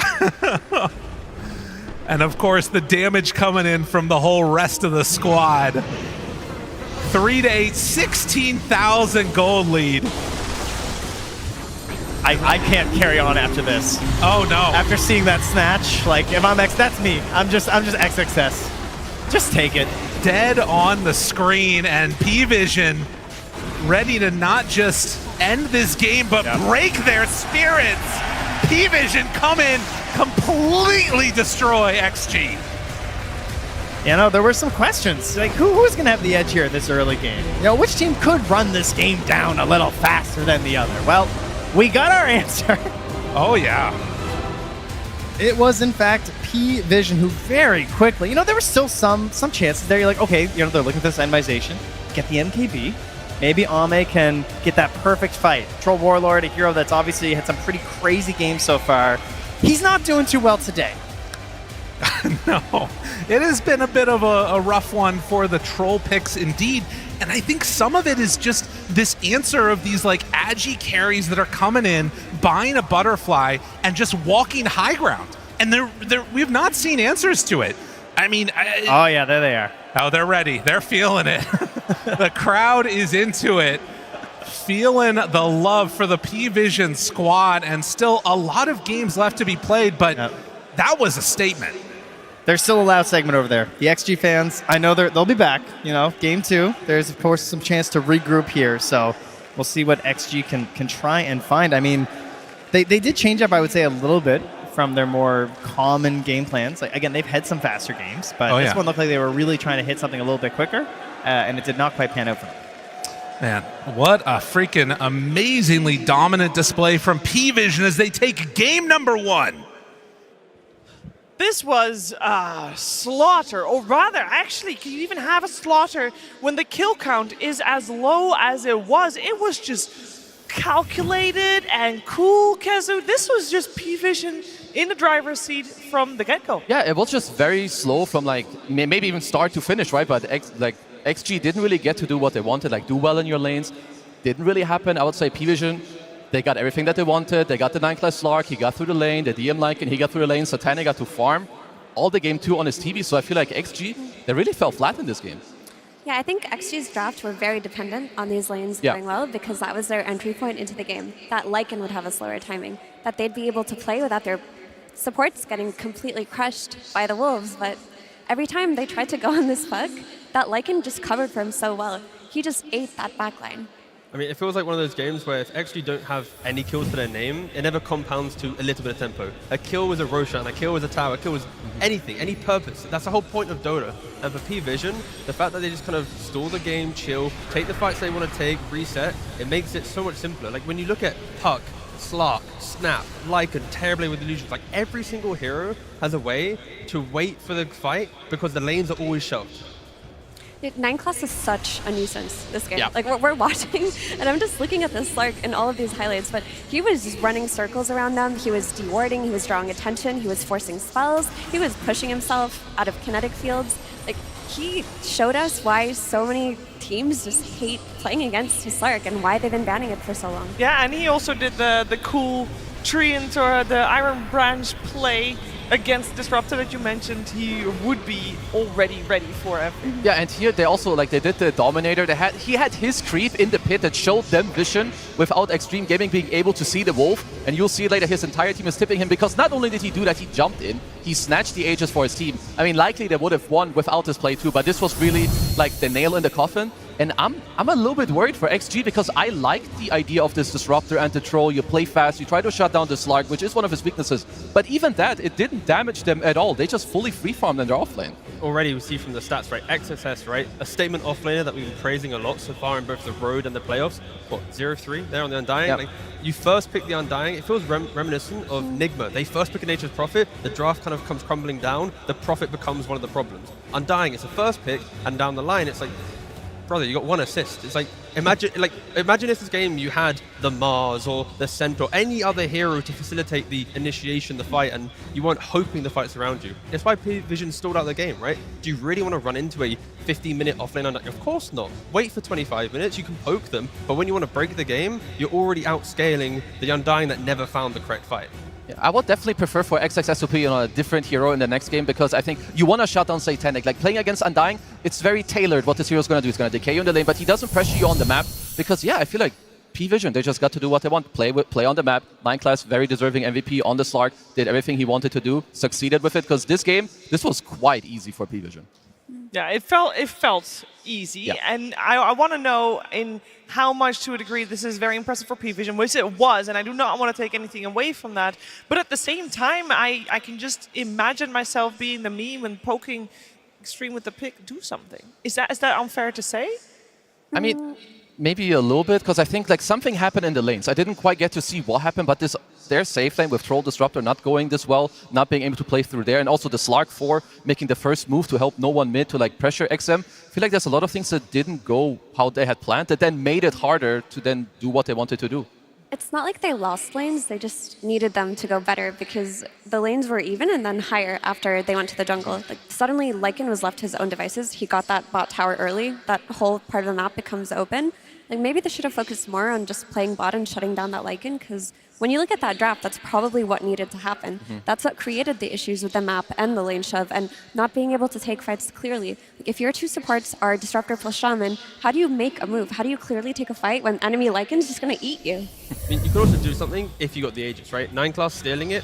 Sorry, but there goes tempo as well, right? Like you take that gives you so much more. Like this just going here, if you go to the draft, you wanted to shut down this Lycan, that's what you picked for, but look at the GPM, look at the net worth at minute 7. Lycan is about to have his Helm completed, he's 600 gold ahead of the Troll. Like this is what, Troll and Disruptor, they want to win their lane, they want to play forward, you want to go through the gate to your offlaner. We didn't see any of that. So P-Vision did some really cool stuff in the early game, they must have, because otherwise you don't have this net worth in this matchup. It is impossible. I mean, we heard how confident how confident Estini was in his Lycan player. It's like, you'll see why we have the superior Lycan player. And I think XG are going to think to themselves, let's not give this hero away. It's creating too many problems. Shutting down lane is not enough. We might not even do that, if anything. Yeah, and then Kezu, there was one moment where we already thought it was going to be over before that last Roshan fight, when we did see P-Vision pushing high ground for the first time on that bot lane. Yeah, I just do want to show like how nicely they do it. Of course, they are up 10k gold, but so the thing is, it's just such a low kill game. Like it's 3 versus 6, but you have the amplified. Like look at all the buffs. You have a Solar Crest, you have an AC, you have the Thunderhide hiding below, and everyone else they're just making sure. Satanic, he just pushes on his own. He even puts an illusion. Give yourself the vision. So if you're Extreme Gaming and you find yourself in this position, like what do you like? Look at this tombstone. You can just feel the frustration. You just pop it in front. I mean, Satanic, he's just gonna snag it up. They take the 3 racks and they chill and go back. So if you're Extreme Gaming, this is the type of moment that you cannot let have happen like this easily. You need to do better early on in the game. Yeah, that was some free real estate coming out for P-Vision. And it does make me wonder that if a game happens like this, and it's, in terms of kills anyway, a stalemate, what do you do? Because someone is going to get ahead from farming, and do we feel like already Extreme knew that they were getting out-farmed T-Gov? Was it the nature of their draft, potentially? Yeah, I mean, I've already mentioned the Undying, but if you want to have a stalemate game, you need to make sure that at the point in which the stalemate breaks, the fight is easy to follow through, right? With a Lycan, you have the backline, the puck, you have a jump. Undying, it's like you need kills to feel good. So again, I want to repeat it. Extreme, coming into this next game, I don't want to see them first pick an Undying. I don't want to put themselves in this position where P-Vision can identify that a Slark and map play means you will overcome the aggression. Like, Undying's very predictable, very strong, but predictable. You cannot be this predictable. It felt kind of easy mode for P-Vision in the draft. Maybe a big part of that also is just having XM on Slardar mid. He is one of the best Slardar mid players. We've seen him play it a lot over the years. But when you think about the heroes he's typically played, that he's shown on this tournament, it's like the Queen of Pains and the Leshracs. He has carry ability, he has pop-off ability. He's not just there to enable his troll or set up kills. He's something that can get a rune, rotate to XXS's lane, make pressure on that enemy safe lane, open the tower. His hero just did not allow him to do that in this game. Yeah, and we must remember that for this first game we had, it was Extreme that had first pick. They went for the Undying. The answer coming out from P-Vision was the Slark. And we thought maybe Extreme's got good plans to deal with this hero, but it seemed like 9class had quite the field day. Isn't that right, Purge? That's right, Shira. Yeah, he had a really good game for sure. Fantastic game for Slark. This was a hero that was very popular with him 3 or 4 months ago. It actually got the hero nerfed, but what the main little refresher for what it does, you get vision. Now you know when people can see you, basically using a buff on your little bar, so it's very easy to kill observers. And what this basically does is it makes it very hard for high-level players to predict where their opponents are going to be, because normally they have a little bit of ward vision at least, and that ward vision is going to make sure that they can protect their heroes, they can have efficient farming patterns, that they die less, that they get more kills. All those things really combine to big advantage. And 9class can basically play really aggressive for most of this game because of Dark Pact. Here's that really cool Static Storm kill that they had against him. This should be a 100% surefire kill, but what he does is he puts himself at the edge of the kinetic field, and then he puts a tree basically right here, and because he was on this spot, it forces him out. It's one of the only ways to get out of this ability, so very difficult to do, but the fact that he got out of this and stayed alive means he's still on the map, getting farm, getting gold, creating Helm the Dominator creeps. I don't even focus on his Helm the Dominator in these creeps and in these clips, because this whole time he's using it to doubly scout. He can go spot for heroes. He's going to use the nice puck orb with some vision to get an observer ward here. This means that now Extreme Gaming have to make more risky initiations to go into the Roche pit, because they don't necessarily have vision of how close it is to dying. That Centaur dies before it gets close. So ultimately, P-Vision just gets advantage after advantage, knowing that they're going to be able to start the fight on their terms. In this case, Slark escapes once again. Just a cascade of things that are really, really effective for P-Vision. They even get the shard, luckily, which worked out extremely good as the game continued. But before that, take a look at this map right here. Look at the vision that they're forced to play with. Extreme Gaming basically planting these wards. These are the ones that all these 2K MMR players plant when they're losing the game. Not high-level players, but they felt they had to do it this game because there's a Slark. He's going to be able to find those wards if they're somewhere else on the map. They're not going to be able to protect them, and then they don't even get ward vision anyways. So very, very difficult for them to play, but definitely the most crucial fight, I think, was this one here, where they got the BKB finished on Troll. They jump on Satanic on the Terrible, and take a look at the vision from Extreme Gaming side. There's the Hex. They're going to do his full Static Storm and a Kinetic Field, and they go on him with BKB Troll, but that shard from the Slark just makes him completely invulnerable during this time period. So they get a full disengage. The full BKB is wasted on 2 of their cores and all of their ultis. Just a really catastrophic team fight, all because P-Vision Slark did such a good job this game. Thank you very much, Purge. That seems like I have a very easy solution, Kazu, for the upcoming ban Slark. I mean, it is a problem, Surely. right? Because you have to ban so many other heroes too. But I love the clips because it just shows you that there's so many things that it's hard to spot as a spectator, but you can feel it in the game. You know your wards are dying. They have TB illusions pushing. There's a Dominator here. There's a Slark taking out all your other wards. So for the next game, I think for XG, they need to find an answer for this Ghost push. Maybe you take it yourself or combo it with having a playmaker on XXS in the offlane, because something needs to change. XG are a structured team, right? Slark is the best hero to break a structured team. Just ban it. Easy. Yeah. Then we're going to find out what they're going to ban, of course, in the game that is upcoming. But before we are going to watch game number 2, we are going to watch another short film contest. Contestants, it is time for Dream Team.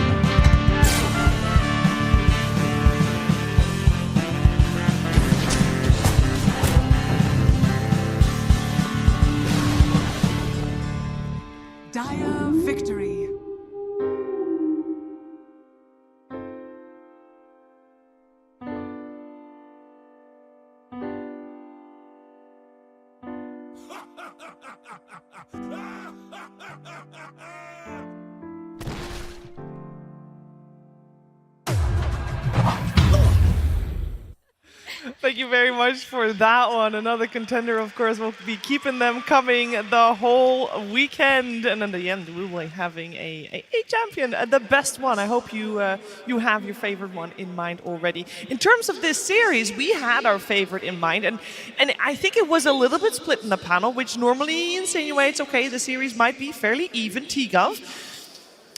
That was a grim look for game one.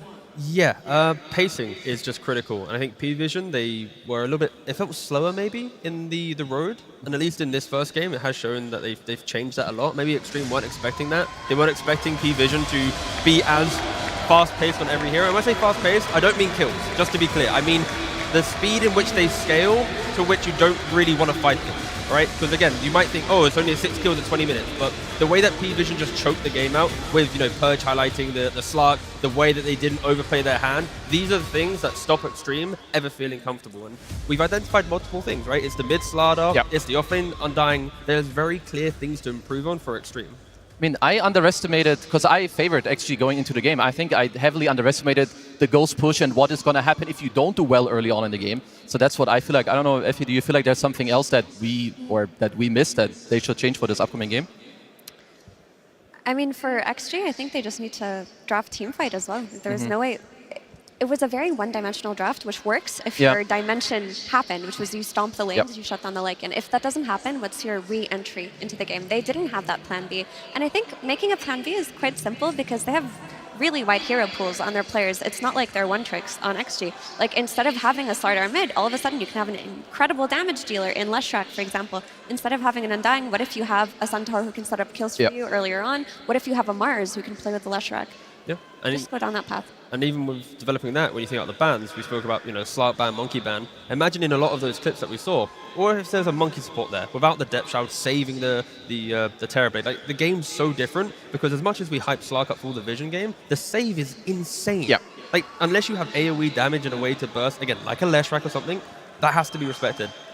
I also think the Lycan is a big problem. Like, this hero, to me, was the really big problem here because it stopped so much of their potential playmaking. Like, I mentioned it a few times already, so I feel like I'm really being annoying about this point, but when your supports can't comfortably enter a fight and disable heroes for you, unless you have disable coming from anyone else on the team, you can't make plays. Yeah, it also hurts you twice as much when you actually pick to shut him down, but then in the game he's like, no you, he's like top net worth, you lose the lane even though you're supposed to win it. Because yeah, this is not the type of game we usually see from XG, but at the same time, I have to praise P-Vision, like also for their bans. I believe Mars was taken out early on, like maybe also forcing like something else happening. And I believe the Leshrac was also last phase banned. That is a hero we did want to see. So if you're XG, maybe you need to up your priorities on a couple of these heroes. Maybe you 18 pick those. Try to get it early in the draft before it can get banned out. Because yeah, I'm just looking for a new game to also make sure that, they should feel still very great, like the way they got here. They're an incredible team. So show it to us in the next game. But they have been in this position before, right? Against Spirit, they had the same style of game where it was kind of low kills, Spirit kind of hit that stride, shut them out,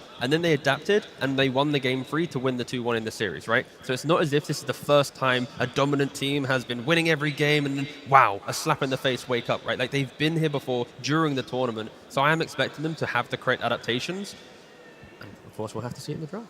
But what adaptations are you creating? Because one of the points that we were making was that P-Vision, they have a lot of different styles. If you're adapting to their Ghost Push style, their Vision style that they played last game, they could bust out easily one of their cheese drafts. I mean, in the time they have, minus Slark, everything's then playable. That's how I see it, because again, you don't have time to adapt to everything, but with how much you've done, like how regimented they are as a team, if you have Slark on the enemy team, you're asking to lose. Like, XG will never beat this hero. The way that I see them playing and the map state, if XG play into Slark, I just don't see them beating it.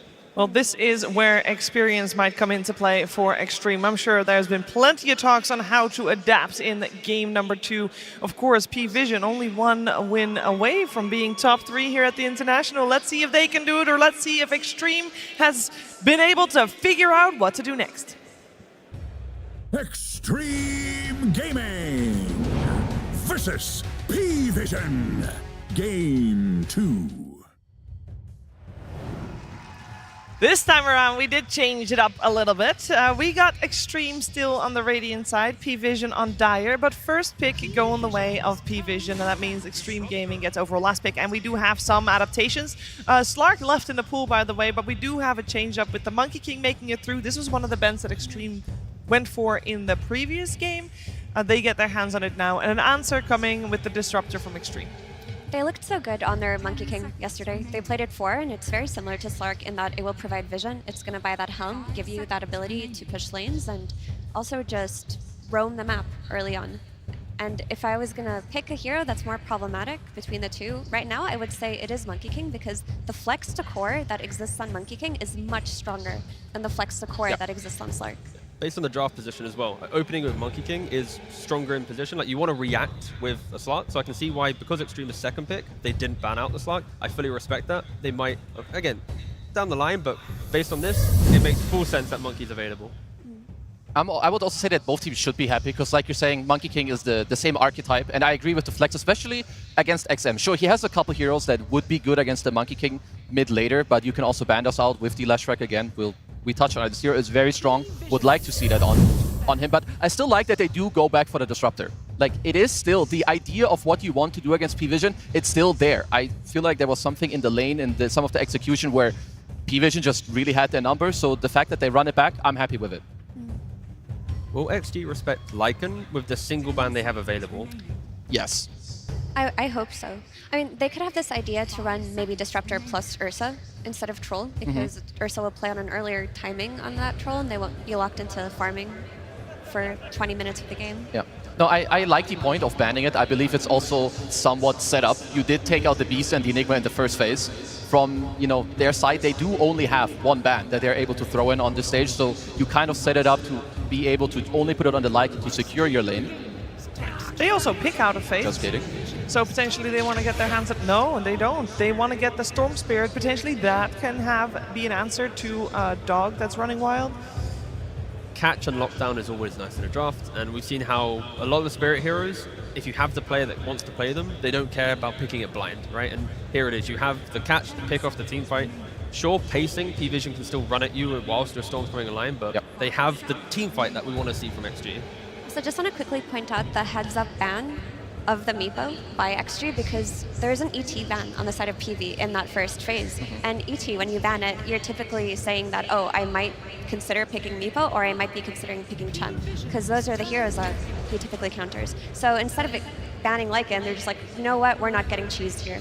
We're taking Meepo out completely. No, I like it a lot. And this hero has looked very scary in the right hands, right, of specific carry players.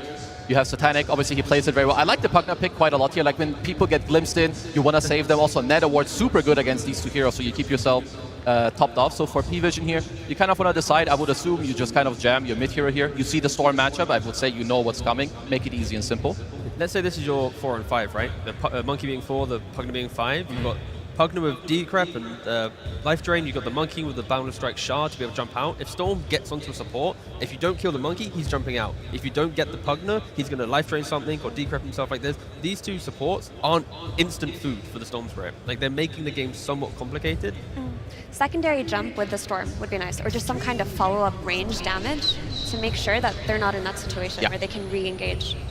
Yeah, we've seen how they played both Invoker and Monkey King with first item Dominator. So we are now already expecting 2 Helm Dominators in this game for P-Vision. That will be lanes getting pushed out, and XG, they need to find ways to shove waves cleanly. Disruptor doesn't do it, Storm does, but you need at least, I think, 2 more heroes so that you're not forcing the obvious that one guy has to go and do it. Like, it needs to be your entire team naturally doing it. I would say what we're looking for XG with what we've been saying too, in my mind, you want follow-up damage into your Storm jump, like maybe with the 4 GQ's hero could be what the Snapfire himself, or maybe a Hoodwink. I think there's something else you could look for, which is maybe SD, but I think your support duo isn't the greatest. I like Lycan a lot here. It's good against all these heroes. You rush Nullifier against the Pugna, good answer. You have the Global Howl in the nighttime also to make it easy for your Storm. I like what's happening here. And then you get the follow-up damage from Hoodwink that just came out for that Storm Spirit. So when he is jumping this backline, they make sure they can kill the targets they go on. I have seen this before. If you're able to shut, like, shutting down Lycan in the early game, it matters so much. Like, sure, you have 2 Wolves and a Dominator. Do you think Brood is going to care about this? You're all single target. So yeah, this pick is very nasty. And normally when you have Broodmother, you kind of want to play away from her webs unless you're really strong. But now when you're playing away from her webs, you're going to be running into 2 lanes that are shoved into you. You then eventually push them out, and all that time, Brood will have that additional item, that additional kind of resource. So it is a really toxic lineup from P-Vision where the map play is just exceptional. It's what they're doing so well to make sure that they are, close to being top 3. Maybe it's a little bit weird, but what would you guys think about actually putting Ame on the Lycan and you pick a new offlaner, like Magnus? That can deal with the spiders a little better. Or do you just put the Lycan in the lane, it's like, okay, bro, you do your stuff, you buy your Helm, farm your jungle, and you give Ame, like, the absolute win condition? I wouldn't mind a carry that could also just twin gate. So when Storm gets 6-minute room with a carry twin gating, you just collapse on the tower, take the tower with the Lycan, and then you can play more traditional game. But that is an option for sure. Just I would personally prefer Ame just on a you give him standard the Ame 24? hero. Yeah.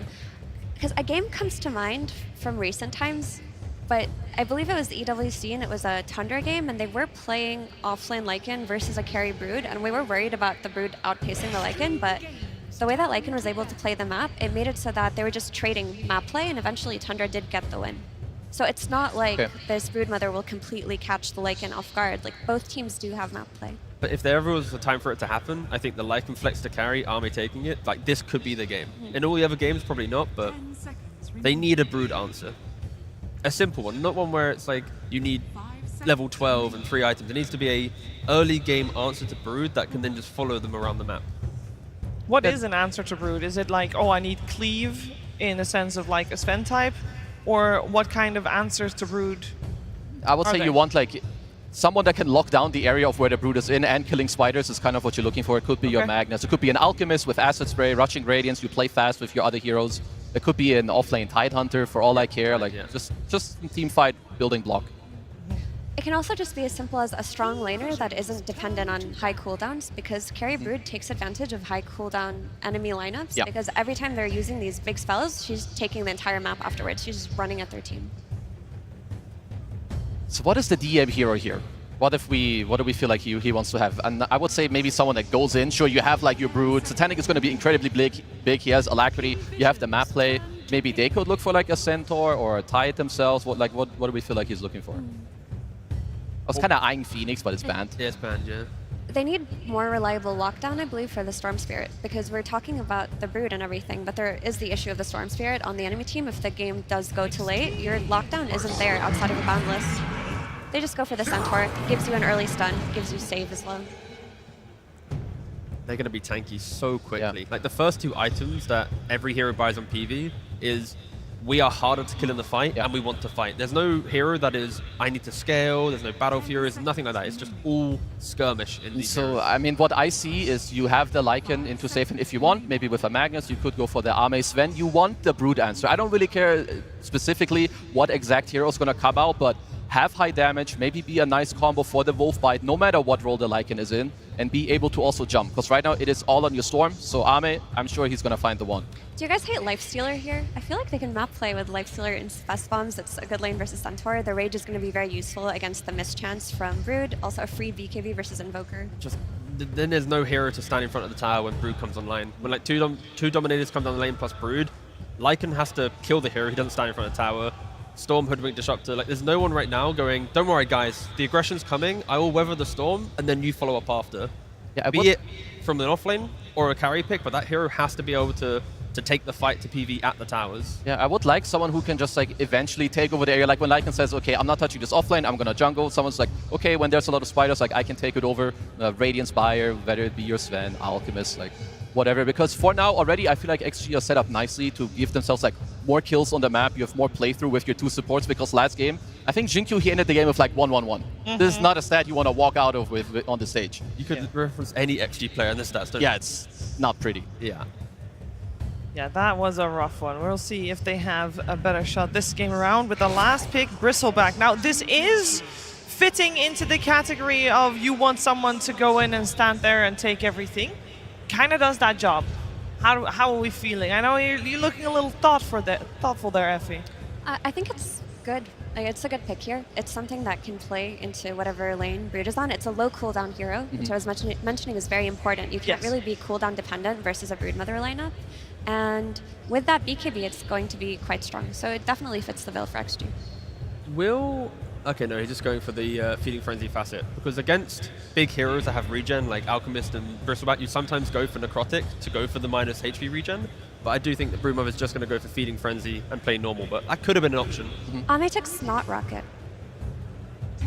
He might stick with it just because like maybe they're looking to play for, like minus armor is quite good against Centaur and you have it from the Lycan too. Maybe he wants to play for more minus armor to then get more damage instead of having Seeing Red, which is what we traditionally see from the carry Bristle. Oh, he switched, thank Yes, God. he did, yeah. I was going to say, if he stayed on Snot Rocket, I was going to bet against him. He would have been the first one playing As a carry, Snot Rocket this entire event, but so far Seeing Red is selected. And the main question I have, we talked a lot about how P-Vision, they look like they have got good tempo setting heroes.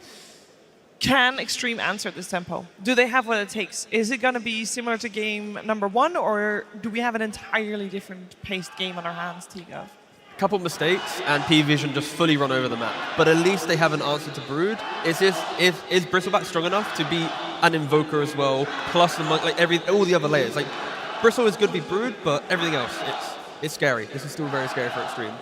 I like their game 2 draft here. Yeah, I think they have good map play. I think they have strong timings. They also have a really great pick for XM, very different than last game. He can scale, he can do a lot in that early game.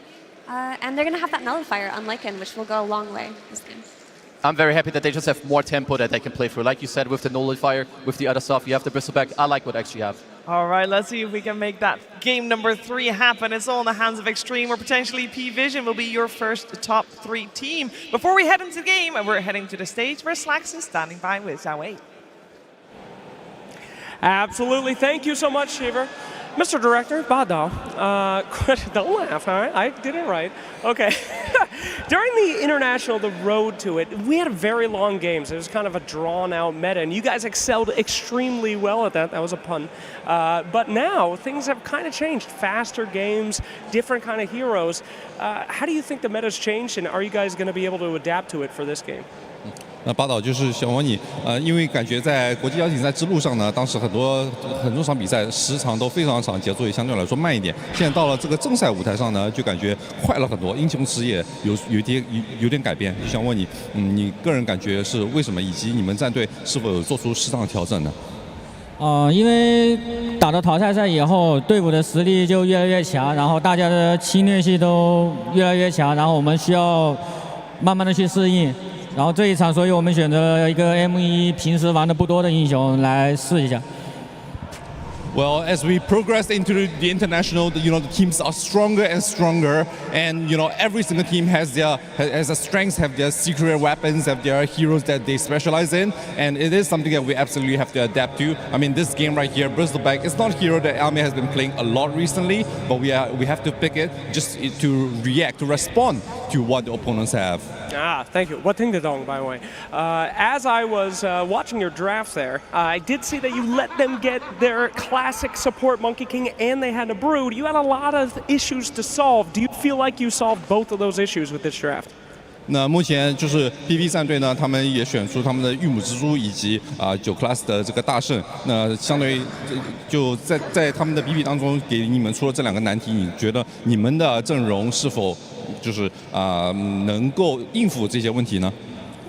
这些我们之前赛前模拟 BB 都讨论过，然后不管是蜘蛛还是米波这些英雄，包括他玩的听歌，都是我们都有聊过的，所以也在做针对。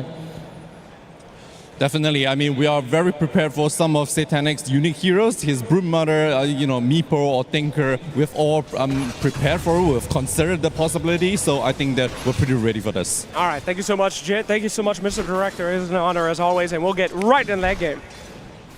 Thank you so much, Slacks. Indeed, a lot of questions coming out right there as we get into this game number 2, Trent, and it is an unlikely pick that they run at the end, that they had to do at the end, an Ame Bristleback. Yeah, as you just heard said in the interview there, he's only played it 16 times in his career, which, I mean, for Ame is not a whole lot. The guy's played a lot of games of Pro Dota. And last played it 4 months ago, but yeah, it's a response, right? It's what you have to do. You have to find some sort of an answer to this Broodmother, or you're going to have yourself a very bad game. Back in the day, you used to have to run them in the same lane, was the idea, because the spiders used to come out so much earlier, but these days the spiders don't come out until level 6, so we might see this rotation where XXS starts farming elsewhere, and that's where you'll see the matchup where they'll start just like forcing Ame into the direction of Satanic. But, you know, there's other concerns throughout this game, right? We've seen the Broodmother already. We've seen how it's very effective at shutting down this Helm push. So when you go for this early Lycan, this has been a very solid answer that P-Vision have already used before. Well, and furthermore, there's this other problem, and we saw this during that road to the international playoffs where P-Vision were kind of backed up against the wall, were trying to find a big win, and they ran this Invoker with the Broodmother in response to the Lycan and just completely ran over the game. It's sort of insane how quickly this zoo formation starts building up and taking down your towers, especially because they even have the Monkey King building a Helm in these games. Yeah, and then they just went on a tear, right? They played like, I don't even know, like, I think it was 5 out of 6 games where just now no one Invoker. Like, he just started playing Invoker every single game after that, win or lose. So he's definitely gotten his practice in so far this event on the hero. I will say that it is going to be a little bit of a different look this time, as it's XG with the Lycan scouting out everything and making it harder to find an initiation or an opening, as XM also on a hero that he is very comfortable with, the Storm Spirit, playing out of the mid lane going up against no one. He's also shifted, at least from some of the games that we're watching, in terms of the facet as well. He's gone for the Galaron using the Exord rather than the Quas build that we had him doing some of the games previously with the Ice Wall build-up eventually. Early TP. Oh, 9 class trying to make something happen maybe up top here. Is it? That tree's looking a little suspicious over there, I gotta say. Yeah, they see him. So that is not going to turn into anything, I don't think.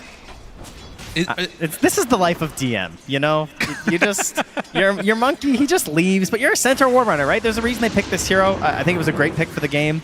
Don't die immediately as I'm saying that, but it just gives them a little bit more control. It gives DM someone who is sustainable, survivable. You can at least get something out of this laning stage, and you're going to open up a lot of opportunities for 9 class to do 9 class things. And in this case, he's going to give a little back to DM. You know, sure, I left for a little bit, but I'm going to make a nice little double wave for you. And it's going to come to that tower. I got you covered, big buddy. Yeah, that actually is pretty nice now. So this at least ensures that the waves are shoved out a little bit more than they would be otherwise. Now, Xnova does have some ways to play against this. With the Glimpse already online, will force back the tree, dodges the damage at the point it landed at. And even if he dies right here, which I don't think 9 class is going to, it still is going to be fine because it will be a double up wave that shoves to the tower. Yeah, so I thought he was going to go for the shove. He just draws the line, says, I'm coming. I'm doing the long walk, buddy. I'll meet you there.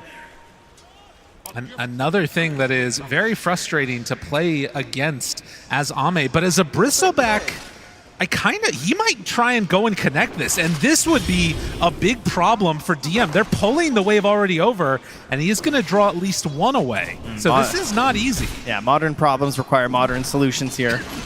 I'm trying to figure out what to do. Has the wave pushing underneath the tower, and Ame thinking about, oh, do I go into a pressure? Do I hit all these creeps? Both are kind of nice.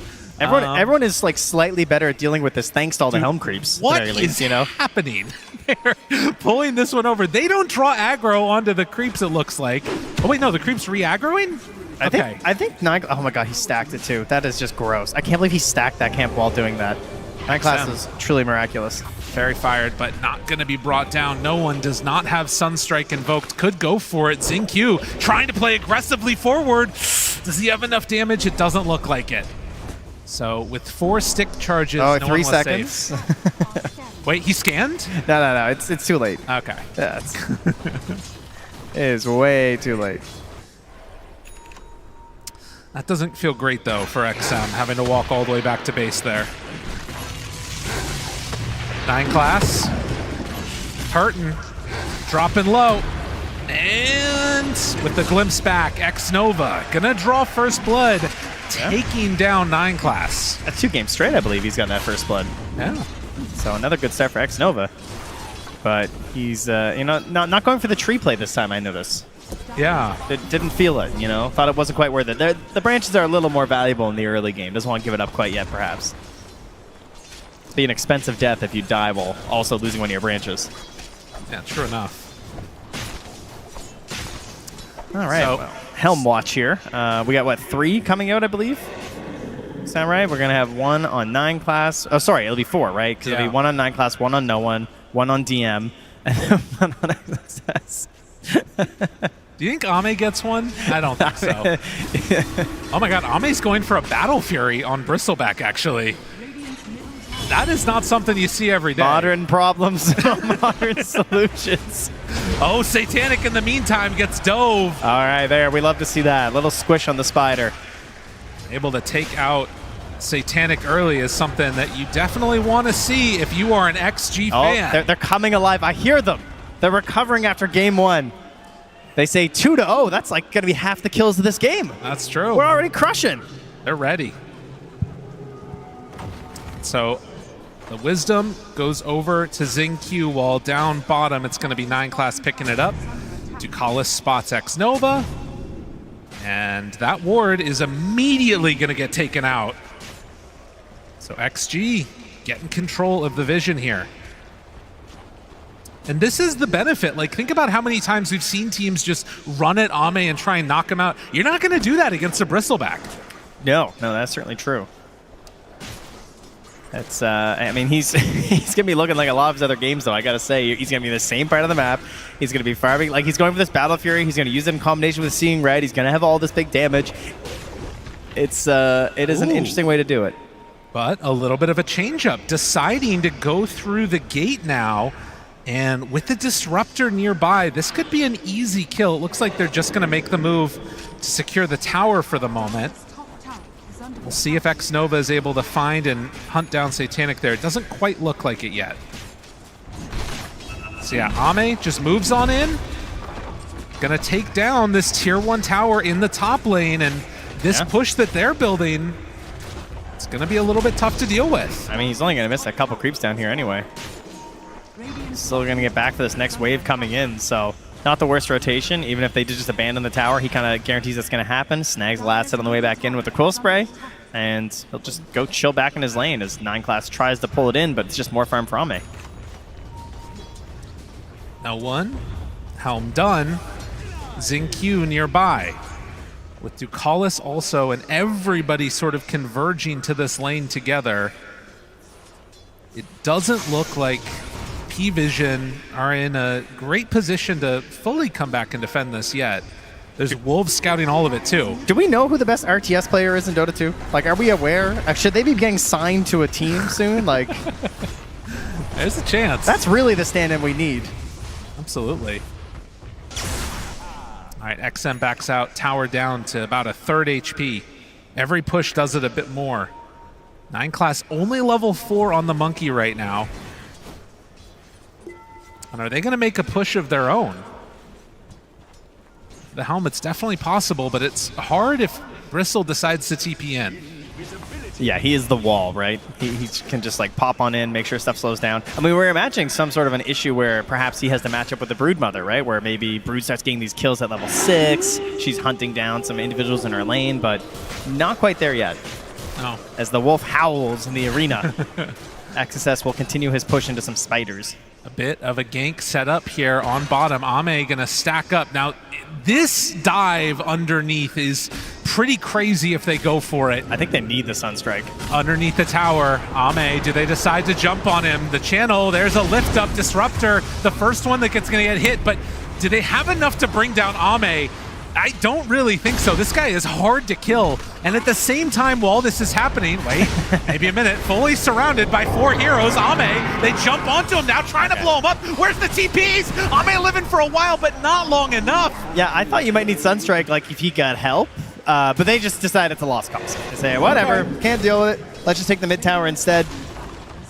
So he does get punished there on Ame, and this is likely going to continue into a push, you would think, on that tier 1 bottom. Can't imagine there's going to be any sort of a defense now. So now we got to think, how do we hunt the spider again? 1 death so far on Satanic. Can they get another with the help of XM Storm Spirit? And of course, the ulti from XingQ will be the other part of that. Does have a regen rune ready to go if XM gets wind of where that spider is at. No Orchid yet done, but is building towards it on Satanic. So something to watch for there, as one component is already completed. Still nursing this 2K gold lead. XG feel to be in the driver's seat a little bit in spite of that death on Ame. Yeah, I think his Battle Fury is coming out right now, so not bad, right? You take that. 12-minute Battle Fury, obviously standard for Bristleback. I am curious to see what the numbers are. Pretty sure it's the first time that's bought, but we'll see. 9 class tries to get out and will be able to. If it's an annoying hero to play against, 9 class is going to be on it. You know that's true. And almost a full Helm of the Overlord as the gank onto the creep will be good enough. They take down the tier 1 tower in the bottom lane. Xingqiu spots Ducalis, can't quite hit with the bushwhack there. A little bit too far away on the low ground, and Ducalis is the one that takes the Arcane Rune. Xingqiu in some trouble. They heal him back alive. It's not going to be enough to keep Xingqiu up, and instead it's going to be the Pugna trying to run away from XXS, but the hit's there.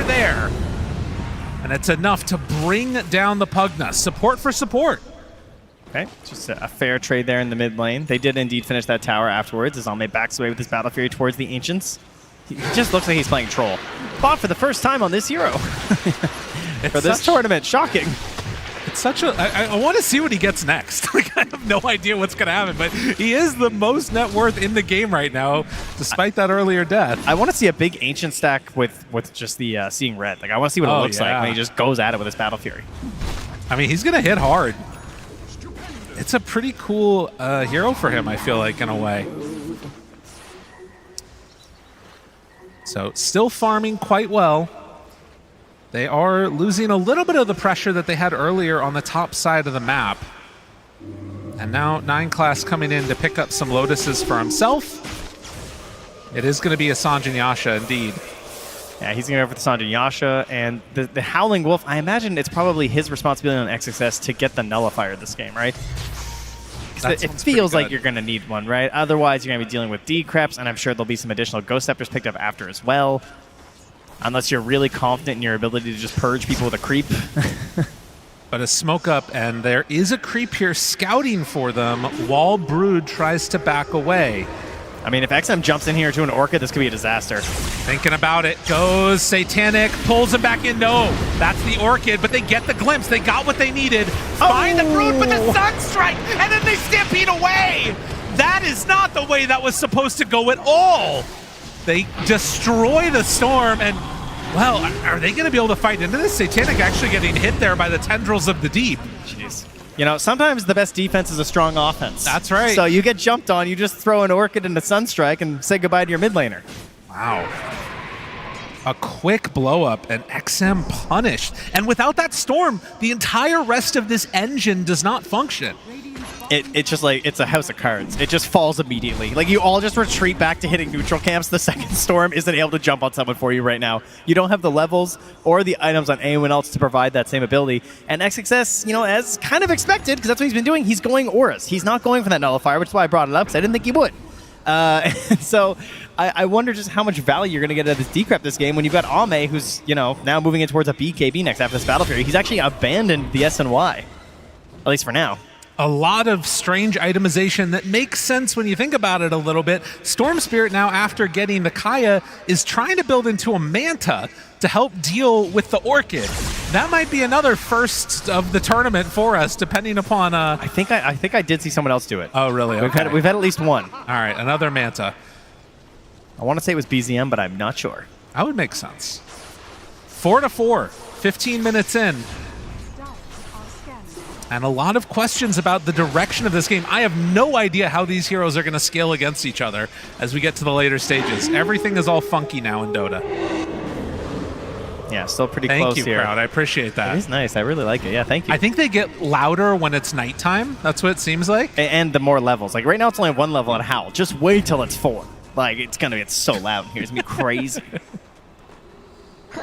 Werewolves of London. That's a great song. Wrong Glimpse city. back. Maybe next year. Chance. And a Boundless drop down with the creeps. Is it enough to find the kill onto Ducalis? It will be. But they also bring down X-Nova. Now Ame running in at 9 class. The Wukong's command ineffectual and sad. as Ame gets the double kill. Yeah, not exactly the forte of the early game Monkey King support, is it? Not a very terrifying Wukongs to have to deal with there, but geez, no one, he cannot miss right now. 5-0-0.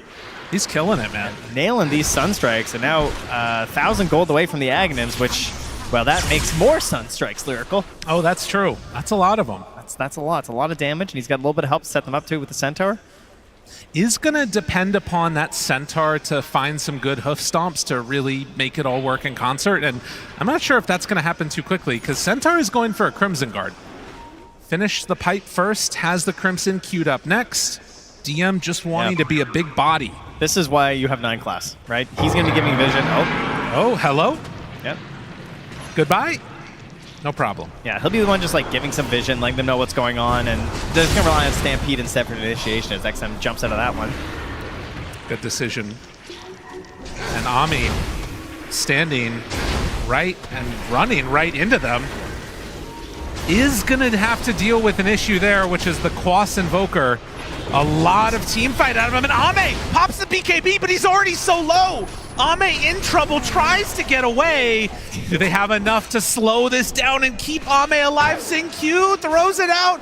Needs a bushwhack to stop, but the hits, they keep on coming. Satanic can't chase anymore, and Ame knows the limits of his hero, apparently. Able to get away from this one. They decide to go back in. X-Nova off the side. Static Storm down. It only really catches onto one, and as the chase continues, trying to find this finish, the Sunstrike hits! Ame in trouble! Ame low! Ame, get out of there! Save Private Ame! He's got to run, but there's nowhere left to run! They get the finish off the back of another beautiful Sunstrike from no one. It's just the confidence there from P-Vision. They just know they don't have anything to stop us. We can just keep on chasing. So many times that's the moment where it gets turned around on you. Like, they're going upstairs into a Bristleback who's already survived so much, and they just don't care. They recognize there's not enough damage here. They don't have an answer for us. We can just run them over.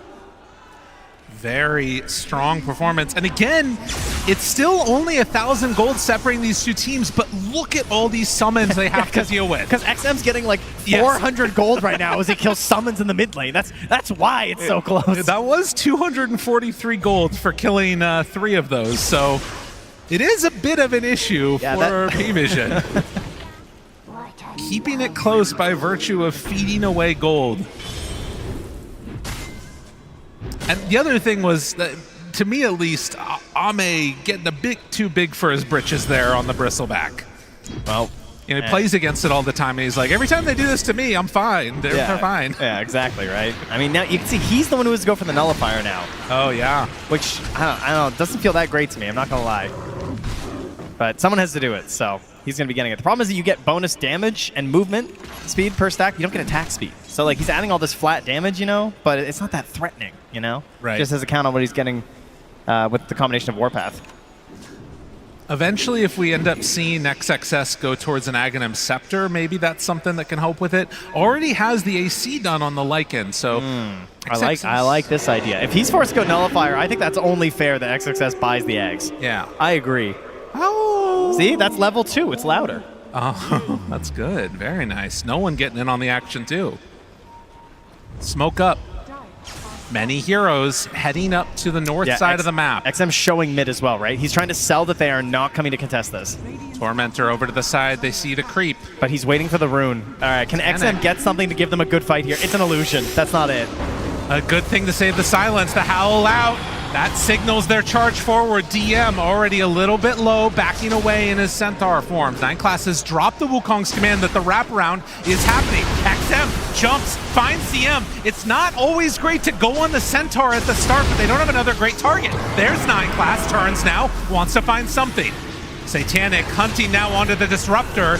Can they chase down this bug? XXS getting controlled off to the side by DM. He's low, but they're trying to kill Satanic. XXS gets out. Satanic, not so lucky. Can they find more? XM low on mana. Can't break it. Yes, he does. 3 dead for P-Vision and XG up the hill for the Tormentor. Oh, finally getting themselves a win here as they head over to this objective. A Sunstrike will come through, but it's not going to catch anybody.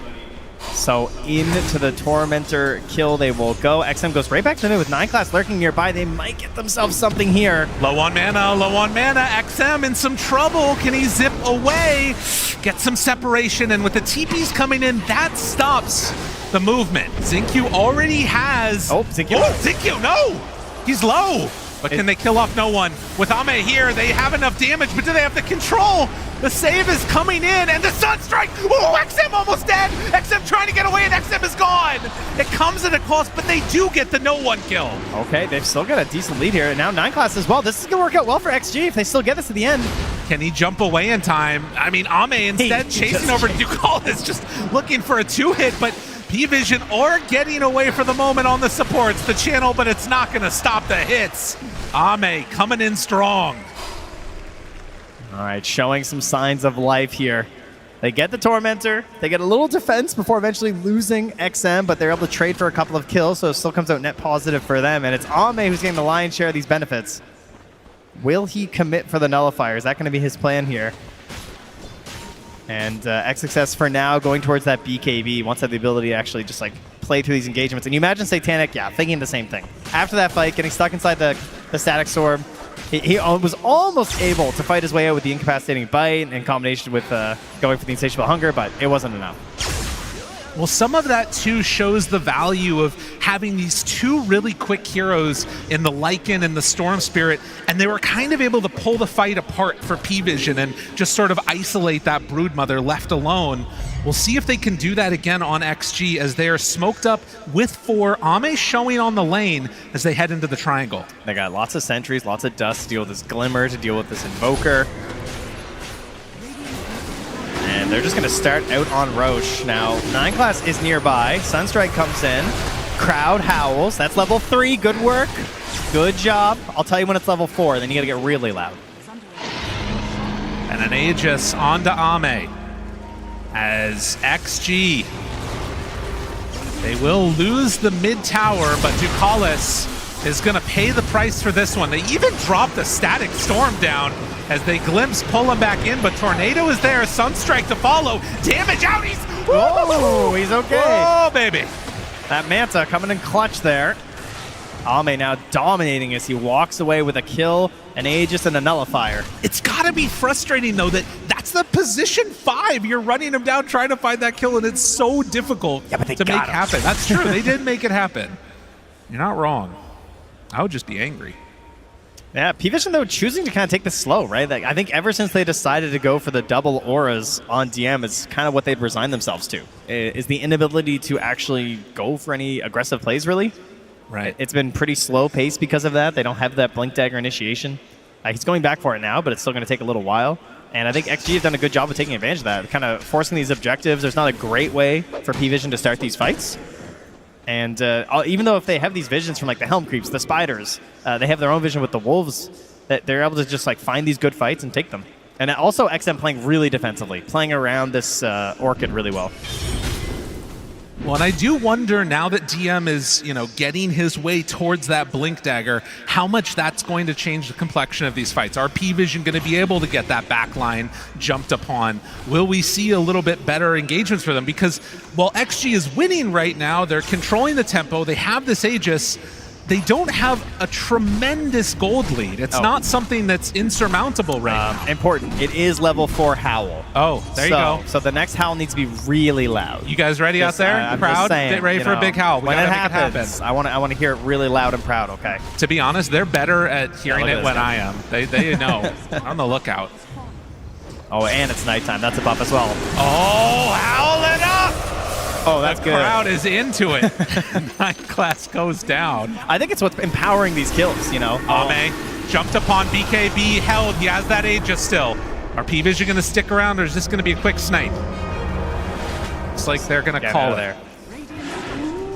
Now, of course, there had to be the question, though. At what point do we find a break?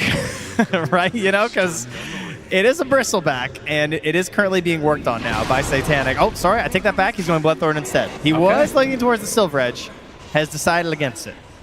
Because honestly, even without the break, he is falling pretty quickly, right? Thank you, thank you, thank you. Don't lose your voices now. That's a good point. We got a long time. Got a long day. It's every 16 seconds. And to be honest, like the way these games are going, this is not going to be the last Lycan match that we see. It's going to be around for a while. An unfortunate reality. I do that with my dogs sometimes. They get all like... They get pretty amped up, I know, I know. That's great. Sometimes. That's how you know there's still some of that feral blood in them.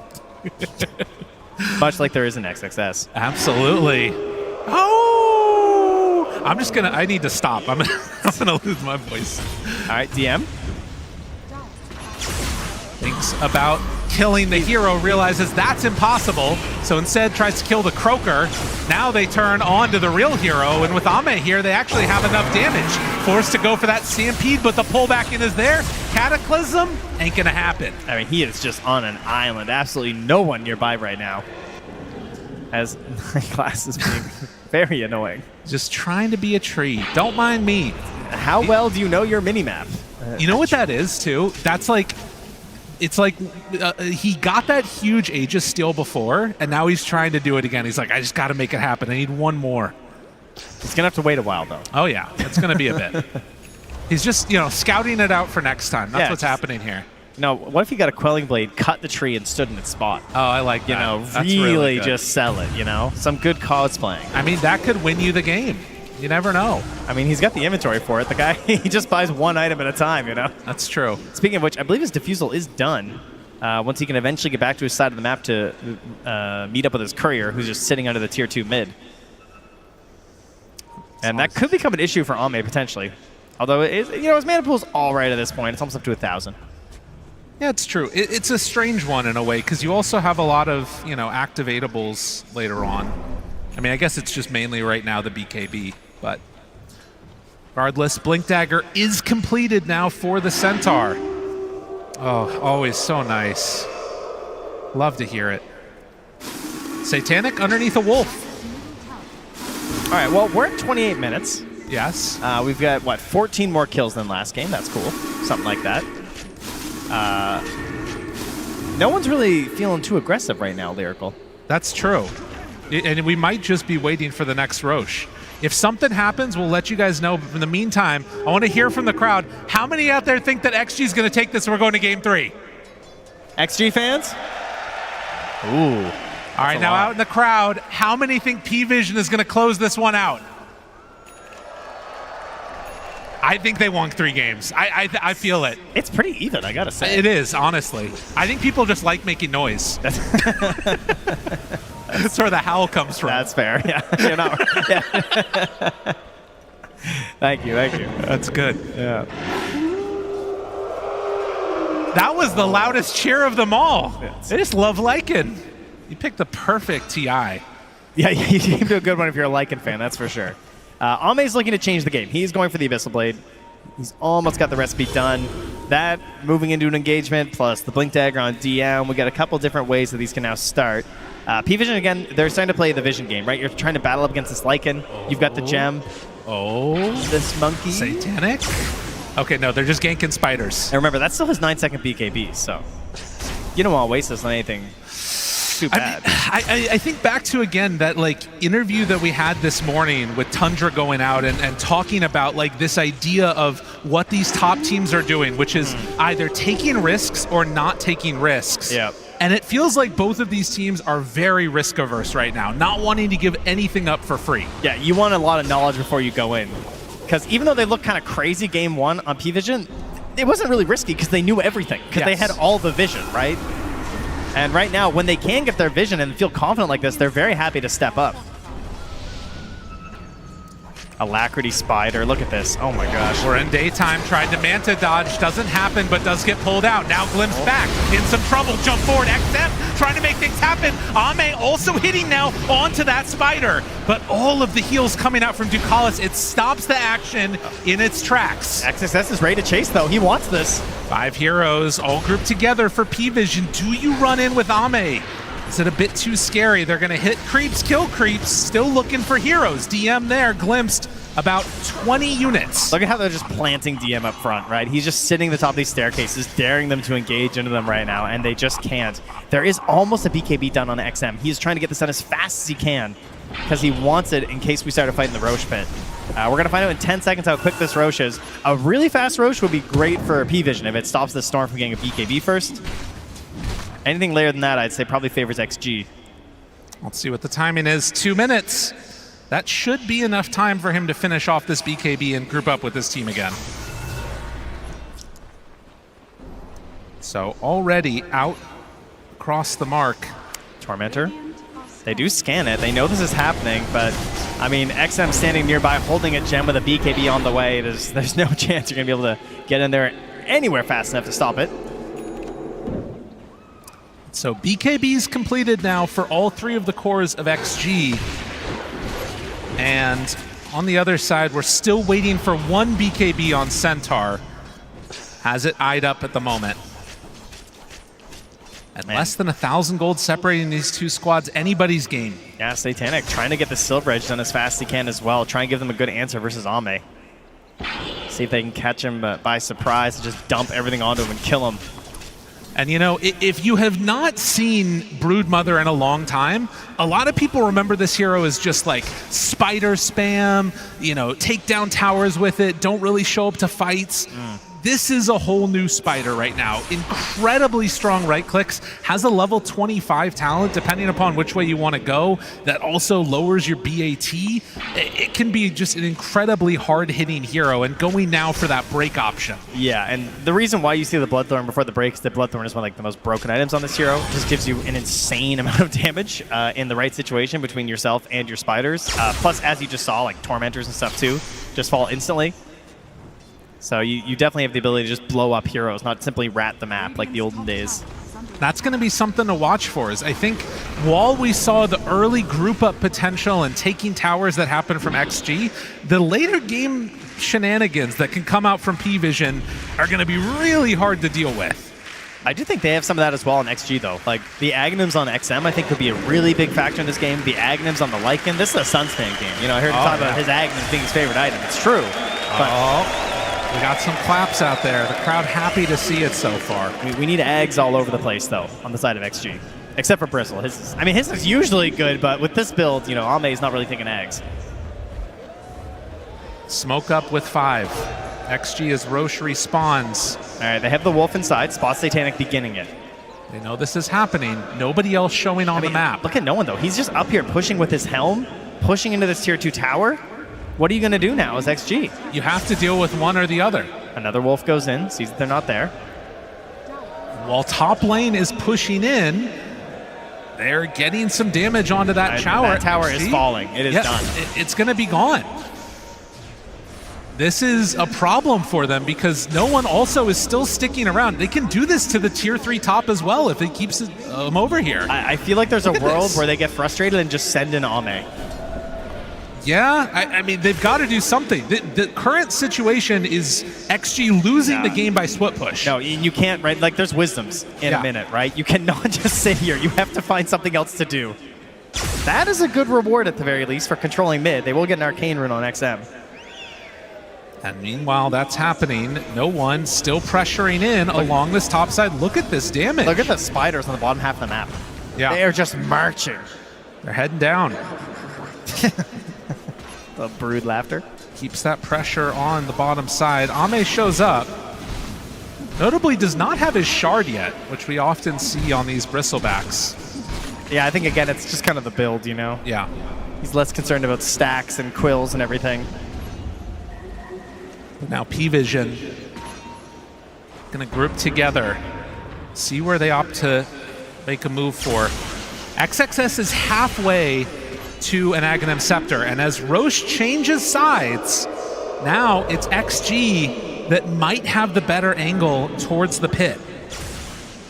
And there might be a different solution here from P-Vision, though. They are just shoving this bottom wave in. I mean, it's a classic answer to a team that when you think they're doing Roche, you simply start shoving their base, right? And they either respond or they get the Aegis, but you cannot just let this go undefended right now. Like, Roche is just getting to the pit now. They have to be so fast here. Yeah, I mean, it's going to go down. They're going to get the Aegis, but how much do they lose in return? There is no way that you can come and contest that on the side of P-Vision and get there, but They are up on your high ground, starting to take this down. Cataclysm out, shows everybody still there. They're committing for the Aegis, but they've lost an entire set of racks.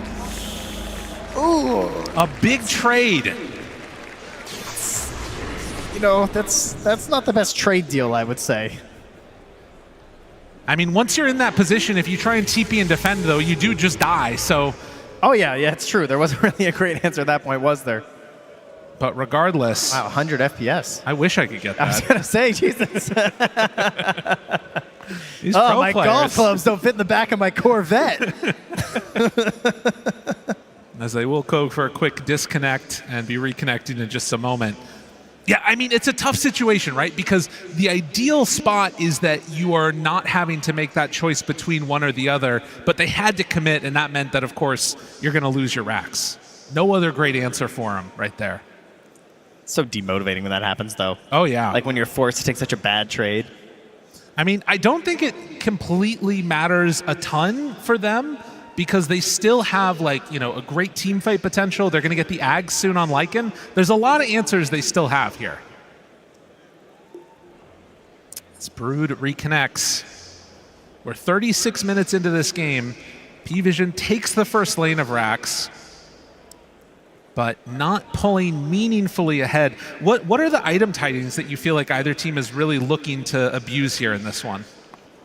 For me, I'm looking towards XM getting some sort of a solution, whether it's the Aghanims or whether it's the scythe that he's looking at. I think one of those two items is massive for him, but he's a ways away, unfortunately. Oh, actually, no, no, that is his real goal. Never mind. Yeah, he's a ways away, unfortunately. Lycan, also, he is going for the boots of travel first, so I mean, it also means the Aghanims is pretty far away, but that's because he has to deal with this bottom lane now. It's likely the reason he has to go for this.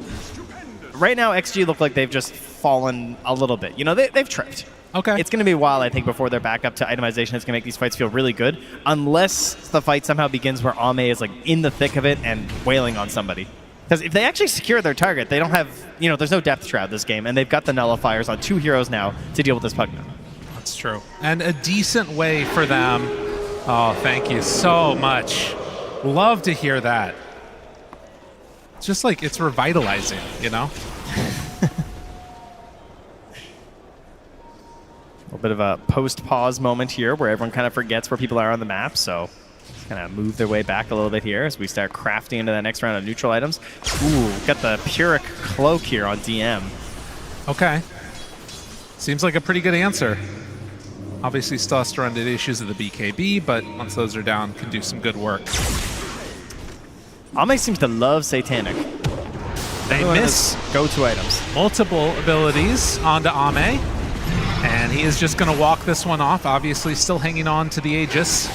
Perfectly comfortable with the current state of thing. And actually just Satanic's back up. I guess it's on a low enough cooldown. But I guess with this Aegis, there is this other thing that you could do on XG, which is just walk at buildings. We'll see if they decide to do that or if they're going to play it a little bit safer. I'm curious what 9 class does. He has 5,000 gold. He has a BKB queued up, but I don't know. I feel like he's going to go spicier. I feel like he's going to like buy a scythe or something and try and break one of these fights if he can get away with it. For now, he's just jumping ahead, bringing creep. Look at this. They have 9 classes creep and DM's creep in the top lane, just grabbing these creep waves up here. Meanwhile, XM is at the base catching the farm there. They're pushing in through the mid. So they are successfully dealing with this a little bit. They also just don't have XXS. So I don't know how far this push can really go. Wow. They planted the banner. I mean, he's got his boots of travel, so it's a good thing he's not found by the Monkey King. He can get here. Drops everything down. Ame low, not dead yet. He dodges away, but is eventually gonna die. Wait, he didn't get a BKB! Didn't pop anything. The storm is gone, and now Ame, he's in the ice wall. What has happened? This was not the way this was supposed to go for XG, and Ame just stuck here to the side, forced back away a second time. I believe he was not supposed to get hexed. That's probably the issue there. Oh, jeez. As no one just catches him out, and that's the end of his life. You remember what I said about taking chances, trying out new things? The BKB reaction from Satanic. And in the meantime, 9 class jumped in, but immediately had to stop. Ducalis is already gone, though. Ame, can he survive through this? Oh, the hit Satanic, he takes him down. Does so much damage. And while 9 class might be chasing, he's got the creep right on Xinq's back. and the squirrel is going to be brought down. The Hex reaction is there. XG, they don't know what hit them. Yeah, the fight ends just the way it started. Just a little sight there from no one, and kind of turning this idea of XG, thinking they can force something, into a whole lot of problems. And they just got Aegis, and now they're walking up to high ground, and they don't have Ame. He's supposed to be the person standing out front, stopping this push from happening. 60 seconds before he's back up again. I mean, they might need to buy back on the Hoodwink. Actually, I don't even know if that stops it. I certainly don't think it would. Oh, no. P-Vision open up a tremendous hole here in the defenses. Ame 1,800 gold away from buyback. I don't know if you would have wanted to anyways, but it shows what happens when this P-Vision lineup gets a victory. They immediately can start running down lanes. I think the good news for XG is that there's so much gold on P-Vision, I don't think they want to push this right now. Static Storm, Aghanim Scepter is done for the Disruptor. Can they find the target though? They need to get something. Static Storm down, they got him. But do they have the damage to kill? All the heals are there. It's not going to be enough. They take down Satanic. What a masterclass there from X-Nova, who will be punished now. XM in the meantime gets hit this wide. They do have buyback on the Storm. Ame TP's right in the middle of all of them. Forces back P-Vision. What a hold. Yeah, can't get the grab either there on 9glass. He just leaps out of the way there. So things looking okay for a little bit, but then they immediately killed XM and kind of taking the wind out of their sails on any hopes of that being a valuable defense. But the game goes on. That is the good news for them. But as mentioned, there is a ton of gold right now on P-Vision. Like, a crazy amount of gold. Everybody's going to get an item. So we see this replay. This was assembled at the last second right before this fight. Ag's Static Storm. A massive way to actually finally deal with Satanic here and get a bit of a streak there on XM, which was great until unfortunately 9glass puts down this Wukong, zones them to the side, and with the whack there, just double Sunstrike into the kill for DM, getting a double. Too much and too quick. And 16 to 15. Can the Wolf Bite solve it though? Could that be it? The Were Bristleback.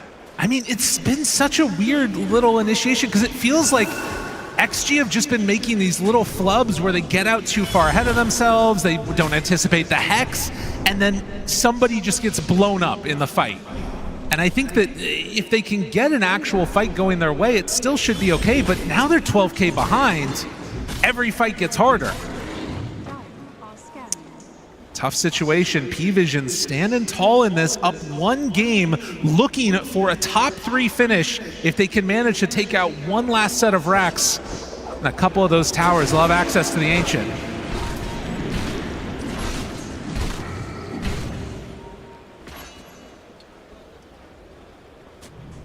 And they've just got to hide now. Wait for that timing. I mean, the plus side at the very least for XG is that you can all in on this Aghanims if you want to for XXS.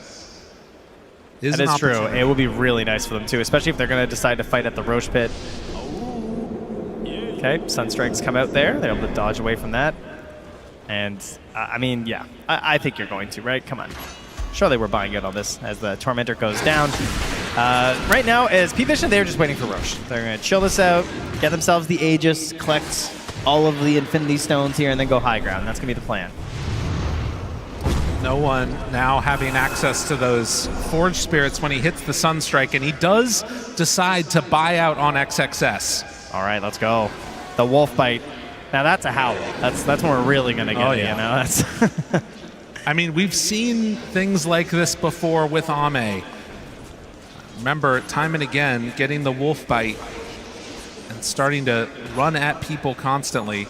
The problem is these lanes are just shoving out so much that it's hard for them to find a way to get a good fight in their direction. Of course, the big thing will be Roche, which is a relatively long spawn, which means it's going to be heading back up to the north side of the map again. There's also a bit of a question of just like how long do these fights last? You know, like what if the Wolf Bite, what if they can't catch you? You know, then it's going to look really bad. Oh, wow. And after finishing, instead of going for the AC, Invoker decides to go Refresher. All right, so currently there is only buyback on Xingqiu. Everyone else has bought out on XG. where we are all in, fully committed here into this next engagement for them. Will be as they slowly start to farm them back up. I guess X-Nova's got it. Ame's now got it, so we're not too bad actually. I love Ame's idea of the butterfly as well. I think that's a great solution on this bristleback. Yeah, and if you can sort of surprise the Brood with it, could be really nice there too. I mean, obviously you do still have the Bloodthorn, which provides that pierce, but... And he just got the 25. He got the bat reduction. Yeah, this thing right here is nuts. If you have not seen the bat reduction during Insatiable, it is insane how hard this Brood hits. Something to watch for when they get into the straight-up battle against the Bristleback. Crowd trying to cheer on the Lycan here. He's going to need it, that's for sure. And the patience here from P-Vision, again, just not taking the risks, because why bother? There's not a whole lot to gain at this point. You know what actually could make a pretty big difference in this too, is if Lycan gets to 25, because he has that Howl reduces total attack damage. That would not hurt. The Howl might actually win them the game if he can get to that. It would be very fitting, wouldn't it? Oh yeah. Because a ton of Brood's damage is plus damage. Yes, yeah, 100%. Well, not literally, but you know. But still a ways away from that 25 for the Lycan. Needs to find a kill or two. Ame, he does have 25. Is he going to send some wolves here as the Roche spawns? Or, oh, the scan's out now. They're probably going to miss it. Oh, this ward sees XM. They know the timing that it's capable of respond right now. Abyssal on Satanic. And P-Vision looking for a big wraparound. They scan and immediately TP out. All right, if they do this again, if this happens again, you need to respond if they go for your Ancient. Look, they're sending the wolves. They're like, where are they? Cataclysm down. Dude, are they just going to run for high ground? That was only a Sunstrike, too. Oh, yeah, it was just a Sunstrike. You're right. They're going all the way back. They're backing out. Or they're going to get this really quickly if they fully commit to it, but XG, I think, a little bit afraid based upon what happened last time. They get roared, right? Because they took it last. And they go for it. Start to take it down. They did go for the wolf bite. Roche roars and they back away. Tornado out. Meanwhile, they're dealing with creeps in their base. That was very bizarre. You know, it's the pressure. They kind of just were YOLOing. They're just hoping that P-Vision are up here and they kind of catch them a little off guard. Runs in, trying to find somebody, a target to stick onto. The wolf bite's running out. It's running out very soon. But that at least stops for a moment P-Vision. How much longer do we have on another wolf bite? It's going to be 40 more seconds. And while this is happening again down bottom, you look and you see and all of these waves are getting shoved in. I'm surprised that P-Vision aren't putting more focus on just simply taking the Roche as well, you know? I mean, they are being a little bit safe for my taste, but maybe that's why they're going to be able to come away with the victory here. Because it feels like you outmaneuvered them, right? You outplayed them around the map. You pulled them down to have to defend their base. Now go and claim the objective, but they're showing so much. A chance of Force Staff away, though, and he's fine. All right, back he goes. Ame dodges out of that, does have Satanic to heal back up if he wants. Fine, loses 2,000 HP. 2,000 HP from just spells hitting him in the back. He's fine, he's fine. Don't worry about Ame. He does have 70 HP regen. He'll be all right. So Lycan gonna have to send himself and some summons back down to deal with the tier 4 tower. Hoof Stomp duration is out. He's got bots level 2 as well. He can immediately just call himself on top of Ame for the wolf bite. So XXS does have the ability to get back into this fight. And also, while this is happening, he's gaining levels towards 25. P-Vision not opting to make that move into the pit. I don't know how much this is going to change things. What are they waiting for? What are they hoping is going to change? 25 on Evoker is pretty nice. That'll give him a lot to do. I mean, I think it's just, again, one of those, like, they never want to take a risk. Yeah. The BKBs are down now, so that kind of makes sense. But XXS is going to deal with the push coming their direction. Xingqiu, can he find that Monkey King? Doesn't look like it. Already away. 10 minutes away from 60-minute items. It's been a little bit. A lot of the games today have been going relatively fast. We'll see if we can get there in this one as the goal just continues to pile up here on P-Vision. 5,400 available on DM. I mean, this is always the thing that I think about. This reminds me of, you know, some of the BB team games back in the day too, where it's like they're so concerned about throwing away an advantage and they're defending this lead that they have that eventually, are they going to become... I mean, this is 25 Monkey King down. Right. Very strong. Ame has sold the treads and has got a blink. Looking. You already have a jump, and he breaks down the tree. Ame right on top of Invoker with the Static Storm down, but he gets pulled in the cart. DM saving his buddy's life, but they do have enough to find that Monkey King kill. They got 9 class. Can they get any more? Ame hides away for a moment, disarmed. He's still in the Wolf Life Board. Look at the damage out from Satanic. The Sunstrike connection down low, but one hit from that Satanic, a little bit bigger. 9 class now hits. That is a buyback from him. And as they get back into the fray, XXS running away, trying to escape. There's the hoof stomp, finds him from DM, and long range jumps. They get that wolf dead. Oh, they got a few things in that fight, but it's just not enough. No one tipping over to Ame. Buyback needed here on XM. He's gonna have to retreat back to the base, and that's gonna be the prize of Roshan here. Refresher and Cheese going to P-Vision. Oh, the real curse, though, at the end is that Lycan went for the extra wolf summon. It's so sad. But take a look at this again. It could have been so great, but DM, look at this. Yeah, I mean, the eggs, that was one thing I really liked about the Centaur pick, is I was thinking, if this game goes late, they don't have that same save, right? They're missing it from 9 class this game, so they get it out of the Centaur Warrunner this time, and it absolutely came in the clutch in that one. 9 class, you know, maybe very nicely played there from XM to chop his tree down. Takes him, that was a ridiculous heal from that Satanic. Oh, yeah. But just whacked there on the XM, no chance to escape. And now, perhaps the final push beginning to get sorted out here in the top lane. We'll see at least if they can do it. The Refresher, BKB ready to go. And at 51 minutes in, XG gonna need to really figure out some sick plays now to deal with the fact that they have the cart. 9 class drops down the big Wukongs. XM backs away. There's the break onto the Spider. Glyph already used with no more Wolf for 10 seconds. It's a hard fight to make happen. BKB is out. Ame starts to hit on the Satanic, backs away. XM pulls in, but the cart is there. The save is there. Backing away, there's a Spider in a cart, but still a lot of damage done out there. Static Storm is down, but he got eviscerated. Ame no longer alive, and you do not have the damage that you need on XXS. XM backs out of there too, still 1,000 gold away from buyback. P-Vision, they have done everything in this series. They're gonna take another lane of Racked. This is gonna be Megas. Too much to handle as they run through XG. Eyes on the throne, a few more hits is all they need. GG is called. As this game went later and later. Oh, look at Ducalis. Stone cold there. XG struggling to find their way into these fights.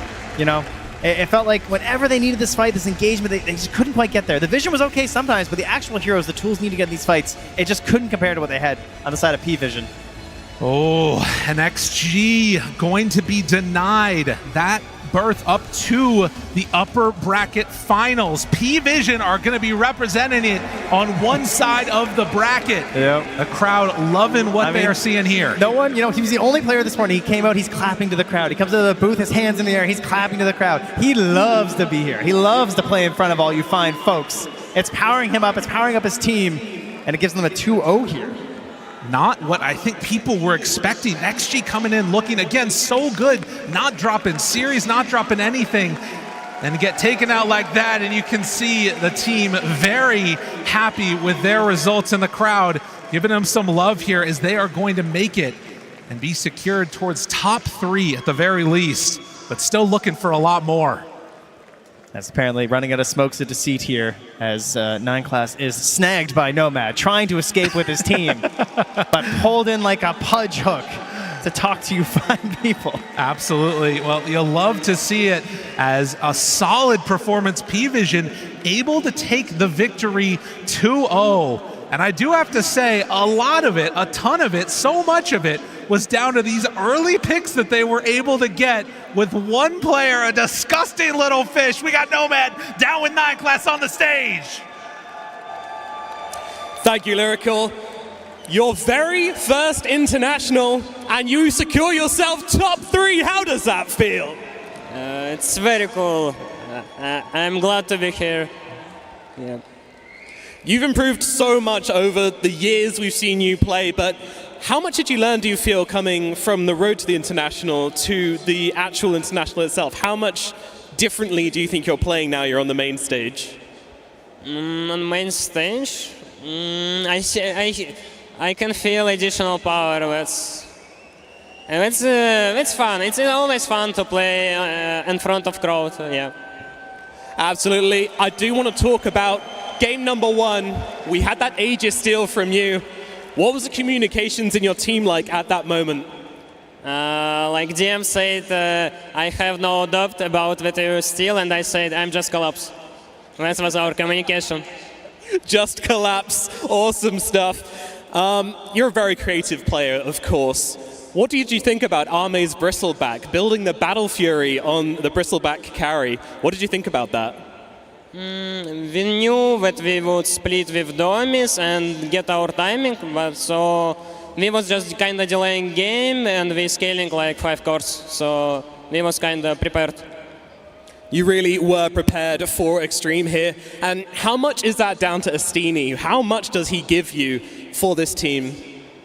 I think Astini giving a lot, like ideas, draft, he showing us a lot of clips, and also he cheating us, so yeah.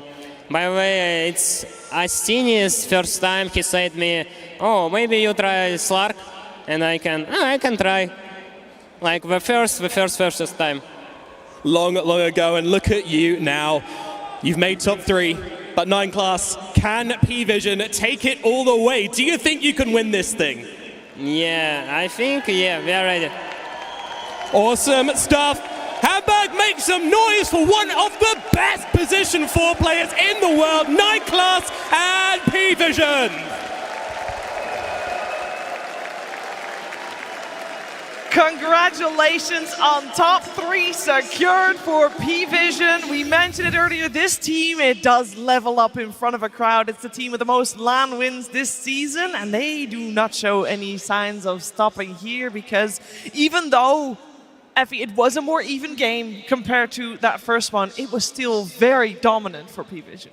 Especially after that 30+ minutes, that's where their lineup or the way that they played kind of adapted inside of the game, and they just played to scale, like we just heard 9 Class say. But they just made excellent decisions this game. Their macro was on point, like where they were playing, when they decided to stop team fighting, when they decided to just push, when they decided to trade the bottom racks for that Roche.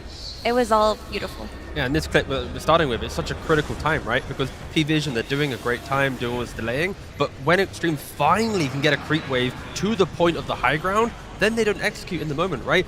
Arme's hitting the tier 3, you got XM jumping in with a Storm Spray, getting hit by a Hex and dying. As soon as he dies, the fight construct collapses and they have to run away. So you have to deal with 2 things for P-Vision. Can you deal with the waves? And then can you execute in the fight, be it at a high ground or a Roshan or a Tormentor, anywhere. And XG, they just weren't able to deal with both major problems that P-Vision was presenting. I'm really impressed with P-Vision. Like their players, the fact that they can perform like this with such little experience, with like how young they are on their players in a game where you're pressured, they're down, but they know what to do, they know what they're waiting for, and even here, sure, you're top net worth on this bristleback, but P-Vision, they got to delay it so long, they have all the items. Satanic, he is literally just 1v3ing them, running in with his Q later on talent. So overall, I think XG, they looked so good in this early and mid game, but eventually they had so much trouble, and I really feel like that P-Vision, they're like the masters of map pressure and making you feel like incredibly bad during the game.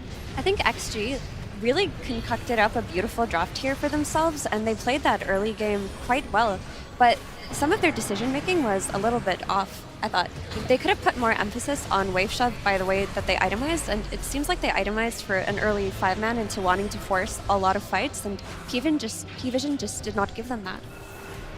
Yeah, P-Vision, they're just so calm, right? I feel like you watch other teams in this situation, having the Storm jumping you, the Lycan, everything in the early game, like the way that they did play out the early game from XG, other teams would crumble. But P-Vision... by the way. Yeah. But I mean, this is Whoa, what whoa, they won the game! Oh, I thought it was just after like a team fight or something. No, that's winning the game. All right, you they're don't take your chilling. headsets off before the People game have done starts. that before, Shiva, and it didn't turn out very well. No, it did not. It did not.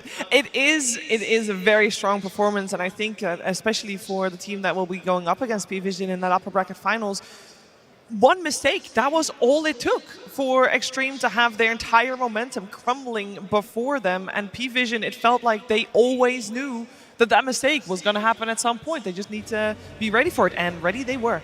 And no one on that Invoker, he played incredibly well. We talk about the difficult early game, but he was the hero doing well in the early game. He was hitting beautiful Sunstrikes. His supports were playing around mid. They were getting kills for as long as they could. And when the game started to get really tough, that Hex pickup clutched that high ground defense. When XM zipped in, he got hexed by the Invoker, and it was all downhill from there. I mean, there was a lot on him to do in this game. You need to protect your supports with the Tornado, with the Deafening Blast, keep your Pugna alive. Like you said, the Hex later on to crush it back in, to keep the map in shape as well with your Monkey King and everything, to delay the game for Satanic to come online and carry. Just S-tier gameplay. Yeah, and I believe, Kezu, you also want to highlight how exactly the wheels were turning for P-Vision in this game. Yeah, I mean, Effie, you already mentioned it's around like how they traded the map, like the Roche for other stuff. Because here, this is first point in the game, 33-20. The game is incredibly even.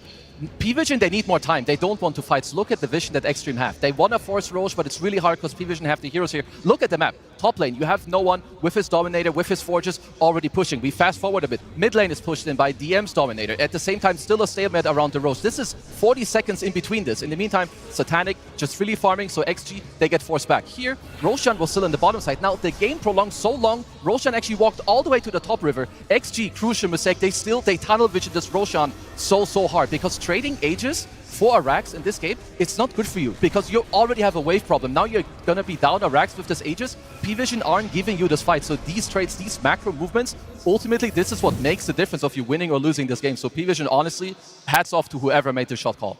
Yeah, and then right after that, Roshan was taken for Extreme, and their bottom racks, unfortunately, for them, was also taken.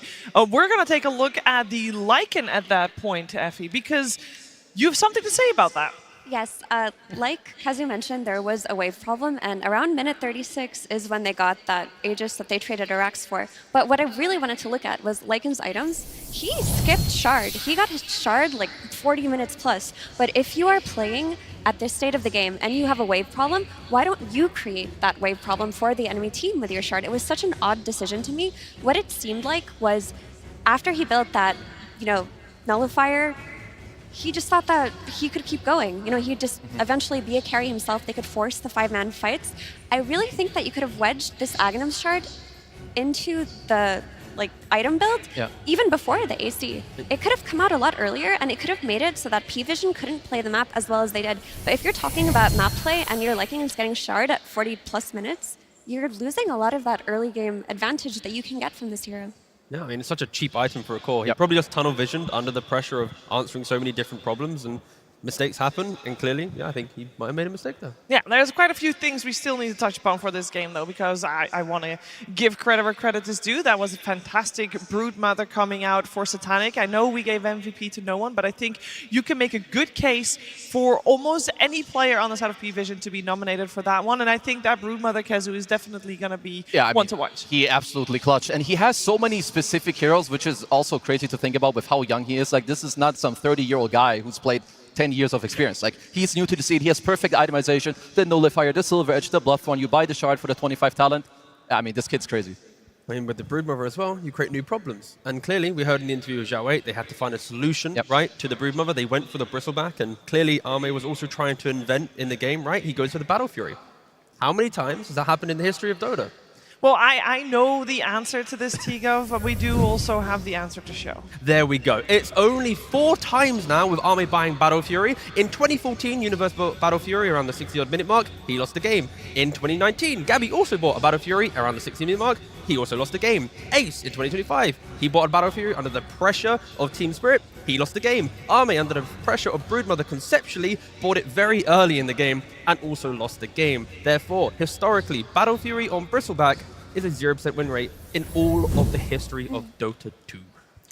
It was an intriguing item because he was like topping the net worth and it was looking good for a while, but there was this one chase that happened early on where they chased Bristleback on P-Vision for almost a minute, and it felt like if he had a Lotus Orb and like an SNY, he would have killed everybody, but he's just running away with a Battle Fury. You could see the trade-offs that were happening because of that item. I like this stat a lot because I think it's very funny that it hasn't won yet, and I think in the other games maybe it's against Mega Creeps. Yeah, exactly, yeah. But even here, like buying it this early, it put them in a cool position. I think this is why Dota is like so amazing. You can buy so many different things.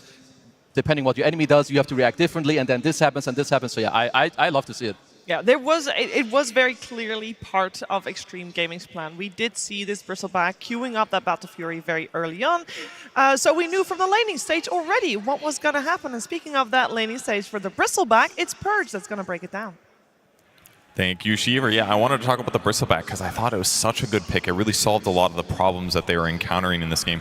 And one of the big ones is 9 Class's Monkey King. Most of the support heroes that he's playing are very annoying and they're hard to deal with. But look at this early ward that was placed that spotted 9 Class over here.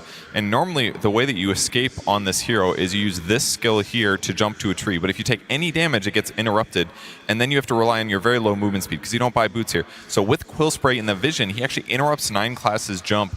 And with the power of the Nasal Goo, that basically allows you scaling damage and permanent slow against an opponent. So 9 Class actually had to play this lane completely scared because of this Bristleback pick that was also good against the Centaur, which is really cool. So now, because they got that first blood, Ame basically gets to do whatever the heck he wants in this lane. Look at him. He's 1v2 right now. We've got the Disruptor going through the Twin Gate. He's 1v2ing this lane because this last pick made so much sense. And look at this. Even walking to the Secret Shop to maybe scare 9 Class again, he jumps on a tree. That just shows you how much kill threat that there is. So with this early advantage that he had, he rotates through the Twin Gate. A lot of people have been doing this with the Helm, the Dominator. He doesn't need that. He's doing it with his regular hero, and he's going to put some pressure on this tower. And he's doing this in conjunction with some other heroes. Once XXS shows up with his Helm, the Dominator, Ami's out of there early because he's like, okay, back to farming. I did my job now, and I can go back to getting what I want, which is ultimately going to be the Battle Fury, which, as we talked about, extremely rare, but it does have a lot of good synergies. You're doing cleaved physical damage. Obviously, it's better to... It doesn't like leverage your abilities other than your ulti and your first skill very well. But the increased net worth that you're gaining and the AoE cleave damage paired with the Lycan... do you guys remember how a Lycan lowers armor? Can you make that sound for me, please? Anyone? Thank you. The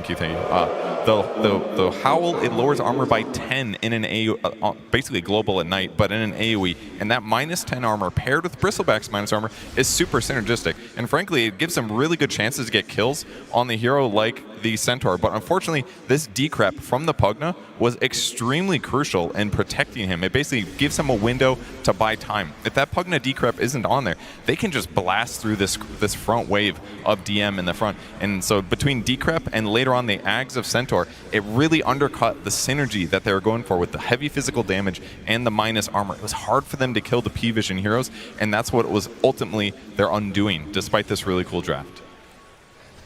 Thank you very much, Purge. The undoing of Extreme Gaming. Undoing. Don't worry. There's a lower bracket. This was the upper bracket semifinals. Nobody's getting eliminated anymore for the remainder of today. So Extreme is also not eliminated, just down to that lower bracket, which is starting to look scarier and scarier. But we do have, of course, a couple more names to pen in on our bracket, Kazu. Yeah, no, for sure. And I hope that we have maybe something that we had yesterday. You know, we had 3 2-0s into a 2-1.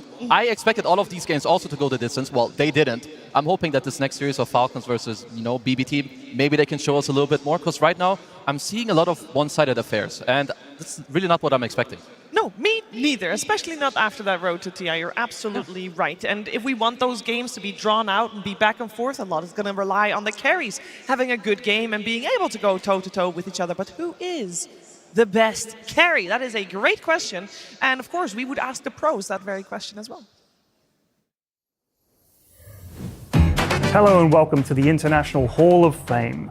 This year we asked every single one of the 80 players competing at our event to rate the very best TI winners in history by position. So we've got your carry, got your mid, got your off lane, and we've got the hard support, and we've got the support.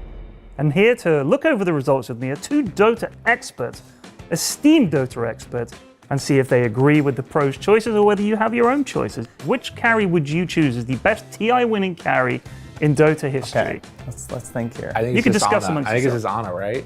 How? Choose. Hey, how? TI winning carry. You're Yeah, saying how? Okay. Who's on first? Who are you going for? They're thinking Yadro. I think it's actually Yadro. Yeah, I think it might be. How do I choose? You just select a name and use your brain to speak Yeah, it. how? I select how. Okay, good. Who are you going for? He chooses newbies how. How? Yeah. To be clear to anyone who was missing the joke. Probably for some of the younger players, they like watched Ana win, and now they're getting beat by Yadro, right? Yeah. So it's like the legend that's gone versus like the bully that's here. Yatoro and Ana. So Oops. for me, I feel like the carry debate is between those two. So you think they're going to vote Ana because that's like ancient history? They don't have to play against him. Exactly. So they're more likely to vote. They don't want to inflate his ego anymore. I think they're going to take Yadro. I think I would probably take Yadro. I mean, Yatoro's the GOAT, so easy, Yatoro. You're saying Yatoro? Yeah. Well, I'll tell you, it was Yatoro the one, obviously. Yatoro overwhelmingly, by the way. Overwhelmingly. Ana second. Ana is not second. Okay, well, it's obviously not Ana then. Yeah. Is Ana third? Ana is not third. Wow. People hate Ana. This was chosen by the players themselves. Ana is not second or third. How? How did you? We've covered that. He's not on the list, right? Who are you putting in on 2 and Fear. 3? It was Matu. Matumba Man. Really? Yeah, That was makes second sense. place. Matu? Yeah, he's number 2. No way. Yes. I think it was kind of an unusual choice. Yeah, I might have put Ana in there, but I think Matu, such a legendary player. Everybody loves Matu for sure.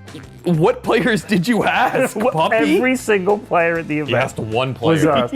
us. Most of the votes went to the Yatsu. oldest player here? Who's the oldest player? Over half He of asked votes. art style. He got 7 He votes. put himself third, so it wasn't so obvious. So give me a sort of personal anecdote about something that Yatro did that you were like, holy crap, that was amazing. There were so many moments where it was just over and over again that team coming back from a victory and just putting everything on the back of Yadro and being able to take the win. Like that guy, he played out of his mind at TI10 and he hasn't really stopped. Over the Waterloo they go, JT drops the Echo Slam, but they're all falling on IG. It's an ultra kill for Yatoro. It's down to Gekko's a rampage for the Drow Ranger. I felt like TI12, there was a moment when he walked into the arena before the final, and his aura was like, as the kids say, max aura on this guy. Like, I mean, everyone was just like, oh my God, he's here to win the international. Like, he just walked in, bald boy buff, and just, it was incredible. You could feel the enemy team just shrinking and shriveling. Not just play in the game, but outside of the game, commanding that respect. Aura, just pure aura. Yeah, a worthy winner, I'd say.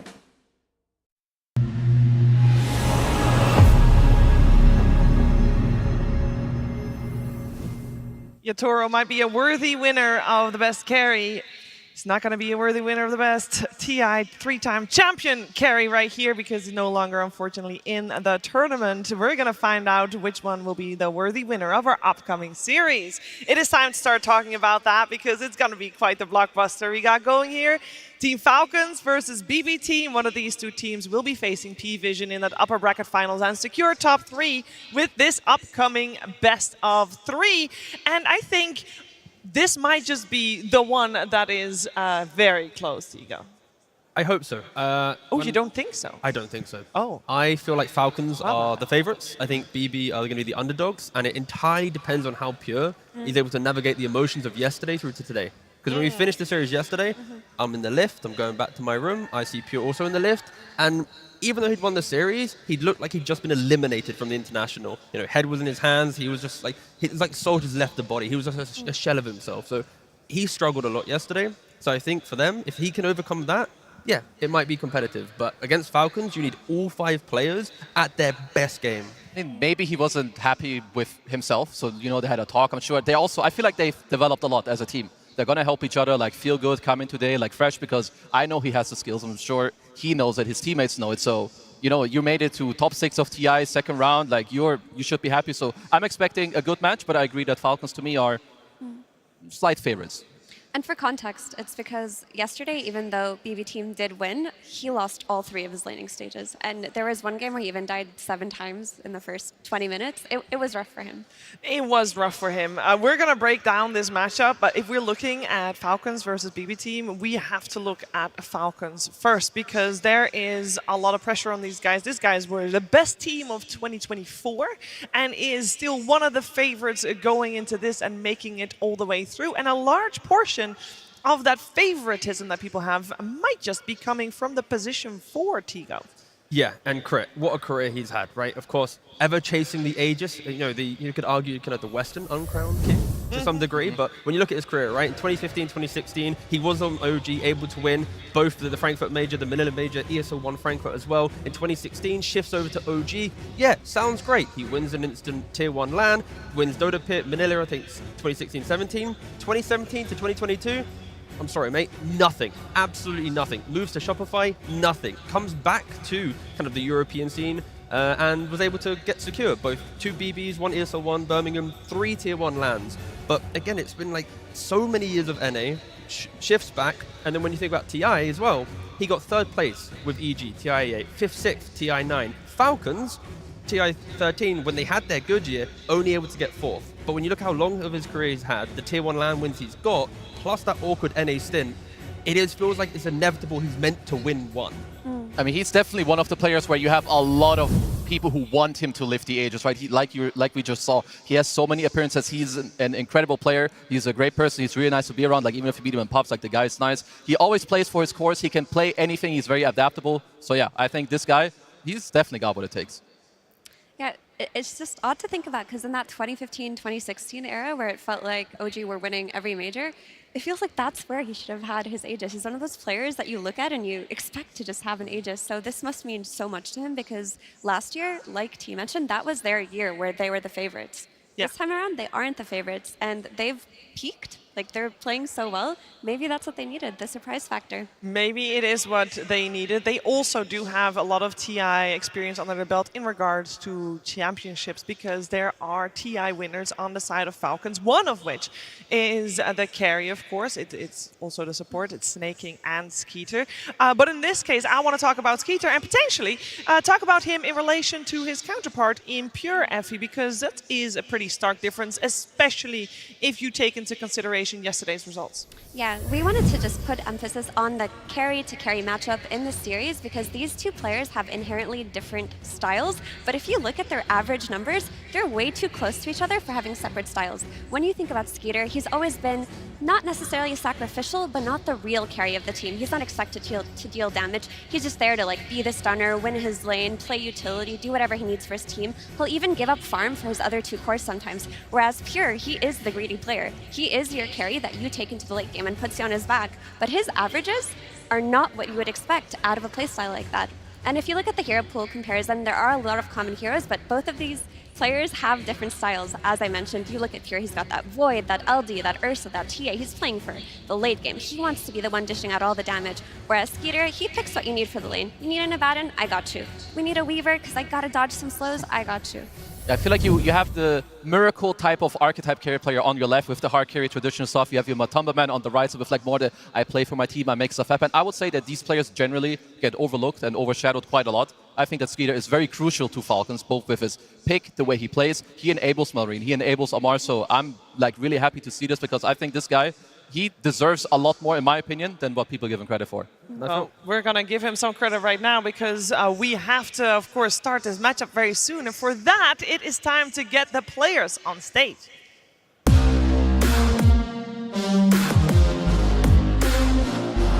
And we're back.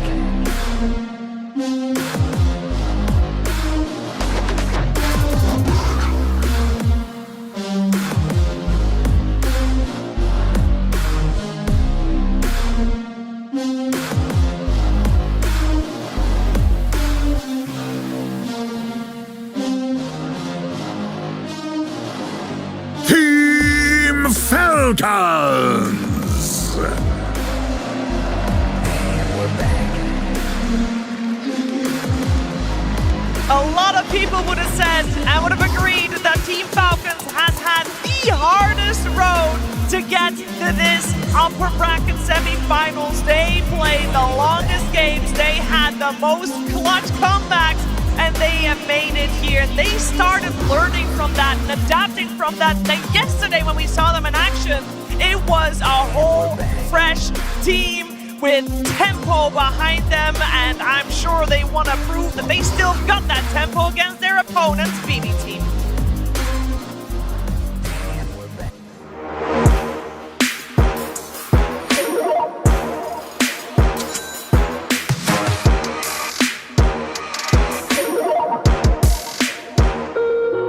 Choose wisely and crush those responsible.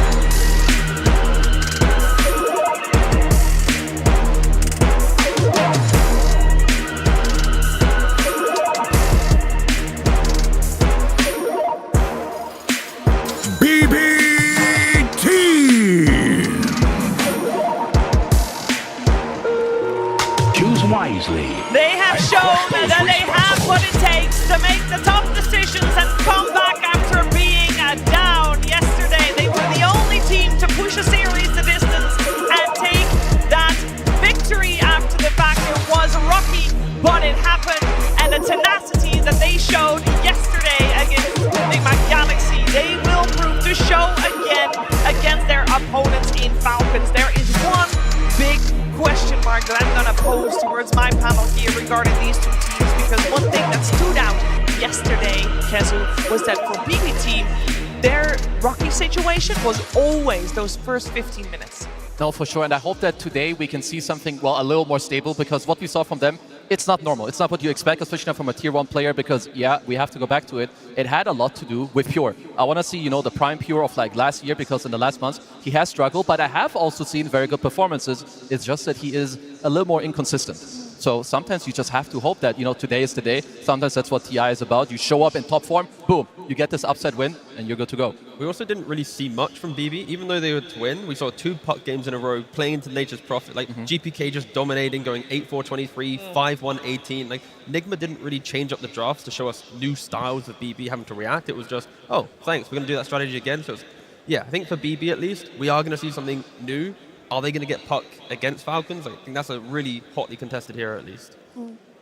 It doesn't necessarily have to be new, so long as they're doing it better than yesterday, because they can definitely improve upon it. But we did mention Pure had a rough series yesterday. I want to talk about the other 4 players. They played impeccably well. If they weren't playing as well as they did, that kind of start for your carry is really hard to come back from.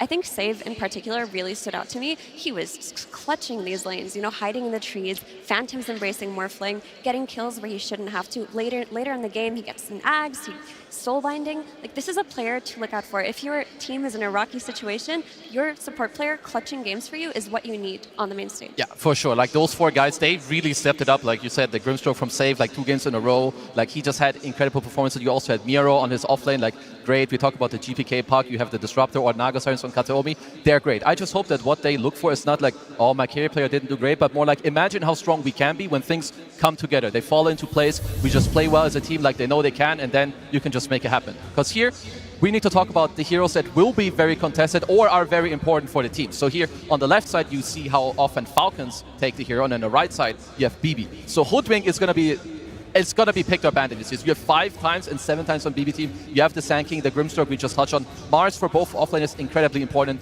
Naga, Pugna, the team fight controllers, the healers, they allow you to play forward. Incredible heroes. And then we also have the undefeated heroes. Because when you get to this stage of TI, you want to be in the comfort. You don't want to be pressured. You want to play your S-tier stuff. The Snake King Chen, undefeated. 3 games of Pangolier, that flex between mid and offlane, incredible. 2 games of the Earthshaker on Marine, they always stack, he always gets his game going. And now for BB team, maybe you want to give, you know, the Troll to Pure. Keep him confident. You have the GPK puck and the good old Bristleback on Miero. So a lot of these heroes, we might be seeing them in the series. Or the Lycan on Miro. Absolutely. That one was a big standout too. Maybe it goes up in priority this game. But for Falcons, I feel like every hero is a priority for them. Yep. We even had Mallory in yesterday all chatting, give me Sand King. Yeah. He was given Sand King. He's daring the teams to leave this for him because he's saying he'll carry the game on his back. Yeah, I mean, this guy, he's In my opinion, I mean, I want to say that every player on Falcons is underrated, so maybe this is also my bias, but I do think they have very standout performances. You can throw Malrine in like the absolute most XD lanes, Primal versus Monkey King. He'll match the net worth, he'll make it happen. He's very versatile, so yeah, to me, one of the best mid laners of the tournament team. But the way that I see the heroes, right, the graphic on Grimstroke having 2 for 2 contested, that's 4 games. There's only 9 games total. When I look at Mallory's hero pool, do you really want an Earth Spirit, a Pango, Ember, a Primal, any of these heroes hit by a Soulbind? Like, we've not seen much of it TI, but I feel like this is kind of like the hidden gem as we progress in the final couple of days of the International. Both Crit has played it and Save. It really breaks a lot of the playmaker. I think Soulbind is the reason why this hero is good. Nothing to do with like Inkswell or Stroke. It's just the ultimate and Phantoms. So yeah, I'm hoping to see that hero more. I think we're more likely to see that top row of heroes coming out from Malrine than those Spirit ones. A lot of teams have moved away from the Spirit heroes as this TI has progressed. Also, with Snaking on the screen, I want to talk about his Pugna, because he has been putting games on his back also from the position 5 as Pugna. He plays the dead lane, he builds tanky, he's always pushing out waves, he's being a nuisance for the other team. He's telling them, you have to catch me. We didn't even talk about what if instead of the Pugna, he gets this Chen, right? You have 2 problematic picks now that you have to think about. He is one of those support players that it feels you can't really ban. And if you even move away from Chen, Enchen, Pugna, do you want to give away a Bane or a Naga Siren? It's honestly hard, because I think also what he does very well is like he's very good about like using his HP and his body, like where he goes. Ench does this very well. We saw it yesterday on the Pugna with the Essence Ring going to the tier 2. Chen helps everyone and he's really good. His expertise, they have AY as their coach, they value the map a lot. Where do you go? What items do you buy? So yeah, it is just incredibly hard. This is the hardest part against Falcons. What do you give them and what do you end up taking yourself? It's why they go in and out of being dominant, right? 2024, their heroes, you could list 6 heroes per player and how they were the best in the world and you want to try and ban them. In 2025, it kind of was shaky. They didn't have their heroes. Sometimes they did, sometimes they didn't. As we progress in TI, like you look at their heroes, I feel like we're returning to that 2024 moment of every hero you talk about on that top row of that graphic, you have to ban. And they're just not that many bans. And we talk a lot about heroes that you have to ban basically almost against Falcons because they are so good in the hero-player combinations. What heroes do we want Falcons to ban? Because are there any hero-player combinations apart from the guy we just saw, Miero, on his Lycan? He was the key player in yesterday's series. Any heroes we want to ban out against him? Do you really want to ban out the Puck? Do you want to try to counter it one of the games? Because it is a Puck and they pick it up first. There is an opportunity to counter it. I think Miro Lycan and Miro Beastmaster cannot be given away. For GPK, you can maybe let the puck through if you have a really good idea for it, and Falcons are one of the better teams at addressing pucks, I would say. But there are other heroes that come out later that we've forgotten about GPK, like the Invoker. But as we can see here, Kezu, offlane heroes are up. Yeah, I feel like also like Centaur has really been rising in popularity. I don't know if you want to ban it first stage, but like you need to keep it in mind in like the second stage and overall like also the Bristleback, just like anything for Miro to play forward, allow your team to like come to you, you help GPK maybe on some rune. This team has a lot of heroes like in their arsenal as well, like Save on his post 4, whether it be the Grimstroke, he busts out some line every now and then, or a Hoodwink. Like they've got a lot of it, but I do agree, these spirits, they don't really do it for me from the mid lane. They don't seem that strong anymore. Yeah, they really don't, but GPK, he's famous for his spirit heroes, so it's unfortunate for him, but he's found a replacement for that in the Puck. And also the Shaker had a lot of consistent performances. The Void Spirit is probably the only spirit that feels good right now because of how popular Puck is and it as a counter. And also his ability to play Sand King from mid himself can be well contested here. Instead of banning the Sand King, they just first pick it for themselves. That's an option that they could choose to take. Yeah, I mean, there's a lot of talk of cause, and I feel like we need to put some respect on Katomi's name, right? Like, how many times have we seen him outplay a long team fight on a Disruptor, or hit a clutch song like on a Naga Siren, you know, echoing Snaking's performance on a Pugna, right? Like, he feels like a critical building block in other players shining, and we just don't really give him as much light as the others. But yeah, I think if you can, I think they're going to have to look at Katomi as well. I mean, we did see Nick McGalaxy put a lot of respect in banning out the Bane. That was definitely a good strat coming out for them. I would not be surprised to see Falcons going for the same route in the upcoming game. I do want to touch a little bit upon the team's playstyle, taking it a little bit away from the heroes they'll play with it. How do these teams match up in playstyle? We've had so many different routes to victory. We talked in the previous series about how we saw Extreme being a little bit slower, and yes, they adapted against P-Vision, especially in that second game, speeding it up a little bit. On the other side, we did see P-Vision with a high tempo later on after the farming was done. How would we describe what's coming our way this time around? And for Falcons, they're a team that do play longer games, but not at the expense of their early game. Their lanes are strong, their macro movements are strong, their net worth game is very strong. They love to play for scaling on all of their heroes. They love to play the map, get these early objectives. And for BB team, their strength in the past, not this TI, but they were famous for their lanes. They would stomp their lanes, snowball out of that, and play an aggressive game. What we saw yesterday was when they aren't winning these lanes and they're playing from behind, that aggressive playstyle does get diminished. Yeah, I'm hoping that BB team have an answer to this Falcons. Like I always talk about the 10 to 15 minute collapse. They're gonna break open the map, make sure that everyone has the space to farm. Because to me, BB team, they're more maybe on the side of the traditional like 4+1. You have your hard to carry, you play on pure, you hope that he can enable the game later and like just take it for you. Whereas Falcons, they don't always play hard carry. Skeeter, he's gonna play faster. But it's not even a matter of Skeeter playing hard carry. I think during TI, he's actually shifting more towards heroes that want farm as well, to some degree. It's the fact that Falcons, they look at an objective in the early game and they bring the correct amount of heroes. Like other teams, you might bring 3, you might bring 4, even 5, but on paper, you don't need 5. Falcons, every time, if they want to take a tower, contest a Roshan, contest a Wisdom, they bring the perfect amount of heroes, hence why they feel like they're always farming. Because if you take too many or too little, you don't win, your farm diminishes, right? So for BB, if they make a move in the map, they have to respect that Falcons are going to return with the correct amount of heroes to kind of rebuttal that aggression. And the ability to make moves on the map, to me, that will boil down to the laning stage. I look at the series, and this is just about the lanes for me. Because if BB team play the lanes like they did yesterday, they're going to get a lot less opportunities on that map than Nigma gave them. Falcons will capitalize completely on the lane advantage they get and take everything. So BB team have to take it back to basics and make sure they're coming out an advantage from the laning stage. Look at your safe lane. How can you fix it? How can you make it easier for Pierre and Katami? Yeah, I mean, luckily for them, it used to be one of their absolute biggest strengths, like this laning skills and like all their players' individual skill that they bring together. So if they can just, you know, have a normal, stable game, these two teams will match up quite well into each other. I think the games will have quite a bit of duration unless Falcons really get this early lead with their stacks going on. So if your BB team also is something you can look towards, play into the enemy triangle, take some of those stacks away from Malrine because he is the tempo controller for Falcons. If you shut him down, their game slows down quite a lot. Now there is a mental factor to this series that I still wanted to highlight because for people that watch Dota 2 whole year round and follow both of these teams, last year, you would have seen BB team lose a lot against Falcons. To be fair, everybody lost a lot against Falcons, so no harsh words there.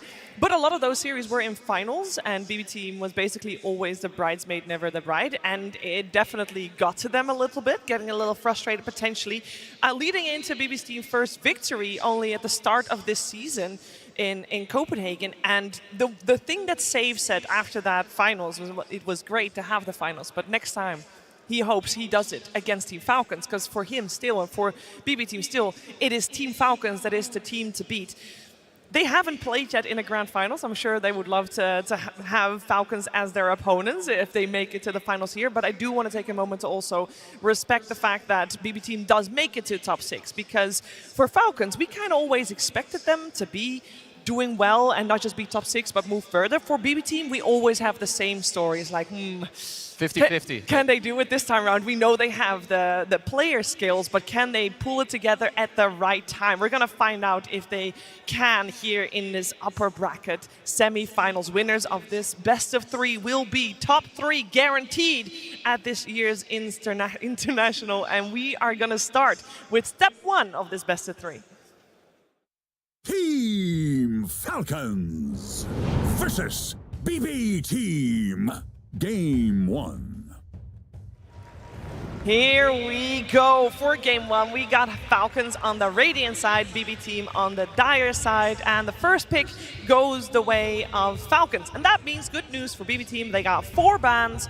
That's a lot of bans, and that means you can basically control maybe a little bit more what is coming your way from Falcons. So a couple of poisons removed in the Naga Siren, the Pugna, the Chen, and the Monkey King. It seems like Snake King heavily targeted here.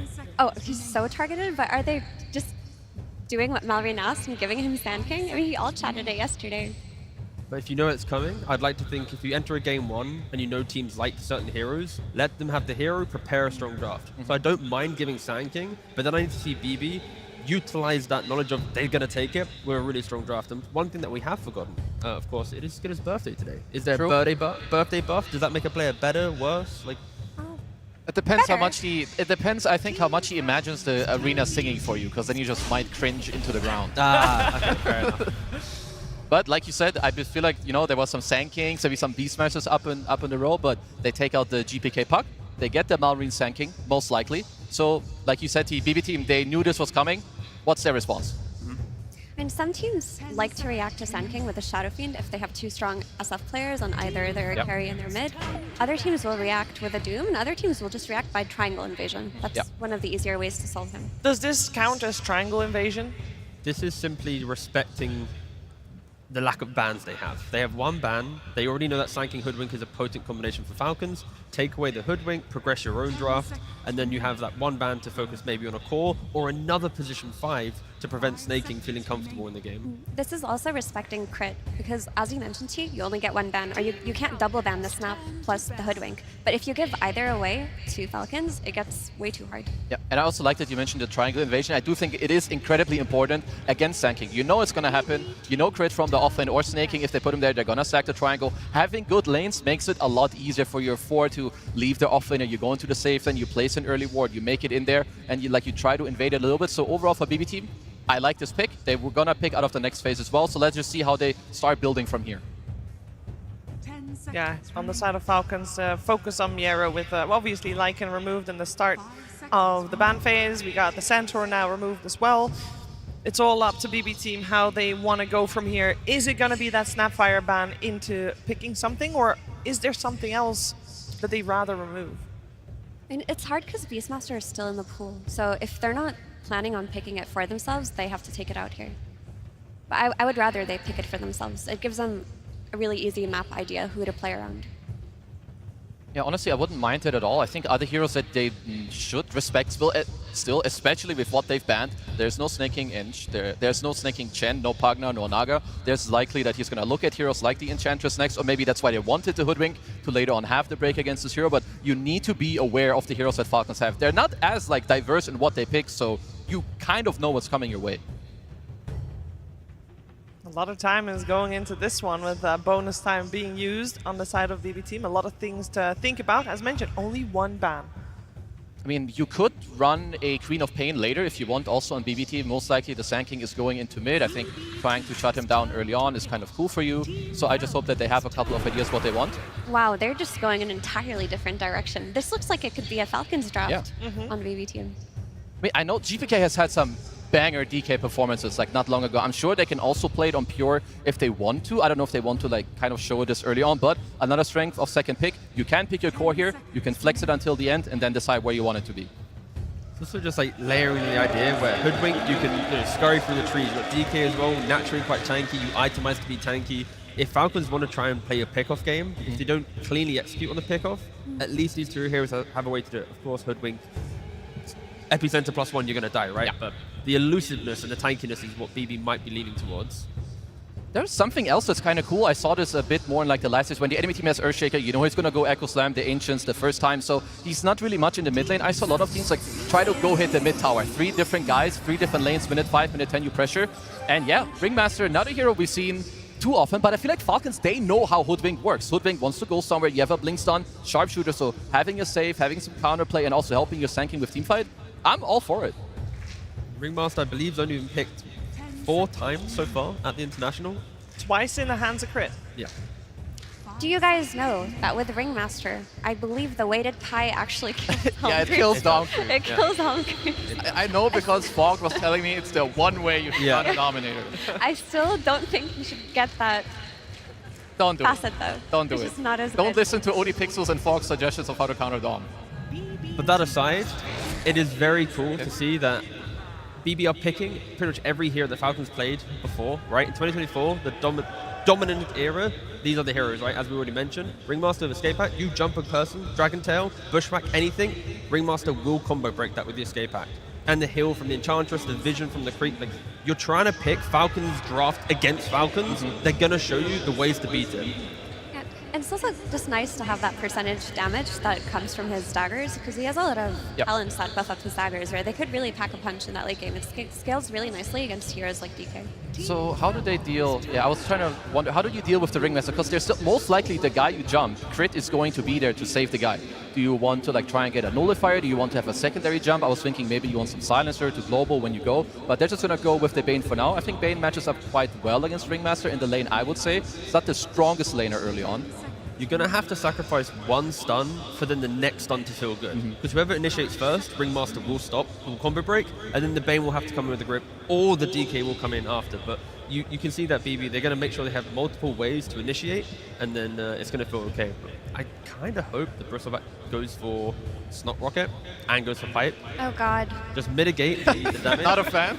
No, I hate Green Bristle. Well, Green Bristle is very good in the correct hands, and I think with auras, it will really hurt Falcons a lot. And you get Goo going around the fight with DK right-clicking, another core as well. It's going to be really good, but again, it takes a good player to be able to master it. I just feel like Green Bristle has been nerfed so much that you pick it, you feel like it feels good, you buy a couple of items, and then you fall off so hard. I mean, we've seen Miro go 3-0 with this hero on Red Bristle. I mean, what I like a lot is this Mars. I think, first of all, these two supports don't like this hero at all. Also, how Mars interacts with Bristle. When you spear him, he's going to face you. So his passive, absolutely gone. You have a lot of damage also going into it. I think Ench loves the longer the game goes. People are locked down, Instant Arena, bam, bam, bam. You have some impetus coming through. Pure damage against BB and DK is no joke if this game does scale on. We have quite a couple of beefy boys on the board at the moment with the 8 heroes that are picked so far. Is there any sight on potentially damage issues coming out from these teams, or are we kind of okay with the balance we have right now? It seems fairly similar, if you will. It's going to be back and forth between tankiness. Both sides have it. Both sides could have issues where if you initiate and don't 100 to 0, there's going to be a heal or a turnaround or a way to just kind of brush off that first wave of fight. So yeah, I think it's going to be a problem for both teams, but when it's a problem for both, then it just becomes an exciting game. An issue that I see is if we're assuming that whoever's getting gripped is getting escape acted, then the key play that BB team will have in that early mid game is DK blinks in, Hoodwink provides the follow-up damage, and if that's not enough to kill a target, they can easily reset the fight. If Enchantress isn't burst in that duration, she'll just turn on her wisps, right? If it's not the Ringmaster, he will be saving people in that backline. And Bristle, while he does a lot of damage, he does it over time. He's not a bursty hero. So maybe they can look towards securing that burst from their safe laner instead, and then you run around with that DK and the knowledge that whoever you go on will die. The problem there is BB, if they want to reset, they can't reset when they're in an arena. So if they initiate first and Amar's in position, you throw down an arena, you're going to have to try and survive through that moment because, Falcons will be ready to punish any initiation from BB. And it's a very scripted initiation. You know, if DK's missing from the map, if Bane's missing from the map, you know they're probably making a smoke move or they're looking for that fight. And if Falcons can shove the waves with the Ench or the Sand King, Amar's probably going to have to be in the right place at the right time. And from the perspective of Falcons, usually these Sand Kings, after the Helm, they'll buy an Ags, and that usually corrects for damage issues. But if the damage is purely coming from the Agnum's epicenter, then it's kind of solved with the pipe as well. There's not that much damage coming out of Falcons either. It's true. I do think that the auras will be quite important in this game, like especially the offlaners, because they're mainly the teamfight controller so far. Sure, Falcons do also have Sand King, like All Marine later, who can make stuff happen. What do we have here? That's a Nature's Prophet. The Faceless Void was the final ban, and the Nature's Prophet there. This is one of the heroes that's been very successful for Falcons, and during the road to TI, this is one of the heroes that was picked actually very early on, and also banned oftentimes early on. It is still a very, very strong hero. I would say it's pretty good in this game. I would say it's better for their own draft. Like, you have Ench, she's gonna want to go through the gate, you're gonna TP somewhere, you have this early collapse play, so BB team support's not really the best at turning stuff around. Like Bristleback also, if he TPs in, oh cool, you're gonna goo me, you're gonna quill, I'm gonna stick and walk away. So Falcons, this is their recipe. It's, more wave shove, and also a carry that isn't afraid, to buy Skadi, right? Because of how quickly you farm Mjolnir into BKB, you get a Skadi hitting it onto a Bristle or a DK with the containment of the Sand King and Mars. That's a really good recipe for fights to go your way. So what's the answer? What is BB team lacking, and what one hero can solve that entire puzzle? I think they need a hero that can just focus on this backline, take out the Ringmaster, buy an early nullifier, and provide you with more burst damage, because BB team are lacking in burst. They're only getting it from Sharpshooter right now. And they had no reserve time. That's a life stealer. I do think it makes sense. if you see double strength core, you see some Sand King, you see the Mars, you can get in there. I would say it's nicer for you if you have two guys you can go in with, because it's kind of still all about this DK. But the cool thing is you can buy a nullifier later, you can split your Radiance, you're pretty nice. So I would say it's pretty good, and it's within like his comfort. It also means that GPK and Miro don't have to be the ones to go in first. When Pure's online, he will happily walk up and try and tank the arena, try and tank the epicenter, right? If he can get the rage off, then everyone else can follow. A problem that BB had was they can't disengage from the fight. Lifestealer easily can with Infest or Rage. So once they get online, Falcons have to be careful that their finite control of the finite team fight, is used on the correct heroes. Because if they waste it on Pure, don't kill him, then BB will just run through the entire engagement. Yeah, I really like this Lifestealer and what it provides for them in the game. I like that it contributes to the infest bombs, and like T mentioned, that ability to kite in and out will be pivotal. The question is he going to have better lanes than yesterday? Because if they come out of their lanes doing well in BB team, I strongly believe in this draft. If their Lifestealer gets shut down on lane and has late timings, they're going to lose everything on the map. And what's the laning stage going to depend on? Where does the if come from? If Skitter presses TP. Okay. Not like Sumo. I mean, it's like the way that I see it too, I expect both teams to have pretty good laning stages with what's going to be happening. But also, to me, it's a lot about the first move. Are Falcons going to be the ones that take over the first move? They go to the Lifestealer lane, they shut him down, maybe take his tower, or Pure? You, with the Gore Storm, do you go through the gate? Do you make the first move? How do you react to the first move? Because BB team, I think they would prefer to be the aggressors themselves. You have DK, he wants to hit the mid tower. Maybe you can invade the triangle. So Falcons, try to shut them down from this first move, make it unsuccessful for them. There's also the Nature's Prophet. When you're playing against Nature's Prophet, you have to assume there's +1 in each lane that can join at any time. And you have to be ready to react to when the Nature's Prophet is going to be TP in. So the supports have to be freed up almost all of the time on BB team and ready for those moves. Okay, well, it is time. Time to get our first game of the final best of 3 on the way. Before we jump into the game, though, we're going to check in with the coach on stage and Tsunami. Thank you very much. I am joined by Bulk of BB Team and Kinda High helping me translate. You were down to the last second there. Lifestealer was picked. All the reserve time was used. What was the discussion for that last pick? При пике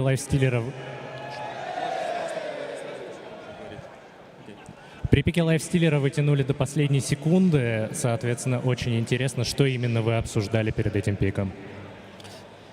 Мы не то чтобы слишком долго думали над этим героем, просто больше обсуждали, что мы будем делать по игре, потому что просто сэкономили время.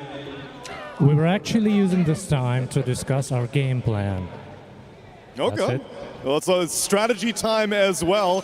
How about the very beginning of your strategy, though? You guys pick a lot of Hoodwink. It's your most picked hero of the tournament. I was wondering, why does Save like this hero so much? Вернемся к началу драфта. На ваш первый пик залетела Худвинг. Вы ее, очевидно, очень любите. Что именно Сейв в ней находит? Это просто один из его любимых героев, и ему комфортно играть. Плюс это очень хорошо подходит под наш плейстайл. It's just one of his most favorite heroes. Really fitting for their playstyle, so that's why they go for it. Well, I hear the horn off in the distance. Barclays Arena, you ready for the last series of the night? Then let's get into it. Game number 1. And we're going to start things off with a good old-fashioned first blood. Falcons will take it. Not only are we going to have some action immediately, we also have some action in the server in form of some all chat. Avery, of course, with some outgoing members on both sides. You know there's going to be some trash talk going on between these two. Man, I wish I could have put all chat in my fantasy. I would have loaded up on players in this series, and I would have made bank every day, every night. This could be a really interesting series. These guys know each other really well. They have played against each other throughout the year, and they have gone exactly even 5-5 in those series. They have some peculiar similarities in their play style and the structure of the team. I'm mainly looking at that carry role. 2 carry players that like to get aggressive, like to make early rotations, and join the fights. And I'm looking at the 4 positions. When you talk about some of the greatest 4s who have ever played this game, sure, there's names like GH in there. There's Jax. But for me, I can't imagine a world where Crit doesn't one day become a TI winner. This guy has had one of the most legendary 4-position careers of all time. And on the flip side, I think Save has quickly made an argument that he belongs in that echelon. He gets another 4 or 5 years into this career. He gets a couple more championships under his belt. People will look back at this guy as one of the greatest fours to ever play the game. Particularly since two playmakers. He's a two offensive front, right? He's both amazing inside of the game as a player, but also as a captain, right? The fact that he is willing to take on that mantle of leadership for any team, I think, is always something to add to your resume. And Pure certainly has that. Crit, of course, one of the most elder players in the game. He certainly is going to be bringing a wealth of experience to this matchup. And you've talked time and time again how important experience is on the main stage of TI. It's everything.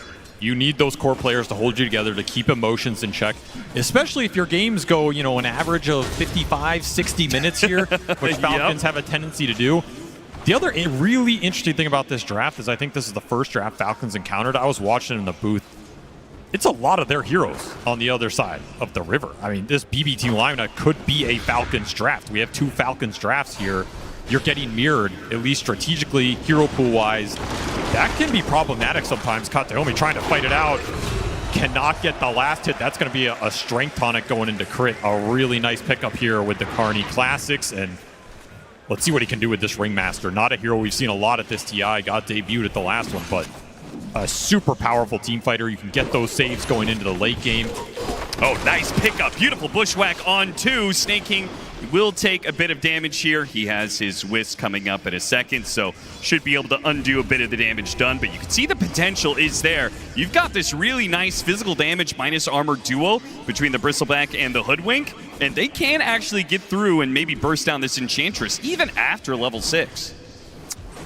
Not the old, Blight Orb tree bounce Hoodwink. That would have made this lane, was disgusting. Even more disgusting. But if they can put the pressure on this Furion Enchantress lane, it's going to count for a lot around the map. You're trying to whittle through the resources, keep them low. That'll do 2 things. Stop the Enchantress making early rotations, potentially into this lane, which is going to be another very tough lane for BB team to get through, and stop those Furion teleports from ruining Pure's game. We saw what Nigma Galaxy did to him yesterday.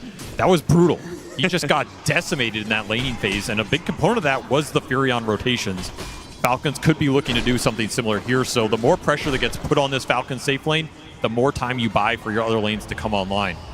And keep in mind, this is no regular Enchantress. Yeah. This is a Snake King Enchantress, the man who had the 27 win streak on this hero. Well, I just want to point out, Avery, the last time we tried to highlight a certain player's proficiency with a hero, we did point to Ghost in his Morphling, and that one didn't go so well, so we might want to be careful with praising the players here. I think that's a Morphling issue. I'm not going to put that on us. Look, I'll praise Snake King's Enchantress. I know the man, if he says I cursed him after the game, he'll take it up with me personally. Fair enough. I'll vouch for it. We did have the Hoodwink sneak over and take away the Water Rune, but Malrine seems to be doing pretty fine without it. Without the refill in the bottle, really only suffering on mana. Laning phase does seem to be doing all right. Pure having to use a Rage here, and if that Furion teleport had come in earlier, they might have been able to get the kill there on to Pure. Crit will survive, has to use the Lotus just in case Katomi rolls a little high. Good God's Rebuke for a double range CS and a bit of damage on a Pure. They are keeping this lifesteal low within the kill threshold if they can ever catch a spear on him. Amar is just such a scary laner. He gets these early stat items up. He just straight out CSs you 28 and 5 on this Mars. And it's not a lane you can really stop him. And after he gets the early regen up, you can put some harass into him, but Ringmaster is still a really strong laner. It's a great laner against Bane. One of the heroes that can outrange him, put the daggers in. That strongman tonic is sitting in Crit's backpack right now. That's going to make some aggression a lot more difficult. And of course, you always have rotations that can come in here. So if you're BB team, it's really scary to get aggressive on this lane. You're just trying to secure as much farm for the lifestealer as possible and get the hell out of there. 31 and 6, top of the board. Still though, both the Dragonite and the Bristleback are not faring too poorly. So it seems like pretty much all the cores are doing all right. The only one who's a little bit farther behind is Skeeter's Nature's Prophet. And that is both due to the off lane of BB team and the fact that he's going to be teleporting around the map. We already had him be a part of one kill, right? So, I mean, 14 denies on this Bristle. Significant work being done down here from Miro. This dual off lane for BB team putting in the work right now in this laning phase. And you're looking towards that 6-minute power rune. Could be a rune that Skeeter wants to TP to if the fight breaks out, especially if you can secure the kill on GPK. He has Dragon Form available. Biggest pressure point on the map right now. Yep, the supports are coming over like this. Kataomi, nice spacing there. Malrine spaces it so he can burrow strike in to take the rune. Unfortunately for him, it doesn't spawn, but Kataomi still gets hit by the stun, unable to get off a good nightmare. And now with Skeeter running in, That's a little blood awkward. grenade, and perhaps, okay, Malrine's gonna cut him off at the pass here and bring him down. More gold for Malrine, having a tremendous start. Stacks will be waiting for him as well. I mean, this is Falcons Dota. They will always get that triangle stacked up for these AoE clear mid heroes. But overall, a very even laning phase. I mean, hey, this has got to be Pure's best start on the main stage. He doesn't have 6 deaths already. This is looking way better than yesterday. So he's got to be feeling a little more comfortable given the position. You want to know something? After yesterday's win, in a post-game interview, he said he actually apologized. He said, you know, I'm sorry you had to see that. And he thanked his team, and he said, next game, I'll carry them. He wants to return the favor for his team, who managed to pull through in that clutch series yesterday. They dragged him across the finishing line after he had an incredibly rough first 20 minutes. I mean, a lot of that was the GPK puck, which earned the first phase ban here. Falcons do not want to mess around with that. And he should have a better series here. This is a guy who has stepped up before and absolutely can do it again. We've got a little stack clearing. This is, I mean, every TI stacking is part of the meta, but it feels like particularly important for Falcons, who have been playing the Sand King and the Earthshaker so much. What's the game plan? Because right now it doesn't seem like BB team are trying to contest at all. They've just let Malrine have all this. The trade-off could have been the DK pushing your mid tower, right? DK is a hero that can punish stack takers by just putting the tier 1 pressure on if heroes can rotate into him. Yeah. BB team didn't feel comfortable pulling supports off the side lanes to make that kind of play. Maybe GBK doesn't want to go up there with Sand King off the map. Doesn't want to risk a bad death in this early game, but at the same time, you're not using this Dragon form to put some early pressure on Falcons, so Malrine is getting away with the exact type of game plan he wants right now, and we saw what he was all chatting yesterday. You got to ban this Sand King against me, or I'm going to win every game. If he all chats it again, at what point do you take this hero away from him? At what point do you start to say, there's too many heroes to ban against this team in general? What's with Pure? Okay, yeah, switched it over to a normal Radiance build, which is what I would expect. He's going to use an early Infest here. See, there's your stack. Chris somehow, I guess taking one creep. Slowing down the economy. Bit by bit.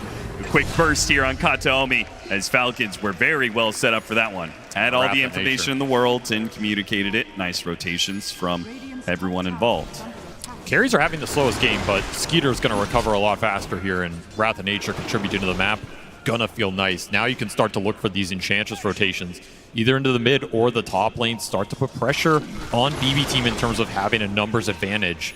You leave heroes alone on the lane, they're going to be very susceptible. Have you seen that one before? The Helm Dom into being used to break the Bristleback early?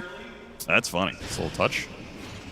Grab here, pulling him out, but Malrine got the kill on a Pure. It's got to be a trade-off here. They have to get the kill on Skeeter. He's already been cut away from that bushwhack. Awkward little play there. BB team, did they cut down the wrong tree? That was just awkward in general. I don't even know if you have the damage for him. That's 1,000 HP Furion. He's just going to TP out of here. He's getting out. Crits away. No catch here from BB team. The best they can get out of this is the tower, which, thanks to GPK, they should be able to do so, but it's still a trade-off. I don't know, Malrine, he has other plans. He has Epi available. Oh, he's spotted immediately. And he's going to get that Sandstorm in front of the wave here. GPK, do you really want to commit to this? They do manage to get the dust, pulling the Sand King out of position here. No bushwhack. Just wants the tower. Maybe go for the Ringmaster, trying so hard to get this tower, but it's just going to be denied. BB team, they're getting nothing out of this. No kills, no tower. And they lost Pure in that trade off top, whereas ATF, I was about to say he's not going to miss the last hit, but he missed the last hit. I couldn't even curse him. Right in front of Creeps, gets taken away. Blink Dagger done for Malrine, though. Benefit of all those stacks. Yeah. Now you're going to run this almost level 10 Sand King straight into that mid lane. Somebody shows here they are just gone, and you're looking at another quick tower push. This is the downside of failing some of those early Dragon form moves. If you don't get the pressure onto Falcons early, they're going to have the freedom to make moves onto you, and your lineup is not as good as responding. It just goes for it. No pump fakes. Malrine pulls the trigger right away. An epicenter kill onto the Bane, and a tower secured. Gets the last hit on that as well. Malrine is shooting up the network chart.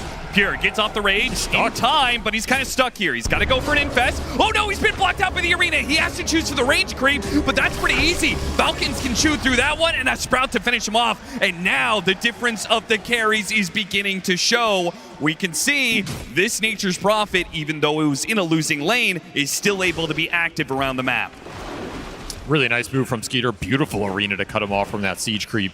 You take down the carry, you take the mid-tier one at the same time. You're splitting resources, not getting punished for it. This is amazing for Falcons right now. BB have to respond in some capacity. They're trying to do stacks of their own, but the experience is getting leached here. Yeah, and this is also just going to be way less efficient. Not to mention, Snake King, he's catching wards, he's blocking out the camp. He will die for it, though. So there's a little extra bit of efficiency for GPK, who's clearing out his stack, gets to get a little assist and experience. You had to punish something here, right? It's just getting too much. And once more, it's going to be another BB team game where all eyes on GPK and Save. Save the playmaker, but GPK the anchor in this early game. He has the early blink. He can do some work in these fights. Nice setup for the Hoodwink ult to come through and some decent break targets. Like you can throw the break into this Enchantress and Mars later on. You will have the substantial kill threat on them. I just do not feel like GPK is set up to have the same kind of impact on this Dragon Knight as his Puck was set up. He's fighting into heroes that are just a lot tankier, and Dragon Knight just doesn't provide the same amount of damage. It's going to be tough to go into all the AoE control. You jump on the Sand King or Mars, if they get boxed, if they get saved to some Enchantress heals, and then that second turnaround comes, there's very little to bail you out. There's going to be an infest later on, and there's some early sleep save potential, but you're kind of on your own in these early fights. I agree. It's concerning. It's maybe a reason we didn't see him push this mid tower as aggressively. He's worried about some of these TPs coming in. You just get locked in the AoE control. You're going to get bursted down. Skeeter is still not the most farmed. In fact, every minute that goes by that he's not getting a kill, Pure is beginning to close that gap. Still doesn't have his Maelstrom, and frankly, is rather low level, too. You would love for a fight to break out as long as he's not the first one in. It's just not Falcon's MO, right? They want to get all the item timings online together, then make the cohesive move. They're not just going to start random engagements without a good reason for it. They also like making these moves around objectives. You're looking at the Roshan, you're looking at the Torment, they're stealing stacks. Something of this nature is what's going to prompt that smoke trajectory.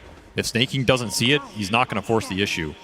They may be a bit of a slower team, but they are still a double Blink Dagger lineup. And Wisdom Shrine spawning soon. This is what's prompting them to go to this part of the map. Even if they don't find anything, they're going to get an objective, and they will find something because you have to defend this experience gain right now. But is Amar going to react appropriately as the smoke breaks? They run into the Bristleback, and they pin him, trying to burst him down, and they push him back into the arena. They do have the Infist. That's going to help out. Miro, he gets a bit of help, but it looks like he's still going to fall in the end. They trade off the Nightmares, 1, 2, and a third, but a nice Fiend's Grip, and they don't have anything to stop it now. Marini may have gotten out the epicenter, but he wasn't able to blink into the Bane. Still, though, heavy damage rains in on GPK's Dragon Knight. He falls, and somehow all of Falcons keep each other alive. To a man, they are still up, and now Pure is being hounded by all 3 of the cores, and 2 of the supports to get the pin onto the Bane as well. And what about that Wisdom Shrine? Not even that. Everything will be denied from BB team. They will lose out on all the kills they hope to get. They will miss their Wisdom Shrine. Falcons will wipe them. Beautiful team fighting from them. They toggled the target priority so damn well. The saves are bailing each other out. The little extra sustain. Huge epicenter from Maulering. He dealt the most damage there. Sick bushwhacks from Save. I mean, they baited that out pretty well. That's a Blade Mail Bristleback that took the brunt of that fight. GPK on the side. His Dragon Form ran out. That could be a very different fight if he has it for the second duration. He blinked into everybody. He was super confident they were going to win that, and it was very close. But the early laning victory for Falcons pays off in a huge brawl. They get that 5-0 victory. That's massive for them. I kind of thought they had it when they were trading off the Nightmares. They managed to get this Fiend's Grip, but it looked good. I mean, this is the kind of fight you want. The Bristle can survive. Infest bails him out. Blade Mail reflects a lot of damage here. At this point, you're a bit scared to commit, but now you're bleeding more potentially. Yeah, Falcon's not slowing down whatsoever. They moved to the other side of the map, already picked off the Hoodwink, and they're going to go for more. They're going to chase down GPK. It's a long road back to the Tier 2, but a short one back to the Fountain. I mean, I was about to ask, what does GPK want to go after this blink to keep the early control going? it's been delayed. Whatever he was planning, looks like it's just going to be BKB. I mean, he was on pace to be the most farmed core in this game. He's now behind the entirety of Falcons. Going to have to look to Pure to get this Radiance online and bring some of that team fight back. Nice dodge from him. Quick reaction. And he's going to go for an infest inside the Golem. He doesn't want to TP off the map. That's the biggest thing. I mean, oh no. No the way Quills he will gets out, build right? up. They've got him, right? Oh, he's slowed down. He's outside of the range of the final Quill. They used so much for that. They used a Fiend's Grip on him. He walked into their triangle and still survived. Spark of Courage, quite nice on this hero. When you get low, the heal kicks in, the extra armor. And now, did you overstep? Now Miro's going to be punished for chasing after him. There's so much control to make him face a certain direction, whether it's the spear, it's the fear, or it's the wheel. There is tons of options for Falcons to get the Bristle back to face the right direction and put the damage into his face. Man, that Wisdom Shrine fight decided so much of this mid-game. I mean, Crit is just having such a tremendous game after that. He has a full Vessel already done. So much damage into these cores that don't have early BKBs or Dispel. It's going to be great against the Dragon Knight, great against the Bristle. You can go into a fast Aether Lens here, and then you're just cruising in this game.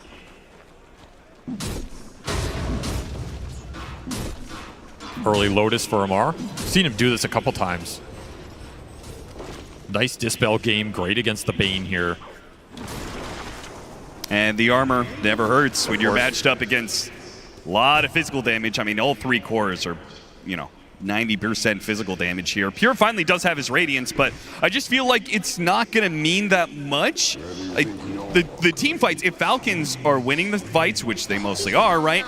It happens fast, right? It's a lot of burst damage. Like, what are the chances that this Radiance actually gets to do a decent amount of damage over time, or that the miss percentage chance actually has an impact when Falcons are largely just throwing magic damage at? It's a scaling item. It's a farming item, right? He doesn't have to get max value out of it right now. It'll be good across the entirety of the game, especially if he gets really beefy later.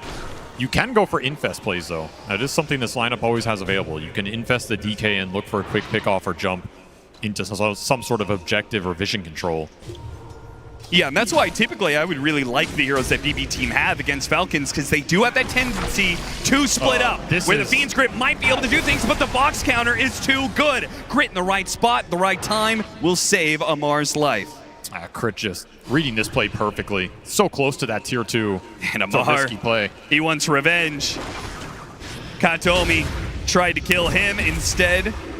Oh, look at Amar. What a nice guy. No, Skeeter is struggling a bit on the network chart. He will wake him up so Skeeter can take the last hit. Amar the friendly strikes again. Honestly, at first I thought he misclicked that. Thinking, I've watched this kid for a couple seasons now. Did he lag out? Maybe he's just evolving, growing as a person and a player. Oh, this is the time to do it. That's why he's got a Lotus Orb, so he can protect his allies. We'll see who he ends up throwing it on here. I'm not gonna. It's going Lotus into the Lincolns. We saw him do this build earlier in the road to the International.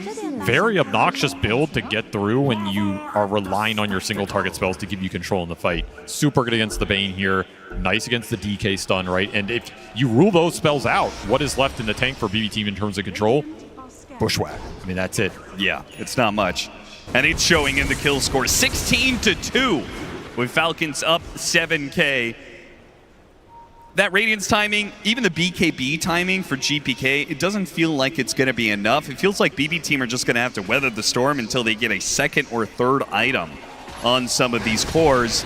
And that second or third item is going to be slowed down as Falcons keep on hitting with the smokes. They have not missed on one of these smokes yet.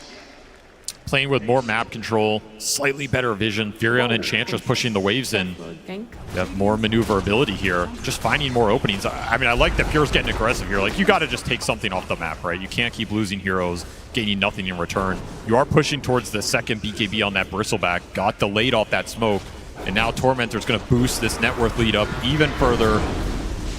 Can they kill Snake with the break? I think they might just have it. No, he's walking away. The heal is being outdone. The Radiance is just not going to do it. The damage is just so pathetic. It is. It's just sad. Save, once again, he tries to get himself out of there, but Scurry, teleport, it's not going to work for you. Yeah, and their Spotlight freshly delivered off that Tormentor. Oh, yeah. I mean, this isn't the craziest shard in the game, but missed chance against this lineup, it's a freebie, right? Sure. Just throw it out there. And situations like that, finding the squirrel, trying to hide away in the trees, and they're going to play for another Wisdom Shrine. They took the last one, and BB Team, they learned their lesson. They will give this one up without a fight.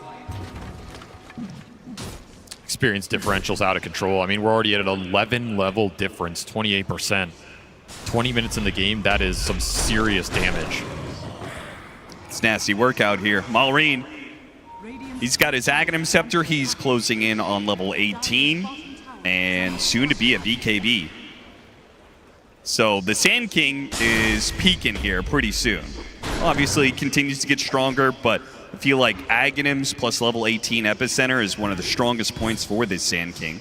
Oh, Falcons are not afraid of fighting right now. Again, they just want to sync it up around progressing the game through the Roshans, through the towers when they hit these timings. And once more snaking, he is just pushing these lanes aggressively. Knows he can't die. Knows even if they try and kill him, it's going to take everybody. Incredibly annoying. He will continue to scale here. Hurricane Pike on the menu for him after some early utility. Big problem for their cores in the late game, honestly. If he gets to sit in these fights and just throw out the impetus, it's pretty effective against the Bristle and the Dragon Knight here. I mean, this is disgusting. Snake King's just by himself pushing out a lane. Not just defending it around the tower, but exploring this whole jungle area, getting information. BB Team are just on the edges of the map.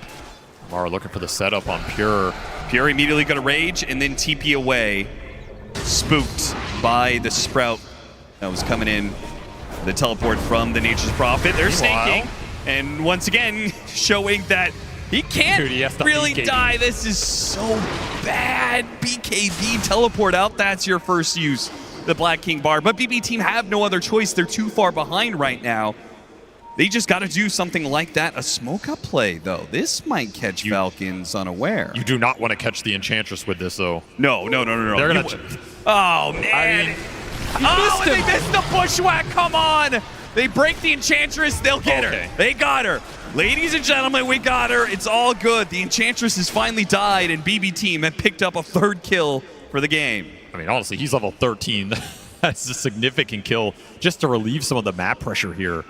This is why this man is such a nuisance on this hero. He forces overreactions. Suddenly you stop playing Dota, you start playing Hunt Bambi in the woods. Yeah. Creates a lot of space, a lot of farm for the other three cores, and Falcons love their tri-core scaling. And the supports too. The supports have luxury items queued up. BB are still thinking about like, something. oh, what am I getting? I'll get a Blink Dagger, an Aghanim Scepter. Like, who's thinking about Aghanim Scepter on this Ringmaster? Miro, once again, we see some maybe overcommitment from BB Team to try and claim a tower. The punish is there from Falcons, not to get the kill, but another BKB forced out, and maybe a different kill. No save, does manage to skirt on by the Sprout. A lot of Nightfall going on in this game, dare I say it. Yeah. These BKBs are not getting the fight impact you would want.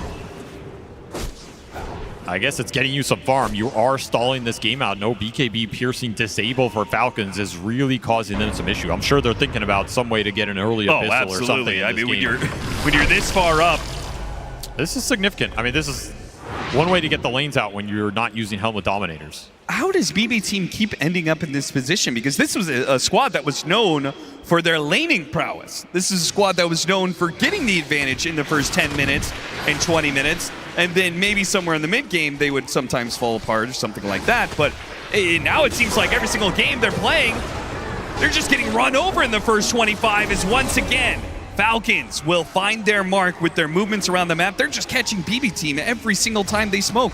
Oh, they're getting everything they want off these. Continuing to scale everybody up. Yeah, you're finding some rat action on the side lanes. You're BKB TPing out, but you're also wearing down your durations going into this late game, whereas Falcons have not committed BKBs yet. If they want to go for them later on, they're going to have a nice timing advantage with that. And we've yet to see Roche go down. It's another big piece of pushing high ground in this patch. Falcons yet to claim it if they want it. Epicenter goes out. Surprise, Pure. He's going to be caught by that one. He gets off the rage, but it's so much damage, he may not even survive. Gets off the Infest. Inside save. They're going to bounce back. They go up to Sand King. BB team. A big play. BKB. Wait, no. Oh, okay. Still goes down. The Burrow Strike is not quite good enough. And that is a massive kill streak to get up. 896 gold for GPK and an extra 550 for the team. I mean, this game may not have been pretty for BB Team, but they suddenly have the top net worth core. They claimed a huge streak. They lose Amari, GPK. oh, instant response from GPK. What was that? A quick little stun. And Amar at half. Not so certain if he wants to keep going offensively anymore. Has to arena defensively. Still going to be Dragon Tail. And yeah, BB Team saying, well, they don't have the Sand King. Good little clip. No, it's not going to be good enough. They still found the Bushwhack to stop him. The Fiend's Grip on top of that one. What is Amar doing trying to fight without his buddy Maureen? That was an incredibly sick stun from GPK. That was absolutely once more, he has been the rock of this team, having an incredible TI main stage performance. And now BB Team, they feel a little momentum. Third kill. They will take everything here. Maybe into Roshan. This game just flipped on its head. What just happened? BB Team double their kills and get Roshan? They're going to even out this lead completely. They are. One bad gank into turnaround potential from that Infest on these tanky boys. They make the call to go back in. That's playing to win, right? You could just run away, lick your wounds, say, we got out, we survived. But they picked their point. They picked it well. They have a chance to turn this game. Doesn't want to let anybody near the pit here. He's going to make sure they even get an extra kill out of this crit. He was trying to do something fancy, some sort of whip, maybe jumping into the pit. It's just going to be another death on the board. I mean, that's basically a team wipe outside of the Furion into Roche. Yeah. This Bane is rich now. Oh, Falcons, what have you done? It seems you are doomed to enter 60-minute games no matter what you do. This one might go the distance as well. And now you have a BKB on this Lifestealer. The debuff immunity that has been causing Falcons problems is about to get a lot worse. This Lifestealer pick is good for that reason. Now he has an insane duration to play with. I just don't think you can really itemize against it. You were itemizing a little defensively against some of the single target bursts with this ATF build. Mallory's just going for pure damage, but none of this damage is going to do a lot to all this debuff immunity and the tankiness of these heroes plus the Infest. Sure, they got to be prepared to play longer fights where you make the jump, rage goes off, and then a reset, and that's why he's going for Refresher. I mean, Skeeter has his work cut out ahead of him. Trying to man fight this lineup with the Furion is going to be really tough. It's just not a hero that's going to, again, buy items like that Abyssal and put it to work, right? Yeah. I mean, you're supposed to be operating off of a net worth advantage, and they still are, but there's another 4 minutes left on the Aegis. Katomi. He doesn't go down quite as quick as he used to, but they will still find the kill with the trio. And Falcons not backing down when it comes to being aggressive either. Still pushing towers, though those are illusions. Snaking will help it out. And looking after Miro in the mid lane. BB team, TP if he wants to. They do have this Lifestealer coming in. They can help him out. And he jukes him out entirely. Falcons completely whiff on that one. And the Dragon Tail stun does come in. GPK, he blocks the own stun back with the BKB and ensures they can get this kill onto Amar. Amar trying to walk it off. Force that. It actually gets him pretty far. He got the Radiance burn though. And he throws away the Lifestealer, but it's not good enough. The Spirit Vessel will bring him down. Maureen, a massive hit in the back lines. He takes down the Hoodwink, does good damage to the Lifestealer, brings down Miro as well. Maureen, he went for all damage and it paid off in this fight. Pure trying to stick around, doesn't TP out, wants to infest, maybe the turn. He does still have it. Dragon Tail and a Fiend's Grip both being used. Can they save the Sand King? They will. An Ether Lens, a long-range whip, that'll bail him out for now and infest inside the Dragonite, knowing GPK should be able to get away. Zane jump back in on Maureen. Maureen, yeah, he did have a heavily offensive build, but as soon as they can get a Dragon Tail stun on him with Pure next to him, he does blow up quick. GPK is owning these fights. The fact he pre-BKBs to not get Lotus stun there counts for everything. You're able to kite this fight in and out. He has been a great infest target, and the tankiness of this lineup is showing. I think Falcons are punching a mirror right now. Like, they are playing up against the lineup that they would normally play, and BB Team is abusing the strength of it, quite literally. And Falcons don't really know what to do. They're like, wait a minute, we're supposed to have the unkillable cores. We're supposed to be able to take the longer fight. they're getting worn through right now. I love the fact that I think it was Robson who said, you know, like you pick this sort of lineup, which is normally a Falcons lineup, and, well, they can show you how to beat it. Or maybe in this case, they're going to show that it's just unbeatable, and maybe you should just be playing 3 strength cores every game. It absolutely happens. You can feel like you have a grasp on the meta. I mean, Falcons are going to play their style no matter what, and you can think it's unbeatable, and some team just plays what you do. They do it a little better, and you don't know what to do against it. It can be incredibly frustrating. We've seen it at TI before. And this game that was one, you know, 65-35 sort of matchup is now dead even. And Falcons afraid to try and jump this lifestealer on the lane. Not an easy jump, but they're going to have to smoke up and make something happen. Lincoln's freshly done for Amar. This is as good as it gets for him for a long time. But it looks like BB Team's jump is a little scarier. Full nullifier on GPK. If he finds his mark here on a big core target, the fight Who's he is looking just over. for? One small Reen. Reen, it's going to break on him. He blinks backwards up to the high ground. Amar, he can't do the same. nor can Snaking. Nice they save. get him the box. He might be able to get up to the high ground. He's still a bit in trouble, though. Skater comes in from the side. They do manage to get the Fiend's grip, but it's still Katome going down, and Save being caught inside that same arena. Both supports are dead, and a quick retreat from BB Team. They pull the cord on this one. BKBs, TPs away, nightfall to a man. Smiley face coming through. I mean, what can you do? You don't have stuns for it. They can always just eject from the fight. That was a beautiful arena from Amar. He read that fight perfectly, hit in the tree line. No chance to jump him. I jump you. I killed both supports at the start. Take a lot of your control mechanism out. You can feel GPK's frustration with that angle, right? He wanted to jump past the Enchantress, but he didn't see anybody. He didn't know exactly where heroes were in that tree line. That's a very tough blind jump to make. He settles for the Enchantress, but immediately after you make that jump, you don't feel great about it. The box save comes through. You're on a bad target. Yet again, we've seen this before. When is this going to be able to stop? Because these are not melee heroes that are going to build Basher. I don't think it stops this game soon. It's got to be entirely on Scythe, right? I mean, maybe get an Abyssal on the Enchantress. I don't know. Get creative. Like, yeah, you can do that. None of these cores want to go that route. You pretty much just have to accept that that's the route this game is going. You didn't tempo it out and continue to scale in your own ways. Build your heroes up. Get the Hex on Amar. Get to Refresher territory. Refreshers can help you fight through this, right? If you survive through some of the early BKB duration, you come in with the second plunge. That can be strong enough to bring these heroes down. It's not going to feel great for Falcons knowing the game is going late, because I do favor BB Team's lineup going late. It's scary. These three cores together, they punch together and they punch hard. Looking for another aggressive go. No Roche to get off this play, but just feeling super strong on the map right now. It's fine there on the ward. Putting the SNY hero on the front lines with that Stanish resistance. I mean, to me, it's crazy Falcons are still up 7K. Because it's felt like they haven't won a fight in a long time. I mean, they got the two supports top, they got another shard, but I think that will largely be the advantage that Falcons have going into late game is their supports are scaling up much better. Not that they are better in the late game, but frankly, the start that they had, and, you know, Enchantress is always pretty good at finding farm wherever she wants. They will get more gold off the map. That's the difference right now, is the support difference. They can make the items work if they can contribute more damage in the fight or more saves. You get nags on the Ringmaster. That's his best scaling mechanism. Sure. Honestly, Ringmaster suffers a lot against T-Bell community. Epicenter, find save, and after that kill on save, looking at Miro, and if they could just kite him around, get another BKB out of him, that's pretty good. He'll take that. Some pressure on the map. Does leave ATF solo top. I can't believe Amar is showing this deep after they just showed all four of their heroes down there.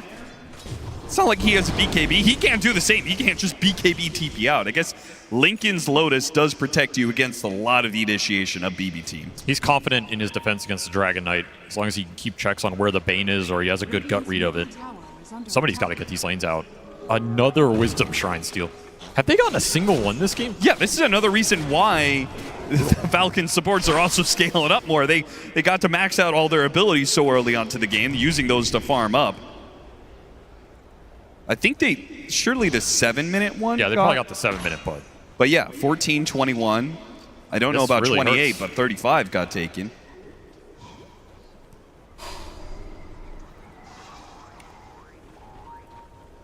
it doesn't really make that much of a difference if you just end up losing certain team fights to BB Team. You have all those levels, but it just gives them right back when BB Team kills you. Yeah, he'll TP out now.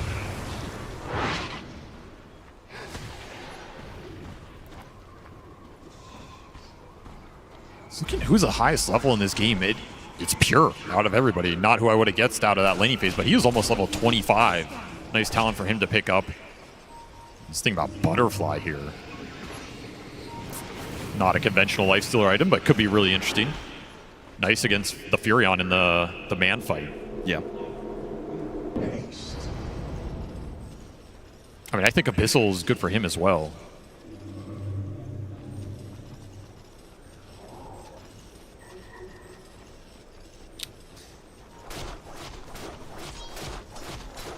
Falcons grouping up. Roche, guaranteed spawn here very shortly. Got to get the vision out.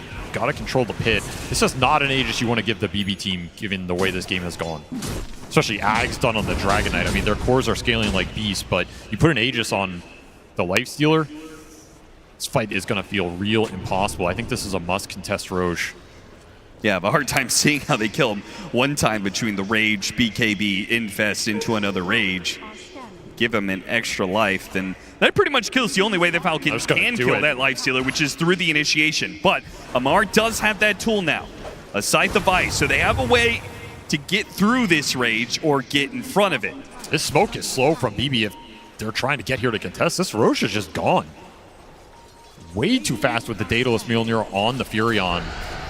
Hex done on the Mars, Refresher done on the Sand King. Falcons, they're hitting a really big power spike right now, and they got a Roche for free in this game. What, was this an intentional, like, BB team had to have known this was a possibility, did they? Yeah, it was a guaranteed spawn time. They just gave it up. They rather play for their item timings. They say the Aegis doesn't matter. This isn't that third Roche with potential shard or any kind of nonsense like that. Yeah, and the butterfly timing that the Lifestealer just picked up is massive alongside level 25, so an extra second of rage duration as if the BKB wasn't good enough. He's just so high level. You have Black Dragon available as well. This next fight is very tough for both teams to get through these cores. There's just so much tankiness. A lot depends on the initiation. ATF with the Hex Arena, and if you're BB all on GPK, getting in there, starting the fight off, your Bushwhack and Grip can do some work once the fight develops, but they're not likely starting it off. This Dragon Knight has to play Fearless right now. And you have to keep crit in check. That escape act can absolutely ruin you. And BB team, they'll take that bait. They will quickly kill him. There goes the epicenter. They go straight to the back line, trying to cancel the support. They only got Katomi. They did not get saving that. Amar does manage to get the spear onto Pure, and GPK is beginning to be kited. Now, he still has that Black Dragon. He can walk over these cliffs, but Malrine is caught up with a Burrow Strike. GPK has to respond with his own BKB. Pure out with the Rage, and they'll all retreat here. It did have to buy back on both the 5 positions. This fight was just too crucial. A true mirror match in all things here. Even the fight's completely even. That was an impressive amount of kiting going into that Dragon Knight in the river. He just kept getting hit by daggers and vessels. From crit, he just can't move. Pretty brutal. Was pretty nasty. I guess with the early nullifier, they can kind of ignore crit's positioning if they find a good core target. This box will not save you from the Dispel. So in some ways, you can leave him a little unchecked, but if the fight goes long, he's going to be an issue. Yeah. Still, it's an even fight while Falcons have this Aegis. If you're a BB team, you're probably okay with that outcome. You wanted more out of that if you were Falcons. You know how strong Skeeter is right now with the 2 lives. Just hit 25 as well. He has the removed teleport. Yeah, 2 lives and soon to be a Satanic. So, in a way, third interesting TP from ATF. He left it's going to find him. Yeah, they did not expect this move coming through, or if they did, they were trying to get out last minute. I think ATF was looking for the split push setup bottom, but BB team making a very different call. So retake some of that Roche on area, but of course, I mean, Roche has already been claimed. Still 2 minutes on the clock for Skeeter here. They want to try and force the fight with the Aegis, and they're going to do that. They get scanned. Amar goes for it. Side the Vice on the Bristleback. Lands the spear. Malrine with the epicenter. All in on this Bristleback. He actually went to the back line, hit GPK with his burrow. Now he's been Fiend's Grip, but that's fine. He got off the BKB. No, pulled in by Bushwhack, and they managed to burst him down. And Amar! What is that damage between Pure and GPK? They just ripped through him, and now Skeeter is fighting this fight without his other 2 cores. They're trying to get him back to the base on this first life, but pulled back in by Save. That's life number 1. Do they have anything to buy back on the side of Falcons? Skeeter, second life, BKB, he goes out, pushing away Pure, and he's gonna try and teleport away, and he will be fine to do so, but what about his base? I mean, you're not TPing far. BB team win a fight right outside their base. With a Black Dragon, they are gonna go to town. And the all chat swiftly return here. Just throw they're going call. straight to the tier 4s. They only Pure know has one made his direction. call. Forwards into the enemy throne. They'll get one buyback out of him. But Falcons, they've got nothing left in the tank. They didn't see this coming. The tier 4 shredded, the throne completely exposed, and there is nothing Falcons can do to stop it. Maybe they delay it with a little bit of Sprout nonsense. They try for the Burrow Strike. They try and do damage, but you cannot stop BB Team. You give them the win condition, and they will rip it away from you. What a game from them to start this series off, especially stealing a lot of Falcons' playbook. They just ran it back into them, and they ran it better. They were outscaling them. They got through that incredibly terrifying mid-game that looked like Falcons were going to run away with it. They stabilized. They find that one turnaround top. They get so much out of that, and they're able to stabilize, turn that game around, scale into the late game, and just power through those fights. And Falcons look stunned, man. Like, yeah, I do not think they were ready for that kind of mirror match, that kind of team fighting to come out of BB Team. And I'm going to repeat the question I asked early on in that game, Avery. What is it about BB Team? I asked that question in reference to them falling apart in some of these laning phases, but now, what is it about BB Team that maybe they don't win the laning phase, but they just seem to bounce back when it hits that mid game? This team is relentless, and when they start to find some momentum, that is when they're the scariest, right? Some of these games look a little shaky. Laning phase can be a bit shaky. Sometimes they throw, but when they're feeling it, they just go. They are playing with an insane amount of confidence right now. That's what I love about this team, and you see it in that fight, right? Just go, go, go forwards to the throne. No hesitation. That's what's going to win you games on the main stage. And we are going to go to the panel in anticipation of Game 2. Thank you very much, gentlemen. There's a lot to talk about with this game because for the first half, I really thought Falcons was having it in the bag with Kezu. BB Team strike back once again. I mean, Falcons, they were absolutely destroying them. I think they had like a 10k lead by minute 20, but like Cap and Avery were saying, there was this one turnaround on top, GPK. He finds the stun on Amar before he even blinks in. They get the turnaround, and then one fight after the other, like all this damage coming out. I think GPK had probably one of the games of his entire life. Like his performance this game was actually crazy. Yesterday, too. He was That's, there. yeah, this guy's just popping off. Yeah, I mean, I don't know what's going on with BB Team, but they've somehow become a comeback team instead of an early game domination type of team. Yeah, I mean, they are doing incredibly well. And this game for BB, they identified how to try and get back into it, right? They get, sure, we're going to watch some highlights of Falcons dominating the early game, but again, that doesn't matter. In Dota 2, you never give up. You play until your Ancient explodes, and for BB, they found the pickles on the top side of the map. They got the first Aegis, right? That is so critical for the side of BB. The fact that they take away an Aegis in a very heavily momentum-driven Falcons enables them to kind of breathe in the game, to identify what they need to do. And yeah, I think the scaling, the Tricore, the Lifestealer, the DK, the Bristleback, they're so tanky when you hit this like 30-minute mark that eventually Falcons just were struggling to get anyone, any kill. I mean, it was such a good Lifestealer game too. Like the issue was making it through that laning stage, making sure you don't lose everything on the entire map, just enduring until your Lifestealer can get a few items up, and then all of a sudden, all of the difficulties you had bursting targets early on, they're corrected. You get these infest bombs, you have a hero that can chunk through all of these tanky heroes.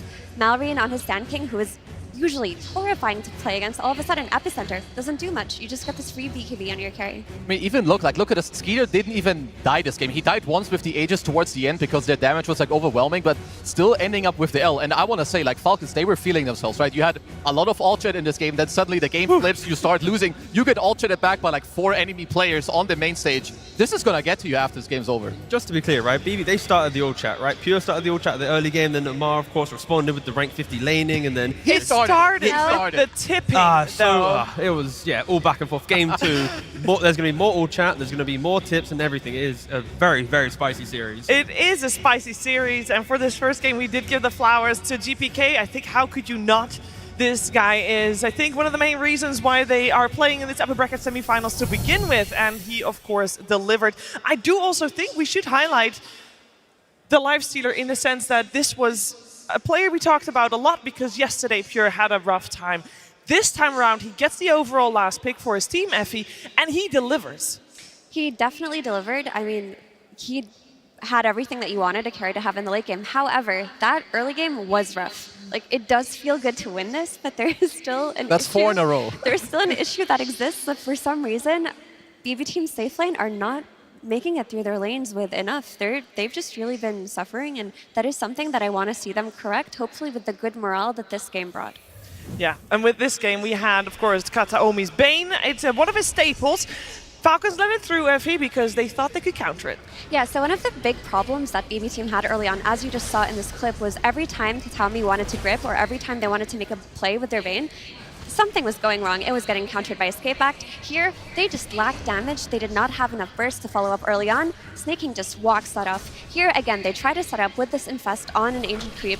They get the grip off. Guess what? Crit is there with that Escape Act. As the game progressed and they won a Teamfighter 2, they were able to get their nullifiers up once Lifestealer hit that Radiance. Once he got more items, it stopped being that much of an issue. But a big part of the reason why that early game was snowballing so hard was because of all of the tankiness on Falcons and all of the saves that they had. I mean, usually I feel like Falcons are quite clean. Like when they have this type of lead, they take it from start to finish, they're ahead, they do their stuff, and they're going to like cleanly end out the game. This time around, I feel like towards this mid game, BB Team had their number in like one fight, then the second, then the third. So I feel like it's the type of game where both teams are happy with the draft that they had and happy with how they played at some points of the game, but Falcons need to clean it up and like play more on the same page when it comes to the later stage. Yeah, and if both teams are happy with how things are kind of balancing out, then a lot is going to rely on those team fights, Tigo. Yeah, I just want to highlight how beautiful one of these fights was, where you had Falcons trying to escape the aggression of BB, right? Like, you know, Malrine starting the fight, but with all the utility available for Falcons, multiple 4-staffs, you got Lotus, Amar missing spears, it's fine. Link as well on the Mars. Like, this is a fight for BB with the Aegis. They're in this, like, timing of aggression, but look how far Falcons are able to drag back the fight. How much resource and utility they're having to put into the mix just to try and survive. So the fact that, yeah, BB was down in the early game, but as soon as they hit this like post-Roshan 27-minute mark, the game fully switched because Falcons, like, they had to use everything for one Mars, but they were never really fighting. It was all mode survival. And the reason why they were able to make such a big comeback as well was because GPK and Save together in tandem were creating opportunities. Like, what led to that Roshan in the first place, right? It was that top lane pick that they found on the Mars. Yeah, and of course in this clip it does kind of go well for Falcons, but killing a Bristle, but again, like the next fight is very, very different. But this was the best fight that Falcons could try to try and kite back from. And it's also from this point forward, like you can even see it like on the cam, like Pure, he gets quite animated. Like, you know, it's a super long dragged out fight. We saw the double force earlier. They get a re-infest go again. You get a couple of kills, and this is where I would say the game like really turned on its head.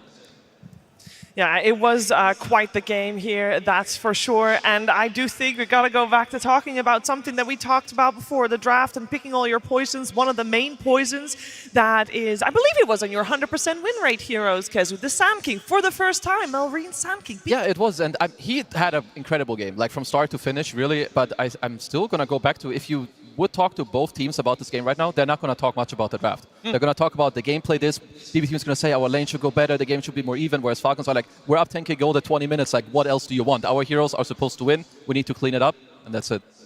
Well, speaking of that Sand King, and speaking of the early game that did go very well for Falcons, it is going to be Purge that is going to be breaking down that early game.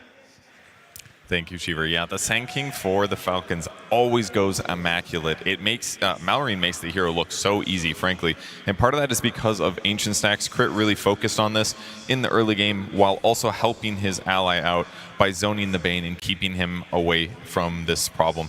In this example here, both stacking and securing a kill on Kataomi as he gets ran down. Skitter also TPs, and Sand King just walks over and says, okay, I'll take that kill for free, thank you very much. So giving him 2 sets of gold, basically. He stacks again at the 7-minute mark. Keep in mind there actually is a sentry blocking this, Kataomi placed this earlier. So they're doing a little bit to decrease the amount of gold that the Sand King is going to get from this. But the problem is that he can still clear this very, very easily. Crit is going to hang out in the area to make sure that nobody ends up contesting it. One cool thing I noticed here, watch his power treads here. He's going to toggle these in moments that he wants the creeps to re-aggro to him so that they stay really grouped up here. So he's just going to toggle the power treads. That way he doesn't actually have to take damage. Normally you have to attack to break your invis here, but he waits to do it until the very end. One benefit there that power treads gives you over the phase boots, very cool. Then we see Pure on the other side using Gore Storm on an Ancient Creep. He's trying to apply some pressure here. He thinks he's very invulnerable basically in this lane because he can just press Rage and can't actually be stunned. But watch this really cool chain stun that they do on the Falcon side. They actually started off a little bit abnormally. Now, normally you could have Amar maybe try to throw a spear to get him to this tree, but what they do instead is they start channeling from the right to stun with this one first. That's going to apply a fear, and that's going to give them an opening to land the second stun. And naturally, here's Malrine doing the same. I swear to God, this is the 4th rotation I've seen him do like this. He farms well, he ganks the top lane, he gets a kill, and he turns that into a tower kill. And then what they do afterwards is he gets his Blink Dagger at like 10 minutes. At this point, he always has like 2 kills and a couple assists, and he brings a smoke with 1 support, and then he goes for the next fight. And in this case, it's on the mid lane. They blow up the Bane, they kill him. I just watch this early game every time, and I'm like, this guy just consistently gets tons of kills. He accelerates his team's gold advantage, and then they go into the mid game. So almost always wins, sometimes falls off a little bit if there isn't as much follow-up, but definitely still an incredible early game for Malrine on the Sand King. But it wasn't enough this game to beat BB Team. And that means that they are 1 game down, and BB Team is 1 game away from being top 3 at this year's International. And that is big. That means that they are going to have maybe a little bit of extra pressure. Tigov, I want to talk about how we're coming into that game number 2, because, as we said, it's not the heroes. What are they going to do in game number 2 to make sure that their laning stage also goes correct? Probably try and chill out a little bit more on the whole all chat kind of meme stuff, because I think Falcon's in a different game. If they aren't in their own heads about the whole BB thing, then they're probably going Roshan earlier, they're making these moves earlier, but I think I saw an aura of cockiness in the kind of the mid game where they're farming it more, they're kind of TPing out, they're probably laughing to each other, kind of like, they're not killing us, look at them, they're fools, they're bad at lanes, and then suddenly Pure just wakes up and goes, nah, my time's to shine, right? So I think Falcon's a little bit cocky in the mid game, got punished, and you just stop that and you're probably fine in game 2. Yeah, I mean, that game looked like it was theirs until they broke formation 1 time and lost that first Aegis. Like, had that not happened, had there been more heroes behind the Mars in that time, like if they thought that the game was losable, then it would have looked different. So absolutely agree with T there. And for BB Team, they need to work on their laning stage. Something is going wrong. I don't know what they need to talk about, but something needs to be talked about even though they won this one. The one thing that BB Team have on their side now is momentum. Like, you have the enemy team that's trying to clown on you in alt chat. You get to clown back on them, you win the game. I think there's not even like that much they need to like discuss. Sure, like do better in lanes, but it doesn't mean that much. So I think they take like this good feeling, this momentum into the next game, and sometimes you just need to let things happen. It helps that BB had a clear route to being the team without scaling, right? Like, when you have the life to the bristle, they know at X minute we win the game. I think that means you don't care about your lane, your early game, because as long as you get to that minute mark, you're going to be fine. So maybe Falcons can try and deal with the fact that BB are kind of playing for the perfect scale, the perfect point in which they are kind of unbeatable. I think there's still an important question for BB Team, is that do they want to give away the Sand King again? Because yes, they did beat it, but it was a painstaking process to beat it. Like, we saw, Purge showed us how well he played that early game. He makes it so difficult. Do you want to give it away again? Have you decided that it's too problematic and you would rather deal with the rest of Malrine's hero pool? That's what they should be talking about right now. They probably are talking about that right now. And then I don't know what everybody else is talking about, but I think we're about to find out, because Slacks is somewhere amongst you guys. Hello there, friends. Yes, we're here in the crowd. How y'all doing here? They're still alive. They're still well. I thought we'd do a little crowd vibe check here on the last series of the day. Go and talk to some random folks. How you doing? What's your name? Hello, I'm Maxim. All right. Who are you voting for here? Who are you hoping wins? BB Team. BB Team. Why do you guys like BB Team? What? Why do you like BB Team? Yeah. Okay, yeah, that works for me too. I like that. Fantastic. Thank you so much, BB Team. May they continue to go on. Let's find out. You just got here. Where you been? Yeah, what's up? We're hoping that Parivision wins the International. And in this pairing, we are voting for BB team. Okay, more BB team. All right, is that a nice, delicious soda there? What? What are you drinking? I'm drinking Zero Coke. Coke Zero, that's free advertising. Chug it, young man. Yeah. Well, that was pathetic. Thank you so much for your attempt. Good try. All right, what can he do? Hello, do we have any Falcons fans over here? Is that a BKB? Holy moly. Yo, Ghost, take a look at this thing. You could use that. That's cool. Well, fantastic. That is awesome, man. What's your name? Hey, Koya. Oh, fantastic. Why'd you make the BKB? What? Why did you make this? Because it's the best item in the game. Wow. What position do you play? None. Even he knows. Well, you don't play Dota? I do, but not good. Well, I mean, neither do any of these guys, man. Let's not lie to each other. So, carries out there, for your reference, this is a BKB. It is the best item of the game. Thank you, my friend. Thank you for the educational moment here. Oh, so we do a crowd? Who else is around here? What do you got? Eat, sleep, Dota, repeat. Beautiful. What are you doing here? What? We are Falcon fans. Oh, Falcons fans. We found them. What'd you think of that last game? Sorry, he doesn't speak English that well. Man, we were sad. We were rooting for them. It was looking very good, very promising, but poof. Yeah, very, very heartbreaking. Someone just wooed over there. Don't woo when he says poof. That's not nice. What language does he speak? Czech. We are from. Oh, Czech. Could you say a curse word in Czech real quick? No, don't do that. I don't know. You're right. All right. Thank you very much. Enjoy the game. All right. Who else we got? Hello. You guys look ready. They're lining up like I chose these guys. How you doing? Slacks. I'm doing great. Oh, I'm great. What's your name? Leighton. Oh, fantastic. And who's this? Sorry? Well, what does this keep happening to me today?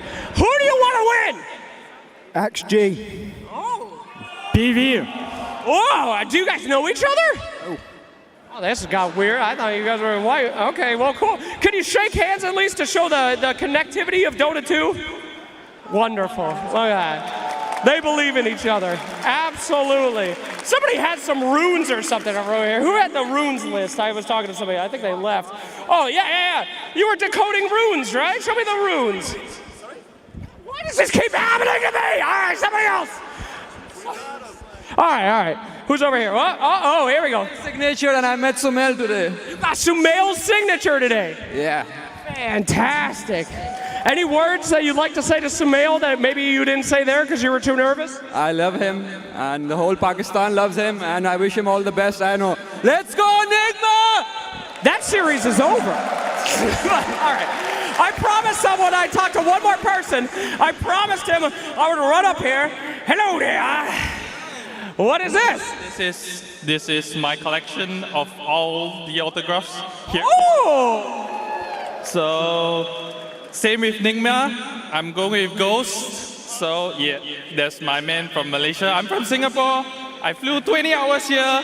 I slept on a bench, and I'm here now. He slept on a bench! Thank you, Germany, for your comfortable benches. All right, thank you very much. As you can see, the crowd is alive. We're still rocking, and we're ready for the next game. Let's give it one more. Everybody, from Hamburg, back to you. Woo! Thank you very much, Slacks, drifting about in the audience over there, and I'm sure that everybody's still having a good time, and I think that it would be very nice if we can push this a little bit. Maybe get a third game out there. I know there's Falcon fans, and to be fair, I think BB Team has a lot of fans as well, hoping that they get to see more of their squad and therefore having that third and deciding game. We gotta have to, keep everybody entertained here, and I do think that Falcons, amongst all the teams here still in the playoffs, Kezu has the most experience in game number 3, so they can push back. Oh, absolutely. They know how to play long games. They play long series, and I can only imagine that this stinks right now. What happened to him? You're ahead in this game. We're gonna talk about the alt chat. Like, you go into the next game, you gotta do it clean, play your stuff, make it happen. Because this team, they don't go down without a fight. Coming into TI, I was promised long games. I was promised this, 2 o'clock in the morning Dota. It's only 7:30 right now. There is still time. I'm sure. This single 2 games potentially could do it, but I want to be here at midnight. I want to be here at 1 in the morning screaming about Dota. So yeah, I'm hoping for 3 games. I'm hoping for, a bit of a comeback, show some life. It does beg the question, and in the game we just witnessed, and the history that we know from Falcons, Effie, why couldn't Falcons, after they were with their backs against the ropes, how couldn't they push back and delay the game, as they have done so many times during the road to TF? I think what Lifestealer and DK were doing in that late game, their heroes just do not naturally solve, and they were playing for a much earlier timing, and they lost that window. They didn't get the Roshans the way that they wanted to. I mean, they were leading by 7k net worth, like minute 14. Yeah. Like, losing from that position does not feel good. When you have that kind of start, you expect to be in a position where you don't give anything to your enemies and they don't win off of hero matchups alone. I would say the net worth lead for Falcons is also a bit of a bait, where that 7k, 10k, whatever, it didn't translate to anything that meant BB was under pressure, right? There was no Roshan contest, there was not like a tier 3 contest, there was nothing to say, hey, you're one mistake away, BB, that we're going to punish you. And also, BB never felt like they're forced to overlap the farm too much. They have a static tri-core between Lifestealer, DK, Bristle. It's why the early game was difficult. They don't want to make moves, they're not contesting runes, they're doing nothing, they're just farming. So the fact that Falcons never really played the mid-game with conviction means the heroes always will come online for BB. Yeah, no, I like what you both said. Like, their heroes just aren't that good against a Slicer or DK. And then the same, what he just mentioned about the gold. Like, Amar, he has Lotus and Lincolns. They're great items, but it's also how do you set them up into the fight? Did you ever, like, clutch it out in other games? You have Lotus against Roars, against, grips to reflect it. But that didn't really happen. So in the later stages of the game, with the fights, BB team, they just had their number. And if we want to examine their support duo and how it scales, or what the relative strength of that support duo versus other heroes that are popular, Ringmaster fell off hard. That hero is countered very easily by a Nullifier. His spells lost a lot of damage. His cooldowns went up. His talents got nerfed. Look at Enchantress. She has had a rough year, right? So when you're talking about scaling, these heroes are just not doing it for you either. And Falcons typically scale very hard on their support heroes. They go into the late game with their supports packing a punch. This time around, their heroes could not do that. And this was a game where, correct me if I'm wrong, Snapfire was still in the pool. It was available. Yep. It was in the second phase where they picked the Ringmaster, right? Yeah, they'd seen the Hoodwink and the DK, they picked the Ringmaster. But again, it makes sense. Clean jump, map play, and we saw from the clips, Ringmaster was able to do an exceptional job at combo breaking. Yep. It's when you walk down the line of the draft and one DK, one Bristle, one Lifestealer, there's so many different problems that, sure, you might survive for 20, 25 minutes, but you need to make something else happen. You can't just farm. Yeah, the hero definitely lags when you get overpowered, and the nullifiers did come out, as we touched on, so that later you do lose a lot of value. One thing I could see going to the next game, maybe, I mean, Hoodwink was picked very early on, so maybe Falcons themselves are like, okay, we're going to raise the priority as well. Is one team going to ban it? Because it is the most picked hero of both teams. Yeah, what adaptations are we going to see for this second game? I think one of the major changes will be the pick order, and that does just mean that there is less ban potential for BB Team that we discussed was going to be a little bit more important compared to maybe Falcons bans, because there are just a lot of heroes that you do not want Falcons to get their hands on. So that will definitely change things up, Effie. It will for sure, and I'm still so curious about the Sand King. Do they feel like their approach was good enough? Because the lack of the scaling on Falcons did not come from that Sand King pick. It came from the supports and to them getting Lifestealered when they had a Nature's Prophet carry. Do you want to give away Sand King again? He kind of destroyed that early game. Oh, sorry. Why did Miro yawn? It's quite good.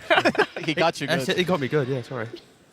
You good? Yeah, I'm good now, don't worry. Wait, to go to the... I would not give up the Sand King. Like, if I'm BB Team, I'm like, let's take... Like, this guy, Purge showed it to us, and he is not wrong when he says he's seen this 5 times. Because I've seen it 5 times. They stack every time. It then not just gives golden XP to him, it allows his 4 to get XP from the stacks. It allows Crit to go to the mid lane and soak more golden XP. And it really snowballs very, very quickly. Had BB Team not played incredibly well to like find this comeback in this mid game, they would absolutely, the only thing they will talk about right now is take out Marine Sand King. So try not to get baited just because something specific happened. Try to keep a clear head on what actually matters.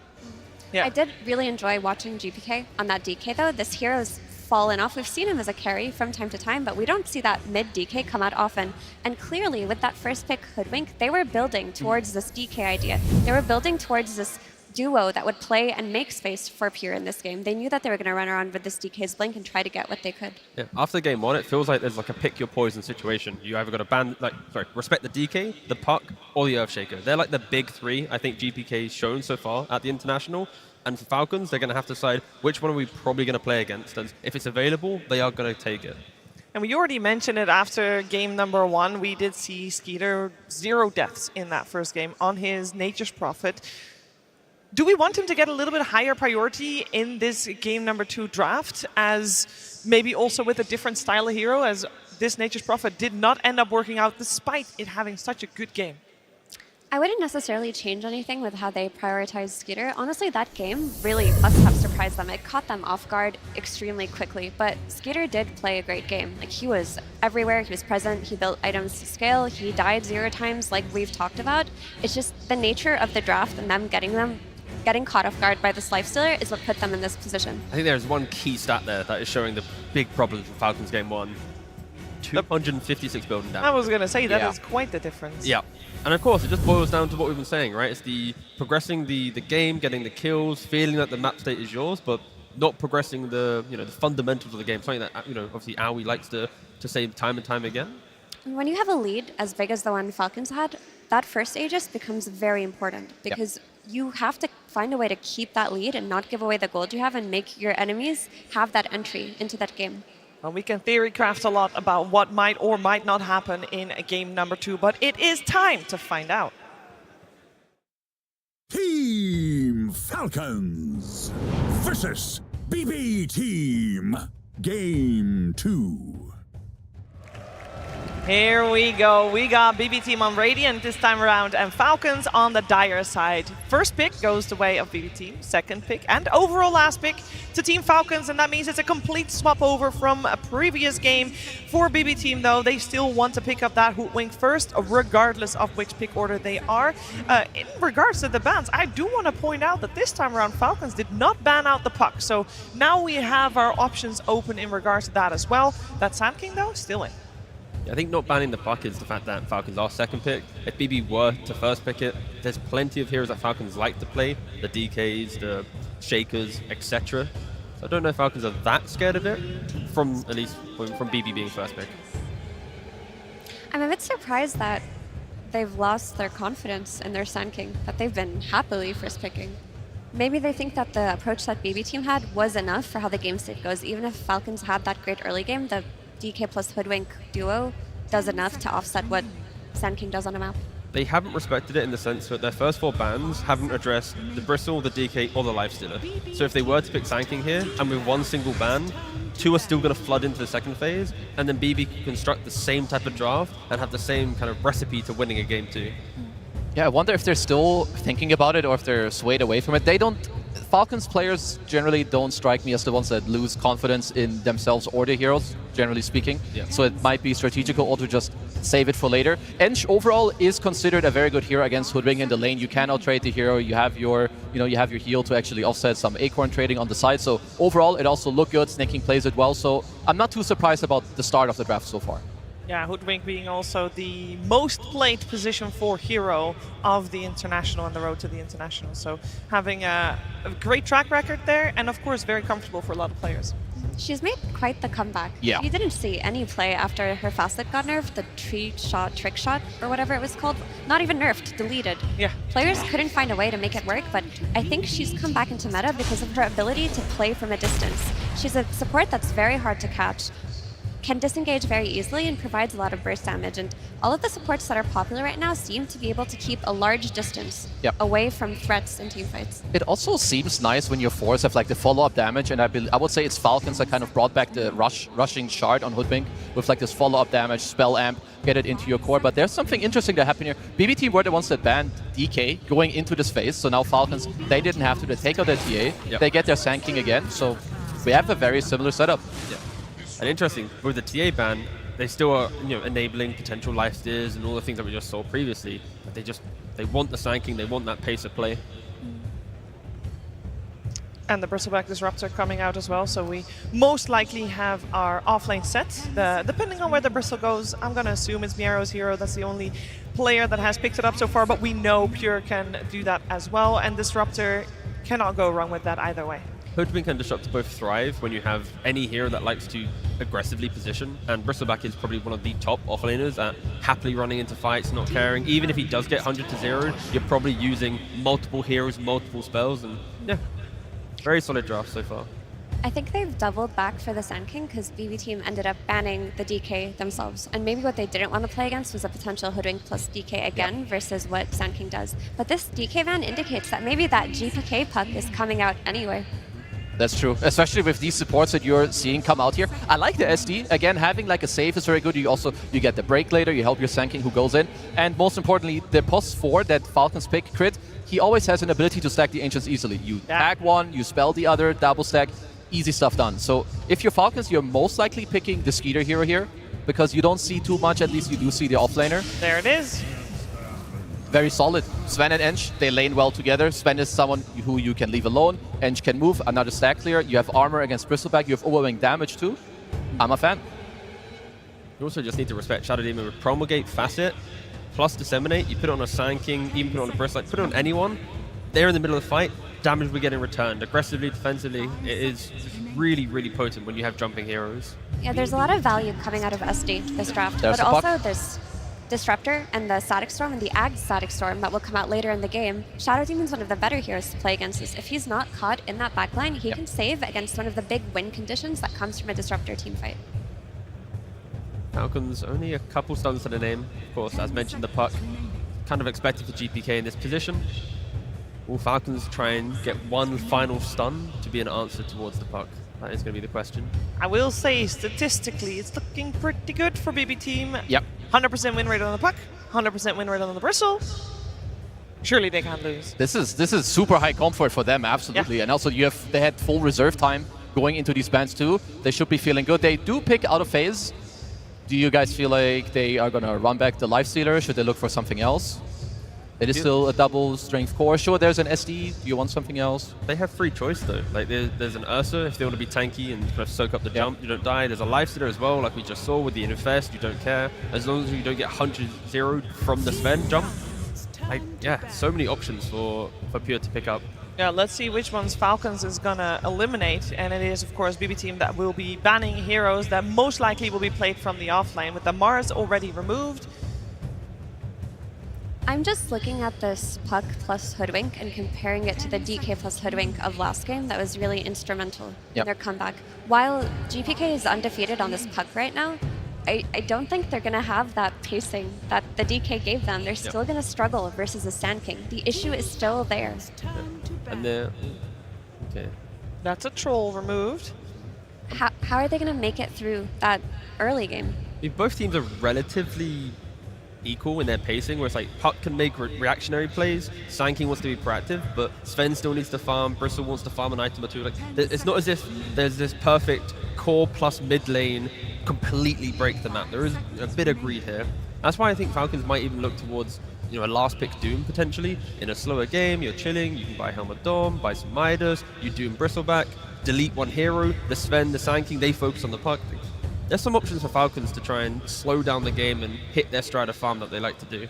BB Team, I'm also looking, you should look for a way to do something against the Sven. Like if I'm looking at minute 20 to 25, Sven is going to have like Mom, BKB, Blink, maybe an Echo Saber. There's nothing that really like stops him. Are you going to burst him with those heroes? No, not really. If he jumps you first, he's going to BKB and run through all of you, hit you down with an Ench running in SDs behind Sand King as well. So BB Team need to find a way for the early game, like Effie already mentioned, could look a little bit iffy there as well. But also just to have this answer for Pure, that he can feel good and that the scale is on their side. I mean, to me, the issue of lanes still exists. If you look at Miro's lane on Bristleback, he's playing it into Enchantress plus Sven. They're going to have Warcard, they're going to have Sustain from Edge. They're not really going to be killing or diving anybody. He's going to be dependent on farm to come back. But if that safe lane goes well, they're running into BB Team's triangle early on and taking it. They're also going to get their pick of the litter for a last pick here on Falcons. 10 seconds Like, what can you pick for Pure that can give him a strong lane blind? It would have been Ursa. They did ban it out. I mean, it depends. I'm not too sure what else is like in his arsenal. The TA would have been nice. It's also out. I'm still kind of looking at maybe the Lifestealer because it does give you the matchup. It is blind, which, it sucks. You might get like Slardart on 24. But the problem is you have to pick blind. You're going to have to suffer somewhere. Yeah, we see the Faces Voids as one of the only heroes that we just saw of his most played that is still in the pool if he wants to go for something like that. It's something I can see, but it's also it is volatile and slow. It takes a long time to come online because I do see a potential damage problem, and Void, he doesn't deal damage until like a couple items in. I mean, there is one option with like a Morphling. You don't really die to the Sven, you can disengage. Sure, there's an SD to take clones of yourself, but SD's probably focused more on saving. There's also Marcy. She's been ignored. You could just play for kills. You can pick her blind quite comfortably. That's true. She doesn't have the scaling that Pure necessarily wants to play with, but your Bristle can do that for you. Your Puck can do that for you. It's something we've seen Tidebound do. Like, I would like it a lot if they're looking more at like their own draft. Disruptor, Marcy, again, it's a combo I love a lot. Strong lane, go together, you can double gate, you can make stuff happen. I'm maybe a little worried. I would say SD is kind of annoying, but you can play towards like with the rest. So it depends a lot on what do they value more. Is it like, do they want to counter Falcons? Do they want to worry more about themselves? Do they value the scale? Do they value the tempo? Do they even know what they want right now? They're using all their reserve time on this ban. Because of course this ban is to then protect your blind carry pick into the Namar seeing absolutely everything. I will say I do love that they had the almost full 2 minutes to think about that. They ban out the Slaughter and they insta-lock an anti-mage. Now that was not on our bingo card at all. No, I honestly just always forget about it in drafts. And sure, I think with Helmet Dominator it does have a bit more life, right? If this was a non-Helmet Dominator anti-mage, then it's kind of awkward. But because of the pacing that you apply, the map kind of pushing, scaling into the game, yeah, it's going to be annoying. Is it time for the Mud Elsie? We haven't seen that that in a long would be, time. it's actually really goated Good game pick. shot. You're against Bristle, you lane well into AM. I mean, I will say one thing. AM is good and he buys Dom. He's good against tanking. You can sometimes maybe not get stunned by Sven, but I don't think you stop Falcons from what they're doing. So yeah, you're playing for your own scale. I personally don't love the anti-mage. Of course, it can work. It has been banned a lot, but it also depends on what do Falcons have here on the slot to counter it. Well, I do know what they don't. Offlane They do not have any time. It's the Huskar, the anti-mage versus Huskar. I'm sure it crossed a lot of people's minds. But everybody is like, nah, surely not. And then it does come out. But this is actually a classic team. I was 3.5 seconds away from talking about it, I promise you. But yeah, offlane Huskar, just delete the lane, go aggressive, make sure Pure has to think about the jungle, make sure he thinks backwards. We saw in game 1, all right? What did Amar type in all chat? Rank 50 laning incoming. Now he last picks a Huskar to show the rank 50 that is Pure, that his lane will not be fun. He will be looking at a comeback game on the anti-mage. I love this pick because to me the issue with BB Team right now is their laning, and if you build another net worth advantage, BB Team do not have the same kind of draft they did last game that allows them for the same comebacks. They have to come out of lanes a little bit better because they're still facing the threat of the Sand King, and now they've got an anti-mage who's going to play pretty slowly. Yeah, I didn't like the AM pick that much to begin with, and I think this Huskar makes it like 40 billion times harder for you to play. I'm looking at BB Team to do something like creative and cool, start 3 people top, look for like some early TPs. In my opinion, you got to change something to AM's game, because if this goes default to what it looks like, I don't like their chances at all. Are you going to dodge the lane? Are you going to lane shenanigan it? I mean, maybe, but then you got to do something. Whether it's lane shenanigans, triple top, I don't care. Do something. But also, if the game gets to later, and anti-mage has like butterflies and abyssals and Sean all this stuff, then yeah, it's going to be great. So you got to get there. You got to get there. You could try lane the Huskar. Yep. I mean, Miro's not going to have the easiest lane anyway. Might as well just bank on him to make a comeback through the triangle, make sure Huskar doesn't beat up on the anti-mage too much. Do we think at all that this Huskar was still on the radar for BB Team, or do we think they completely forgot about it? I would never have this on my bingo card. 24 pick offlane Huskar. Sure, Amar maybe, but no. This is a really tough one to read. Any final thoughts, T? Shaking your head.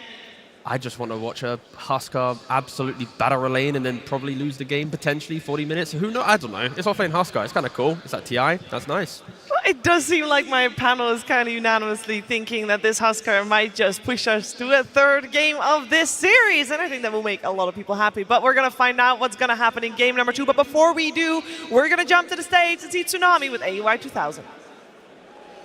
Thank you very much. Yes, I am joined by AUI 2000, coach of Falcons, where we had a very exciting end of that draft, but we'll go step by step.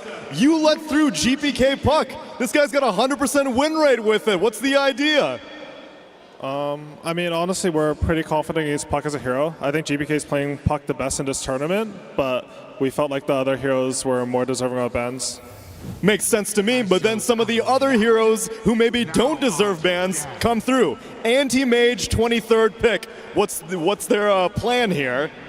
I think Pure just wants to carry the game because I think like the lane's weird into SD because he burns your mana. But honestly, I don't know. Like we picked Huskar last. I also have no idea, so we'll see. Yeah, I know you're a mechanics nerd. Huskar, no mana. What's going on in the right-click situation? Well, I assume his mana doesn't get burned if he has none, but I don't know. Nothing gets past you, Curtis. You're a real authority on the case. All right, then. I just gotta say, when Amar demands a last pick Huskar, do you ever push back? Are you ever like, I don't know if this is the game for that? And the thing is, he's clicking the buttons now, so you can't stop him. Like, we're just like, Amar, just pick your hero, and he just clicks it. We're like, oh, we thought we were picking Pangolier. Okay, it's a Huskar now. So, you know. Amar is unchained. Let's see if it'll bring him to success. Good luck in game number 2. It seems Falcons have themselves a rogue offlaner. He has picked himself the offlane Huskar, and I can't really blame him for it, Avery. The man's feeling himself. He wants to get some revenge in this game to play his signature hero. The Huskar Masters have arrived at TI. How much damage is he going to do? It's not a question of will he do damage. It's a question of how much. This is going to be a very difficult laning phase for Pure to get through, and then he has a long road of recovery. Whereas he's against a Sven who might have a lot better time and stacks to go back to, and the all chat is just raining in. Oh yeah, Amar starts it by saying he's going to end the game by 20 minutes. Pure saying that Amar can only play cheese heroes. He's not good enough to play real heroes, apparently. It's quite the back and forth, and I'm sure we'll see more of it as the game progresses. But I cannot believe that coach interview. I thought, okay, Falcons are insane. Why are they giving GPK as Puck? And then when they picked the Huskar, I was like, oh, okay, it all comes according to plan. The Huskar will be able to provide an answer to the Puck after the laning phase. But apparently that wasn't even the idea at all. Amar just went rogue. You can't stop him doing what he wants. I guess if not. If we learned anything, that is the reality. I do kind of agree with AUI's assessment. Like most of the cores, as Save will go down to snaking quick first, but most of the cores that Falcons have in their arsenal are innately good against Puck. It's a lot of beefy heroes, a lot of heroes with stun and disable, a lot of initiators, right? You think of Skeeter's hero pool. It's all these carries that go in, stun, lock heroes down, give you some utility on top of the damage. These kind of lineups can be really difficult for Puck to play into because he has a trouble bursting them. Yeah. He's constantly getting jumped. I agree with that assessment, but it is a scary hero-player combination to give away. He has absolutely salvaged some horrendous early games on this hero. Yeah, he certainly has. I think Maureen's hero pool as well, right? I mean, hit the 3 heroes that come to mind right now for him. Beastmaster, Sand King, Earthshaker, all great answers against the Puck. Seeing this laning phase already heat up for Falcons, they absolutely want to push this to a game 3. They are hungry to get that game 3. They may have gone even in series against BB Team this year, but last year at TI, Falcons were the ones to eliminate BB Team from the International. Now, this is not an elimination match. We're here in the upper bracket, but revenge Pure, is still on the table for Pure BB. was the one to eliminate them. That's true. Do not forget that detail. So there is definitely some year-long revenge on the table here. He is working his way towards Helm. These early waves have not been pretty. Burning spears, nothing you can do about it on this hero, and no mana to burn. Very little defensive potential, no offensive potential. It's not even skill in it. Just get your Helm up and try and evacuate this lane before the real damage is done. Rely on your other 2 cores to pick up the early game. I did agree with the panel. Like, there was a tri-lane potential. You tri-lane Huskar, it's really rough for him. The hero needs experience. He doesn't function that well in the 3-on-3 fights. I think that was an option. BB teams say, nah, it's fine. Like, we have played a lot of games where Pure's laning phase is really difficult. We believe that. I mean, they have a lot of experience here, right? I mean, there's difficult, and then there's flat out impossible. What is going on?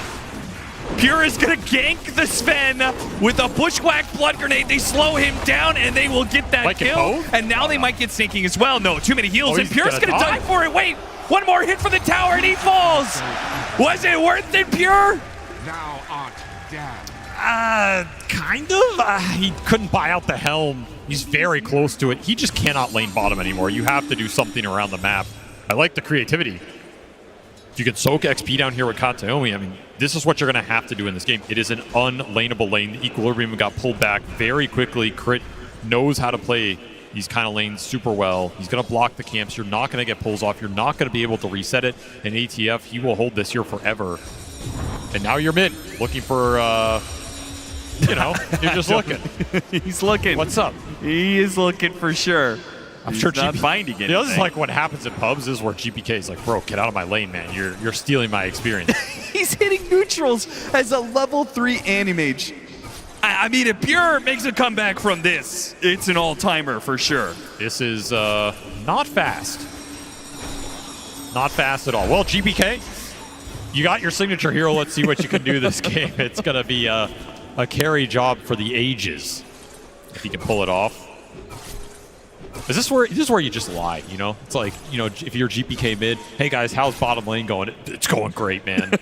Yeah, we're owning. We're getting solo XP. Amar's suffering. Yeah, Kataomi's like, I'm doing great on levels. That's going really well. He's getting a little leech down here. Yeah. Let's just not look down here for a while. You know, that lane's over. AM's into the jungle. We've all been there in our pubs. Just 5 reports on him. Focus on the mid lane. And hope GPK can carry BB team through the mid game once again. Crit, I was going to say, he's the one who's kind of freed up in this game. He can run around and do what he wants, and that's extra disgusting because if he ever runs into the AM, it gets a disruption on him. Animage does not like facing his own illusions. Crit has the most freedom here. Sometimes you have too much freedom. It can kind of be hard to decide what to do when your lane's just empty very early. You can try and harass the support out. You can go for stacking here as well. They have an incredible stack clearing lineup. Shadow Demon, one of the best in the game. Ideally, you give solo XP to Amar. Ooh, Amar, half a second too late to stop the Lotus from being grabbed. That seems like an unforced error there. Blood Grenade going to be used on Miro. They are not getting him. And that was optimistic, but maybe they still catch him. Burrow Strike and the stun. Okay, chaining up the disables a little bit. Not great. Miro will be able to walk away from this. Too much damage. Gotta respect the Quill Sprays coming out here, even with some Sven armor. Way too much to commit on to. Failed rotation from Malrine. ETP top for that. Does have the regen rune, so these moves are not costing him too much in terms of resources, but time for GPK to farm. Puck top net worth out of the laning phase. Despite Huskar having an empty lane, this Puck is up there with him. Kataomi, a Hail Mary, hoping that he will be able to glimpse the support off this Wisdom Shrine and take it for himself, but he is sadly going to find that he is being sandwiched in this situation. Teleport away though, smart, so he will not be ultimately punished, but that does leave Pure alone in lane, which he was already kind of alone. I mean, he TP'd down. In lane. He TP'd down here just to get the 1 CS before the Huskar came back. And that is all he's going to get because he's about to get ganked. No, he's been burrow struck, and now he's going to be silenced, and the spears will finish him off. That Helm and Dominator, it may have unlocked Animage as a hero, but what happens if the Helm of Dom is just far too late?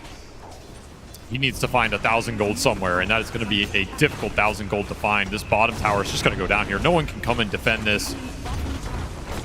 And it's also the inner fire silencing you now, right? Really nice interaction against this AM for a lot of the early game. It's one of those matchups where losing that disarm doesn't hurt you too much if you can continue to hunt him and just build an insurmountable lead. This Huskar is off to the exact start Falcons want. And that's why it's also going to be a good answer to the Puck going into the mid game. Right? Nice rune snag.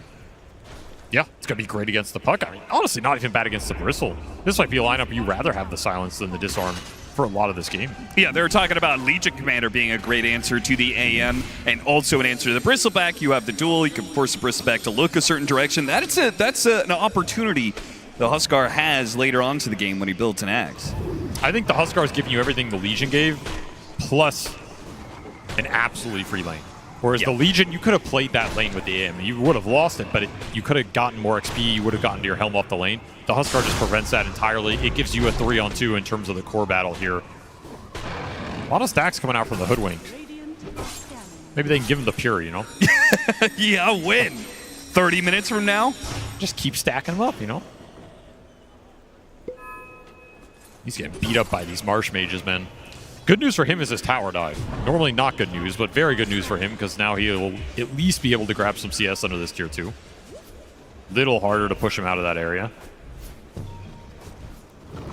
I'm sure not for lack of trying, though. Amar, I'm sure he's going to be quite aggressive. Level 7 Huskar, totally free farming, 4,400 net worth, an armlet done. Tier 1 already taken. Guess the question is, when you succeed this heavily in the laning phase, like I sometimes feel a little lost after I take the tower. Like, what do I do here now? It can be awkward because the game progressed faster than you're used to it normally progressing. You don't really interact with heroes in the same way. You almost wish they would have stayed on lane longer so you could have killed them a couple more times or whatever. You know, the stacks might not be ready yet. Yeah. Amar's definitely going to have to keep the pressure up, keep playing on BB's side of the map. He just uses Blink. That's a little dangerous. And Amar will punish him with a couple of spears to the back. No, you are on fire. That is what the tooltip says. That's very helpful, very helpful. I mean, fire is kind of self-explanatory. You should know what comes with that. Getting XP on the Hoodwink, GPK continue to just sit mid. It's going to be about this mid tower to me. Like, that's the next pressure point for Falcons, particularly with this Enchantress. They're currently swarming it. This is a tower you want to defend in this game if you're a BB team because it's going to hold the map together. You lose this, your AM is just going to have nowhere to go in the long run. But your outspam is really limited right now, and nobody was set up here. They're going to keep this catapult alive. This is good, efficient damage. What's the response? The roaming anti-mage. That'll be the response. GPK does actually sneak in a teleport here, but he does not go for Snake King, who's already level 6. So they can't even attack him, really. You one hit in, there goes the Epicenter Burrow Strike, and Pure almost dies to that much, and Orb goes out. And does a good amount of damage with a double bushwhack, and the ult from Save, he got his level 6. He was left alone in lane, and what a turn! A jump in silence from Amar catches GPK. It's not entirely free for BB team, who cannot fight back against this Amar Huskar. That's a massive win, though. You defended the tower, you got Pure involved. He got so much off that fight just in terms of experience and gold. And you brought down the Sand King. A huge win. He's the big tempo setter for Falcons here, besides the Huskar taking objectives. It's Helm done for the AM. I mean, that was probably the lowest impact Mana Void I've ever seen in my life, but it got the job done. Yeah, he did get there. And right now, what an amazing amount of space the support Animage is creating. Got himself a Lotus. Also, like, he went in that fight, instantly helmed the Enchantress creep, insta-died to Sandstorm, plus 100 straight to them all. Wasn't the greatest usage. I mean, his early games have just been rough, man. I feel for him. Like, he has been targeted. He has been last pick, counter-picked. It's not a skill issue. It's just you're put in rough positions. You know, I think my favorite part about this situation, there is somebody out there who's 3K MMR who is an expert on this exact situation as Animage. Oh, there goes Snaking. Somebody out there has hundreds of games on this. Like, what is this guy's doing? His map movement is terrible. This is not how you're supposed to play jungle Animage. I mean, that was the expert they should have consulted in preparation for this game. It's true. Another Dom creep kill. Added up here. The lead is building. The thing is, it doesn't look too bad right now, but I mean, it does look bad, but it doesn't look as bad as it will soon if this Sven gets away with what he wants to do for free. Yeah, they keep on finding kills, thanks to, largely, GPK and the supports. Another Mana Void attempted, but now he's going to be silenced off of the disruption. A lot of damage comes in. He will burn out again. Nice patience from Crit. Gets that counterspell out of him, throw out the disruption, set that easy kill up. No Mana Void to come. They're going to try and break up the Huskar. Burst it down. Amar thinks that he is untouchable, and he may be true on the one-on-one against Pure. But now he's drug Crit into a bad situation as well. Looks like they will both fall to the GPK puck. You gave this man his signature hero. It's gonna do work. Malrine trying to counteract the play. But you managed to get the epicenter right on top of GPK. This is gonna be a decent amount of damage. Bushwhack pulls him away, and GPK with the coil and an orb will be able to escape. Snake King is here on the other side. GPK does have enough mana for TP out. Oh. No! Malrine catches him right on the tail end of it. What a hit from Maureen. And now to run down Save as well, who's going to stick himself in the trees, but that scurry, it'll only last so long, and the sandstorm surrounds him. Oh, what a sequence from Maureen. Turns that fight around completely, puts this amp damage and blink dagger to use. The push will come from the AM, but not enough to secure this tower. He's got a haste rune. He's got mobility for days to relocate around the map. At least Miro's getting some time to hit the tower as well, so there was a decent amount of space on both mid and top. Damage being done. They're just farming so much across all 3 cores, whereas this BB lineup is a bit gimped. I think their scale is also going to be a lot slower to come online. Like, you need to go really late for this AM puck to get in a position where you're battling these 3 cores. Sure. The script is not the same as it was game 1. You didn't mirror Falcon's lineup. You don't have that innate tankiness to fall back on. This game can accelerate a lot faster for Falcons, particularly if the Huskar starts going through the Roshans and pushing high ground. That's when you're going to be in big trouble here. Need to keep ratting this game as much as possible.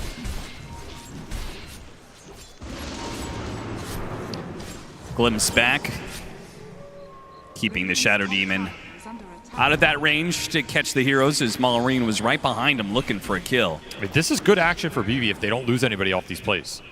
Make Falcons run around, don't give up kills, continue to find a little farm here or there, get the lanes out. The Bristle's going to shove in mid, the Puck's going to shove in bottom. That's effectively a failed gank move for Falcons.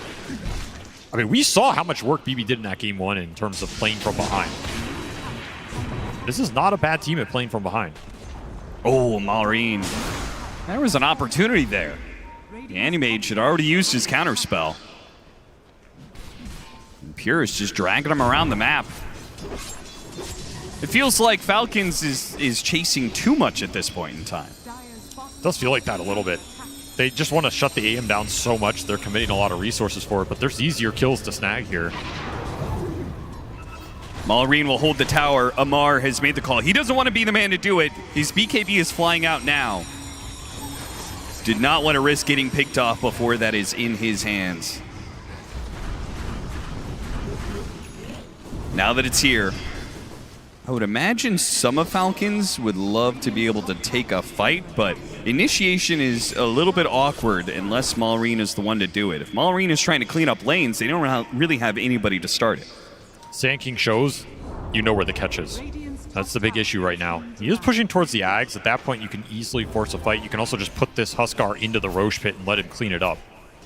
Dare BB to contest you. I was a little bit surprised that Amar didn't go like the Glimmer Cape or the Blink Dagger build that we've seen some of these Huskars go for. Could have been interesting. A lot more aggressive early. This is going to scale a lot harder and give you the Roche confidence to just solo it up. Crit will be found by the smoke through the gate. Was unaware of the situation because he had that ward on the Tormentor area. Still though, Falcons will still look for that fight. Trying to get a silence on him. Burrow Strike. Now the silence attempt, and they got him. The puck is going to be controlled, and despite the bushwhack, can they take away at least Amar's life? Not quite. They are super clumped, but no punish from the BB team. Nah, just nothing you can do to capitalize on that. No good mana void target. And that'll be Amar going into the pit. He came to this part of the map for Roshan with this BKB timing. He will leave the part of this map with Roshan, do or die. Yeah, this is the part where Falcons may start really escalating that network difference, right? You take 100%. This Roshan, Amar sticks up here, he starts taking some of your Ancients, he takes the Tormentor. It's going to grow and grow unless BB team can find a way around it. Certainly not going to be through contesting this Roshan. It's got to be through ratting out the map, which BB team have shown they've been able to do time and time again, particularly Pure on some of these more annoying carries. It's going to be a tough game. Maureen looking for the setup. Pure, does he know what's happening? He does not. Burrow Strike hits him. Demonic Purge as well. He will attempt to teleport out. The Demonic Purge, though, it kills him inside of the fountain. That was so close. That extra bit of epicenter damage that found him as he was teleporting away, I think, spelled his demise. Yeah, he got hit by Searing Signet off the Shadow Demon plus level 3 Disseminate. Little bit of extra damage boost to help you push through that. True. Nice pickup from them. I mean, every time you take AM out of this game, you gain another 5, maybe even more minutes that you're going to have to push that high ground. Second Roshan, that window's going to be a lot better for you. Sure. And then, you know, it's even worse because then you still have the problem of Sven versus Animage, which, is still a matchup that Sven can take to the late. Oh, yeah. Skeeter can just take this 1v1. No problem if you get super far. And great Silver Edge fire. Sometimes surprise stun that AM if the counterspell's thrown out early. Huge burst damage, huge physical burst. Miro trying to draw attention, but he's going to draw perhaps too much attention as both Amar and Skeeter double down on him and will take away that tower kill they were hoping for denied. This feels like game one. Falcons taking an early lead off of a lane victory. This time they did it with a little extra cheese. So in that case, do you think BB team is just as capable of making a comeback as they were in game one, or are they in a worse position? Got the bushwhack and a lot of burst. Skeeter, huge kill if they can get it. Static Storm, they just need a bit more. They're going to dance around him a little bit, but look at the heal coming out from Snaking. It's keeping Skeeter alive, and if they miss certain things like that orb, it's not going to go well. They actually go back into it. Now that Amar's here, Skeeter goes after the kill on Nakatomi. They claim that, and an extra one. Crit in from behind, gets the disruption, and the Demonic Purge on save to end his life. 7-13, an 8,000 net worth lead now for Falcons. This game is not going to be as easy to wrap for one big reason. You can't BKB TP out.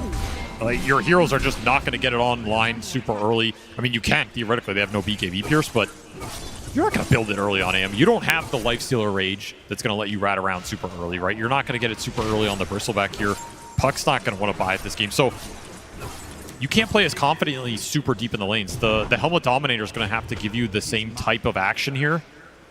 That's what Pure's trying to replicate, but it does make it a lot more difficult. Falcons should be able to find more here. They can play on BB's side of the map and constrict the lanes, particularly with how strong this Huskar is. He's just going to be able to push lanes in and show. You have the Hoodwink Sharpshooter for some burst damage to try and bring him down, but skills are tanky. And we saw how much the two supports as well. They're both saving supports. The Enchantress can run in and tank the sharp shot. She can heal the target you're trying to burst, as we saw there. You have a disruption to play around this game as well. And I think Falcons are going to feel a lot more confident scaling in this game with Shadow Demon versus the Ringmaster. Just a way better hero at that 50, 60-minute mark. I think also the how strong the Bristleback is going to come into question when you're matched up against double Dispels, right? You've got the Demonic Cleanse and you've got the Cauterize, thanks to the facet on the Huskar. Yep. So the goo is just not really going to be too impactful against the Huskar most of the time. Run into the Enchantress. Again, the Hoodwink. Yeah, I've seen this one before. Yeah, but they do get it because Falcons they're not going to back up from the map position that they're in right now. They want to stay on the Radiant side of the map. They're going to take these tier 2s. They do not want to go back and try and bail out their 5 position.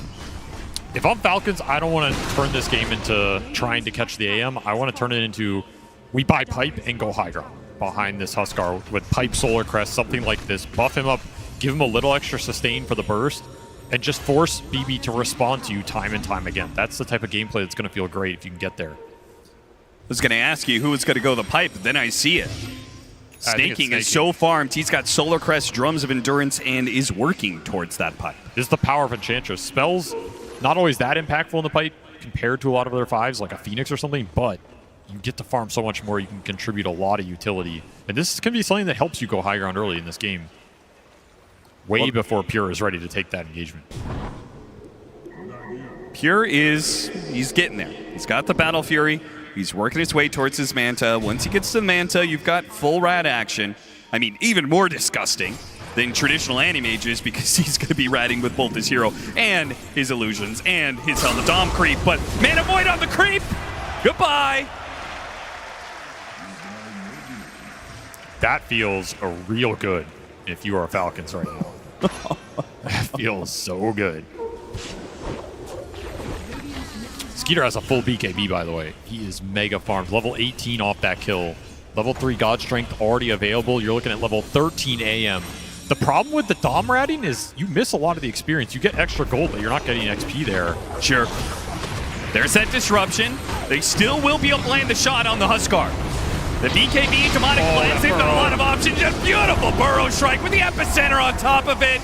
There is no chance of BB team. Yeah, Where's the all chat? Where's the tips is what Malrine is asking. This is going to be a very fast game by the looks of it. Falcons, they got him in the draft. They got him with the last pick.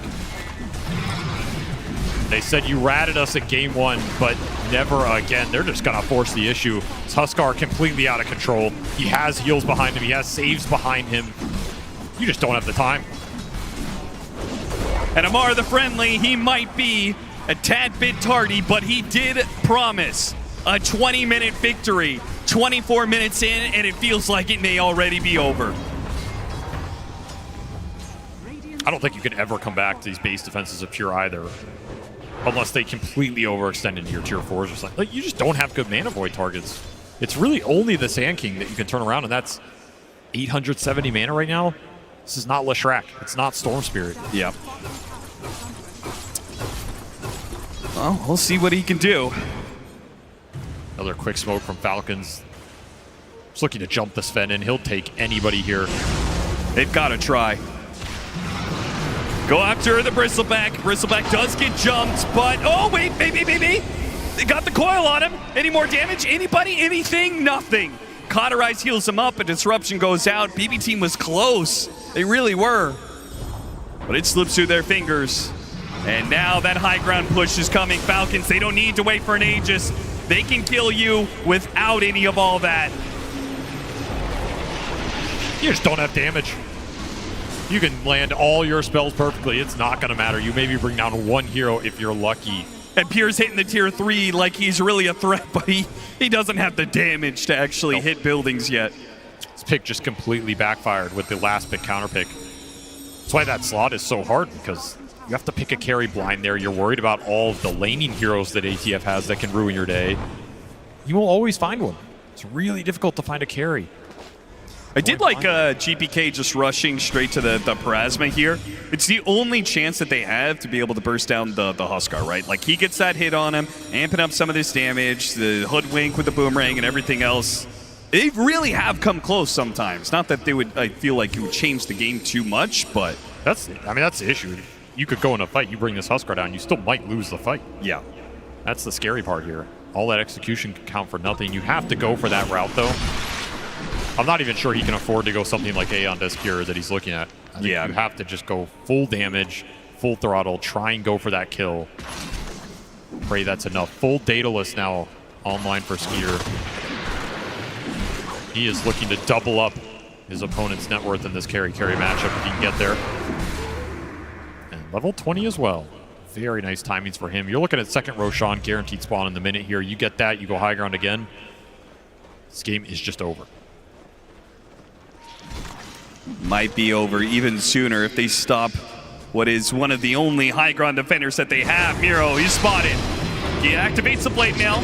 Mars gonna wait out the blade mail, but Skeeter, he doesn't need to wait so much. And they've got him controlled. He's just gonna put himself in a corner, beg for his life. But Falcons give you no mercy. Nice disruption there. Oh, it was a close call. I mean, Skeeter blocked the shot anyway. Oh, he did. Falcons on point. He's still looking for something. They don't want to let these supports just take the outpost like this, but you can't jump. And Skater has already jumped you, Kantomi. Second one down from BB team. Back to the Roshan pit they go.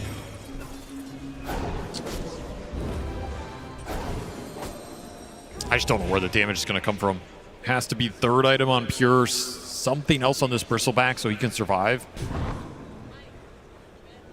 I mean, this Roche is just gone. No way to contest this. Wrap bottom lane. Creep has done a pretty good job continually pushing it in, forcing somebody back. Yeah. Plus 100. Tower's not really in danger of falling anytime soon, but he can draw their eye.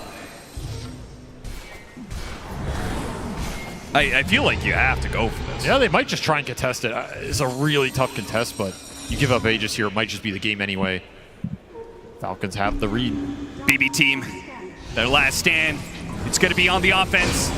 Boomerang goes out. Amar, he's already gone out the BKB, so it's too late to get that kill. Miro, he'll run after the supports as best he can, but Skeeter is making short work of him with all that extra damage. 3 down on the side of BB team. This is truly a hopeless game for them. Yeah, this one looks like it's just in the books. I mean, you tried to go for this crazy play, you didn't get the angle. Falcons were ready for it. You jump the AM in, hoping you find an isolated Shadow Demon. guess what? The whole team's there. There's the Enchantress pipe. This will break the high ground completely. The only question is, will there be any more all chat in this game too? I think that's what we're all waiting for, bated breath here. Because I think we all know the outcome that's coming. A 5-man push from Falcons with 4.5 minutes on the Aegis. You add the pipe. Hard enough to get through that as is, considering BB Team's entire focus right now is this Magic Burst. And the Anti-Mage, he's just not ready. The one point of hopium here. Okay. You do have Kataomi rushing Ags on Disruptor, and he will get it here. Okay. He has just absolutely gunned for it. Always a powerful item. I don't know if you have damage to bring the heroes down under it, but Falcons might confidently group into it because they've done it time and time again, and they've just shrugged it off. Might not expect this Ags to come out in this game, given how one-sided it is. Yeah, there's a real chance if, like, the Enchantress gets caught inside of it so you don't get the pipe off. Yeah, the issue is you have Shadow Demon. You can always bail a hero out under it anyway. Yeah. But hey, maybe you land a 4 or 5-man here. I mean, Falcons, BK. He hit a 4-man Static Storm earlier. Falcons have not been shy about clumping up. If they could burst down the Enchantress at the start, that would be beautiful. Unfortunately, it doesn't quite work. And now Miro, now the Epicenter goes out. There goes that Static Storm. The BKB is already activated by Skeeter. It's not good enough. It would never be good enough. Falcons, they'll stay healthy. They'll stay up as 5. They will not lose a man as they push into the high ground to end Game 2.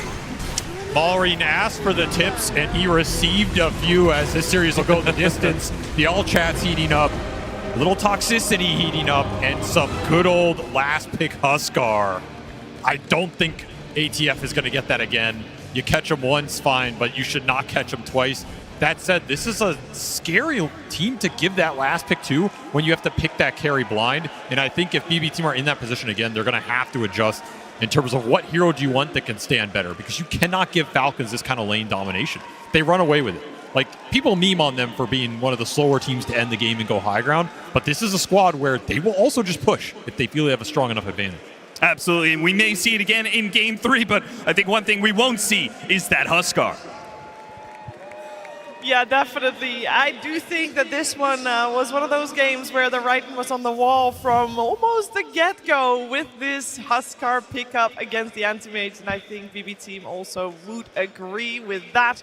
That means that maybe the breakdown of this game, Kezu, is going to be quite straightforward. I mean, it probably could be we can mention other things also that do matter. So I want to say that this was the best possible last pick Falcons could have gone for. But at the same time, I do think it starts with you picking Anti-Mage. I don't think it was a particularly good AM game. You were already going to lane against SD4, it's going to disrupt you, mana burn you. So I think, it's not just like that you let Falcons have that hero, but also starting yourself. And overall, Falcons, they get their good heroes. The Snaking Enchi goes in, he makes it harder for you to triangle stack. They're happy with what's happening, they're protecting each other. So it's also the gameplay that comes on top of it.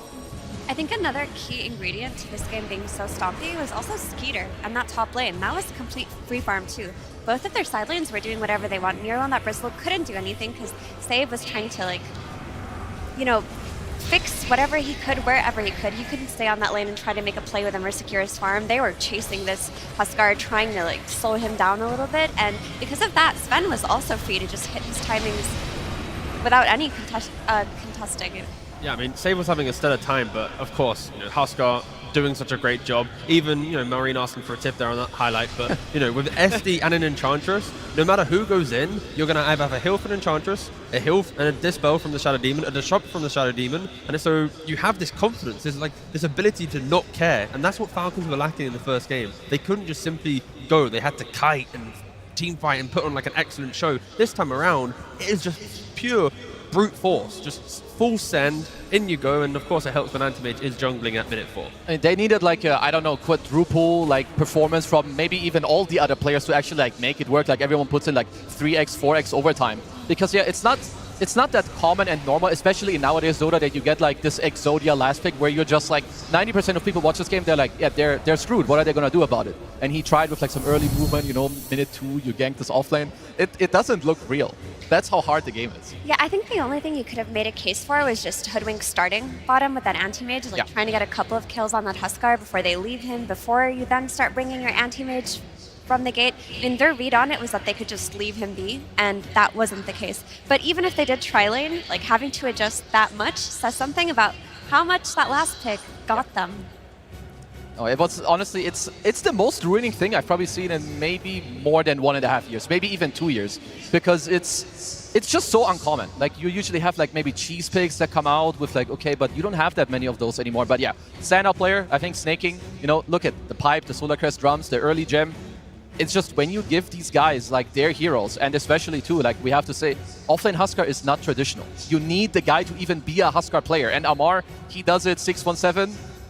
There's nothing more I can praise him for. I mean, it's not impossible. even that. I think when we heard AUI on stage talking about how this draft went down, he's the one that just clicked the button. At that point, you know, it is all on him. You can't stop like, him. Like, I'm going to play this. yeah, like you're in for the ride. Yeah. And this is a damn good one. Like he can do this to me anytime. Yeah, but If you're on his team. Exactly. the amount of times he's done it in pubs, though, to be fair. Like these last pick Huskars, he doesn't care. He also first picks Huskar in pubs. He kind of does it all in regards to Huskar. And the story of this series, though, is whoever has second pick feels like they've utilized last pick really, really well, right? The lifesteal in the first game had this kind of inevitable timer. The Huskar this time dominates the lane.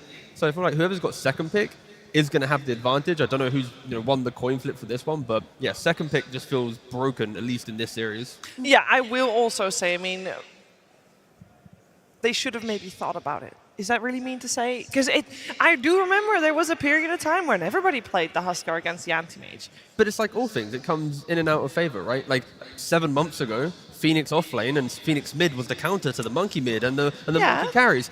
It then disappeared. The joyous thing of meta, it is never set. Meta is able to be set through the players going, I want to play it. There's no like rule book which says you need to do this, you have to do that. We don't have game mechanics that stop you unlike other games. You know, like we can do literally anything in Dota. It's true, and this is like, just look, so, I mean, Pure has 100% kill participation at this point because he's like roaming, but just look at the network. This is a 2k deficit, and yeah, I feel like it's not easy to fault them for not banning Huskar. In hindsight, yeah, you can swap out Mars for Huskar if you want anti-mage, but like, there is no other player, there's no other team in the world that is going to do this to you. I think it goes back to the AM pick itself.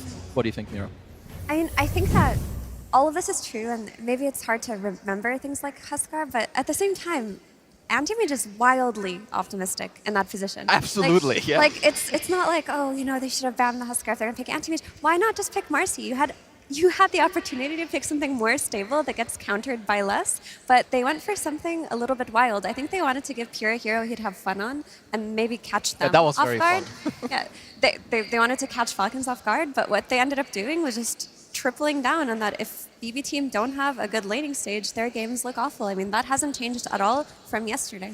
Yeah, this was definitely a rough one for BB team, but hey, man, it might just be a fan service to get us to a third game, you know? That's always fun. What was not fun was, I think, the amount of fun Pure had in the game. I don't think that was fun at all. And I know we talk about it a lot, and Purge is going to talk about it some more.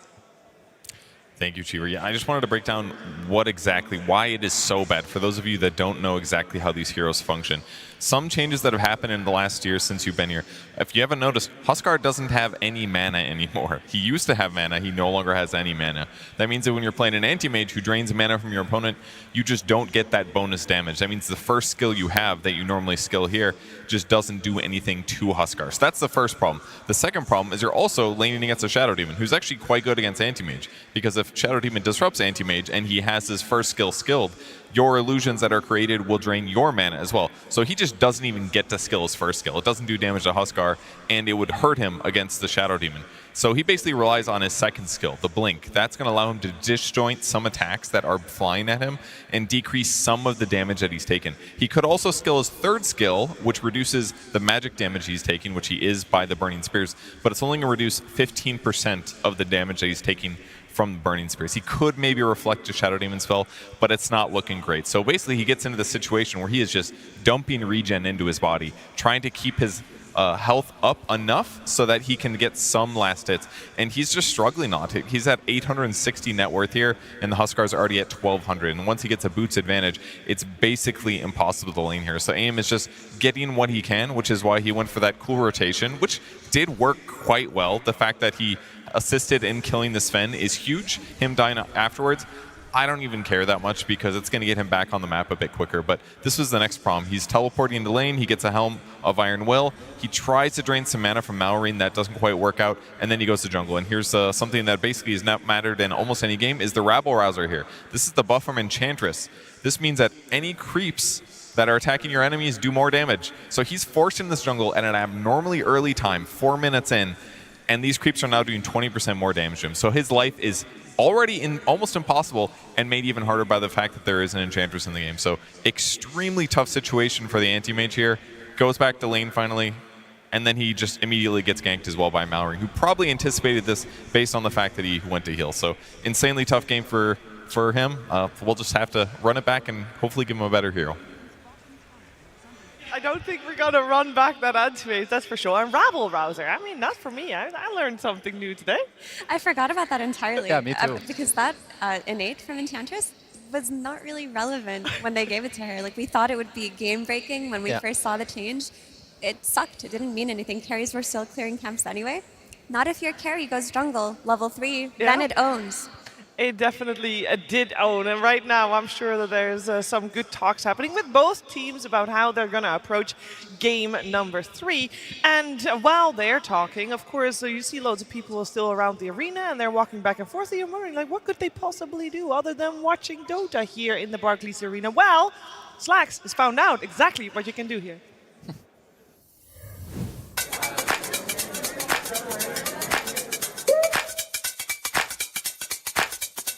We are here for the meet and greet session with Heroic.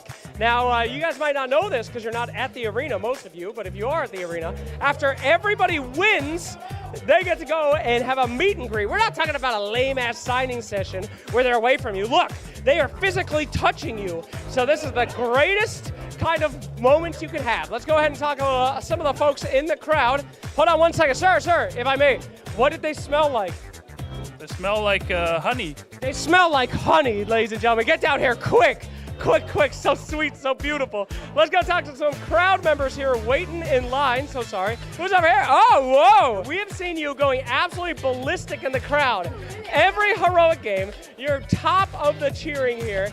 No recollection of that whatsoever. I don't know what you're talking about. Fantastic. Well, it is so good to see you here in their winning fan meet and greet. Did you go? Oh, you couldn't go to the last one. They didn't win.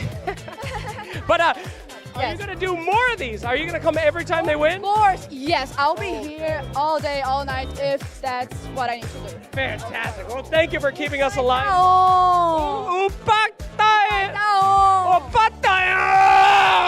Hey, all right, well, enjoy. Delete Sniper, thank you very much. I have a tip for Ice Frog. Okay. To make Dota the best game in the world, just delete Sniper. Okay, delete Sniper, but put back in old techies. Do you agree?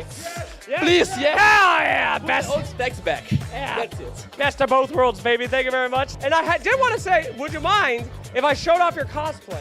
I love cosplayers, and we finally have a Grimstroke cosplay. I've never seen a Grim before. What made you want to choose to do Grimstroke? I haven't seen it before. You have not seen it before either. Well, that is fantastic. Thank you for the Glimmer Cape? I didn't even notice. I'm such a noob. I'm so sorry. Okay, please, Glimmer Cape and disappear for us on the camera, all right? My boyfriend told me this is your favorite hero. What the f is this? Thank you. I thought we were friends. I don't want your disgusting Wind Ranger. I'll take it. Thank you very much. Absolute filth. And that's it. After every single game, you can come and see one of the players or the whole team. You can see them, you can talk to them, you can greet them. So make sure to find your favorite winners whenever you want.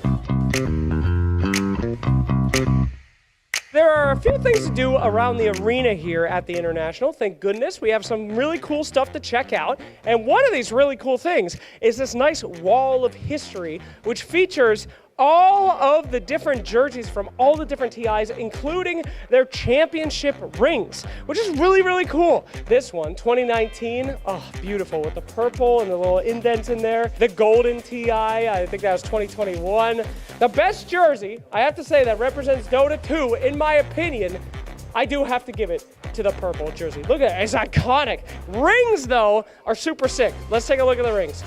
So, we have some not too interesting rings here at TI1, but they do grow in power.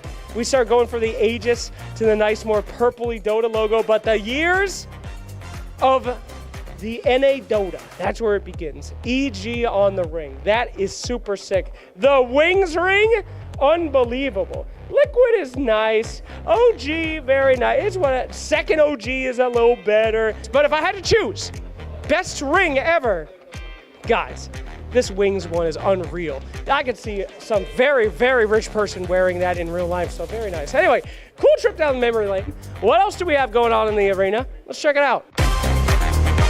Okay, next up is the graffiti wall. This is a classico of the International. Lots of people coming in and signing it. See if I see anything interesting here. Zowie! I wonder who that was. That's very nice. Oh, here we go. Death is my enclave of the beer. Let's see here. Oh, somebody did their Twitch handle. Twitch Kitty, I'm not gonna read it. Kitty Kraken, I hope you got 1 million subs. Thanks for putting it on the wall. You got 1 sub right here. That's very good. Anything else? No, it's just literally a bunch of random Twitch channels and names and curse words.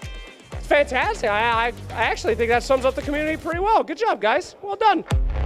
Those aren't the only activations we have, of course. There's a bunch of stuff all around the arena. Like this beautiful little monument. There's a little selfie station. You guys thought I was toxic before. Now you can pretend like you're Viper. That just like that. That's a classic Viper voice line. Poison berry. Just like that. Thanks for watching, everybody. Back to you guys. Awesome to see all the things you can do and take pictures with. I will say, though, that Glimmer Cape definitely for me took the cake there. That was very cool to see, and I hope that the upcoming series we're going to watch is also very cool to see, focusing our attention on game number 3. Clean slate with these two teams here. Effie, we got Falcons, we got BB Team. Both teams very much deserving and to be the top 6. One of these will be top 3. Yeah, I mean, even though BB Team won that first game, I'm a little bit worried for them going into this game 3. Because in both games, the one that they got crushed in and the one that they won, they also got crushed in that, especially at the start. Like, there is something going wrong with their early game that needs to be fixed. The one good thing is the fact, like, the manner that you just lost in is so bad, or like, it's so easy for you to just say, True. We can go next. You know, it's like the one time where I feel like usually people say this to like cope. It's actually real this time. It's like, guys, whatever, 24 Husker, like this guy, he won't get it again. You go free and easy. And I think Falcons are going to do a similar thing about game 1. We were up 10, 15k gold. Make it simple, go. I'm watching the coin toss. That's all that matters for me. It's going round. You don't see it, but BB won the coin toss. So I think they're probably going to take second pick. And with that, they can protect themselves from this ultimate last pick. Because again, both teams have shown that they're very good at utilizing this, and in game 1 BB showed excellent scaling under pressure, the ability to fight. In game 2 they never got to even get to the game, right? So if we ignore the previous game, BB are competitive along the side of Falcons. It's just draft dependent. I think if you give Falcons first pick, though, you're in for a world of pain, because there's either going to be the Sand King coming out, or the Chen, or the Enchantress, or even the first pick Hoodwink themselves to take it away from BB Team. That's a tough one. There's not enough bans for a Falcons first pick. Yeah, I did want to touch upon that, because both games now, BB Team did open with that Hoodwink. Of course, once from second pick and then once from overall first pick. Surely we're going to see something different for game number 3. At least I would imagine that there's something different prepared. Yeah, do you think that Hoodwink is still so highly demanded? I think it will probably be picked again, but maybe if BB Team get to like close the phase later and then get into the bans, maybe it will allow them to take out the Enchantress, which Falcons have now ran twice into it, which it seems to be posing a huge problem to them. Or Falcons, like Mira is saying, maybe they first pick the Hoodwink themselves, but I'm not sure. I feel like they should still rate the Sand King incredibly high. It's 2 games in a row where he just rolls on everyone. He has good early game, has the stacks, does his Blink Dagger. We've seen it again, and we'll see it again if they allow it. I think you just break one of the 2 pieces, and what BB Team have shown is their Sand King solution, DK plus Hoodwink. You either ban the DK so you can comfortably first pick the Sand King, or you pick the Hoodwink, take that away, and then see if you can get that second phase Sand King. But it's also in the interview, right? In game 2, before game 2, Aoi contradicted himself. He said they're a good team against puck. They liked it. They don't mind playing against the hero. But in game 1, they banned it. In game 2, they give away the puck. They beat it. So maybe going into the third game, they just don't bother with puck anymore. They just let that through. And then like you were mentioning, you ban a DK, you ban a Bristle, you ban one element of how a second pick BB was able to pick apart Falcons. Yeah, I will say the DK was banned in the previous game, but by BB Team themselves. That's because they were in a position where they could get their puck. So they wanted to ban a puck counter, but when Falcon saw that DK was taken out, they were like, okay, we'll pick Sand King. Yeah, so there is something going on there with like the DK plus Sand King. No, element. for sure. And I think this is also really cool when you do get deeper like into these tournaments and suddenly it's like this series, we don't see the DK, then suddenly you do see it. You see it banned in the next game too, even by their own team, because they're like, okay, if this is banned, we can take the other thing that we do want. So yeah, going to this game 3, I'm just expecting, you know, both teams to play in top form. I feel like neither of them have really anything to lose. Like in game 1, BBT make this incredible comeback. Game 2, Falcons kind of get like a freebie win. So going into game 3, both teams should be feeling, I would say, maybe as clean as two teams could going into a third game at TI. Yeah, I was going to touch upon that, because how do we feel these teams are feeling? Because we've talked about both teams, and the experience is there. But for both, other than for Skeeter and Snaking, the TI experience is not. And it is different still, T. Yeah, I think Falcons, if anything, probably toned down just a little bit going into the second game. Sure, they're still spicy with their all chat, but you could feel that there was no, cockiness anymore. It was just like disciplined, strong Dota with the element of like the odd, typing here and there. Game 1, you could feel that they were being a little bit more making mistakes, and for BB, I feel like they've had every emotion possible so far at TI. They've had the lowest of lows, the highest of highs. It's like, I don't really know where they're sitting right now. I know where they're sitting. They're right there. Wow. Got him. I'm sorry. You had to do that one. It was too easy. Oh, well, that's okay, because we should be talking about this third game. We should be talking about what is coming our way. And I am happy to announce that it is time to see exactly that. Team Falcons versus BB Team. Game 3. So we do have BB Team on the Radiant side, and they will have overall last pick, and that means Falcons is dire with first pick for themselves, and we're in the draft, and we are about to see what changes will be made. There are some things that just don't change though, because the Naga Siren's still getting banned, we see the Pugna still getting banned. Lycan, also not a hero we're going to see a lot of anymore, because today it had great success, even on some of the losing games, but we'll see. There's already bonus time being used right now to go for this ban, and they do respect ban the Kataomi Bane. Yeah, it seems like it. So they did play into it in game 1. Maybe they didn't really love their Ringmaster response, so like where they feel like, okay, if they do this, we're more likely to pick this type of hero. I'm not sure if there's much else, like maybe they want to first pick a specific hero that also Bane is very good against. But yeah, you're also taking out the Comfort, and BB Team, they're doing the same, taking out the Sand King. The dance is over. The Sand King, DK, Hoodwink, we're going in a different direction, which suddenly beckons the question of Beastmaster. He's been relatively ignored in these games. Wow, Chen also. Yep. They've left in the Snake King Chen for the first time, I believe, in this series. Correct. That's a scary one. I mean, last game, you had Falcons that broke 2 of the unbeaten heroes from BB Team with the Puck and Bristle. Let's see. And the ignored Marcy is actually banned on the side of Falcons, and we will see the Chen from Snaking in action.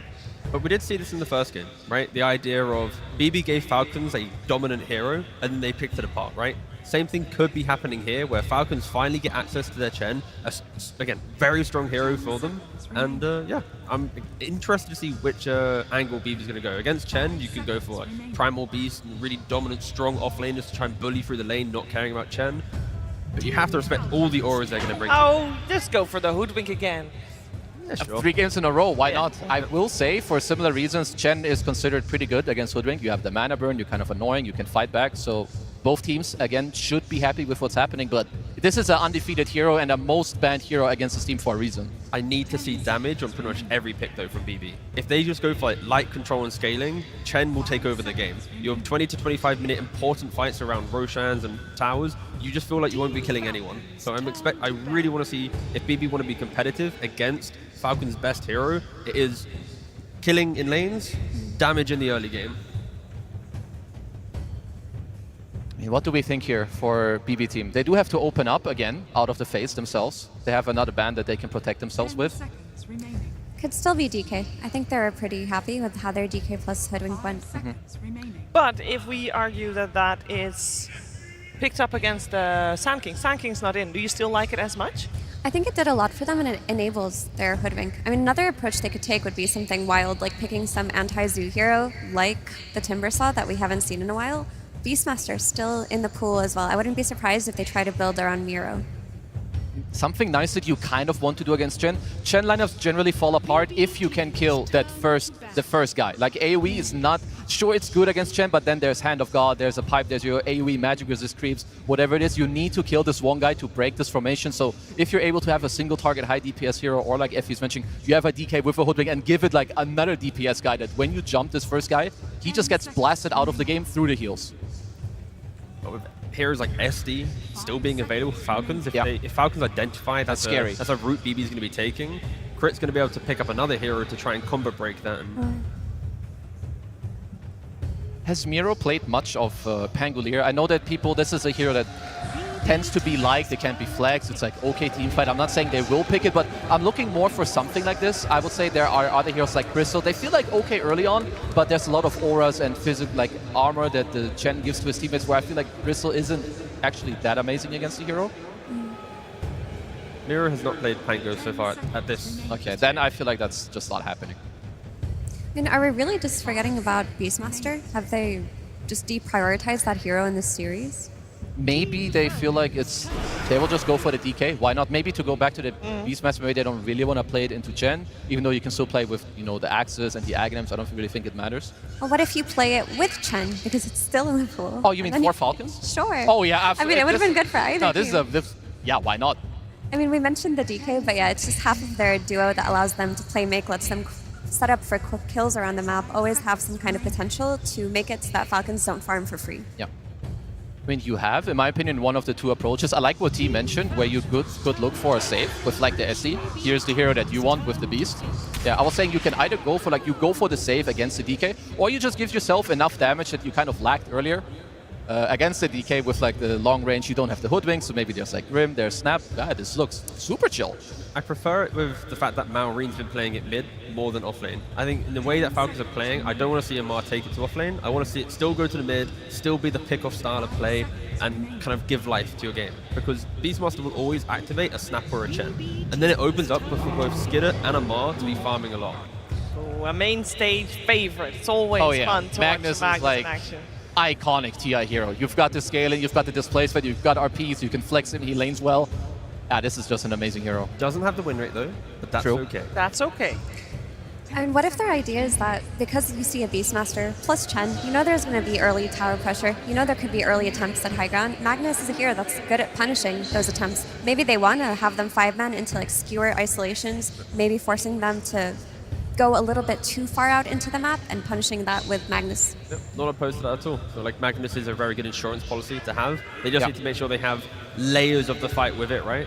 And for Falcons, when we talk about the killing that one guy, right? Keza, you're saying about bursting that hero. When you have the Snapfire with the Aghanims, you get a good enchantment with cast range, you get a Blink Dagger, you're going to be able to stop that DK Hoodwink initiation on a hero. Sure, if you get hit by an RP, you're also going to be dragged back and killed, but there will be so many moments in this game for Crit to shine and to give more life to the fights. Just a nice combo too. Mortimers into Roar, like you've always got some kind of play to make. It's also something that Falcons have in like every draft. It's like this 1+1 kill combo, sometimes even on multiple people, like 1+5 or 2 with 4 or the offlaner with the 4.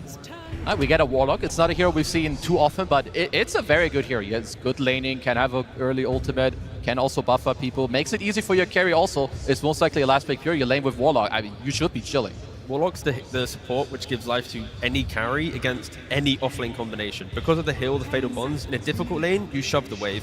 In a good lane, you find the kills, right? So Warlock's enabling Pure to utilize that last pick in the draft and go, no matter what you want, we will try and give it life.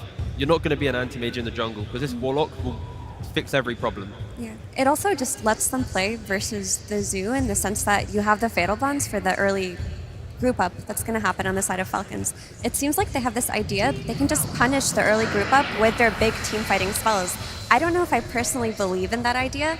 I think playing against Beastmaster plus Chen feels so overwhelming and so exhausting, even if you think you can out team fight them. It does, and they're proposing some very strong lanes. Like, you still have most likely a Mars here that's going to be picked later, but Chen plus Troll is a very strong lane. Like, you've got the creep, Chen is hitting you. Troll is one of the most aggressive carries in lane. He will always help his support on the side. You're going to get 2v1'd over and over and over again, and it's a lot of buffs too. He's also not a carry that if you skewer back, that means that you've killed him successfully. Unless you chain it with the RP and you have enough burst to kill him during that, he's going to live through it, turn on his ult, get healed by the Chen, and then the team will turn the fight. It breaks the idea of wanting to skewer back a carry and kill them.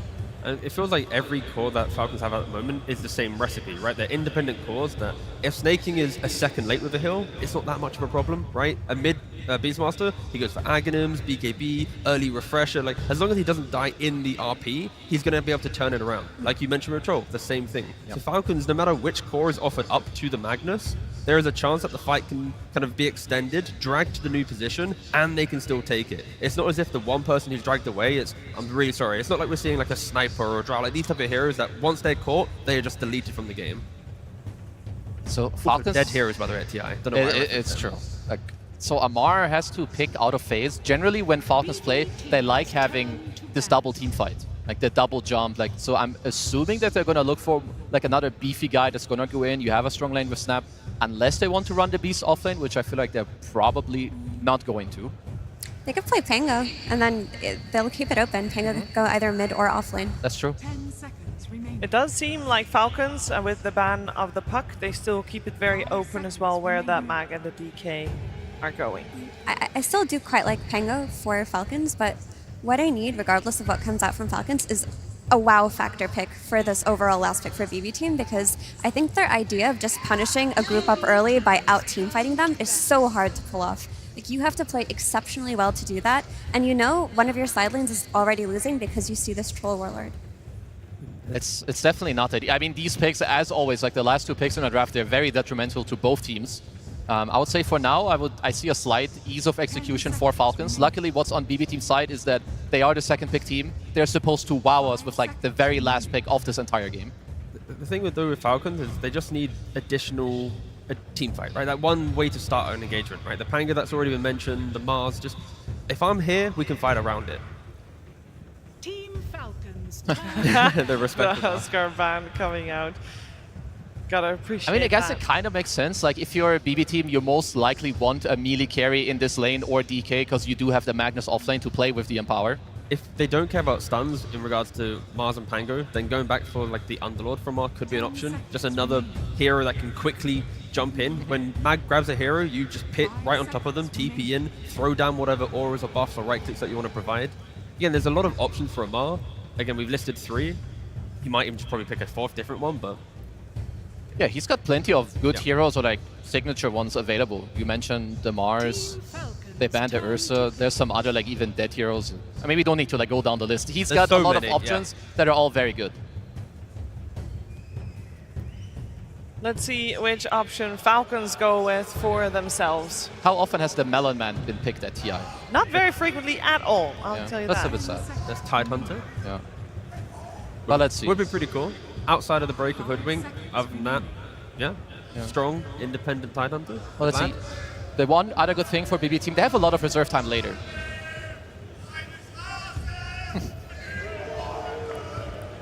I don't know if that comes through on the microphone at all, but a couple of very happy people here.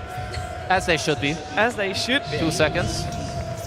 And that's the Mars. Yeah, they go for the Mars. Instant Pangolier. Instant. They don't even think, they wanted it. Of course, the pressure of the Chen, if he goes to a tower, you want a bit of wave clear. BB didn't really have that hero to just stop snaking from running around the early tier 1, tier 2 towers, and GPK now on the mid lane from Pango, he can be that force to give time for BB to scale into the game. This Pango pick gives me more comfort as well in their ability to play into this early zoo, this early group up with the Beastmaster, because the reliance on, okay, Magnus and Warlock are going to have big ultis and pop off, that's way too hard. Pango, on the other hand, he can always play into them. He's always going to give you that AoE damage and the means to like fight into the arena as well with the Rolling Thunder. I like this quite a lot. It's quite good against lane, like in the lane against Beast 2, you're physical against the boars, you can kill them. Like you were saying, the team fight against the Chen, against the Snap, against the arena, I like it quite a lot. I would also say pure DK takes me back like 1 or 2 years. I've seen him own on this hero quite a bit. To me, this is the most even draft that I've seen from the 3 games. And that says something, because if we're looking at Falcon's draft, I feel like that is comfort all the way. This is a lineup that you could literally hand pick. If this was what Falcons got to this place to begin with, it would be these 5 heroes. And this is what this series feels like it's becoming, right? After the type of games that we had in Game 1 and Game 2, I feel like we're expecting the Game 3 to be a lot closer for both teams to show that. And yeah, I think Falcons will be very happy, BB's going to be very happy. I'm interested to see, will Skidder and Maureen ever combo a Roar plus a Troll ultimate to kill off the Pango during the roll? There's a lot of cool little things that can be happening in this game. I think Falcons got almost everything that they wanted, and I have a lot of faith in them when they're playing these heroes. For a BB team, what I like that they have is a safe lane that's not going to get completely destroyed like we've been seeing for a while. So maybe their entry point into the mid game will finally be comfortable for once, because DK should not die on that lane. I'm saying he should not. With that being said, I do think this Beastmaster plus Chen, that's tough to play against. Yeah, overall, I'm also leading. I would say Falcons, maybe slight favorites. I'm looking for BB team to maybe invade a little bit. You've got the Pango, play to the safe lane, make it happen, but I'm expecting a long, even, close, and hype game. Oh, we want that. That's what we come here to see here in the Barclays Arena, and it is time for that third and deciding game. Which team will be top 3 guaranteed? Find out with Cap and SVG. That's right, there is a podium finish on the line for one of these two teams, but there's something even greater on the line here, Avery, a chance at revenge. Ooh, that is sweet, especially on the TI main stage. There is no better feeling in Dota than knocking out your nemesis. Someone who's been trash talking you, someone that's been saying we're gonna do it to you all year at the biggest point of the season. This would be a very sweet victory for either team if you can take it here in the last game of the day. Give yourself some momentum going into the rest of this event. And boy, do we have another draft that is scary for a BB team to go up against, because you are looking at so much tempo coming out from Falcons, and you gave them a Chen, a hero they've just not lost on, a hero that gives you so much pace, so much scalability, and Snaking is a master on the hero. You gave them the Beastmaster with incredible scaling with the double roars going into your hard carry potential. You counteracted a little bit with scale from that Magnus and Warlock, but this could be another game where you just get run down on the towers, and it's all on GPK to try and control any of that, right? Like, he has to bring some pace with this Pangolier. What'd you think of the swerve here? We're going to see the Dragonite moved over to the safe lane, and instead a different pickup for GPK. Did you like this adjustment? Because either Falcon saw it coming a mile away, or they just didn't give a damn. I think it's just pure saying, I don't want to get punished on lane anymore. I'm going to construct a safe lane that I know I'll be able to farm with. Skeeter maybe getting run down? Yeah, maybe the punish comes Skeeter's way instead. Does not happen here for First Blood, but perhaps laning phase will still provide that opportunity. Not the best chase down for that First Blood you've ever seen. No, not great, not great. I think this is BB compensating. Like, it's really hard to fix gameplay in a series compared to draft. And they're going to try and fix the laning issues by just building a draft that cannot lose that safe lane. That was the biggest pressure point teams have exploited. That was the biggest pressure point in that game too. They got that last pick in the draft, so they were not counter cheese picked. That's a big component of it. But Warlock DK, I mean, if you can't farm the lane with Warlock DK, I don't know what to tell you. Yeah, that's true. Now looking at it that way, they really did put a heavy emphasis in making sure that Pure actually got to play Dota in the first 10 minutes. Yeah, he will be able to lane. He will probably have more CS at the 3-minute mark than he had at the 6 or 7 last game. Yeah. And this DK was a very successful hero for them in that game 1. It gives you a lot of scale. It can be a tough hero for Falcons to just power through because it has some extra sustain, armor, scalability in the late game fight. I think it can be a pretty nice matchup against the Mars as well. Some cool things going for the BB in this draft, particularly if they can get the bonds and the Empower online. I mean, their team fight is insane with Warlock Magnus as this game goes later, and they have a lot of BKB Pierce, which has been a factor in this series. That said, Falcons also made sure they had some. They do not want to get BKB TP'd out ever again in their lives, I think. What about the Pango itself? A hero that has been nerfed so many times and yet still comes back for TI. GPK, is he happy about the matchup that he ended up against? I mean, the Beastmaster obviously has the counter to the Rolling Thunder later on, but Matt, like laning phase-wise, it's actually pretty good for Pango, right? Oh, he's chilling here. Especially if you can get some of those power runes. If you can ever invade and steal stacks away from the Beastmaster, you come online a little faster. The mid-beast can be slow. If he loses lane, if he loses some stacks, he can fall into that I'm trying to farm for that big item for a long time. GPK can drive the pace of this game. He's had a really good series so far. I think even in that puck game, he played it well. That was just a hopeless game too. Yeah, and here for he's sure. starting off really well in lane. 15-6, leading that CS chart. Really nice start for him. And on the flip side, Skeeter up there on that troll. Not having the best early time despite having the Chen. Having issues CSing against the super high base damage on this Magnus.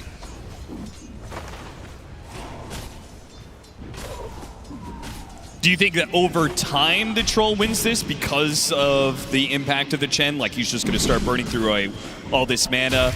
Like eventually you're just going to chip him down, right? They've already used a lot of the resources on the Troll, but he gets Lotus, so this is actually a big win. He got all CS under the tower into the Lotus. This will refill the mana pool for those axes, continue winning this lane. Try and delay the Magnus Helm as long as you can, because once that's up, these heroes become way harder to kick out a lane. Nice bonds on this bottom lane for the Mars, as Save also taking some harassment. These lanes are heating up. I mean, there's going to be a kill here soon, because nobody wants to abandon these lanes as you try and race towards the Helms. Don't want to be giving up free CS, and at the same time, there's a lot of harassment coming through. First blood is still on the table. Oh, this mana burn is just insane. I don't know what you're supposed to do against it if you're Miro. Just get wand charges and spam for some range creeps, but this lane is getting really difficult. Strong start, impossible lane to win over the long run. Oh, Cookie back, and the spear into the tower, not quite good enough. They do have the God's Rebuke to push him back under the tower, and even a Blood Grenade to try and slow him down, but Amar taking too much damage, and they didn't have the burst anyway. If it was just a little bit longer, they would have had the pin, and maybe that would have served to be enough damage, but as it stands, the sustain on this lane, it's pretty overwhelmed. I mean, again, they built this lane to say, I don't care what you do, I'm not going to have a bad laning phase. And this DK will be guaranteed a good laning phase here. Bonds is super good against Mars. It's just painful to fight through. So this will be an even laning phase for once in this series, by the looks of it. And if you're a BB fan, that's got to be a nice sight to see.